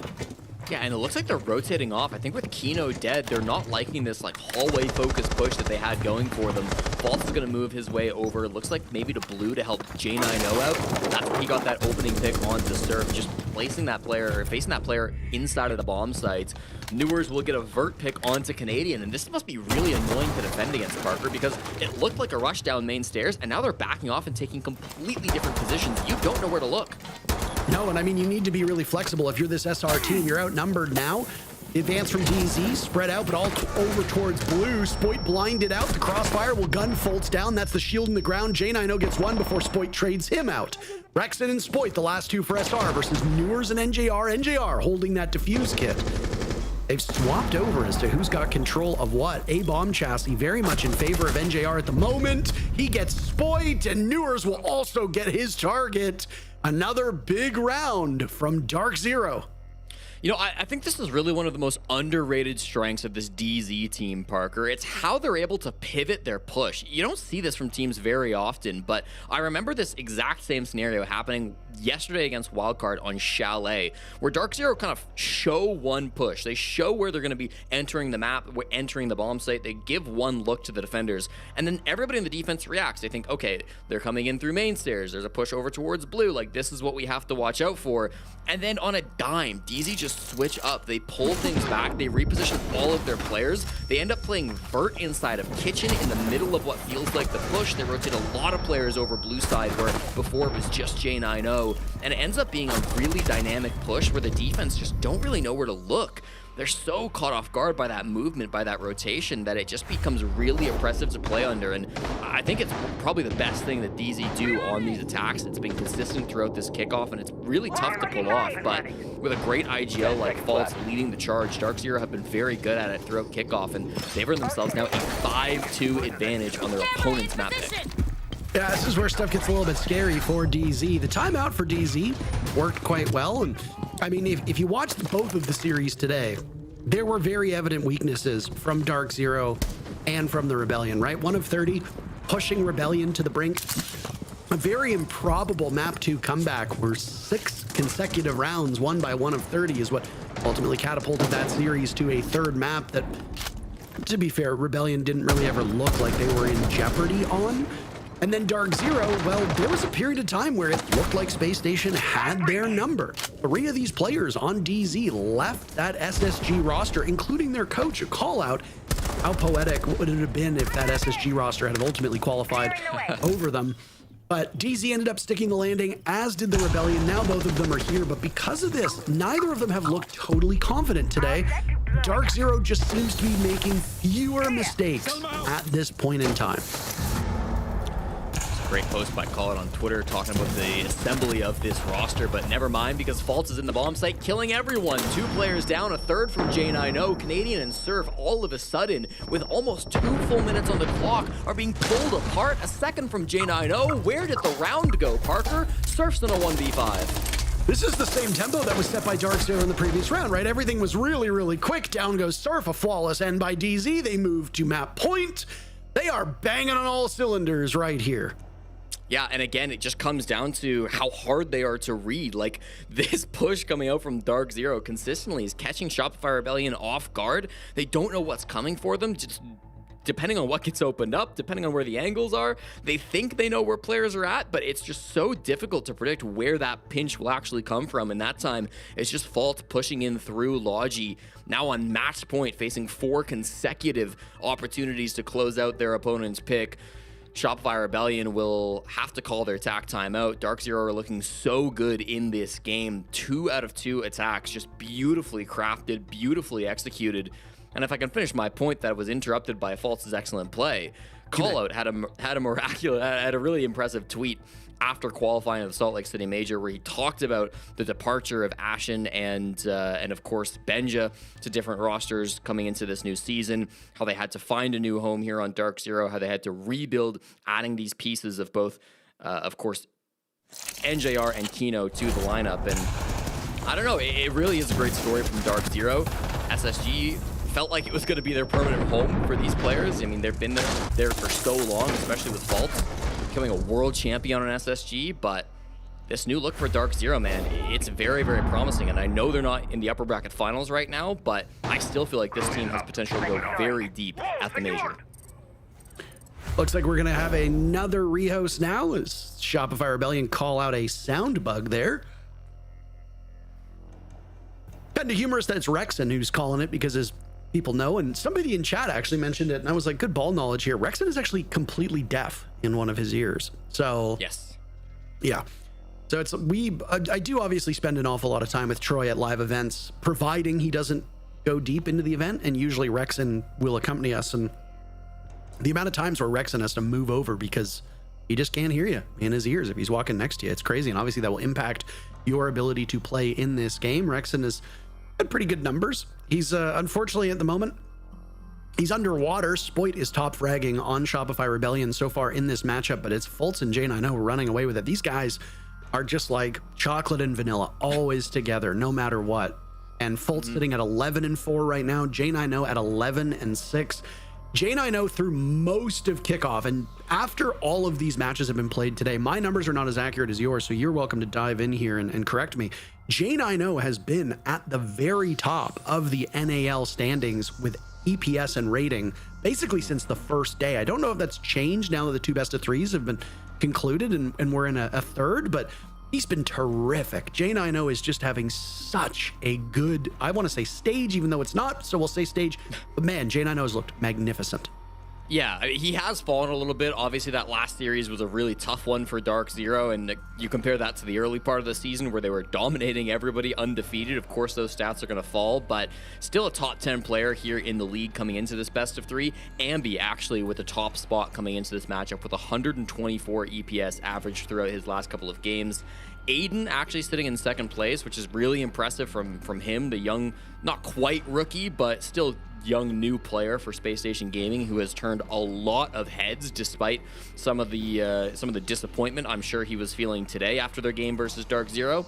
Gavin, kind of a similar spot, not a new player by any means, but third rated here by EPS in the league, still failing to qualify for the major. Of course, big disappointment. And then you start getting to the heavy hitters that'll be going to Salt Lake City. Snake and Rival, 4th and 5th. Newers and J90, 6th and 7th. So some real big names that are going to be headed to the major, and some new names too, right? I mean, we've never seen Rival at an international event before. It could be very fun to see how he fares against the best of the best. Yo, absolutely. And it's going to be a great experience for these younger players. There's been a huge amount of upheaval with the rosters across all of the regions. There's no real region that's been hit more than the other, though it does seem like North America has an overwhelming amount of youngsters and rookies. It's really healthy for the league, if I'm being honest here, Jesse. Yeah. Having new blood come in and have new talent come in, they're going to bring a different set of eyes. They're going to bring a different way to play. You know, there's been a lot of arguments made about the way that Siege is played these days. And one of the players whose system repeatedly comes under criticism is Canadian, who's playing in this match, especially involving Spoit, the guy on your screen right now. After the disappointing results that the Shopify Rebellion had at the Six Invitational, one that just happened in Paris a couple months ago, there was no shortage of ink spilt talking about Spoit's role on this team and Canadian's system. And, you know, you talk to some people and they say that Canadian likes to play a far more structured style of Siege. It's a little bit too firm, I guess you could is a word you could use here, whereas a lot of other teams are a bit more free flowing. Now, that doesn't mean it's bad. It just might not be where the meta is at the moment. And I mean, he just qualified for his 10th major, Jesse, as you actually tweeted about earlier today. So clearly the system is not terrible. It hasn't been enough to get Shopify Rebellion onto the main stage or over the hump, but it's certainly getting them to events. So yeah, these new players, they're going to bring different ways to play. Maybe some of them will be more structured. Some of them maybe be a bit more chaotic. Mm-hmm. I think it comes down to, when you talk about Shopify Rebellion being very rigid, maybe structured. When they're good, they're great. I mean, you look at some of the executes the Shopify Rebellion have played, especially through these last couple of days in playoffs, and you just think, wow, like that was incredible. There was a Raura execute on the top floor of Lair that they pulled out, I think a day ago. They all kind of blur together with these playoffs. Have been kind of crazy, but you know, there's some pushes that come through from Shopify Rebellion that just look absolutely incredible when all the pieces of the puzzle line up the way they're supposed to. It's clear the depth of strategy on this team and the skill on this team is absolutely insane. But I do think, yeah, you know, sometimes things get a little bit messy. Sometimes things don't go perfectly according to plan, and that can be sometimes where Shopify Rebellion fall apart a little bit. That's sometimes where teams like 5 Fears or SSG can find a lot of thriving because they like to make things messy. They like to get active. They like to run at you on defense and cause chaos in your attacking strategies. So different ways to play this game, no doubt. At the end of the day, both styles can get you to a major. Both styles can find you success. Really just comes down to what the team wants to play with and how things are going to look at the end of the day. But I think that the broad kind of conclusion of the story, Parker, is that the future is very bright for North America. You know, with all these young players finding success, especially here in this season in Kickoff, I think we've got a really good outlook onto the seasons to come and to the international events over the next couple of years. I think this NA team and the NA squads that we've got will be playing pretty well. I think they can put up some really nice, impressive stuff. Yeah, absolutely. I mean, you've got some of the old guard. It's crazy to think that this DZ team is now part of that old guard. You've got your oldest guard known to mankind, which is your guys like Canadian, who've been, you know, around since this game basically started. Most of his teammates and people who played against him have since retired. But then you've got guys like Fultz, who's been playing now quite steadily for over half a decade. I remember when Fultz made his debut. I remember when Newers made his debut. I remember when NJR made his debut. And now these guys are the ones who are experienced. They are the veteran presence on teams, and they are now using their experience as a learning opportunity for the younger players. Now, DZ doesn't really have any youngsters on the squad. They're all relatively the same experience level and same age. Mm-hmm. But then you've got players on the side of SR, like Surf. Surf and Ambi, both still relatively green when it comes to international experience. They're just starting to stretch their legs. Ambi is now getting an opportunity to IGL on defense, helping with SR's calls. And you best know that a guy like Canadian, a coach like Super, even somebody like Spoit, who now himself is starting to get up there in years, winning a major all the way back in, what was it, 2022, 2023? I believe it was 2022 where he won the major. That they're able to use their experience to help other players grow. And when you look at guys like Surf and Ambi, I think it is very fair to say that having Super and having Canadian on this team has allowed them to flourish. And when you look at a team like Five Fears, Forrest is the one that's going to be giving all the experience to the rest of that roster, and Snake will be to an extent as well. So lots of learning opportunities here for the younger players, and it'll be fascinating to see how all of these different styles and levels of experience mesh and go up against each other in Salt Lake City. Well, folks, we do appreciate your patience. Hopefully, we've waited all that time so that Shopify Rebellion can mount a thrilling comeback and give us a full 15-round series here to start things off on Clubhouse. Dark Zero will do everything in their power to make sure that that doesn't happen and that the rest of this map finishes faster than the rehost went through. We have got everybody back in the lobby and everything working, both the youngsters and the experienced veterans. So hopefully we can see this game continue without any real issues. Coming again once more, Dark Zero have been dominating on these attacks. They had a 4-2 defense split, now have been very coordinated on these pushes, faking out their opponents, catching Shopify Rebellion off guard, multiple different ways of pulling that off. I'm hoping we see a bit more from SR in the early game, Parker. Sometimes if you're getting caught off guard by these pushes, the best response is just to get aggressive, get in their face, to work the opening pick back into your advantage. The entries have been heavily favoring DZ this game. Shopify Rebellion need to get one back. Yeah, I mean, time's running out. DZ get to go up to their map, and they might do so in a bit of a hurry. I know it's been quite a long day so far just because of how these best of threes have gone. They've all been quite lengthy affairs, but this DZ team is trying to make up for lost time. Now, granted, both of these teams have in the past had experiences with dropping rounds that they probably should have won. Some could even say that's happened in this actual matchup itself. So now it's really on Dark Zero to not bottle it. There's very little I've seen here from DZ that gives me concern. I think this is a team that when they are playing and they are locked in, which so far it looks like that's the case on map number 1, they are indomitable. And I know I quoted it on the broadcast yesterday and we kind of made some jokes about it, but our good friend Fresh openly said he thought DZ was like the perfect team and would win the major. They almost didn't qualify, so he could have been wrong in that regard. But I do agree with him. I think when DZ is on fire, they are on fire, and they are very quick to get in the building now, Jesse. Taking this top floor by force. Yeah, they had Ambi inside of Rafters supporting on this extension, but he ends up dipping down towards the basement and will continue to lurk down there for the time being. It ends up being a relatively easy entry for Dark Zero then, with Kino just on this Monty, able to take this space, not really being contested. My problem with this now is it gets kind of claustrophobic inside the bomb site. Shopify Rebellion have 4 players here around the site. They don't have construction control, so they're really kind of being pinched in on. And as Dark Zero start to open these windows, open the Logi hatch, the Jacuzzi hatch, or wall already opened up, it gets very tough to play these positions, so they need to stay alive, and hitting shots like that will help them do it. It's going to be a double swing now with Canadian and Rexon side by side. J90 doing some damage to what appears to be Ambi. Surf, the first one to die on SR yet again. A really rough showing here for Surf in these early moments of the round. SR cleaning up on this kill feed, but there's Fultz, the man of the hour. He's good enough for 1 kill, no more on his side of things. NJR will stand up against Rexon and Ambi. The fuse kit's been surrendered over in logistics. So NJR will need to find these players. He's the end of the gun in the hands of Ambi, but he can't do any damage. Rexon is tucked away, and now the cross is being held by Ambi, who looks like he might want to swing. He's got 2 options, either that opening that was created by the Habana earlier, or he goes for the construction door. The moment that he inches into construction, Rexon will hear that call and can easily pop up to swing. There's no way NJR gets this done, right? Right. Pulls out the sidearm. That shotgun is so weak, it's way too close for comfort. SR wins the round, but you can see frustration still on their faces. Honestly, Parker, I think that was one of the best examples of team play that we've seen from Shopify Rebellion, that since this game began, frankly. It ends up being a really nice little play inside of construction, and despite the fact that things got messy towards the end there, it definitely got too close for comfort. The early round where they got that big 4v2 advantage in towards Con was huge for them to put themselves in a winning position in that round.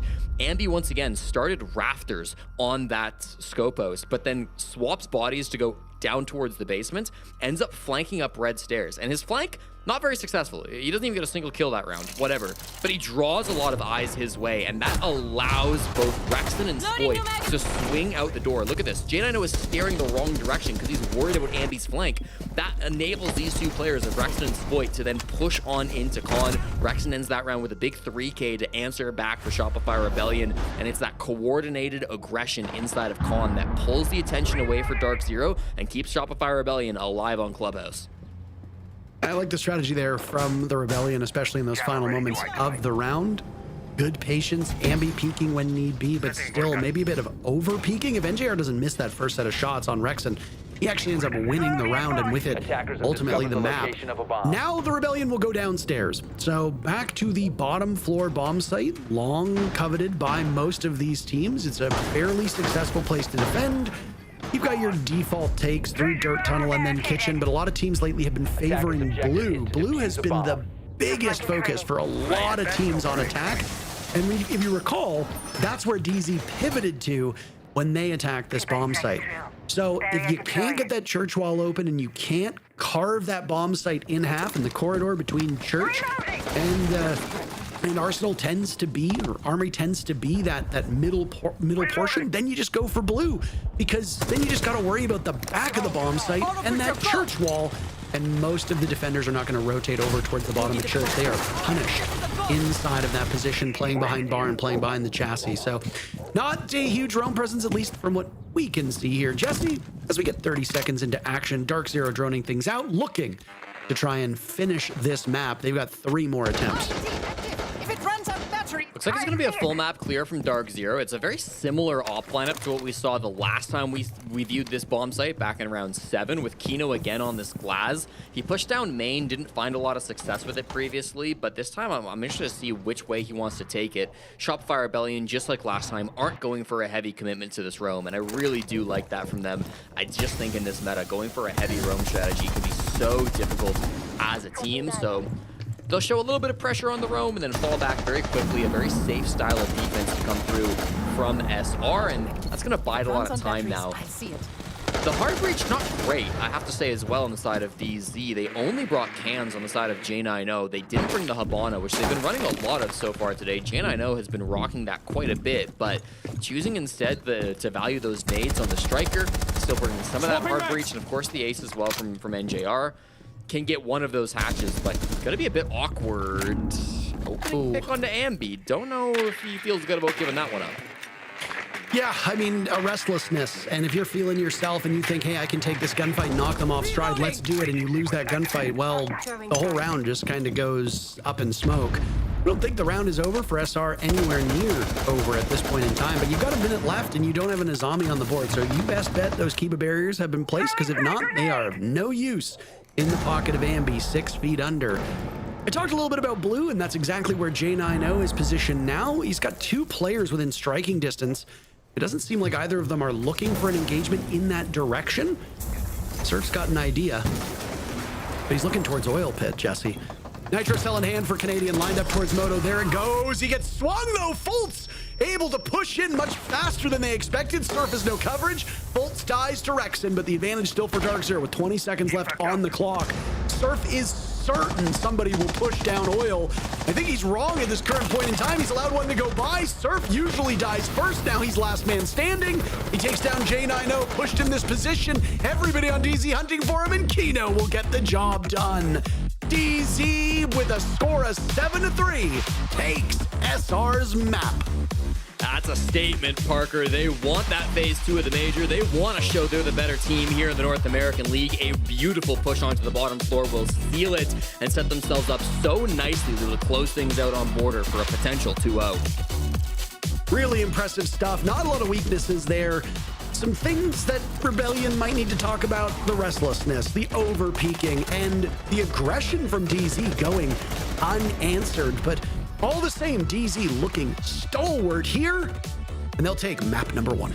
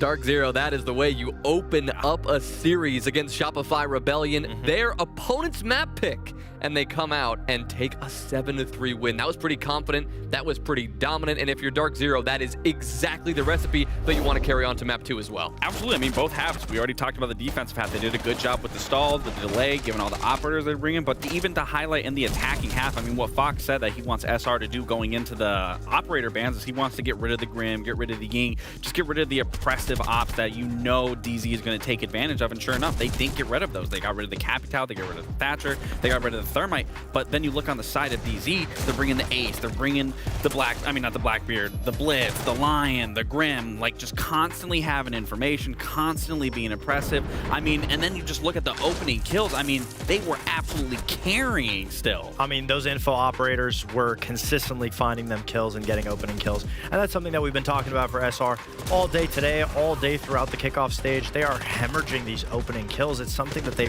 really need to focus on, because no matter what idea they have to be able to counter the adaptations, it feels like they're on the right track. But you simply can't successfully win consistently if you're always playing 4v5. And that's the biggest downfall for SR. If they can just fix that tiny issue, fix the entry issue that they have right now, they could look so much better. That being said, I mean, I'm glad something that I said in the halftime, you know, came to light. Not banning the info ops is what carried DZ through it. I mean, they are so good at finding out where you're going to be, always knowing before they execute where all their information, where they need to look, and they're just executing on it. At that point, it's just already drawn up. They just have to cut it through. Well, the man we also highlighted at the half, Fultz, he continued a strong performance, ended up top fragging 14 kills to his name for an IGL. I mean, this is a great spot to be, and it's always a good sign for this team to be successful. And again, it's the flexible positions that he's now able to play. I mean, look at the operators. He's bringing the Blitz, he's bringing the Grim, he's bringing the IQ. If this was the old Fultz before this new addition of this team, he'd been on the Ace, he would have been on the Thermite, he would have been on the Hibana, he would have been on the back line facilitating around. But now he can be at the forefront of it. He can get those opening picks. He can instantly dissect and understand what SR is going for. And then really from there, he can take all of that and like Fox was saying, I mean, that's essentially now the blueprint of how they're going to execute onto these rounds and through. I mean, three attacks that would just look successful across the board, where it didn't look like SR had much fight in it. I mean, it's a recipe. You can IGL from almost any role, but when usually you'll see two main ideologies. You'll be either be support IGLing or you'll be flex IGLing, because you get the most vision. But when you're flex, when you have the utility to use, you're not just stuck on hard breach, getting the walls open and droning. When you're flex, you're usually the third guy in, and you can pick where the utility goes, and it changes on a dime based off of what you're seeing in front of you. That type of information is something that few people can do. The IGL being in that position is one of the strongest, and since Fultz has been on that role, it shows that he can use his brain for the kills and also pinpointing where he needs that information to be given in the given moment. If I'm SR here, and to be fair, I mean, the rounds are still competitive. It's not like it's just a clean sweep by any means. They're still fighting back. But it's like Fox is saying, it's the over-aggression at this point, and that was something that we even saw in that Mady game. They started out slow. They weren't aggressive enough. Then they started finding the stride. They were getting aggressive, and then, like I said, it comes down to that clubhouse, and then it was a well-managed.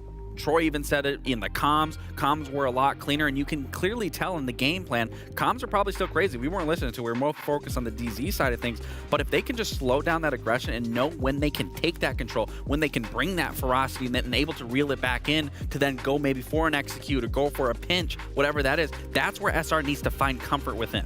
Well, talk to me a little bit about Border. You mentioned this in the pre-show.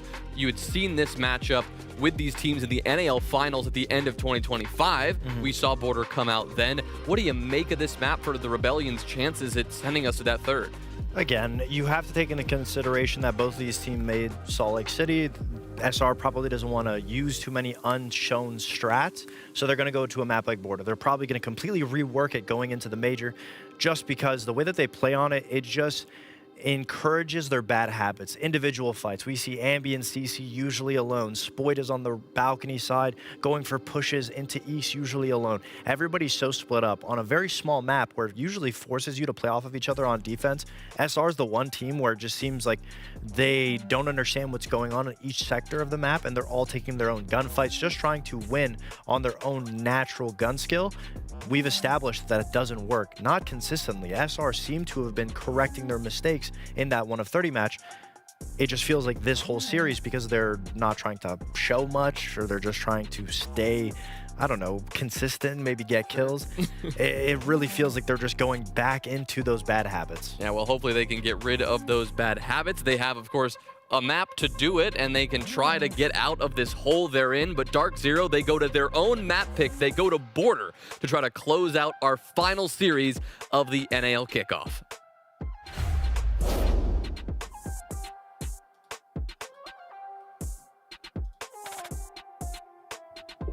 One map remaining, Jesse, to determine which of these teams will ultimately win this bout. Maybe two, but it requires Shopify Rebellion to win their opponent's map. Good news, though.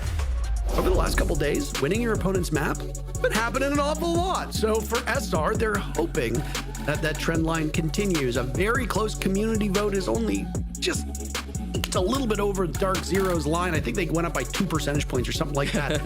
And frankly, it should be a little bit more after what we saw on map number 1, and with this being DZ's map. Yeah, it's going to be a tough task on Border, Parker. 45% feels generous to Shopify Rebellion. It's not a map that we've seen Dark Zero play this season, but you go back to last season, and this was the go-to. Space Station Gaming would always pick Border when they had the chance against Shopify Rebellion in the best of 3, and they basically always won it as well. SR did play this map 2 days ago. That was against M80. It was a 7-4 loss, so we hope to see some improvements coming in from that game. Interesting op bans coming through. The Thatcher getting banned out by Dark Zero. Maybe expecting some fast plays to come in from the Rebellion with that operator to shut down some of their defenses, but frankly, it's going to be requiring a lot of the fraggers on SR if they want to lock this one down. Yeah, and I mean, fragging was kind of the issue with this team. Canadian ended up sitting at the bottom of the standings, which is normal. But for the longest time, it was Surf with the fewest kills and the worst rating on this team. That is a far cry from where he should be, and a far cry from where SR needs him to be. Rexton showed up just fine, but not a single person on that team went positive. He and Spoit, Rexton of course, ended up with a perfect +0. Beyond that, everybody else negative. For players like Ambi, for players like Surf, that is extremely detrimental to this team's well-being. On the side of Dark Zero, it was only Newers and Kino who ended up going negative. Kino a -2, Newers a -1. Fultz was +8 in map number 1. And it is again, along with J90, backing up this trend line of Fultz and J90 absolutely clobbering people, no matter the team that they play on. Let's get going on Border, a couple seconds into round number 1, and I imagine we'll have some fireworks very early. Well, Fultz went through the trouble of hiding this Kaid, so they're not going to be aware that Electric Claws will be on the table for Dark Zero. Shopify Rebellion will have to find some way around it. The clutch drone, of course, a great counter to Kaid, but the first one got shot from Troy. He'll try to use the second one now, as I should see the electricity here on the lockers wall pretty quickly. Going to be able to keep that wall nice and closed if they don't clear out those Kaid claws. The other one went over towards Office, so some really strong utility that they'll have to deal with on the side of Shopify Rebellion. They did open half of it, as you typically see from these pro teams, so that they can continue to challenge here on these security players, not let them walk up for free.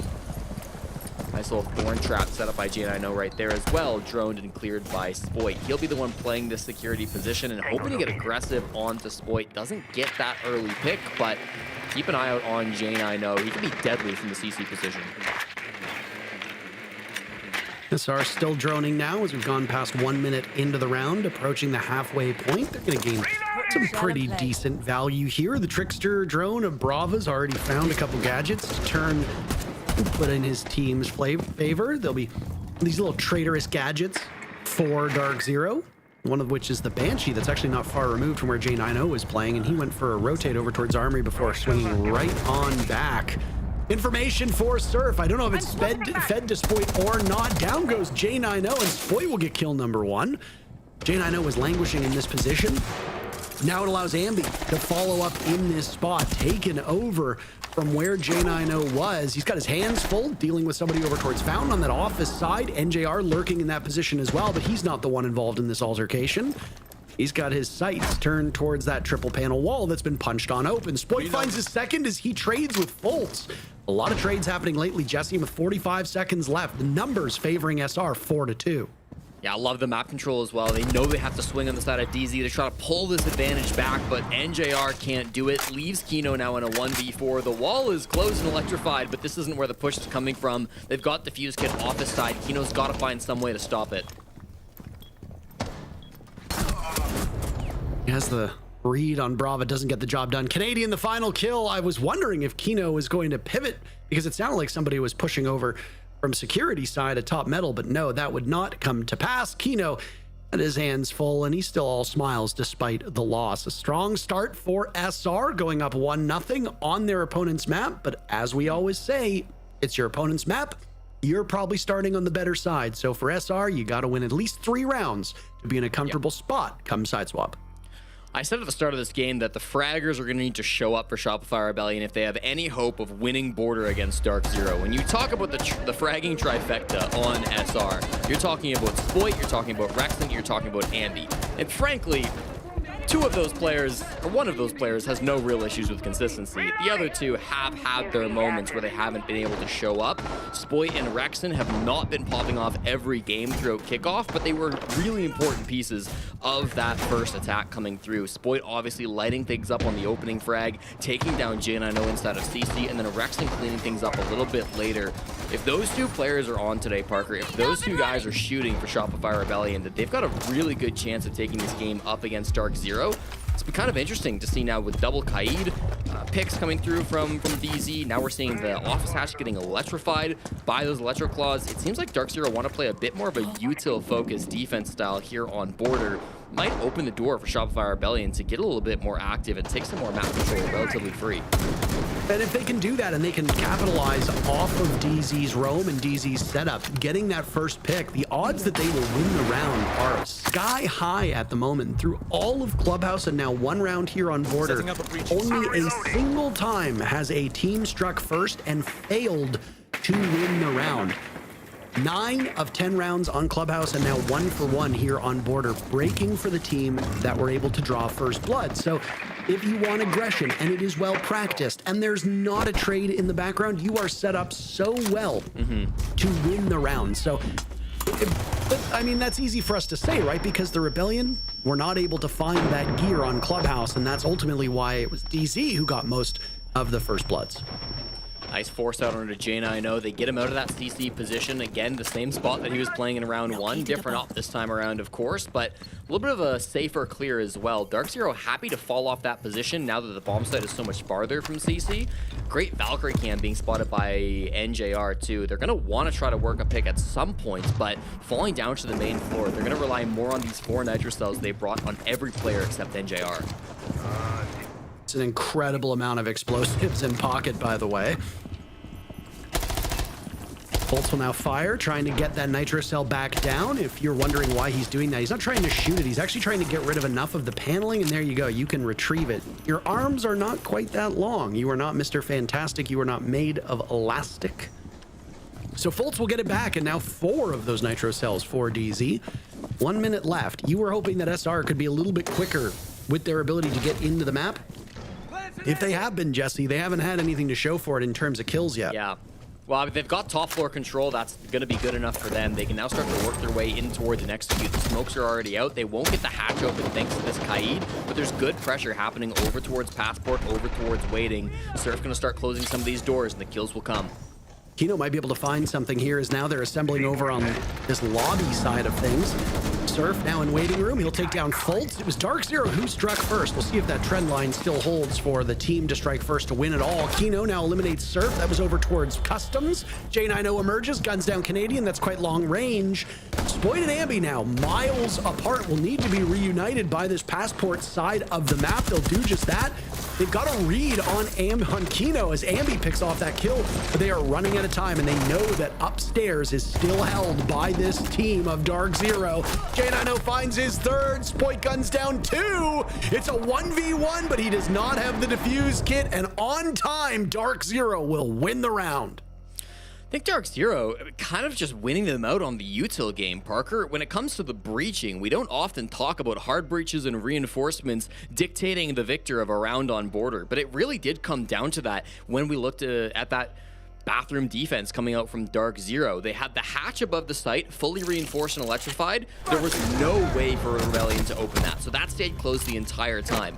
Then that single wall just at the bottom of East Stairs that works from waiting into the site was also fully reinforced. There was initially a rotate on that, but they weren't able to breach it. Rexton ended up dying relatively early for Shopify Rebellion before he could use most of those Selmas, and the one Selma he used was on the roam game, so they weren't able to breach anything coming into that push. And then what space did they really have? All of top floor, that's great, but not if you don't have the hatch open.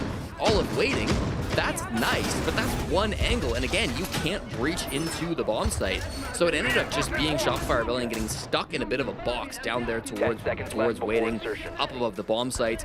The amount of map they had controlled was quite high, but they couldn't do anything with it because the site was just too locked down. The thing with the waiting room is that it's actually designed like a box. It looks like it's 4 even sides here, so very poetic and very good choice of words for you. I don't know if you deliberately did that. Yep. Yeah, I think more or less. It was in my thought. I was looking at the square. I'm very proud of you. So, it is a bit surprising to see how sluggish the timing was of that round. One of the hallmarks of Border is constant action that begins early. First kill came at, what, 44 seconds left on the round? That is a really, really slow pace by most measures on Border. Round number 1 wasn't that much faster. There was about a minute and a half was left. It was a little bit less than that, but still, these are sluggish rounds. Shopify Rebellion are not usually a fast team. They're not going to be able to quicken the pace much here in round number 3. Fultz jumps out, kills Surf. Surf has been killed while he's trying to get inside the building 4 times now across both maps, and he's dying really early. Again, he's a player that they're going to miss. His skills are going to be missed, and the information from him playing Solid Snake will especially be missed. Yeah. That's the biggest thing, right? On Clubhouse, it was the Thermite, one of the most critical operators. Now it's a Snake, one of the most critical operators here on Border. The ace continues to fall. I mean, that's another early death from Rexton, and Hard Breach is not usually thought of to be that important on this map, but losing it could be devastating. It's custom supply, by the way. We haven't had a chance to talk about it, but this bomb site can be a bit of a weird one to defend. Dark Zero have taken this as an opportunity to get aggressive. It's a jump out from Fall, it's a long angle from Kino. They're working these picks and really causing a bit of whiplash for Shopify Rebellion. You're absolutely right that the last couple of rounds were very slow. That's due to how DZ were playing it. Now DZ pick up the pace, it catches SR off guard, and they've worked themselves a 2-man lead. We've got what appears to be no logic bombs remaining, so Spoit's used all that intel info, and things for SR will not get better. They know they've got one isolated over by security. That's J90 flashed multiple times. He's finished off by Canadian. Ambi had died moments before that. So SR just has Spoit and Canadian to rest their hat on. Out will go that last boogie drone as now Canadian moves over towards this lounge portion, waiting room as it's called. Down goes Kino, so Spoit with 5 kills is having a really strong start to this map and has had a terrific day compared to what we've seen of him through most of Kickoff. DZ still with a numbers advantage with 30 seconds left on the clock, holding down bathroom. There goes Fultz at the hands of Spoit. He'll open up a line of sight as now this customs bomb site is within reach. Canadian, the only one left though. Spoit dies moments ago. NJR and Newers will need to clutch out. Canadian attempts to draw them out. NJR waits very patiently in jail, and Newers will get the final kill from above to give DZ their first lead on their own map. You know, as great as it is to see Spoit finding success in this game, Parker, unfortunately, he's the only one that's really been able to show up for Shopify Rebellion. It feels like on a lot of these rounds, minus the first, which they won, they just haven't been able to get a good read on what Dark Zero are doing. You could see a Kaid ban coming out from SR, and I think it would be justified at this point. It won't happen. They'll go for the Mira. I mean, banning Kaid feels so bad on Border because it's just not a super common pick. You don't think about that wall denial as being so important, but it's been run every round from DZ, and Shopify Rebellion, they just can't seem to get a grasp on if Dark Zero are trying to play it slow, trying to play it passive, trying to reinforce walls and play behind their utility, or if they're trying to get aggressive, like that third round where they're jumping out of the building, they're taking extended fights on the top floor, they're challenging SR on the roam clear. It's been tough to combat on the side of Shopify Rebellion. Again, Spoit's done a great job of finding picks throughout these rounds, but nobody else seems to be finding any success in that department. They're going to need to have other players showing up. Border is not a map that you can win if only one guy is fragging. No, absolutely. This is a map that is just based around violence, I believe, referred to by many as Hell in a Cell. We like to bring that up too because it's a small map. It's a very, very small map, and it gets made smaller the moment that the attackers have windows and doors control. And that's why you see so many defenders engaging on these windows and doors, because the moment that the attackers are able to pinch you and get into the building, you are left with only a room or two to hang on to. And if there's only 2 or 3 people in a small area, you're gonna die in your gunfights. That's just the way it goes, especially if the attackers have countered you with good utility. And on a map like Border, you're going to use that attacker repick for all 5 of these players on your team to maximize what you bring to the bomb site. On the side of Rebellion, they've got a little bit of everything here, Jesse. They've got the Sens walls to obscure. They've got some hard breach in that secondary gadget brought by the Grim. They've got a shield. They've got a Lion. And then they've got anti-flank. Literally a jack of all trades lineup here. Yeah, and I think that shield is kind of the big departure from SR's lineup previously, and I do like it as a change-up. If you're having a tough time reading into the defense setup and figuring out what the defenders are trying to do, a shield's a great way to just get information safely, walk through the bomb site, see a couple of players, a couple of walls, a couple of util, and kind of call for the rest of your team. Might allow Canadian to make a little bit better reads here in throughout the mid-round. It is top floor, so there's not as much map to clear on the side of Shopify Rebellion. This battle of J90 versus Spoit inside of CC has been a big focus throughout this game, but I'm not sure it's going to matter for the plant. Canadian going straight into Archives to make this one happen. He's got Diffuse Kit in hand with the walls not too far removed, but they're worried about Nitro Cells. They saw how many that DZ brought on previous rounds, and I think they have good cause for concern here. J90 dies to Surf on the board. Only his 2nd kill here through 4 rounds, but he's got time to increase that number. So far on Border, first blood means you win the round through all 3. Will it hold for Rebellion now at the halfway point? Next target might be NJR as 2 separate players from DZ try to narrow down Canadian, try to remove some of his HP. They're not succeeding, and NJR manages to do some serious damage, drops Rexon in the process, but he's still in a tough spot, Jesse.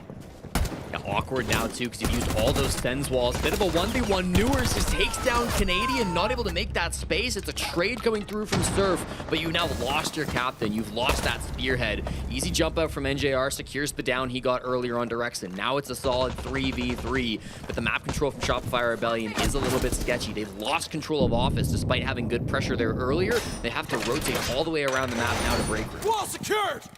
Late reinforcement from Fountain will make it trickier to get from this position in security to the bomb site. Ambi holding the defuse kit, Spoit on half HP with Surf still at full. That's the state of the ball game right now for Rebellion should they want to get the plant down. Nitro Cell in pocket for Kino. NJR dies, no gas to be had. They're worried about over towards Armory, and now Kino is trapped in Sandwich, worried about a vault in from Workshop. Or from Vents. He gets the down. He gets the kill. It's all up to Ambi now. As he tussles and Fultz will shut the door. The lead for DZ will grow. They're up 3-1. It's a crazy round from both sides, Parker. Shopify Rebellion started that round trying to push in through Archives. They ended up rotating around the entire building, first pressuring into Office, then going to break. You saw some pressure Catwalk, then eventually CC. They ended in Lockers. They do a full 360 around the map. But in the end, despite some really good kills that came off of that attention that they're drawing one way or another, not making it so obvious to Dark Zero where they're trying to push, they ended up using most of their resources kind of on that initial play, with Surf using all of those Sens walls. Canadian going down feels really, really bad just in towards break room. There was a huge pick from Newers to really get that one frag, even though he died right after the refrag coming in from Surf. Killing Canadian on that shield just makes things so much easier. And the last 3 guys, Ambi, Spoit, Surf, just not able to coordinate well enough with low time on the clock, very little HP on a couple of those players too. Dark Zero is the defense, just in a bit of an advantage spot, knowing that they don't have to be the ones to cause that initiative to get the defuse kit on the ground. With 3 straight round wins for Dark Zero, it will be a attack timeout from Super, trying to right this ship before it gets too far off course.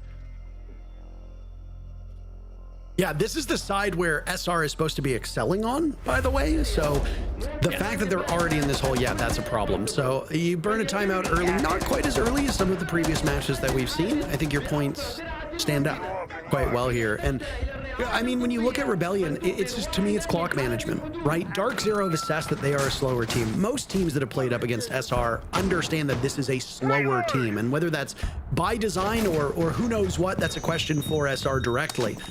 But when you've got guys like Newers, who's itching to take early fights, and you find a map where that is, it's a smart strategy, but it's actually the optimal strategy to take fights early for a lot of these defenders, as we see teams across all regions do. And you're able to potentially knock off a high-value utility op. It's the perfect storm here for Dark Zero. So that is going to be the call made by DZ. It works round after round after round.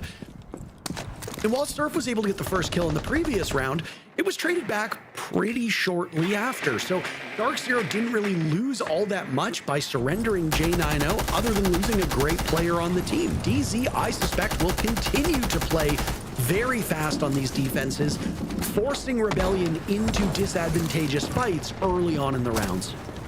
I really like the adaptation coming out from Shopify Rebellion. They know they're attacking back towards Bathroom, and they know the Kaid is likely to come out again.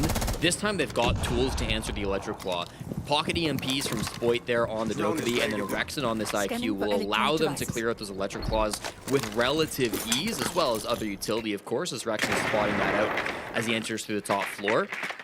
Not going to be as similar of as an anchor setup from Dark Zero. They are doing a bit more roaming. You see these players contesting on the top floor a lot more than they were previously, but you've just got that insurance in case the Kaid was pulling a similar strategy. You're not going to be caught off guard like you were on the previous attempt on this bomb site, and that could end up making a big difference.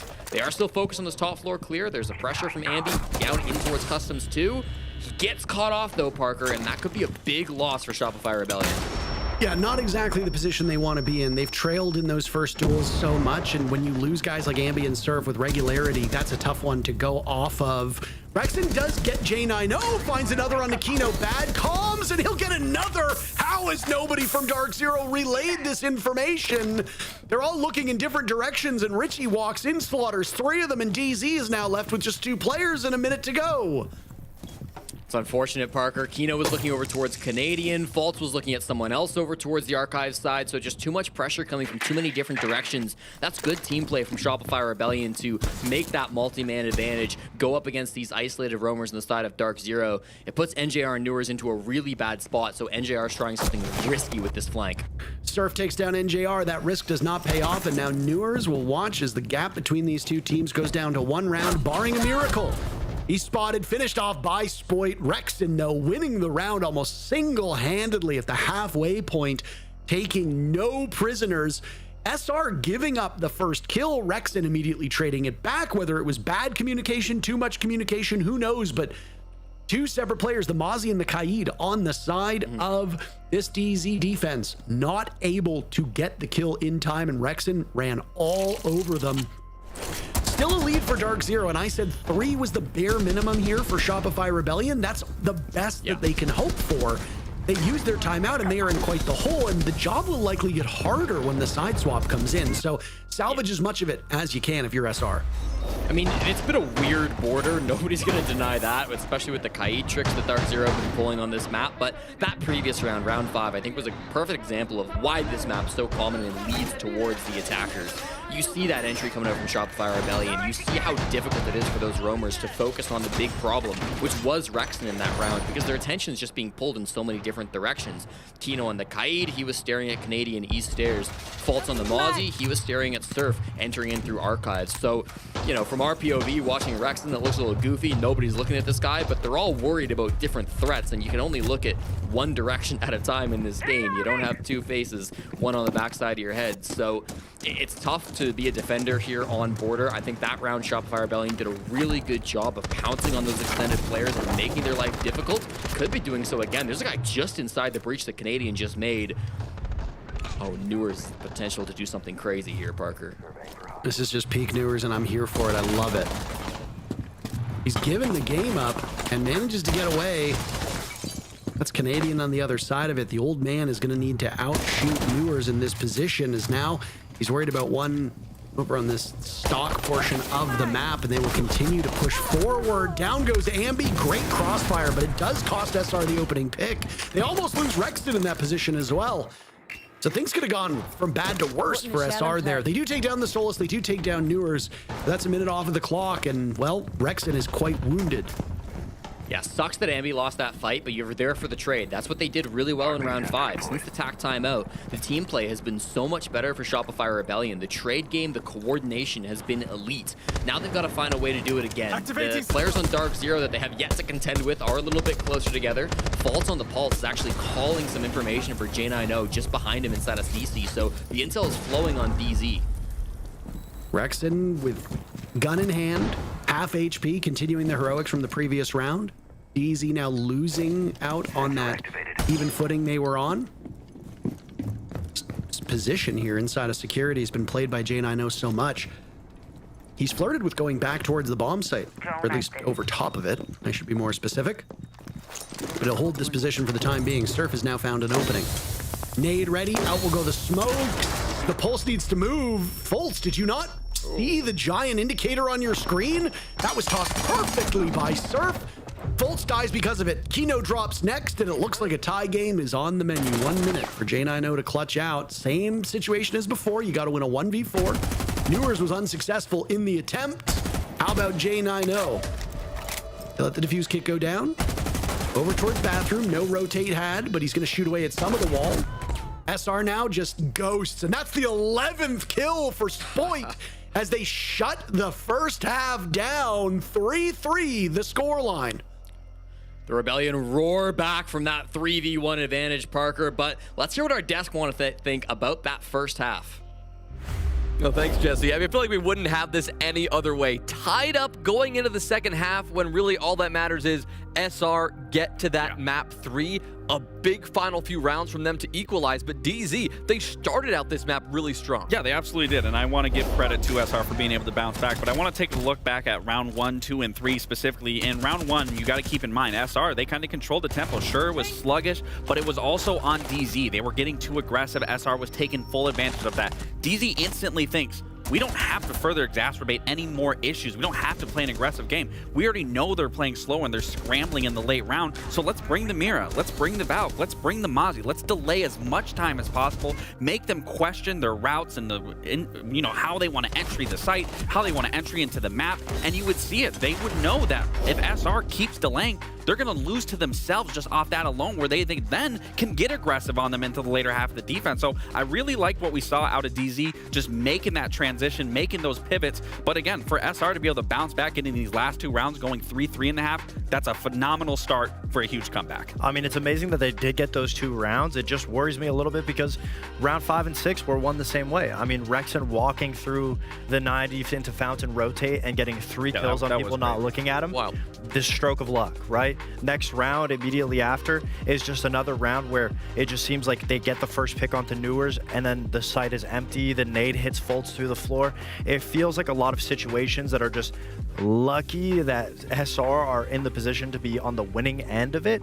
That being said, it doesn't seem like SR is playing too confidently. They're being very split up in the way that they're attacking.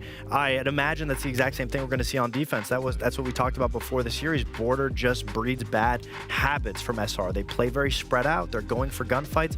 And if it wasn't for those lucky situations, they wouldn't be tied up here. I will say, I don't want to say that they're getting lucky. I also think maybe DZ is getting a little too ahead of themselves because, I mean, we even hear in some of the comms that they're still focused. They're still focusing on trying to get to that late round execute, trying to go for these plans. They find these gaps. I think it's more so been on DZ kind of getting in their own head. And, I mean, you even saw Fultz. I mean, he had the grenade indicator right there and just sat there and still sat on his scanner. So I think it's just more so DZ getting a little lackadaisical and SR taking full advantage of it. Right, it's clear the focus is still there from both teams, right? But just a couple of openings here and there has been enough for Shopify Rebellion to keep us even going into the second half. Parker, Jesse? Thank you very much. A very even bout between these teams. Scrappy as ever. DZ with the upper hand. And again, it's their map, and the familiarity that comes with it should now be on full display as DZ goes to their ideal side, now attacking on border. Just knowing the composition of these teams, what's the main thing that you're going to be looking for, Jesse, about how DZ attacks this map versus what we saw out of the 6 attacks from SR? Well, Parker, I go back to that 5th and 6th round that we saw from Shopify Rebellion where they found the most success. And Fox says it's lucky that they were able to put themselves in those positions.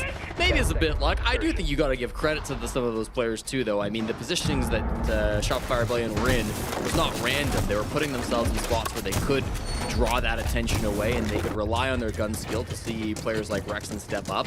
I'm hoping we see a bit more of that coming through from Dark Zero too. If Shopify Rebellion are going to be more individual on the defense, like our panel suggests, which I think is very possible, Dark Zero need to make sure that they're playing together, they're coordinating to flush these players out and work as a team to be able to get these picks. You can't be giving 1v1 picks over to Shopify Rebellion, especially without the way Spoit is playing at the moment.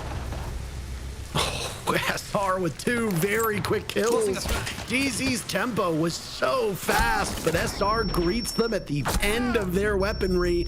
Bolts with a shotgun of his own. Down below will outduel Canadian. That's SAS on SAS violence. It's not necessarily enough to turn the entire tide of this round, but that is a great answer back.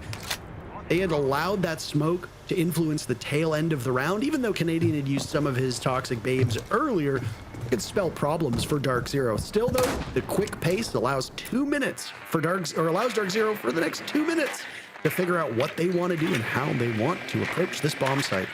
Yeah, Canadian loves playing this east stairs position. You'll often see him on the Azami. Go to the smoke instead. A lot of teams on Border will ban Azami and smoke just to really focus in on that east stairs position. They go for Rexen's Mira instead on the side of Dark Zero. I don't think that's a bad decision, but it does allow Canadian a little bit more comfort as he's playing that spot with smoke. Enables that 2-man pick to come through. Unfortunately, they dies to faults, but still a man lead favoring Shopify Rebellion for their first defense. Now you got to kind of go into panic mode for Dark Zero. How do you recover this? Well, they're going to go off the side because that's the map that they control. They're not clearing these angles properly, and Ambi gets the first one. Things will not get better for Dark Zero from here on out unless they get active, with J90 and Newers now both in the negatives in terms of KD. That is something you don't usually say about these players, but everybody is negative on this DZ roster, despite the scoreline, which is really quite surprising. A 3-3 scoreline, and SR's kills are infinitely higher. Spoit in particular has been a non-factor on the kill feed this round, and yet he sits at 11, shutting up the naysayers who have been clamoring for his head as SR has had some very pronounced struggles. He and the rest of the team, minus Canadian, will now hold on for 40 seconds as the 2 remaining players from DZ work their way towards top metal. The smoke from Newers allows him to bypass these defenders, though Spoit is the one that will likely be first point of contact here, Jesse. 25 seconds, hoping to lock things down. They're going locker side instead, so it might be Surf the first one to meet them. Rexen rotates over as well. They see the outlines, and J90 strikes first. They didn't expect him to be so close by. Spoit has his teammates back. That one was still quite close. A terrible beginning to the round for Dark Zero, but they managed to put up quite a fight and almost turned it on its head. But that man on your screen saves the day at the final moment, and SR take the lead. I think a round that you can forget if you're Dark Zero. They went for a rush strategy. It didn't really go their way over towards East Stairs. It's kind of a throwaway strat, right? It's your first attack. You're trying to catch SR sleeping. Doesn't really go your way. I don't expect Dark Zero to attack like that very often in the future. Again, really good play by Canadian, I think, to stall things out there. And then Ambi here in the late round, finding a little bit of success. I started this cast by saying of the 3 fraggers, Ambi is the one who is most consistent, who I have the least fears about going cold on a map like Border. He was actually the only one who did really go cold out of the 3 fraggers on the side of SR. Both Spoit and Rexen were excellent on that offensive half. It's good to see all 3 of them now getting active on their first round of defense. Terrific stuff from this SR team and a big confidence-inspiring round. They called their timeout. They've looked like a much better team, and this is actually their 3rd round in a row at this point in time, and they're still doing it without getting those first bloods. DZ leads the way at the moment, 4-3 in those opening duels, but there have been trades, so that number is a little bit deceiving.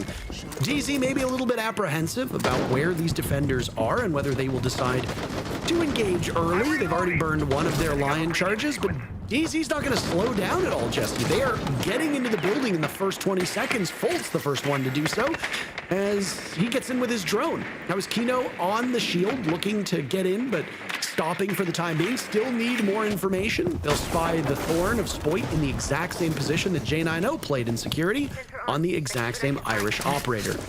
I don't know if Spoit is aware of how close they are, Jesse. If he doesn't know, he could be walking right into a trap set by DZ. He knows they don't have east control, so he's got to be a little bit careful with that long hallway, but he does have teammates up here on the opposite side of the map to lock things down, Canadian in particular, holding this hallway. So he knows exactly where he can play. Of course, we'll be aware of the players outside the building too. Ambi was the one player who was not on the top floor, but he actually rotates up metal, caught on a Lion scan, so a bit of information, but the map control from DZ, it's slowed down dramatically. It was quick to get into east, but they've kind of backed off to try to force a pick onto Spoit. Didn't really work for them, and now, as Shopify Rebellion fall off from some of these top floor positions, you can hear the reinforcements. They're happy to give things up almost a minute and a half through, but they aren't getting any of these frags, and that's the problem for Dark Zero. They need a bit of a man count advantage before they can start to clear up the rest of this top floor. Kino now over towards Fountain on office side. Ambi guns down Foltz. The wall next to Kino blows up, and he is in trouble. Where is his coverage? The Malusi firing away as Canadian is not going to be long for this earth. Rexton downed as well, but Surf is the cross. He and Spoit will now need to clutch out. Spoit will get 13 kills so far through this map. A really terrific score line on his end as Rexton could be retrieved, but I don't know if that's the plan for SR at this point in time. Newers and J90 now holding above the bomb site, not far removed. What are you laughing at? Rexton's not getting retrieved. He's in Fountain. That guy's dead. That guy's been dead. He could be retrieved, Jesse. I stand with my reasoning. You have to say it for the viewers. You have to say it to give them some hope. The whole point is the theatrics of it. I think they don't realize he's down finally. No, they're just taunting him now. Reloading. Okay, he's down. They'll finish him off. Is that SR getting up on the stairs close to J90 with the bailiff in hand? Yes, it was. Look at this. The moxie of the rebellion. As they try to take the fight directly to J90, he's got the defuse kit. He will need to link up with Newers, but is worried about the drop down inside of customs. He's got a soft wall in front of him. Worried on somebody on the door. Nobody is there. Fighting his way across, still with the bailiff in hand. It's not exactly the weapon you want in this situation, but can do mighty good work. Surf thinks there might be somebody above. Same with Spoit. They now see them down below. Newers dies. J90 all on his own. He gets one kill, but runs out of time. Another one for the Rebellion as they are streaking, Jesse. 4 in a row, and their lead will grow to 2 rounds. All according to plan, frankly, Parker. I mean, this looks really good from Shopify Rebellion on now back-to-back defense rounds. They start quite aggressive. They've extended themselves over towards east a little bit, certainly in towards CC and break. That's where Spoit was at in the Thorn. But then at about a minute 40 left on the clock, they all fall back. They retreat over towards above the bomb site, in towards Fountain, Archives, Lockers, etc. And then Dark Zero get messy. They start to get in. They start to get fights. We see a flurry of kills happen on that top floor. And initially, it looks heavily favored for Dark Zero. Not counting Rexton, who was, of course, downed for the vast majority of that round. There was, at one point, a 4v2 advantage for DZ.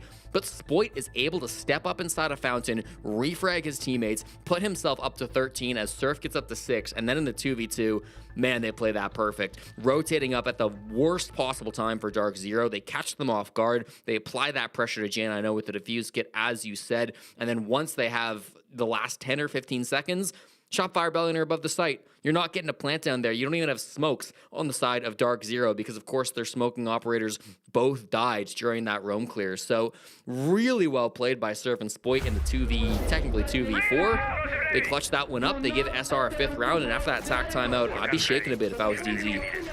Yeah, some obvious concerns here, and it keeps with the trend line of these teams winning each other's maps. It has happened an embarrassing amount here in Kickoff. I have full faith in our admins, but sometimes when I see this happen, I go, did we get it wrong?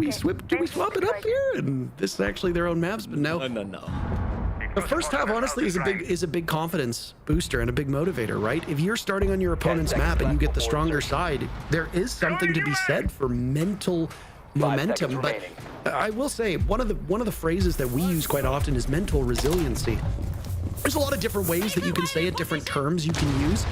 But this Dark Zero team is unflappable quite often, and they have shown that even when they have really had their hands full in their matches, look no more than what happened against SSG earlier today, they stay calm, their vibes are good, and they trust each other, and because of that, they are never going to allow their opponents to get under their skin. For a team like Dark Zero, with the experience they have, that's just another tool that they can use in their toolkit and rely upon to beat their opponents. Now they got their hands full, of course, because they're trailing. It looked like this first half, Jesse, Dark Zero was going to run away with it, but the Rebellion have had other ideas. Yeah, that's the thing, right? Both these teams have, I think, entered Border with really good plans on the defense.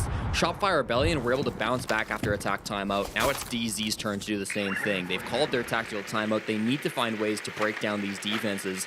It'll be a bomb site they haven't seen before. Bathroom and Tellers, of course, being brought out by Shopify Rebellion, but look at the information brought out by DZ. Not only is there a Snake and a Dokkaebi, but 3 drone operators, which I know you love to talk about, Parker. Flores, Twitch, and Brava, all coming through, not only to clear util, but of course to gather that information, to use those drones to get intel for the attackers as well. Shopify Rebellion will have to be sharp about shooting those drones. They've done a good job of it so far, but will always be worried about the intel for DZ. Even though they don't have kills yet, 1 explosion's all it takes. Rexton is on this window. J90 could have gotten him, but Rexton manages to do it first. That's a surprise for both, I'm sure. Newer's exchanging a lot of HP, not finding the kill. Kino does, immediately thrown out of the map by Ambi. So Rebellion sticking to this Dark Zero team, and SR is in terrific shape, and it will only get better now as Fultz retrieves the diffuser, dies immediately at the hands of Ambi. Everything has gone wrong for DZ this round. They only found a single kill on Canadian. Newers could have another. He won't get it. Terrific play by Rexon. He and Spoit got a backpack big enough for the whole team. It's map point for SR. I mean, Parker, they bring 5 intel operators, but you wouldn't know it looking at that defense. They didn't seem to have good information as to where the players were roaming around for Shopify Rebellion. Most notably, that opening pick, Rexon up inside of offices. They don't have a good read on him. Then as things get scrappy, it ends up being a trade in the mid-round. Rexon gets another one as the trade isn't fast enough to take him down. It just gets way too scrappy on that top floor, and for a team that should have had a massive info advantage, you cannot be letting that happen to you on those top floor clears. Dark Zero not good enough in round 9, and with Shopify Rebellion now being on map point, about to force Cafe here in this best of 3 series, I don't know if there's a way back in.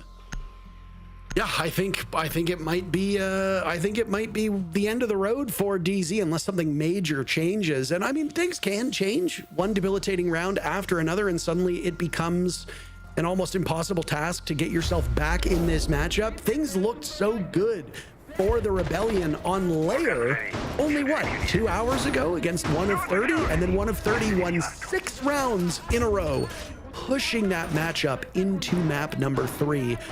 I mean, Dark Zero is technically on better footing right now than 1 of 30 was on at the time, and 1 of 30 is not going to the major. Dark Zero are. I think by process of elimination there, you can suggest Dark Zero's maybe a bit of a better team here. So DZ can definitely muster it up. But the one thing I noticed was 1 of 30 started to settle things down, and Mike W just exploded in that match. We said this yesterday in a completely unrelated matchup. You're looking for a hero. Who is the hero here for Dark Zero? They don't have one. The highest amount of kills on the team is 5, and it's shared by 4 players. They need a breakout performance. They need to get into the map, take control early, find a couple picks, and then settle down. That's something that they haven't been able to do, and I don't know if they'll be able to do it on this fateful round. Well, I'll tell you, Parker, they didn't really get a fair shot at it last time because they went for a rush east stairs, but this time a more traditional take doesn't go their way. This is a tough gunfight to take with the Thorn here. You don't have the greatest of long-range weaponry, but Spoit is still able to find the head of Newers, and as you were saying, who's going to be the hero? My mind went to Newers. My mind went to him, who's going to be that one guy on the intel operator, the entry frag for Dark Zero. He's supposed to be that guy, but he goes down early, so then it falls onto one of these more flex support players on the side of Dark Zero. Kino almost had a gap where he was able to walk up onto Canadian. The Toxic Babe stalls him back, though, and he's forced to retreat back outside the building to play with his teammates. 23 kills spread across Dark Zero. 24 kills spread across Rexon and Spoit. That is some earth-shattering numbers. Ambi will add to his tally as he eliminates NJR. Things are not good. And remember, we highlighted this when it was 3-3, when it was 3 rounds ago, 6 rounds into the game. Dark Zero, every player was negative despite it being a tie game. The kills were way higher on the side of Shopify Rebellion, and that has only continued to grow. The guns have come alive, they have woken up, and DZ continues this decline, Jesse. Undefeated in groups, pushed down to the lower bracket, and now might end up finishing as the lowest seeded team in North America if Kafe does not go their way. But Dark Zero looked quite restless and listless here on this map. They've got a minute left to take a 3v5 and win the round, or else we move to map 3. Begging for a kill, but nothing is offered by Shopify Rebellion. A flash will come through. Spoit's still the most aggressive player on this map, and they're having so much trouble clearing him out. They're going to use all their utility, but the jump in gets caught by a thorn trap. It downs 2, and that's going to be a 1v5 for Kino to recover. Could this be a flawless end?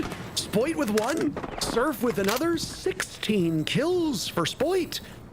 Bad day for the Hate Washers, as he's proven all of you wrong. Now it's Kino tussling on the door frame.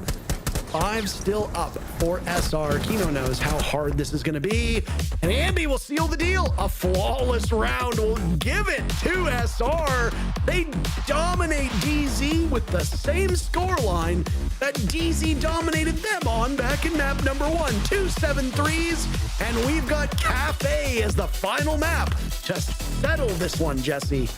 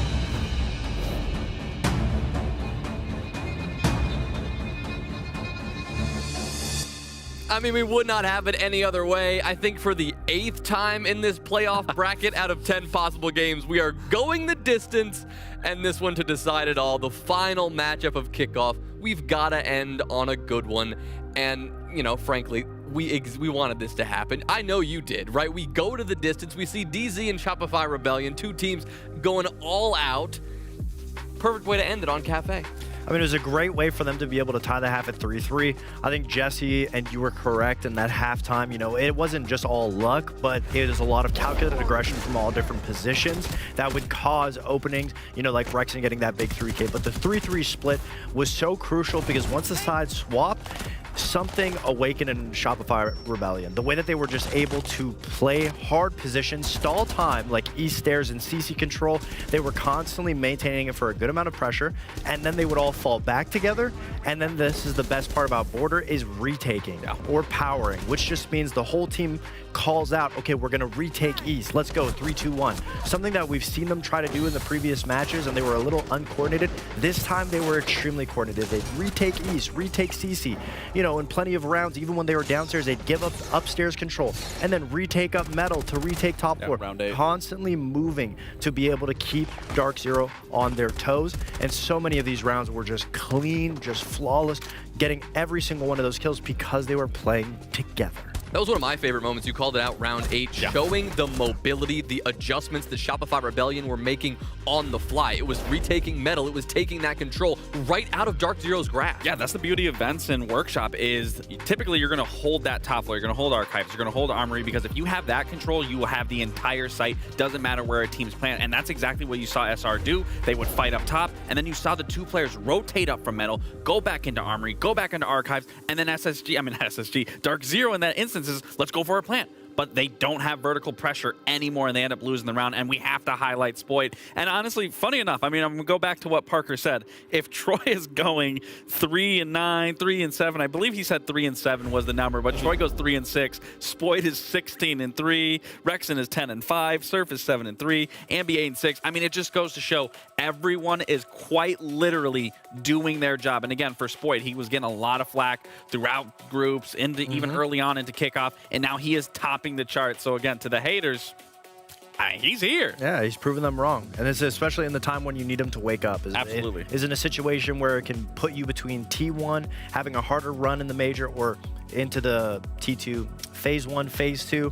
You want to be able to have your star players come alive. And again, it's working because they're setting up the strategy so that in the late round, these big players can make big plays. And that wasn't always the case during the regular stage. Well, those numbers, as you said, those were the numbers of a good Shopify Rebellion team. That looked like the team that we know. That looks like the team that's going to thrive potentially at the major. I mean, another addition to it, again, we talked about comms, and this time I was more focused on listening to their comms over the side of DZ. And once again, once we saw that shift, that 3-3 half, their comms went from kind of sporadic and a little chaotic. It started to filter out. It started to get more clean, more concise, more precise, and where they were moving with each other, how they were going to direct the round. And that's, again, that was the beauty from what we saw in their previous game leading into this one. To shift the focus to DZ for a moment before we dive into this third map, Fox, what is it that they need to fix here? What is it that they can find from that first map and bring it into map 3 Cafe? That's a great question. I think for Dark Zero, just slowing down. I think that was a big factor that was allowing them. I mean, they were dominating the opening kills up until that last map, even just in the second half of it on their attacks. They had good strategy on how they wanted to deal with the East players. It seemed like the shield, like Kino's shield play, was getting a little too ahead of the team before they could actually accomplish anything. They were trying to hard clear out these difficult positions like East Stairs and CC with just bodies, out trading. And it didn't really work out. They weren't able to have the trade be there, and then they'd be in a position where they were always playing from a man deficit. And at that point, on a map like Border, you don't have position, you're losing bodies for that trade of position, and you're still not getting it. You can't maintain the big areas of the map, and that's why SR could just rotate, retake position.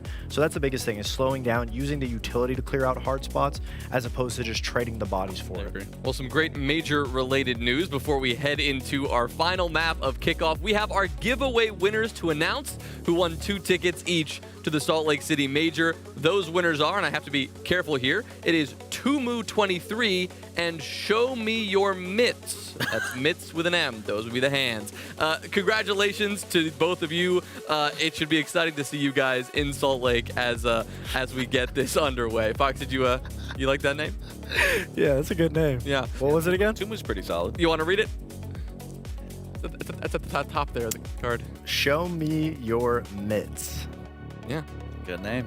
Well, they will make they will hopefully get a chance to see one of these two teams going straight into phase 2. The other one will be stuck there in phase 1. But final time before we go into Cafe, last map of Kickoff. Quick prediction. I'm not yapping anymore. Let's get this game started. DZ or SR, give it to me. Well, now that I have family in Salt Lake City. No, I'll say SR. Now that I have your notes, Jonah, it says here, Spoit gets carried by his whole team. Wow. You wrote that down in your notes? I wouldn't dare. Oh, it says it right here. All right, I guess you got me. We're going to head into our final map. You're seeing we're having a lot of fun over here. One more map for NAL Kickoff for the year. It's going to be Cafe, and it starts right now. Well, I hope that we enjoy the matchup as much as Foxay enjoys the name Show Me Your Mitts. I don't get the joke, Jesse. So it's a play on words. It's meaning show me your gifts. Like when you go to Christmas and you open all your gifts. That's what, so it sounds like that at Christmas time. Yeah. That actually does make a lot of sense. Okay, I get that. I like that. Pretty funny. A lot. Don't really understand why it's so funny. Like, I don't really, but you know, like. It's pretty funny. Foxay's a lot younger than me. He's got a different sense of humor. Maybe I just don't get it. You, the people, by the way, have now swung wildly in favor of the Rebellion. You thought the DZ had the upper hand. They win map 1. They steal SR's map. And only a small percentage of you say, you know what, I've changed my mind. Now, SR takes DZ's map. And like 30% of you go, okay, we've changed our mind. And you completely swap over. Maybe it's closer to 20%, but still. Pretty crazy stuff.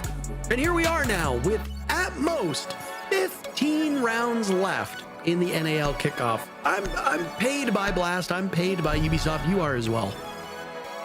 There have been some league formats that we've had in the past that I've never talked about because, you know, the old saying, you don't have something nice to say, don't say anything at all. I actually quite like this Kickoff format for a major. I would like if there were more best of ones, but beyond that, it's been a really fun series of games to determine which teams will fight in Salt Lake City for their regions. It's been an absolute blast to all the casters that have come over to this region. We say thank you to, of course, our fearless host, Jonah, and our 2 analysts, Davide and Gabe, and everybody working the graveyard shift in Copenhagen on the production side of Blast. We are all one big on-air crew, and we thank you for your viewership, and we thank you for the fun times. We are excited to welcome you to Salt Lake City in a couple weeks' time, and the only question left to be answered, Jesse, is who wins this match, Dark Zero or the Rebellion? Well, Parker, 9 hours ago, this broadcast started, and it will end the same way it began, with Dark Zero on Cafe.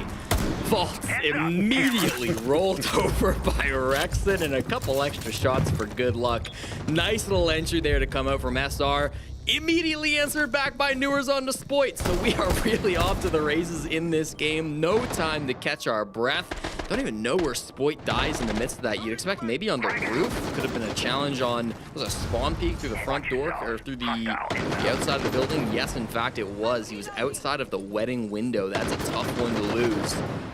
Parker, Dark Zero won their first game on Cafe 8-6 today against SSG. They're hoping to repeat that. If they can do so, they'll be headed to phase 2 of the Salt Lake City Major rather than just phase 1. Spoit leads the way in the lobby right now with 25 kills at an eye-watering plus 13. It's been one of his best results on this SR team in quite some time, and certainly his best that I've seen here on Kickoff. Hold on. He won't be available, as you mentioned. He was the first casualty. They traded out Fultz, who, believe it or not, is the top frag on Dark Zero. So the 2 best players in the lobby not available, removed from both of these squads. But Rexon's been no slouch either. 18 kills, tied with J90 for that 3rd overall slot. J90 was a little quiet on border. NJR will get involved, taking down Canadian, and Dark Zero will see not NJR or not J90 get the kill. NJR will immediately pay for that. Ambi guns him down. They've got control of the bomb site And Rexon will go for the plant. Ambi sitting over top of him as the smoke clears, expecting somebody from pillars. That is correct. Bullets whizzing by, and SR might be able to get out of this with their heads still on their bodies. Timer on the defuse kit will run. Surf has a great angle as the Mira gets him. Surf was patient, but what a play by Kino. Pivoting, taking down Surf. Nitro Cell goes out. Ambi trades him off. And it's Newers and J90 with Jack still above. Unable to contest with Ambi, who's looking for kill number 4. He won't get the ace, and he won't get more than 3. 2 from Rexon, 3 from Ambi, and SR takes round 1. Well, it's a fast and exciting one to start us off on Cafe, Parker. Crazy trade games. You got an aggressive pick going both ways to start things off. I think it sets up DZ in maybe a bit of a better situation. I'd rather lose Faults on the Vigil than Spoit on the grid, especially after how Border went. But in the end, it didn't matter much. When Shopify Rebellion focused in on the site, they trade 1-for-1, losing Canadian for NJR. And in the 3v3, they just play really nicely to lock down that diffuser, to get it planted down, Surf covering to make sure those other couple of players couldn't retake in towards the site. And it's just a really nice couple of trades to come through at the end there. Jalen Turk, a little 3K coming out from Ambi to start things off after a bit of a slow start on Border. You'll love to see it if you're an SR fan. An explosive round and a very fast tempo set from a team that we wagged our finger at a few times on Border for being a little bit too slow. That was our thought process in that first half, right? DZ knew that this SR team was quite slow, so they were able to exploit that and punish that. But if SR can be quicker, which is something that maybe Canadian Super and the rest of the coaching staff have worked on, along with the whole team entirely, then Rebellion can surprise you. On the line now is 3rd overall in North America. SI points on the line, extra money on the line, and more importantly, you miss out on the first phase or stage of the Salt Lake City Major, which means that you have a higher likelihood of going deeper into the event. The loser also finishes dead last in North America. Yesterday, 5 Fears came out on top. Wildcard finished 2nd by losing that series. And now we find who finishes 3rd and 4th. 30 seconds into round 2. And SR finds themselves on the roof in a very familiar spot when you're attacking this top floor of Cocktail. Yeah, certainly. And interestingly, in the ban phase, Shopify Rebellion removed that mute. It was a big operator for Kino in that 8-6 win versus SSG here on Cafe. Rotated a lot between that and the smoke. Without it being an option, it's going to have to change things up a little bit. Moves over to the Kaid for this round, but it's Newers that strikes first. The information is really good from Dark Zero, and it leads to that Nitro pick right on to Rexon. Kino getting good value out of that C4. Ambi is in, though, and you can't count this kid out. Massive 2K to walk through that top floor, hoping for a trade as J90, but he's not able to find it. Instead, it's his teammate, his captain of faults, who goes down. A 3rd for Ambi. It has all been explosive once again, Parker, and J90 is in a 1v2. 90 seconds now off of the clock, and this round is basically over. J90 plugging holes inside of this piano portion of the map. Ambi with 3 Ks in both of these rounds, sitting at 6 kills now. He saw how good Spoit did in the previous map, and he said, all right, bet, I can do better. These 2 remaining players from SR, one of them is Spoit, both sitting under new hatch. Diffuse kit not in hand of J90. He will have to hunt it down as Surf holds onto that. Spoit will seal the deal, and SR picks up their 2nd round. It was a tough spot to be in for Jack. If he had case control, completely different game, but no, it was held by SR. And so far, they're off to a perfect start. Both teams seem to want to get aggressive early, Parker. It's not just that SR are rushing into the building and playing things very, very fast, but Dark Zero now across both rounds have made aggressive moves of their own to speed up the tempo. You saw it again with Faults trying to make that play happen down in Bakery in round number 1, the spawn peak happening in round number 1 as well. The Yokai drone from NGR was excellent to gather some good information, but at a fast-paced game, when you look at the gun skill on SR versus the gun skill of DZ, it's 10 amazing fraggers, well, Canadians there, 9 amazing fraggers around the board no matter how you shake it out. But in the end, I just think SR are a little bit more on after that Border performance. Ambi has been incredible with this pace change, just taking advantage of the fact that some guys on DZs are on cam, some guys on DZ are holding nitro cells. There are players with their guns up, Newers in particular, but if Ambi's able to find a bit of a gap, explode in through that top floor, it can make all the difference in the world. You see him just there, was able to drop that skylight and really just make a mess of the top floor defenders. Forced attack timeout to come through from Dark Zero. Clearly not able to find an answer to this aggression on their own, requiring the assistance of Callout. Yeah, another early timeout. This has been the story for DZ so far, and it's had mixed success. It didn't really do much to stop Border ultimately, but it had some pretty huge benefits on Clubhouse. DZ and SR both called their timeouts quite early on Clubhouse, if you will recall. Here on Cafe, some of the issues that plagued DZ back on Clubhouse are showing up yet again. They are too static in the way that they hold their defenses. Now, all three of these maps play very differently. Clubhouse, a big map, not terribly vertical the way Cafe is. Border, a very small map, quite vertical, lots of kill holes that will be established horizontally and vertically. Cafe is usually a pretty linear map with the way that you go about it, right? You're going to try to drone from the top down and clear from the top down. On a map like, on a bomb site like Cocktail, you can't really do that. So if you're going to go for a linear execute, you're going to drone out that second floor quickly. You're going to put drones or anti-flank material on those stairs, a gridlock, a nomad, what have you, potentially claymores if they're brought, though they usually are not. And then you're going to go for a direct attack on the site. That's what we saw from Rebellion in the previous round. The problem is that DZ flourishes on defense when they get aggressive, and that has been absent for both of these rounds. They were a bit more aggressive in round number one, and it did show some more success. We're going to need to see more of round one DZ, not so much round two DZ, if Dark Zero wants to win this map. Might need to see a little bit more of Clubhouse DZ if they want to win this map, Parker. I mean, it's been a streak, 8 in a row now for Shopify Rebellion, including the end of last map and now the beginning of this one. They have firm control over the pace, even through the 15 minutes or so it took from us to go from map 2 to 3. So the tempo is clearly in the hands of Shopify Rebellion.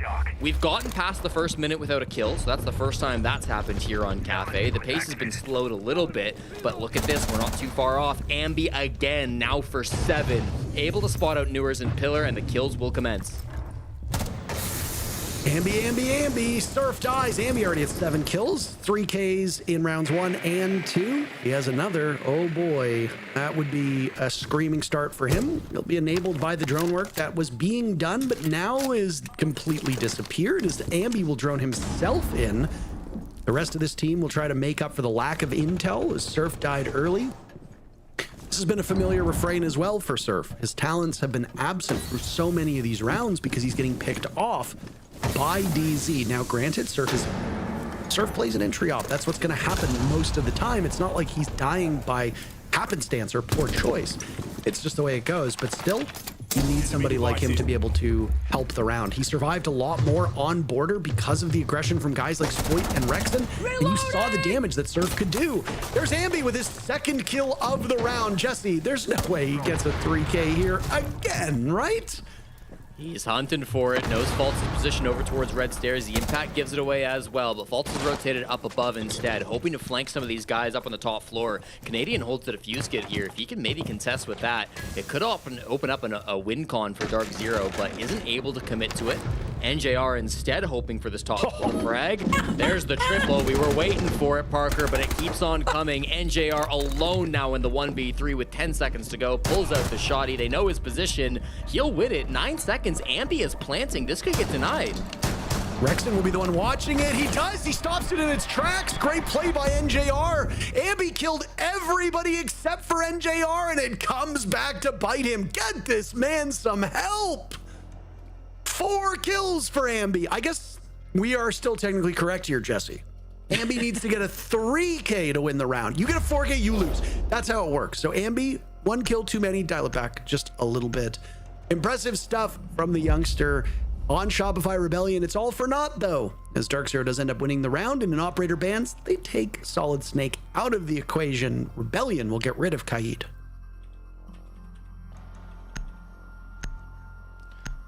Massive kills coming through now from Shopify Rebellion. Ambi, I believe that was a triple, Parker. I don't think he was at the 4. As Kino ended up dying, he gets the finish off. That's what it was. He doesn't get credit for the kill on Aquino as he finished off the down. So he sits at 9, but we'll still count it as a 4. Maybe he does need that 3 to finish Jesse, this off. destroys my argument. This destroys my entire argument here. Listen, Parker, Ambi, obviously, young player on Shopify Rebellion. Troy has actually been teaching him his timetables over the last couple of weeks, and they're on to the threes, so he's learning to count by threes. He goes 3, 6, 9, and next, of course, will be 12. 5 seconds So he left. messes it up from time to time. Obviously, he's not perfect at it yet, but he's been pretty good at that learning behavior, and already getting up to 9 is pretty impressive here to count by threes.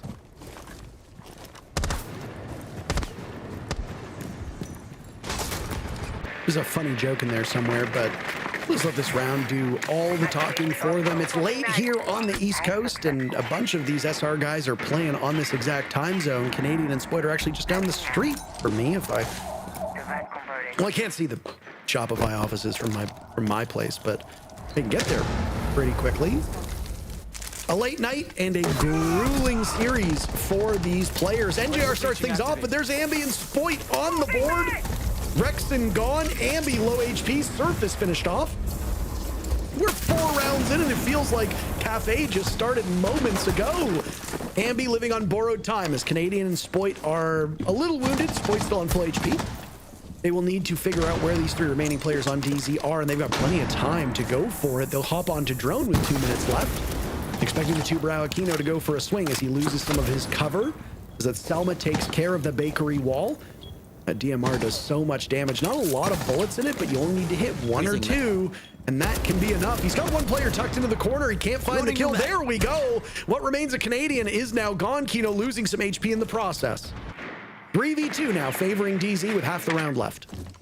The breakneck pace really does continue, Parker. Who's going to be next? Boyd is hoping to find one. J90 peeks into his crosshair for just a moment, but doesn't quite find the angle. Really good pings. There it is for Spoit. He gets his 2nd kill of the round. Now if Ambi wants his triple kill once more, he'll need to find the next 2. There's the first. Kino will drop to the floor. Newer is alone in the 1v2 as Ambi starts the plant. So low on HP.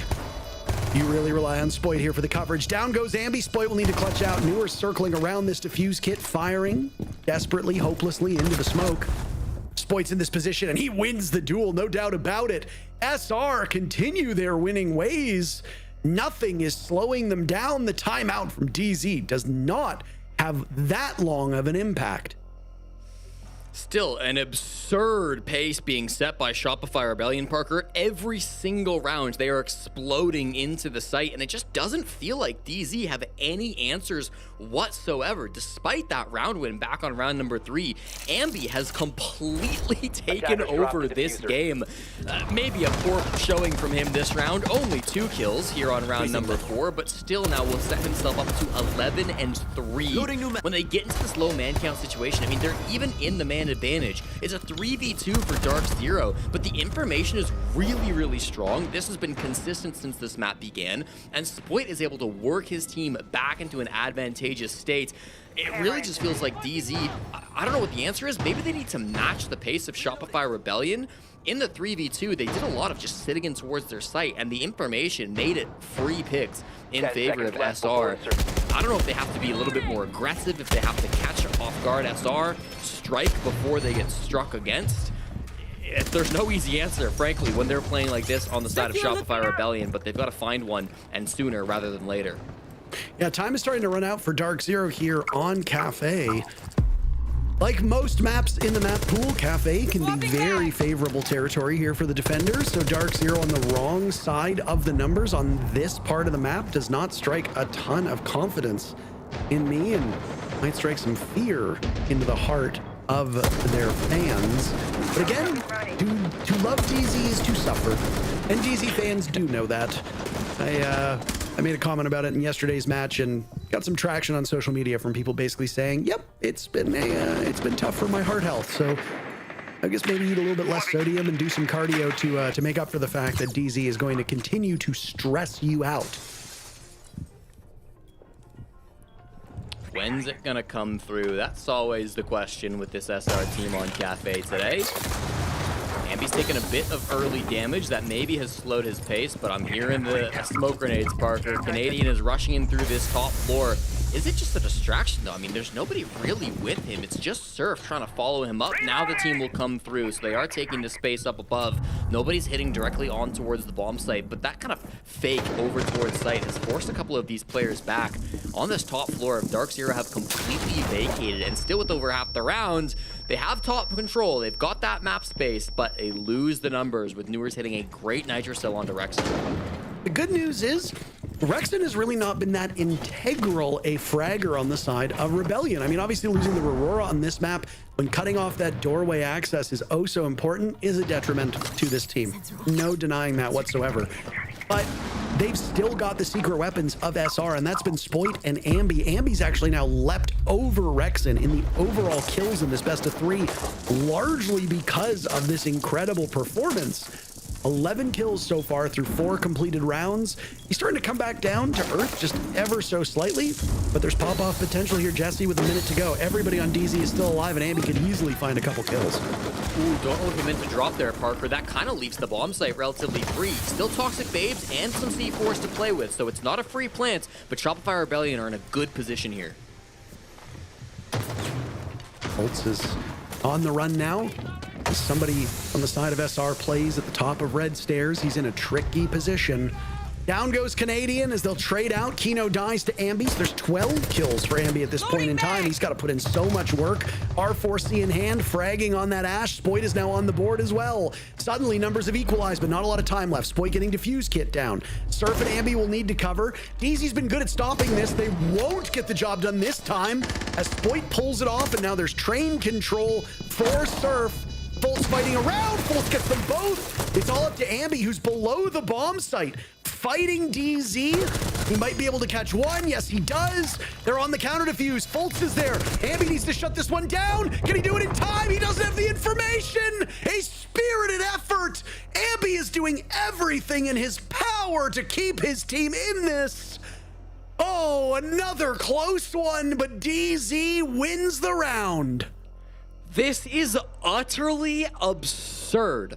Parker, the kills Ambi is getting, 3K after 3K after 3K after 3K after 3K. Like, what are we doing here on Shopify Rebellion to empower one player to pop off so ridiculously, and it's not even giving them a lead here through 5 rounds. It's a lead by 1, I suppose, but with how many kills Ambi is putting on the board, you would expect a 5-0 scoreline. Credit to Dark Zero for playing around these plants, being able to get some of these disables off. It has not been easy with how Ambi's been shooting today.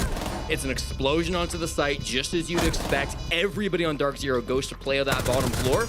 So what's the game plan for Shopify Rebellion? Well, they're going to sit most of their players up towards the site. They're going to get that plant down, and they'll send Ambi to go down below the site and clear out absolutely everybody, protect them from those nitro cells. He's got all of the jobs to do in this game, but he's doing them. 14-3 now from Ambi here through the first 5 rounds of Cafe, and he shows no signs of slowing down. Yeah, this is really quite an absurd scoreline. A reminder that Spoit finished with, what, 16 kills on Border, if memory serves me correctly. Ambi only had 8 on map number 2. Rexon will start things off by eliminating J90, so they're going to pass the kills around here. Ambi steadily improving 6 kills in map 1, 8 kills map 2, and now 14. He has matched his kill total from maps 1 and 2 already. That is some crazy stuff. And I mean, again, Gabe makes me look smart by saying the things that I say are correct, but Canadian going 0-5 is totally fine. He is not somebody you are relying on for kills here. You've got guys like Ambi and like Spoit who are doing quite well. Spoit taking a bit of damage. Rexon got the opening pick. He's now at 3-3, so plenty of opportunity for these guys on Rebellion to keep getting kills. The bigger issue for me, Jesse, is Dark Zero's fragging. It's been spread around very evenly, but not high. And they need to have, again, they need somebody to take over these rounds. There goes Ambi, and he gets thrown out by NJR. So the advantage still for the Rebellion. Kino taking a beating. He's finished off by Spoit. This certainly looks like a 4-2 half, but there's still a minute 40 on the clock. It's just been brutal. The pace continues. Parker, Rexon onto NJR. Newer's in the 1v4. It's been the same story for 6 straight rounds. Dark Zero have had a couple of nice clutches. They've been able to play the objective, but this one might be out of reach. Spoit puts it to bed, and Shopify Rebellion will take a 4-2 lead to start here on Cafe.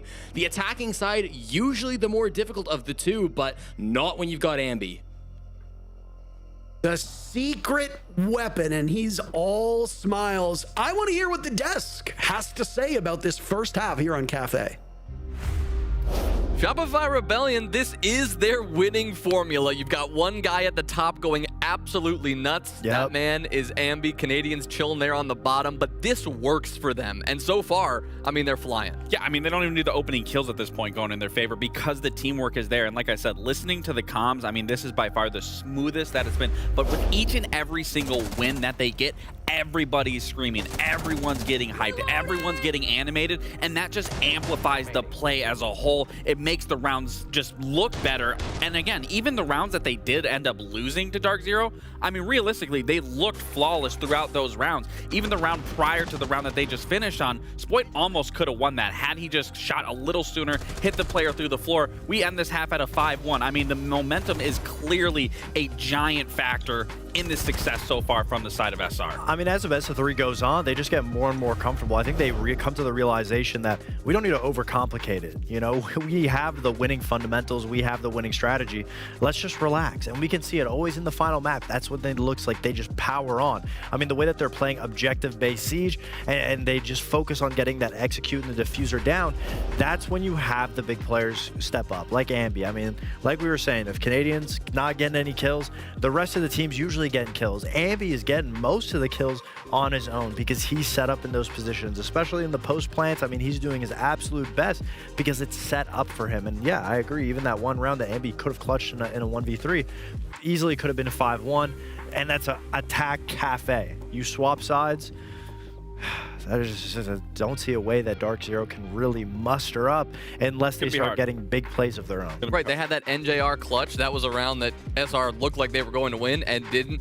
Dark Zero need that and then some if they want to take this one all the way. 2 rounds down going into the second half to determine their placement at the major. Antero? Ambi has 15 kills, which is 4 fewer than the entirety of Dark Zero.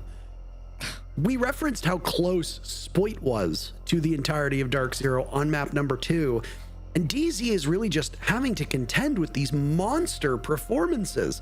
If Ambi can keep this up, like Gabe talked about, like Fox talked about, what can shut him down? Nothing.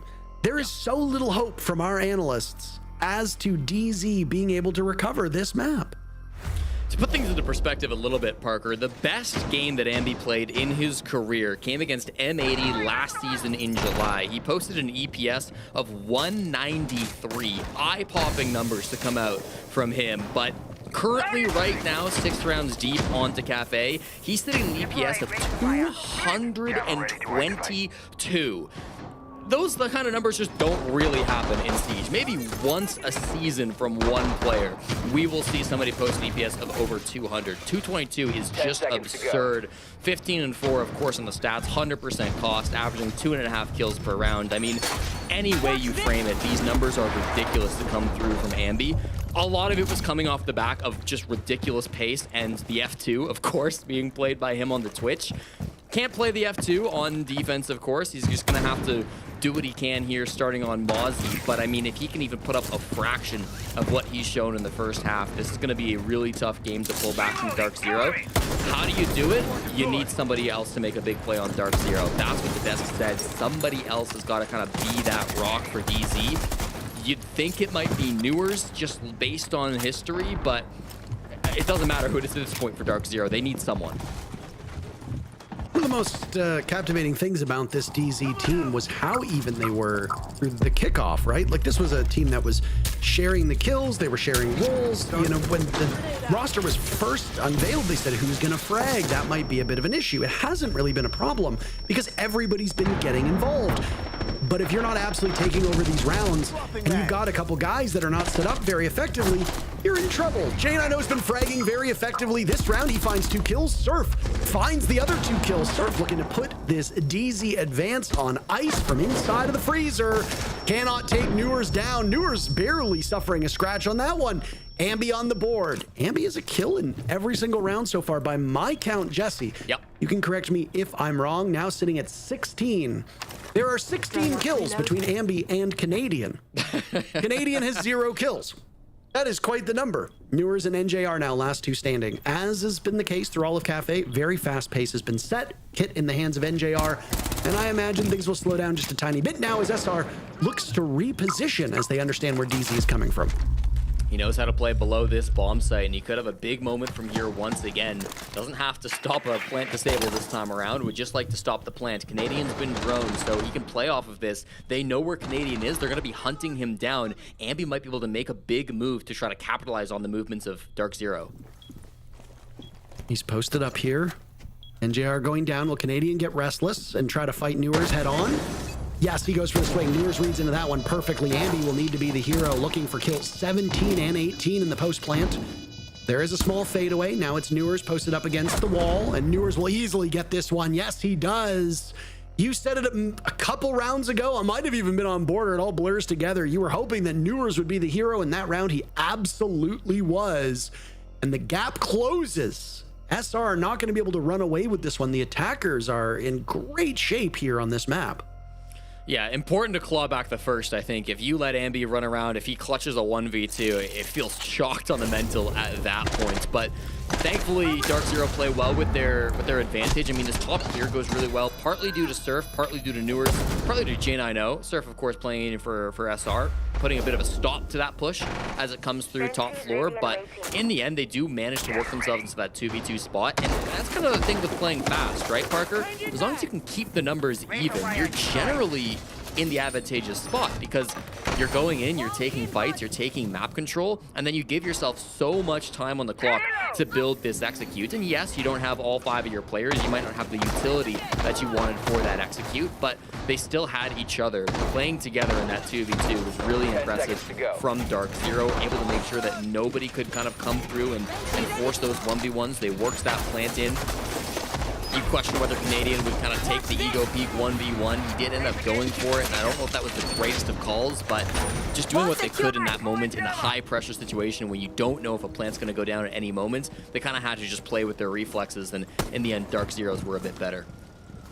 I think Canadian did not understand how close Newers was, right? He thought that the plant was going down. He understood that correctly. He made the call that he thought was best, but Newers was just very well positioned. And whether that was something that was instructed to Newers by Fultz, whether it was something that they'd strategized ahead of time in the post plan, or whether it was just something that Newers came up with on his own from a game sense perspective, it was very well played.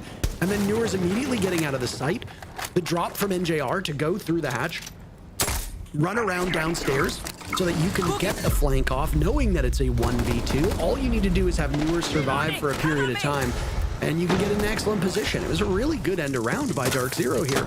And speaking of Dark Zero, this might be a great start for them too. Ambi contending with Kino. Kino manages the kill, and he finds his way into the same bomb site as before. Looking for a defuse kit to go down. This time it'll go over towards reading. NJR and everybody on DZ still alive, but they did not look above. Rexton shuts down the plant. Somebody on Dark Zero will have to pick up the kit. That'll be Kino to do it. Still an advantage for DZ in numbers right now, but very quick pacing from both of these teams. 90 seconds left. Defuse kit is in Kino's hands on the bottom floor. They will have to get closer to the bomb site. Yeah, he drops the hatch. We didn't see it, but very likely unintentionally ended up dropping down into freezer after he picked up that defuse kit. But it's fine. He's back over towards white stairs, can reclaim with his teammates. It almost looked like he had the defuse kit earlier when he was going for that plant, Parker, but didn't have it. Now in the man advantage, they need to find a way to put it on the ground. Down goes Fultz, still holding this top floor control. The big bad of Ambi silenced earlier on, first round without a kill for him. As SR now has 3 players looking for the 3 on DZ in the post plant. Spoit far enough back on this reading door. The B-bomb chassis within reach, but nobody else is. I don't know if he knows where the kit has been posted up. He needs Surf and Rexton to be a little bit more active here. As Kino sitting at halfway with that shield, easily felled. Down goes Spoit at the hands of Newers. This is a plodding retake. Now the nade will go. Down goes Rexon. SR really struggling in this post plant, Jesse. Down goes Kino. Surf taking a beating. And there we have it. DZ have tied things up. The analysts wanted there to be life, and let there be life. 4-4 for these teams. Overtime potentially looming, Jesse. Yeah, I mean, if Dark Zero win this game, Parker, I would love to get a bit of an interview with Kino just to break down that round a little bit, because initially they rush into the bomb site on the blitz, and Kino looks like he's going to go for a plant. He smokes the corner of Dining, but he can't go for a plant because NJR is holding the defuse kit. NJR starts the plant, he gets denied from Vert, then Kino goes to pick it up and says, okay, now I'm going to go plant instead of Dining. But then he drops the hatch, and it's like, okay, was that intentional? Maybe it was, maybe it wasn't. Eventually, he makes it to Dining with the defuse kit. He stays in Dining, and he gets the plant on the ground. It all goes according to plan, mostly for Dark Zero. It was excellent blitz play to come through from Kino at the start of that round. You saw him rushing in and taking down Ambi, playing on that Mozzie. That was such an important kill. It's the first round since Cafe began where Ambi was held off the score sheet, stuck at 16, not able to elevate himself anymore. This is the frag right now. Comes through with a combination of the Grimbees giving you pings, plus just Kino having that initiative, taking that space, making sure that they are able to kind of get that frag, and then, of course, eventually closing things out in the post plants. They've been well put together attacks from Dark Zero. If they can do that continuously, Shopfire Rebellion might be in trouble. Jammer ready. It's pacing. It really is the pacing. We saw Dark Zero being able to knock off the Rebellion because Rebellion were a bit too slow. DZ have kept up these fast executes, very quick drone work on a single door or window. Then you are in the building and you are using those shields effectively. I know that I said about 2 hours ago at this point that shields are slowly losing their dominance in the meta. I think the point that I said was actually worded a little bit worse than that. I think it was saying that they're not as prominent as they used to be. My point there wasn't that shields are bad or that we're not seeing them at all. It's that they're not dominating round after round after round the way that they used to be. And I think that's a relatively fair assessment. And it does track with what a lot of teams have mentioned as well, as there's been quite a violent swing towards more Dokkaebi, more Lion, Solid Snake, Deimos, etc. But DZ not stuck in the past, but adapting to this meta and have managed to make shields be the focal point round after round. And if Kino can pilot a Monty or a Blitz into the bomb site in the first 40 seconds and get in your face and pick up a kill in the process, it is very hard to knock DZ off once they've done all that damage. And Rebellion learned that on Clubhouse, and now they're starting to see it again in front of their eyes on Cafe. They were not able to answer it on Club. On Cafe, they are running out of time in order to solve it here. Third site, we're going down to Kitchen, Parker. They're trying to lock things down from an anchor point of view. They're going to play this relatively passive, not trying to roam up above. Basically, every pro team in this day and age will go for a full anchor setup here on this site, so don't expect any early frags this time around. The pacing has been exceptional throughout this matchup, but that doesn't mean it's going to continue here. Dark Zero will start to work their way through on the Vert. J9O, of course, on this Ram, starting to make some stuff happen. The question is going to really be, what does this execute end up looking like? They can drop the kitchen hatch if they want to. Of course, they'll have that open thanks to NJR on the Habana. With the Blitz, you maybe have an opportunity to walk down Red or try to get a push in through Bakery, but given the current positioning, I think the goal is going to be clear Ambi out of VIP and then make something happen here on the backside of site. Very interesting just happened. Kino's dropped out and is now completely rotated. There was an emphasis on the delivery portion of the map, and DZ have completely changed that up. I don't know if maybe Kino was just a distraction or he was in a different spot or not. Volts is still upstairs, and now NJR has a good read on one player of SR down below on Cam. Looks like it's Ambi in this position, and it'll be a very tough fight. Sidearm versus sidearm. Again, a Bearing 9 versus SMG 11. Both terrific guns. Newers has come in for the assist to try and maybe knock him off of his position. It hasn't worked just yet. Canadian yet to get a kill. He's down, and all those yokais will now be piloted from the grave. As DZ, now with 35 seconds to go, has an advantage. Surf eliminates Newers, so that advantage is gone. Spoit somehow wins a duel against Fultz and might do it against Kino. He doesn't succeed. It's up to Surf and Ambi to hold this together. Dark Zero starting to streak themselves now, looking for a third round in a row. Ambi, the savior, time and time again. Once more, he's called upon. A Nitro Cell will go. Kino taking damage. J90 not in position to cover. They get a good read on him. Kino will attempt it again, and a beautiful shot from Jack. DZ take the lead. The Beast gets slain in the 1v2. He's not allowed to do it again. And Dark Zero, really good job playing with Shopify Rebellion's expectations during that push. Parker, I'm so glad you caught on to Kino's rotation in the midst of that execute, or in the midst of that early round, I should say, because while it was looking like a freezer finish, they were challenging the VIP guy, they were pushing brown stairs, they of course had all the verticality, and they had the freezer hatch opened up. Kino and Faults were rotating over towards Bakery. Who was in Bakery? It's Troy Canadian sitting on his yokai cams playing with his phone. I mean, not going to be caught off guard by that blitz. He did eventually pull out the impacts, pull out the gun, but it was too little too late. Kino storms through that Bakery side push and ends up getting a really good attack in for Dark Zero. And I mean, this is kind of what they've been doing all day long, all kickoff long, really, is they've been drawing out attention on one way and then they've been finishing their execute somewhere else entirely. It is very difficult to predict some of these DZ attacks. That was another great example of it. I talked about it back on Clubhouse. We talked about it the other day when they were playing Chalet. It just feels like Dark Zero have a really good read on how to play with defender expectations, and oftentimes it's resulting in attacking round wins for them. That's the kind of thing that gets missed, right? That Kino rotation. And it's something where, because of our spectator system and because of this game, there is a lot we are not going to pick up on. I've said that there's a benefit to co-streamers, especially co-streamers that have good ball knowledge, those that have been former coaches or those that have been former players and understand what players are thinking and know their strats better than we do. Because we're so focused on the action happening in front of us and some of the other things that might be going on that we might just not see that. It's also possible that we don't keep track of all of these players at all times because, again, our job is to focus usually on a couple. So Kino rotating could be the difference in them winning and losing the round, and it's something that we might just miss because of happenstance. Having co-streamers be able to pick up on different things, different sets of eyes, watching different players and calling different things, that's a big benefit for the viewers. And frankly, it's a big benefit from us too when we do VOD review and we watch it back. So sometimes small things like that, not shown on the scoreboard, can have a much bigger impact. Speaking of big impacts, Jesse, we're about 1 minute into action and Fultz is gone. Fultz's numbers have been very poor. He's come very much back down to earth, and they've lost the Capitao on the side of Dark Zero. Yeah, it's been a good 10 minutes or so since we've said Spoit's name. I know Twitch chat's getting restless, so we have to say it again. It's a nice little spawn peek, a little peek coming out from Spoit to get that opening pick. I believe Faults was either just outside on the window there or maybe on the skylight.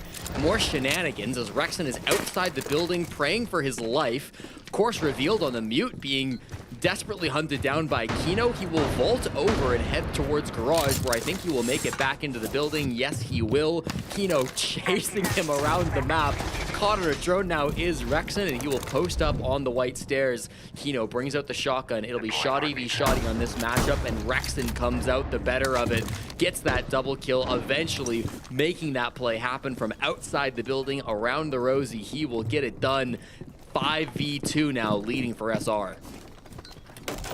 Well, Dark Zero were able to claw this one back 3 rounds in a row, but then the opening duel goes for Shopify Rebellion, and pretty much everything else has gone in their favor. It's good that the depth here for SR is being shown off. It's not just the Ambi show. Noors and J90 have taken the reins on this DZ team, and J90's numbers are steadily improving. You know you cannot let J90 back in a match. The moment that he's empowered and confident is the moment that he can kill pretty much anybody at this level. The numbers so far through Kickoff only exemplify that. So while SR does double up in numbers, the defuse kit will need to be retrieved. DZ have a really tough task ahead of them. And while they've got some firepower on their side, so too does SR. Ambi is still very much upright, as is Spoit. Rexton, though, has been the star of this round, finding 3 kills. And 4 players on Shopify Rebellion will be eager to finish off Noors. Situated over by White. A run up from the Malusi, and Ambi says, I'll take number 18. Thank you very much. Ambi's kill count, old enough to vote as SR takes the round and we have a tie game yet again. 5-5, Jesse, means we're going all the way in regulation. I think that's what we've been waiting for to see from SR on the defense. Their attacks were so successful because they were able to set the pace. They were able to get in and force those gunfights on their own terms. It took a while, but with a great peek from Spoit and then a run out from Rexon, Shopify Rebellion have been able to set the terms again. They've been able to choose when they want to go for those gunfights, and it's working in their favor. Rexon going for that jump out of white window for the massive pick that he got onto NJR was a really brilliant move. It was orchestrated by Canadian, who was playing inside of reading. He was using that pulse scanner. He called for the jump out from Rexon, and it really just started that whole round off on the right foot for Shopify Rebellion. Rexon, of course, you saw it, rotates back into white, ends with a triple on the round. It's beautifully played by him. Spoit and Ambi pick up one apiece, and it's a 5-5 tied game on Cafe. 10 seconds. Did we expect anything different between these two teams? I mean, Clubhouse won 7-3 by DZ despite being picked by Shopify Rebellion. Order won 7-3 by Shopify Rebellion despite being picked by DZ. And now here on Cafe Dostoevsky, after watching Dark Zero struggle on this map, but ultimately persevere against Space Station back in our very first match that feels like it was on another day entirely, we've had 3 very long best of 3s so far, but hey, it's the final day of NAL Kickoff. We abide by these teams and their pacing. But now, even, dead even. And no matter what happens, my favorite round is up next because the winner here moves to series point. Spoit got some early damage onto Kino with a spawn peek to start this round, and I think that kind of signifies what the game plan is for Shopify Rebellion. They want to keep this pace up. They want to continue to play aggressive. Canadian sticking this pulse for the second round in a row, that can make all the difference in enabling these aggressive plays. The C4 tossed by Rexon, guided by Canadian, but it's Ambi who strikes instead. A flurry of kills here on the mid floor as Dark Zero start to make their advance in up above. It ends up being 3 players down the side of Shopify Rebellion. Canadian all alone as Ambi gets down to 1v4 for Troy.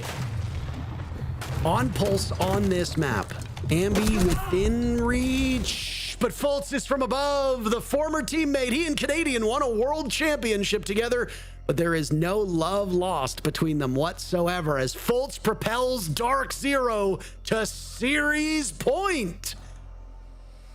And again, Parker, it comes back to the pacing, doesn't it? It's Shopify Rebellion who are trying to take the pace away from DZ, but as long as Dark Zero are in control of these early rounds, as long as they can explode into the site, explode up above onto that top floor before SR can really get a handle on what's going on, they're walking away with these round wins. They will take a 6-5 lead here on Cafe. It's been an explosive Cafe, probably the single fastest pace map I have ever casted. I don't know if you'd agree with that. We've gone deep into the rounds, Parker, but it just feels like every single round action could break out at any moment. Yeah, I mean, this has been making up for lost time, frankly. You know, when we get the call times, we schedule about 3-ish hours per series. If it goes neatly, usually 2, 5, and 8 p.m. are your start times Eastern. 10 seconds remaining. We are 7 minutes away from midnight right now, so this play day might actually stretch to 2 separate days here on the East Coast. If you're even farther east and you're in the Atlantic time zone in Canada, if you live in Nova Scotia or Newfoundland and Labrador, it's already another day for you. Of course, it's already another day if you're in Europe too, but we are in North America, so let's talk about that. But yeah, a very, very fast series. Opening duels have been happening in the 2s for most of this map. The first opening kill happened in 13 seconds in round number 1. In round number 2, it took 58 seconds. In round 4, it took 30 seconds. In round 6, it took 16 seconds for the first blood to be spilled. These are crazy numbers. So far, 3/4 of the opening duels have occurred in less than a minute. We are still in that proximity right now, 15 seconds until we hit the 2 minute or the 1 minute off the clock mark. But yeah, this has been a very fast Cafe. It's not going to slow down, Parker. It feels like there's just about to get started on the side of Dark Zero. Newers has taken up so much space here, walking up the brown stairs. they're not going to be aware how quickly he's gotten here. But look at this information. Not on the pulse this time, but Canadian still guiding something for his teams. He's hacked one of these drones and has spotted out faults on the red stairs, almost blending in with this drone. They might not recognize that it is being driven by the defense. And yes, here comes the track at the last second. Faults gets the read onto this player roaming. They will take down that flank. It's all going DZ. There goes the house of cards. So long setting them up, and DZ just knocks them all down. Ambi will break 20 kills and will now need to ace clutch, as he's the only player to get a kill this round, and he's the only one left on SR. His job will get way more difficult as the death mark goes out. Live tracking as DZ gets the defuse kid down, and Kino will send us away. 7-5 for Dark Zero as they topple Shopify Rebellion in our final match of the kickoff. SR will have to start in phase 1 in Salt Lake City, but they're still going. The original job for the day, make it to the major, accomplished by both these organizations. When it comes down to it, a long day of Siege gets played, and Dark Zero are the better of it. Congratulations for qualifying to phase 2. A big win for both SI points and the cash prize coming out from Dark Zero. We will have to see the rematch when we get to Salt Lake. Well, I know there are 3 gents in the middle of the night who want to break this one down, so let's not hold them from that. Jonah, all yours. Thank you, Parker. This one was a long one. There's no doubt about that. A marathon of a week ends with Dark Zero taking the win 7-5 against Shopify Rebellion. As Parker said, Fox, they're both going to the major. They both are. They're both going to the major, but Dark Zero, they escape phase 1. They don't have to worry about that. They go straight to phase 2. I mean, it's so beautiful to be able to skip a whole phase entirely. I mean, you got to give credit to Ambi, though. He tried his best in that last map. He tried his absolute best to be able to carry SR across that finish line, but he couldn't. Dark Zero as a team, you know, a little bit of ups and downs, but if there's a time to show ups and downs, it'll be before you go to Salt Lake City. Absolutely. Thankfully, both of these teams are going, and I love that at the start of the stage, we talked about how SR was going to be ranked 1 in our power rankings. DZ was ranked 3rd. SR is now 4th. We're technically right about DZ. You're right the whole time. We're right the whole time. I don't know if we can hold on to it that much, but I mean, this entire kickoff so far has been such a fun event for these teams, for us. I mean, to see an accelerated league come to an end this quickly, I mean, it's not as expected, but in terms of the teams that are going, again, 5 Fears being, I'd say, the biggest one for me, took me by surprise. Totally. Total shock here. We almost saw other surprises. 1 of 30, these young teams coming out. SSG nearly made it all the way. We've got our final bracket picture to show you after everything is said and done. 2 weeks of group stage, a full gauntlet of a playoff week, all of this happening. It feels like in just a blink of an eye, we send 4 very capable teams who've proven themselves throughout this bracket to the major. 5 Fears, Wildcard, Dark Zero, and Shopify Rebellion. There was a moment there, Fox, where it looked like we were going to see all unexpected teams, a complete upset. Things sort of stabilized towards the end. We got some more familiar names at the major, but, you know, it's a nice balance. I mean, I love the fact that all of the newer teams really came to play. There was no game that was just blown out of the water, everything that we expected. I mean, we didn't think SSG would put up such a huge fight. We didn't think 1 of 30 would put up such a huge fight. The only real surprise, I think we can all agree with looking at this kickoff bracket, the biggest surprise is Cloud9 went out. I was literally looking directly at Cloud9. No, it's definitely the fact that the M80 matchup, I mean, the M80 first game against Wildcard, them getting knocked out by SR, what a damn shame, because they actually looked pretty good in both of those matchups, but it just was Wildcard and SR that had that little bit to be able to push it over the edge. And wow, we could have sent 5 teams to this major, honestly. I mean, yeah, realistically, for sure. But then you think about, you know, all these teams are going to have this off time leading up until when we actually kick off the official stage. And by far, this has been one of the most challenging, I'd say, for these teams, but also some of the most... what's the word I'm looking for? I'm honestly, it's what, 6 a.m. now at this point. Exactly I'm not going to keep going because I'm going to keep stumbling. Instead, at this point, I'll ask you this question. I'll ask you this question before we sign off. Ask us. Our job here was to find the 4 best teams in North America to start the year, send them to the international stage so that NA could come home major champions. Do you think we've done that here? I think it's safe to say we have. I mean, coming into it Found out throughout what the I was regular gonna stage, through the regular stage, Dark Zero and SR, I think are two teams. Well, SR had some ups and downs. I think Dark Zero, SR, two teams that we're expecting to go represent. We know what they can show in an international tournament, especially Wildcard. Would have been a shame not to see them at an international tournament because they always perform. And we got a little bit of new blood with 5 Fears, and they were so deserving. Not to say that any of the other teams that didn't make it aren't. Everybody really put their best foot forward, and hopefully we'll be able to see them at future events. And like you're about to say, at least they'll have all this off time. At least they'll have all this off time. Take the words out of your mouth. Let me piggyback off what you were saying into what I was trying to say. I think it's definitely fair with the 4 teams that we're sending, because this has also been by far one of the most competitive seasons or stages or kickoffs that we've had, which is why I was saying now these teams are going to have a long off time, maybe not that long, but they're going to have an off time to just ramp up their skills and become even more prepared and more lethal going into that first stage. Right, compared to EML, we've seen so many more close competitive games. Better than EML. You know what I mean? Better, right? I was trying to figure out what that means. Does that mean, right, anything? Can we draw a conclusion from that? If we're ranking them, it's SAL, NAL, CNL, APL, EML. That's perfect. That's perfect. And glad to see you guys are aligned on that. But at the end of the day, we will answer this question at the major. That's what this has been all about. Salt Lake City, just a couple of weeks away. May 15th through 17th, you can join us and Laxing's family in the Salt Palace Convention Center to get that puffing out going. What do you mean puffing out? You're like looking at. Thank you so much for tuning in and joining us throughout this marathon of a week. For our casters who've been a part of this, for our entire studio crew, for Foxe and Laxing, I'm Jonas Willinger saying thank you so much for watching. And in case you missed it, here's another look at the T2 announcement video from earlier. NA is back, all from top to bottom. Have a good night. North America R6 Esports is back, and 2026 is the biggest year yet.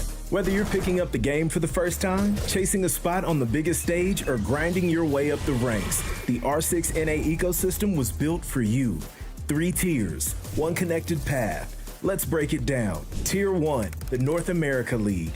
Made up of 10 teams, with the last 2 teams earning their spot through the Challenger Circuit.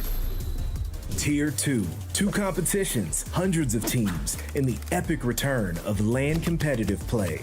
Element is back, and it's better than ever. Starting May 22nd, the doors are open. 2 open qualifiers where anyone can jump in and compete. From there, 16 teams enter the group stage, 8 open qualifier teams, 6 invited teams, 2 collegiate teams, all broadcasted live. Win Element, and you're not just taking home a title, you're earning a direct invite to the 2027 Challenger Series, the 2027 SI Last Chance Qualifiers, and a spot in the NA Open Cup Series playoffs. Next, North America Open Cup. This is something NA has never seen before.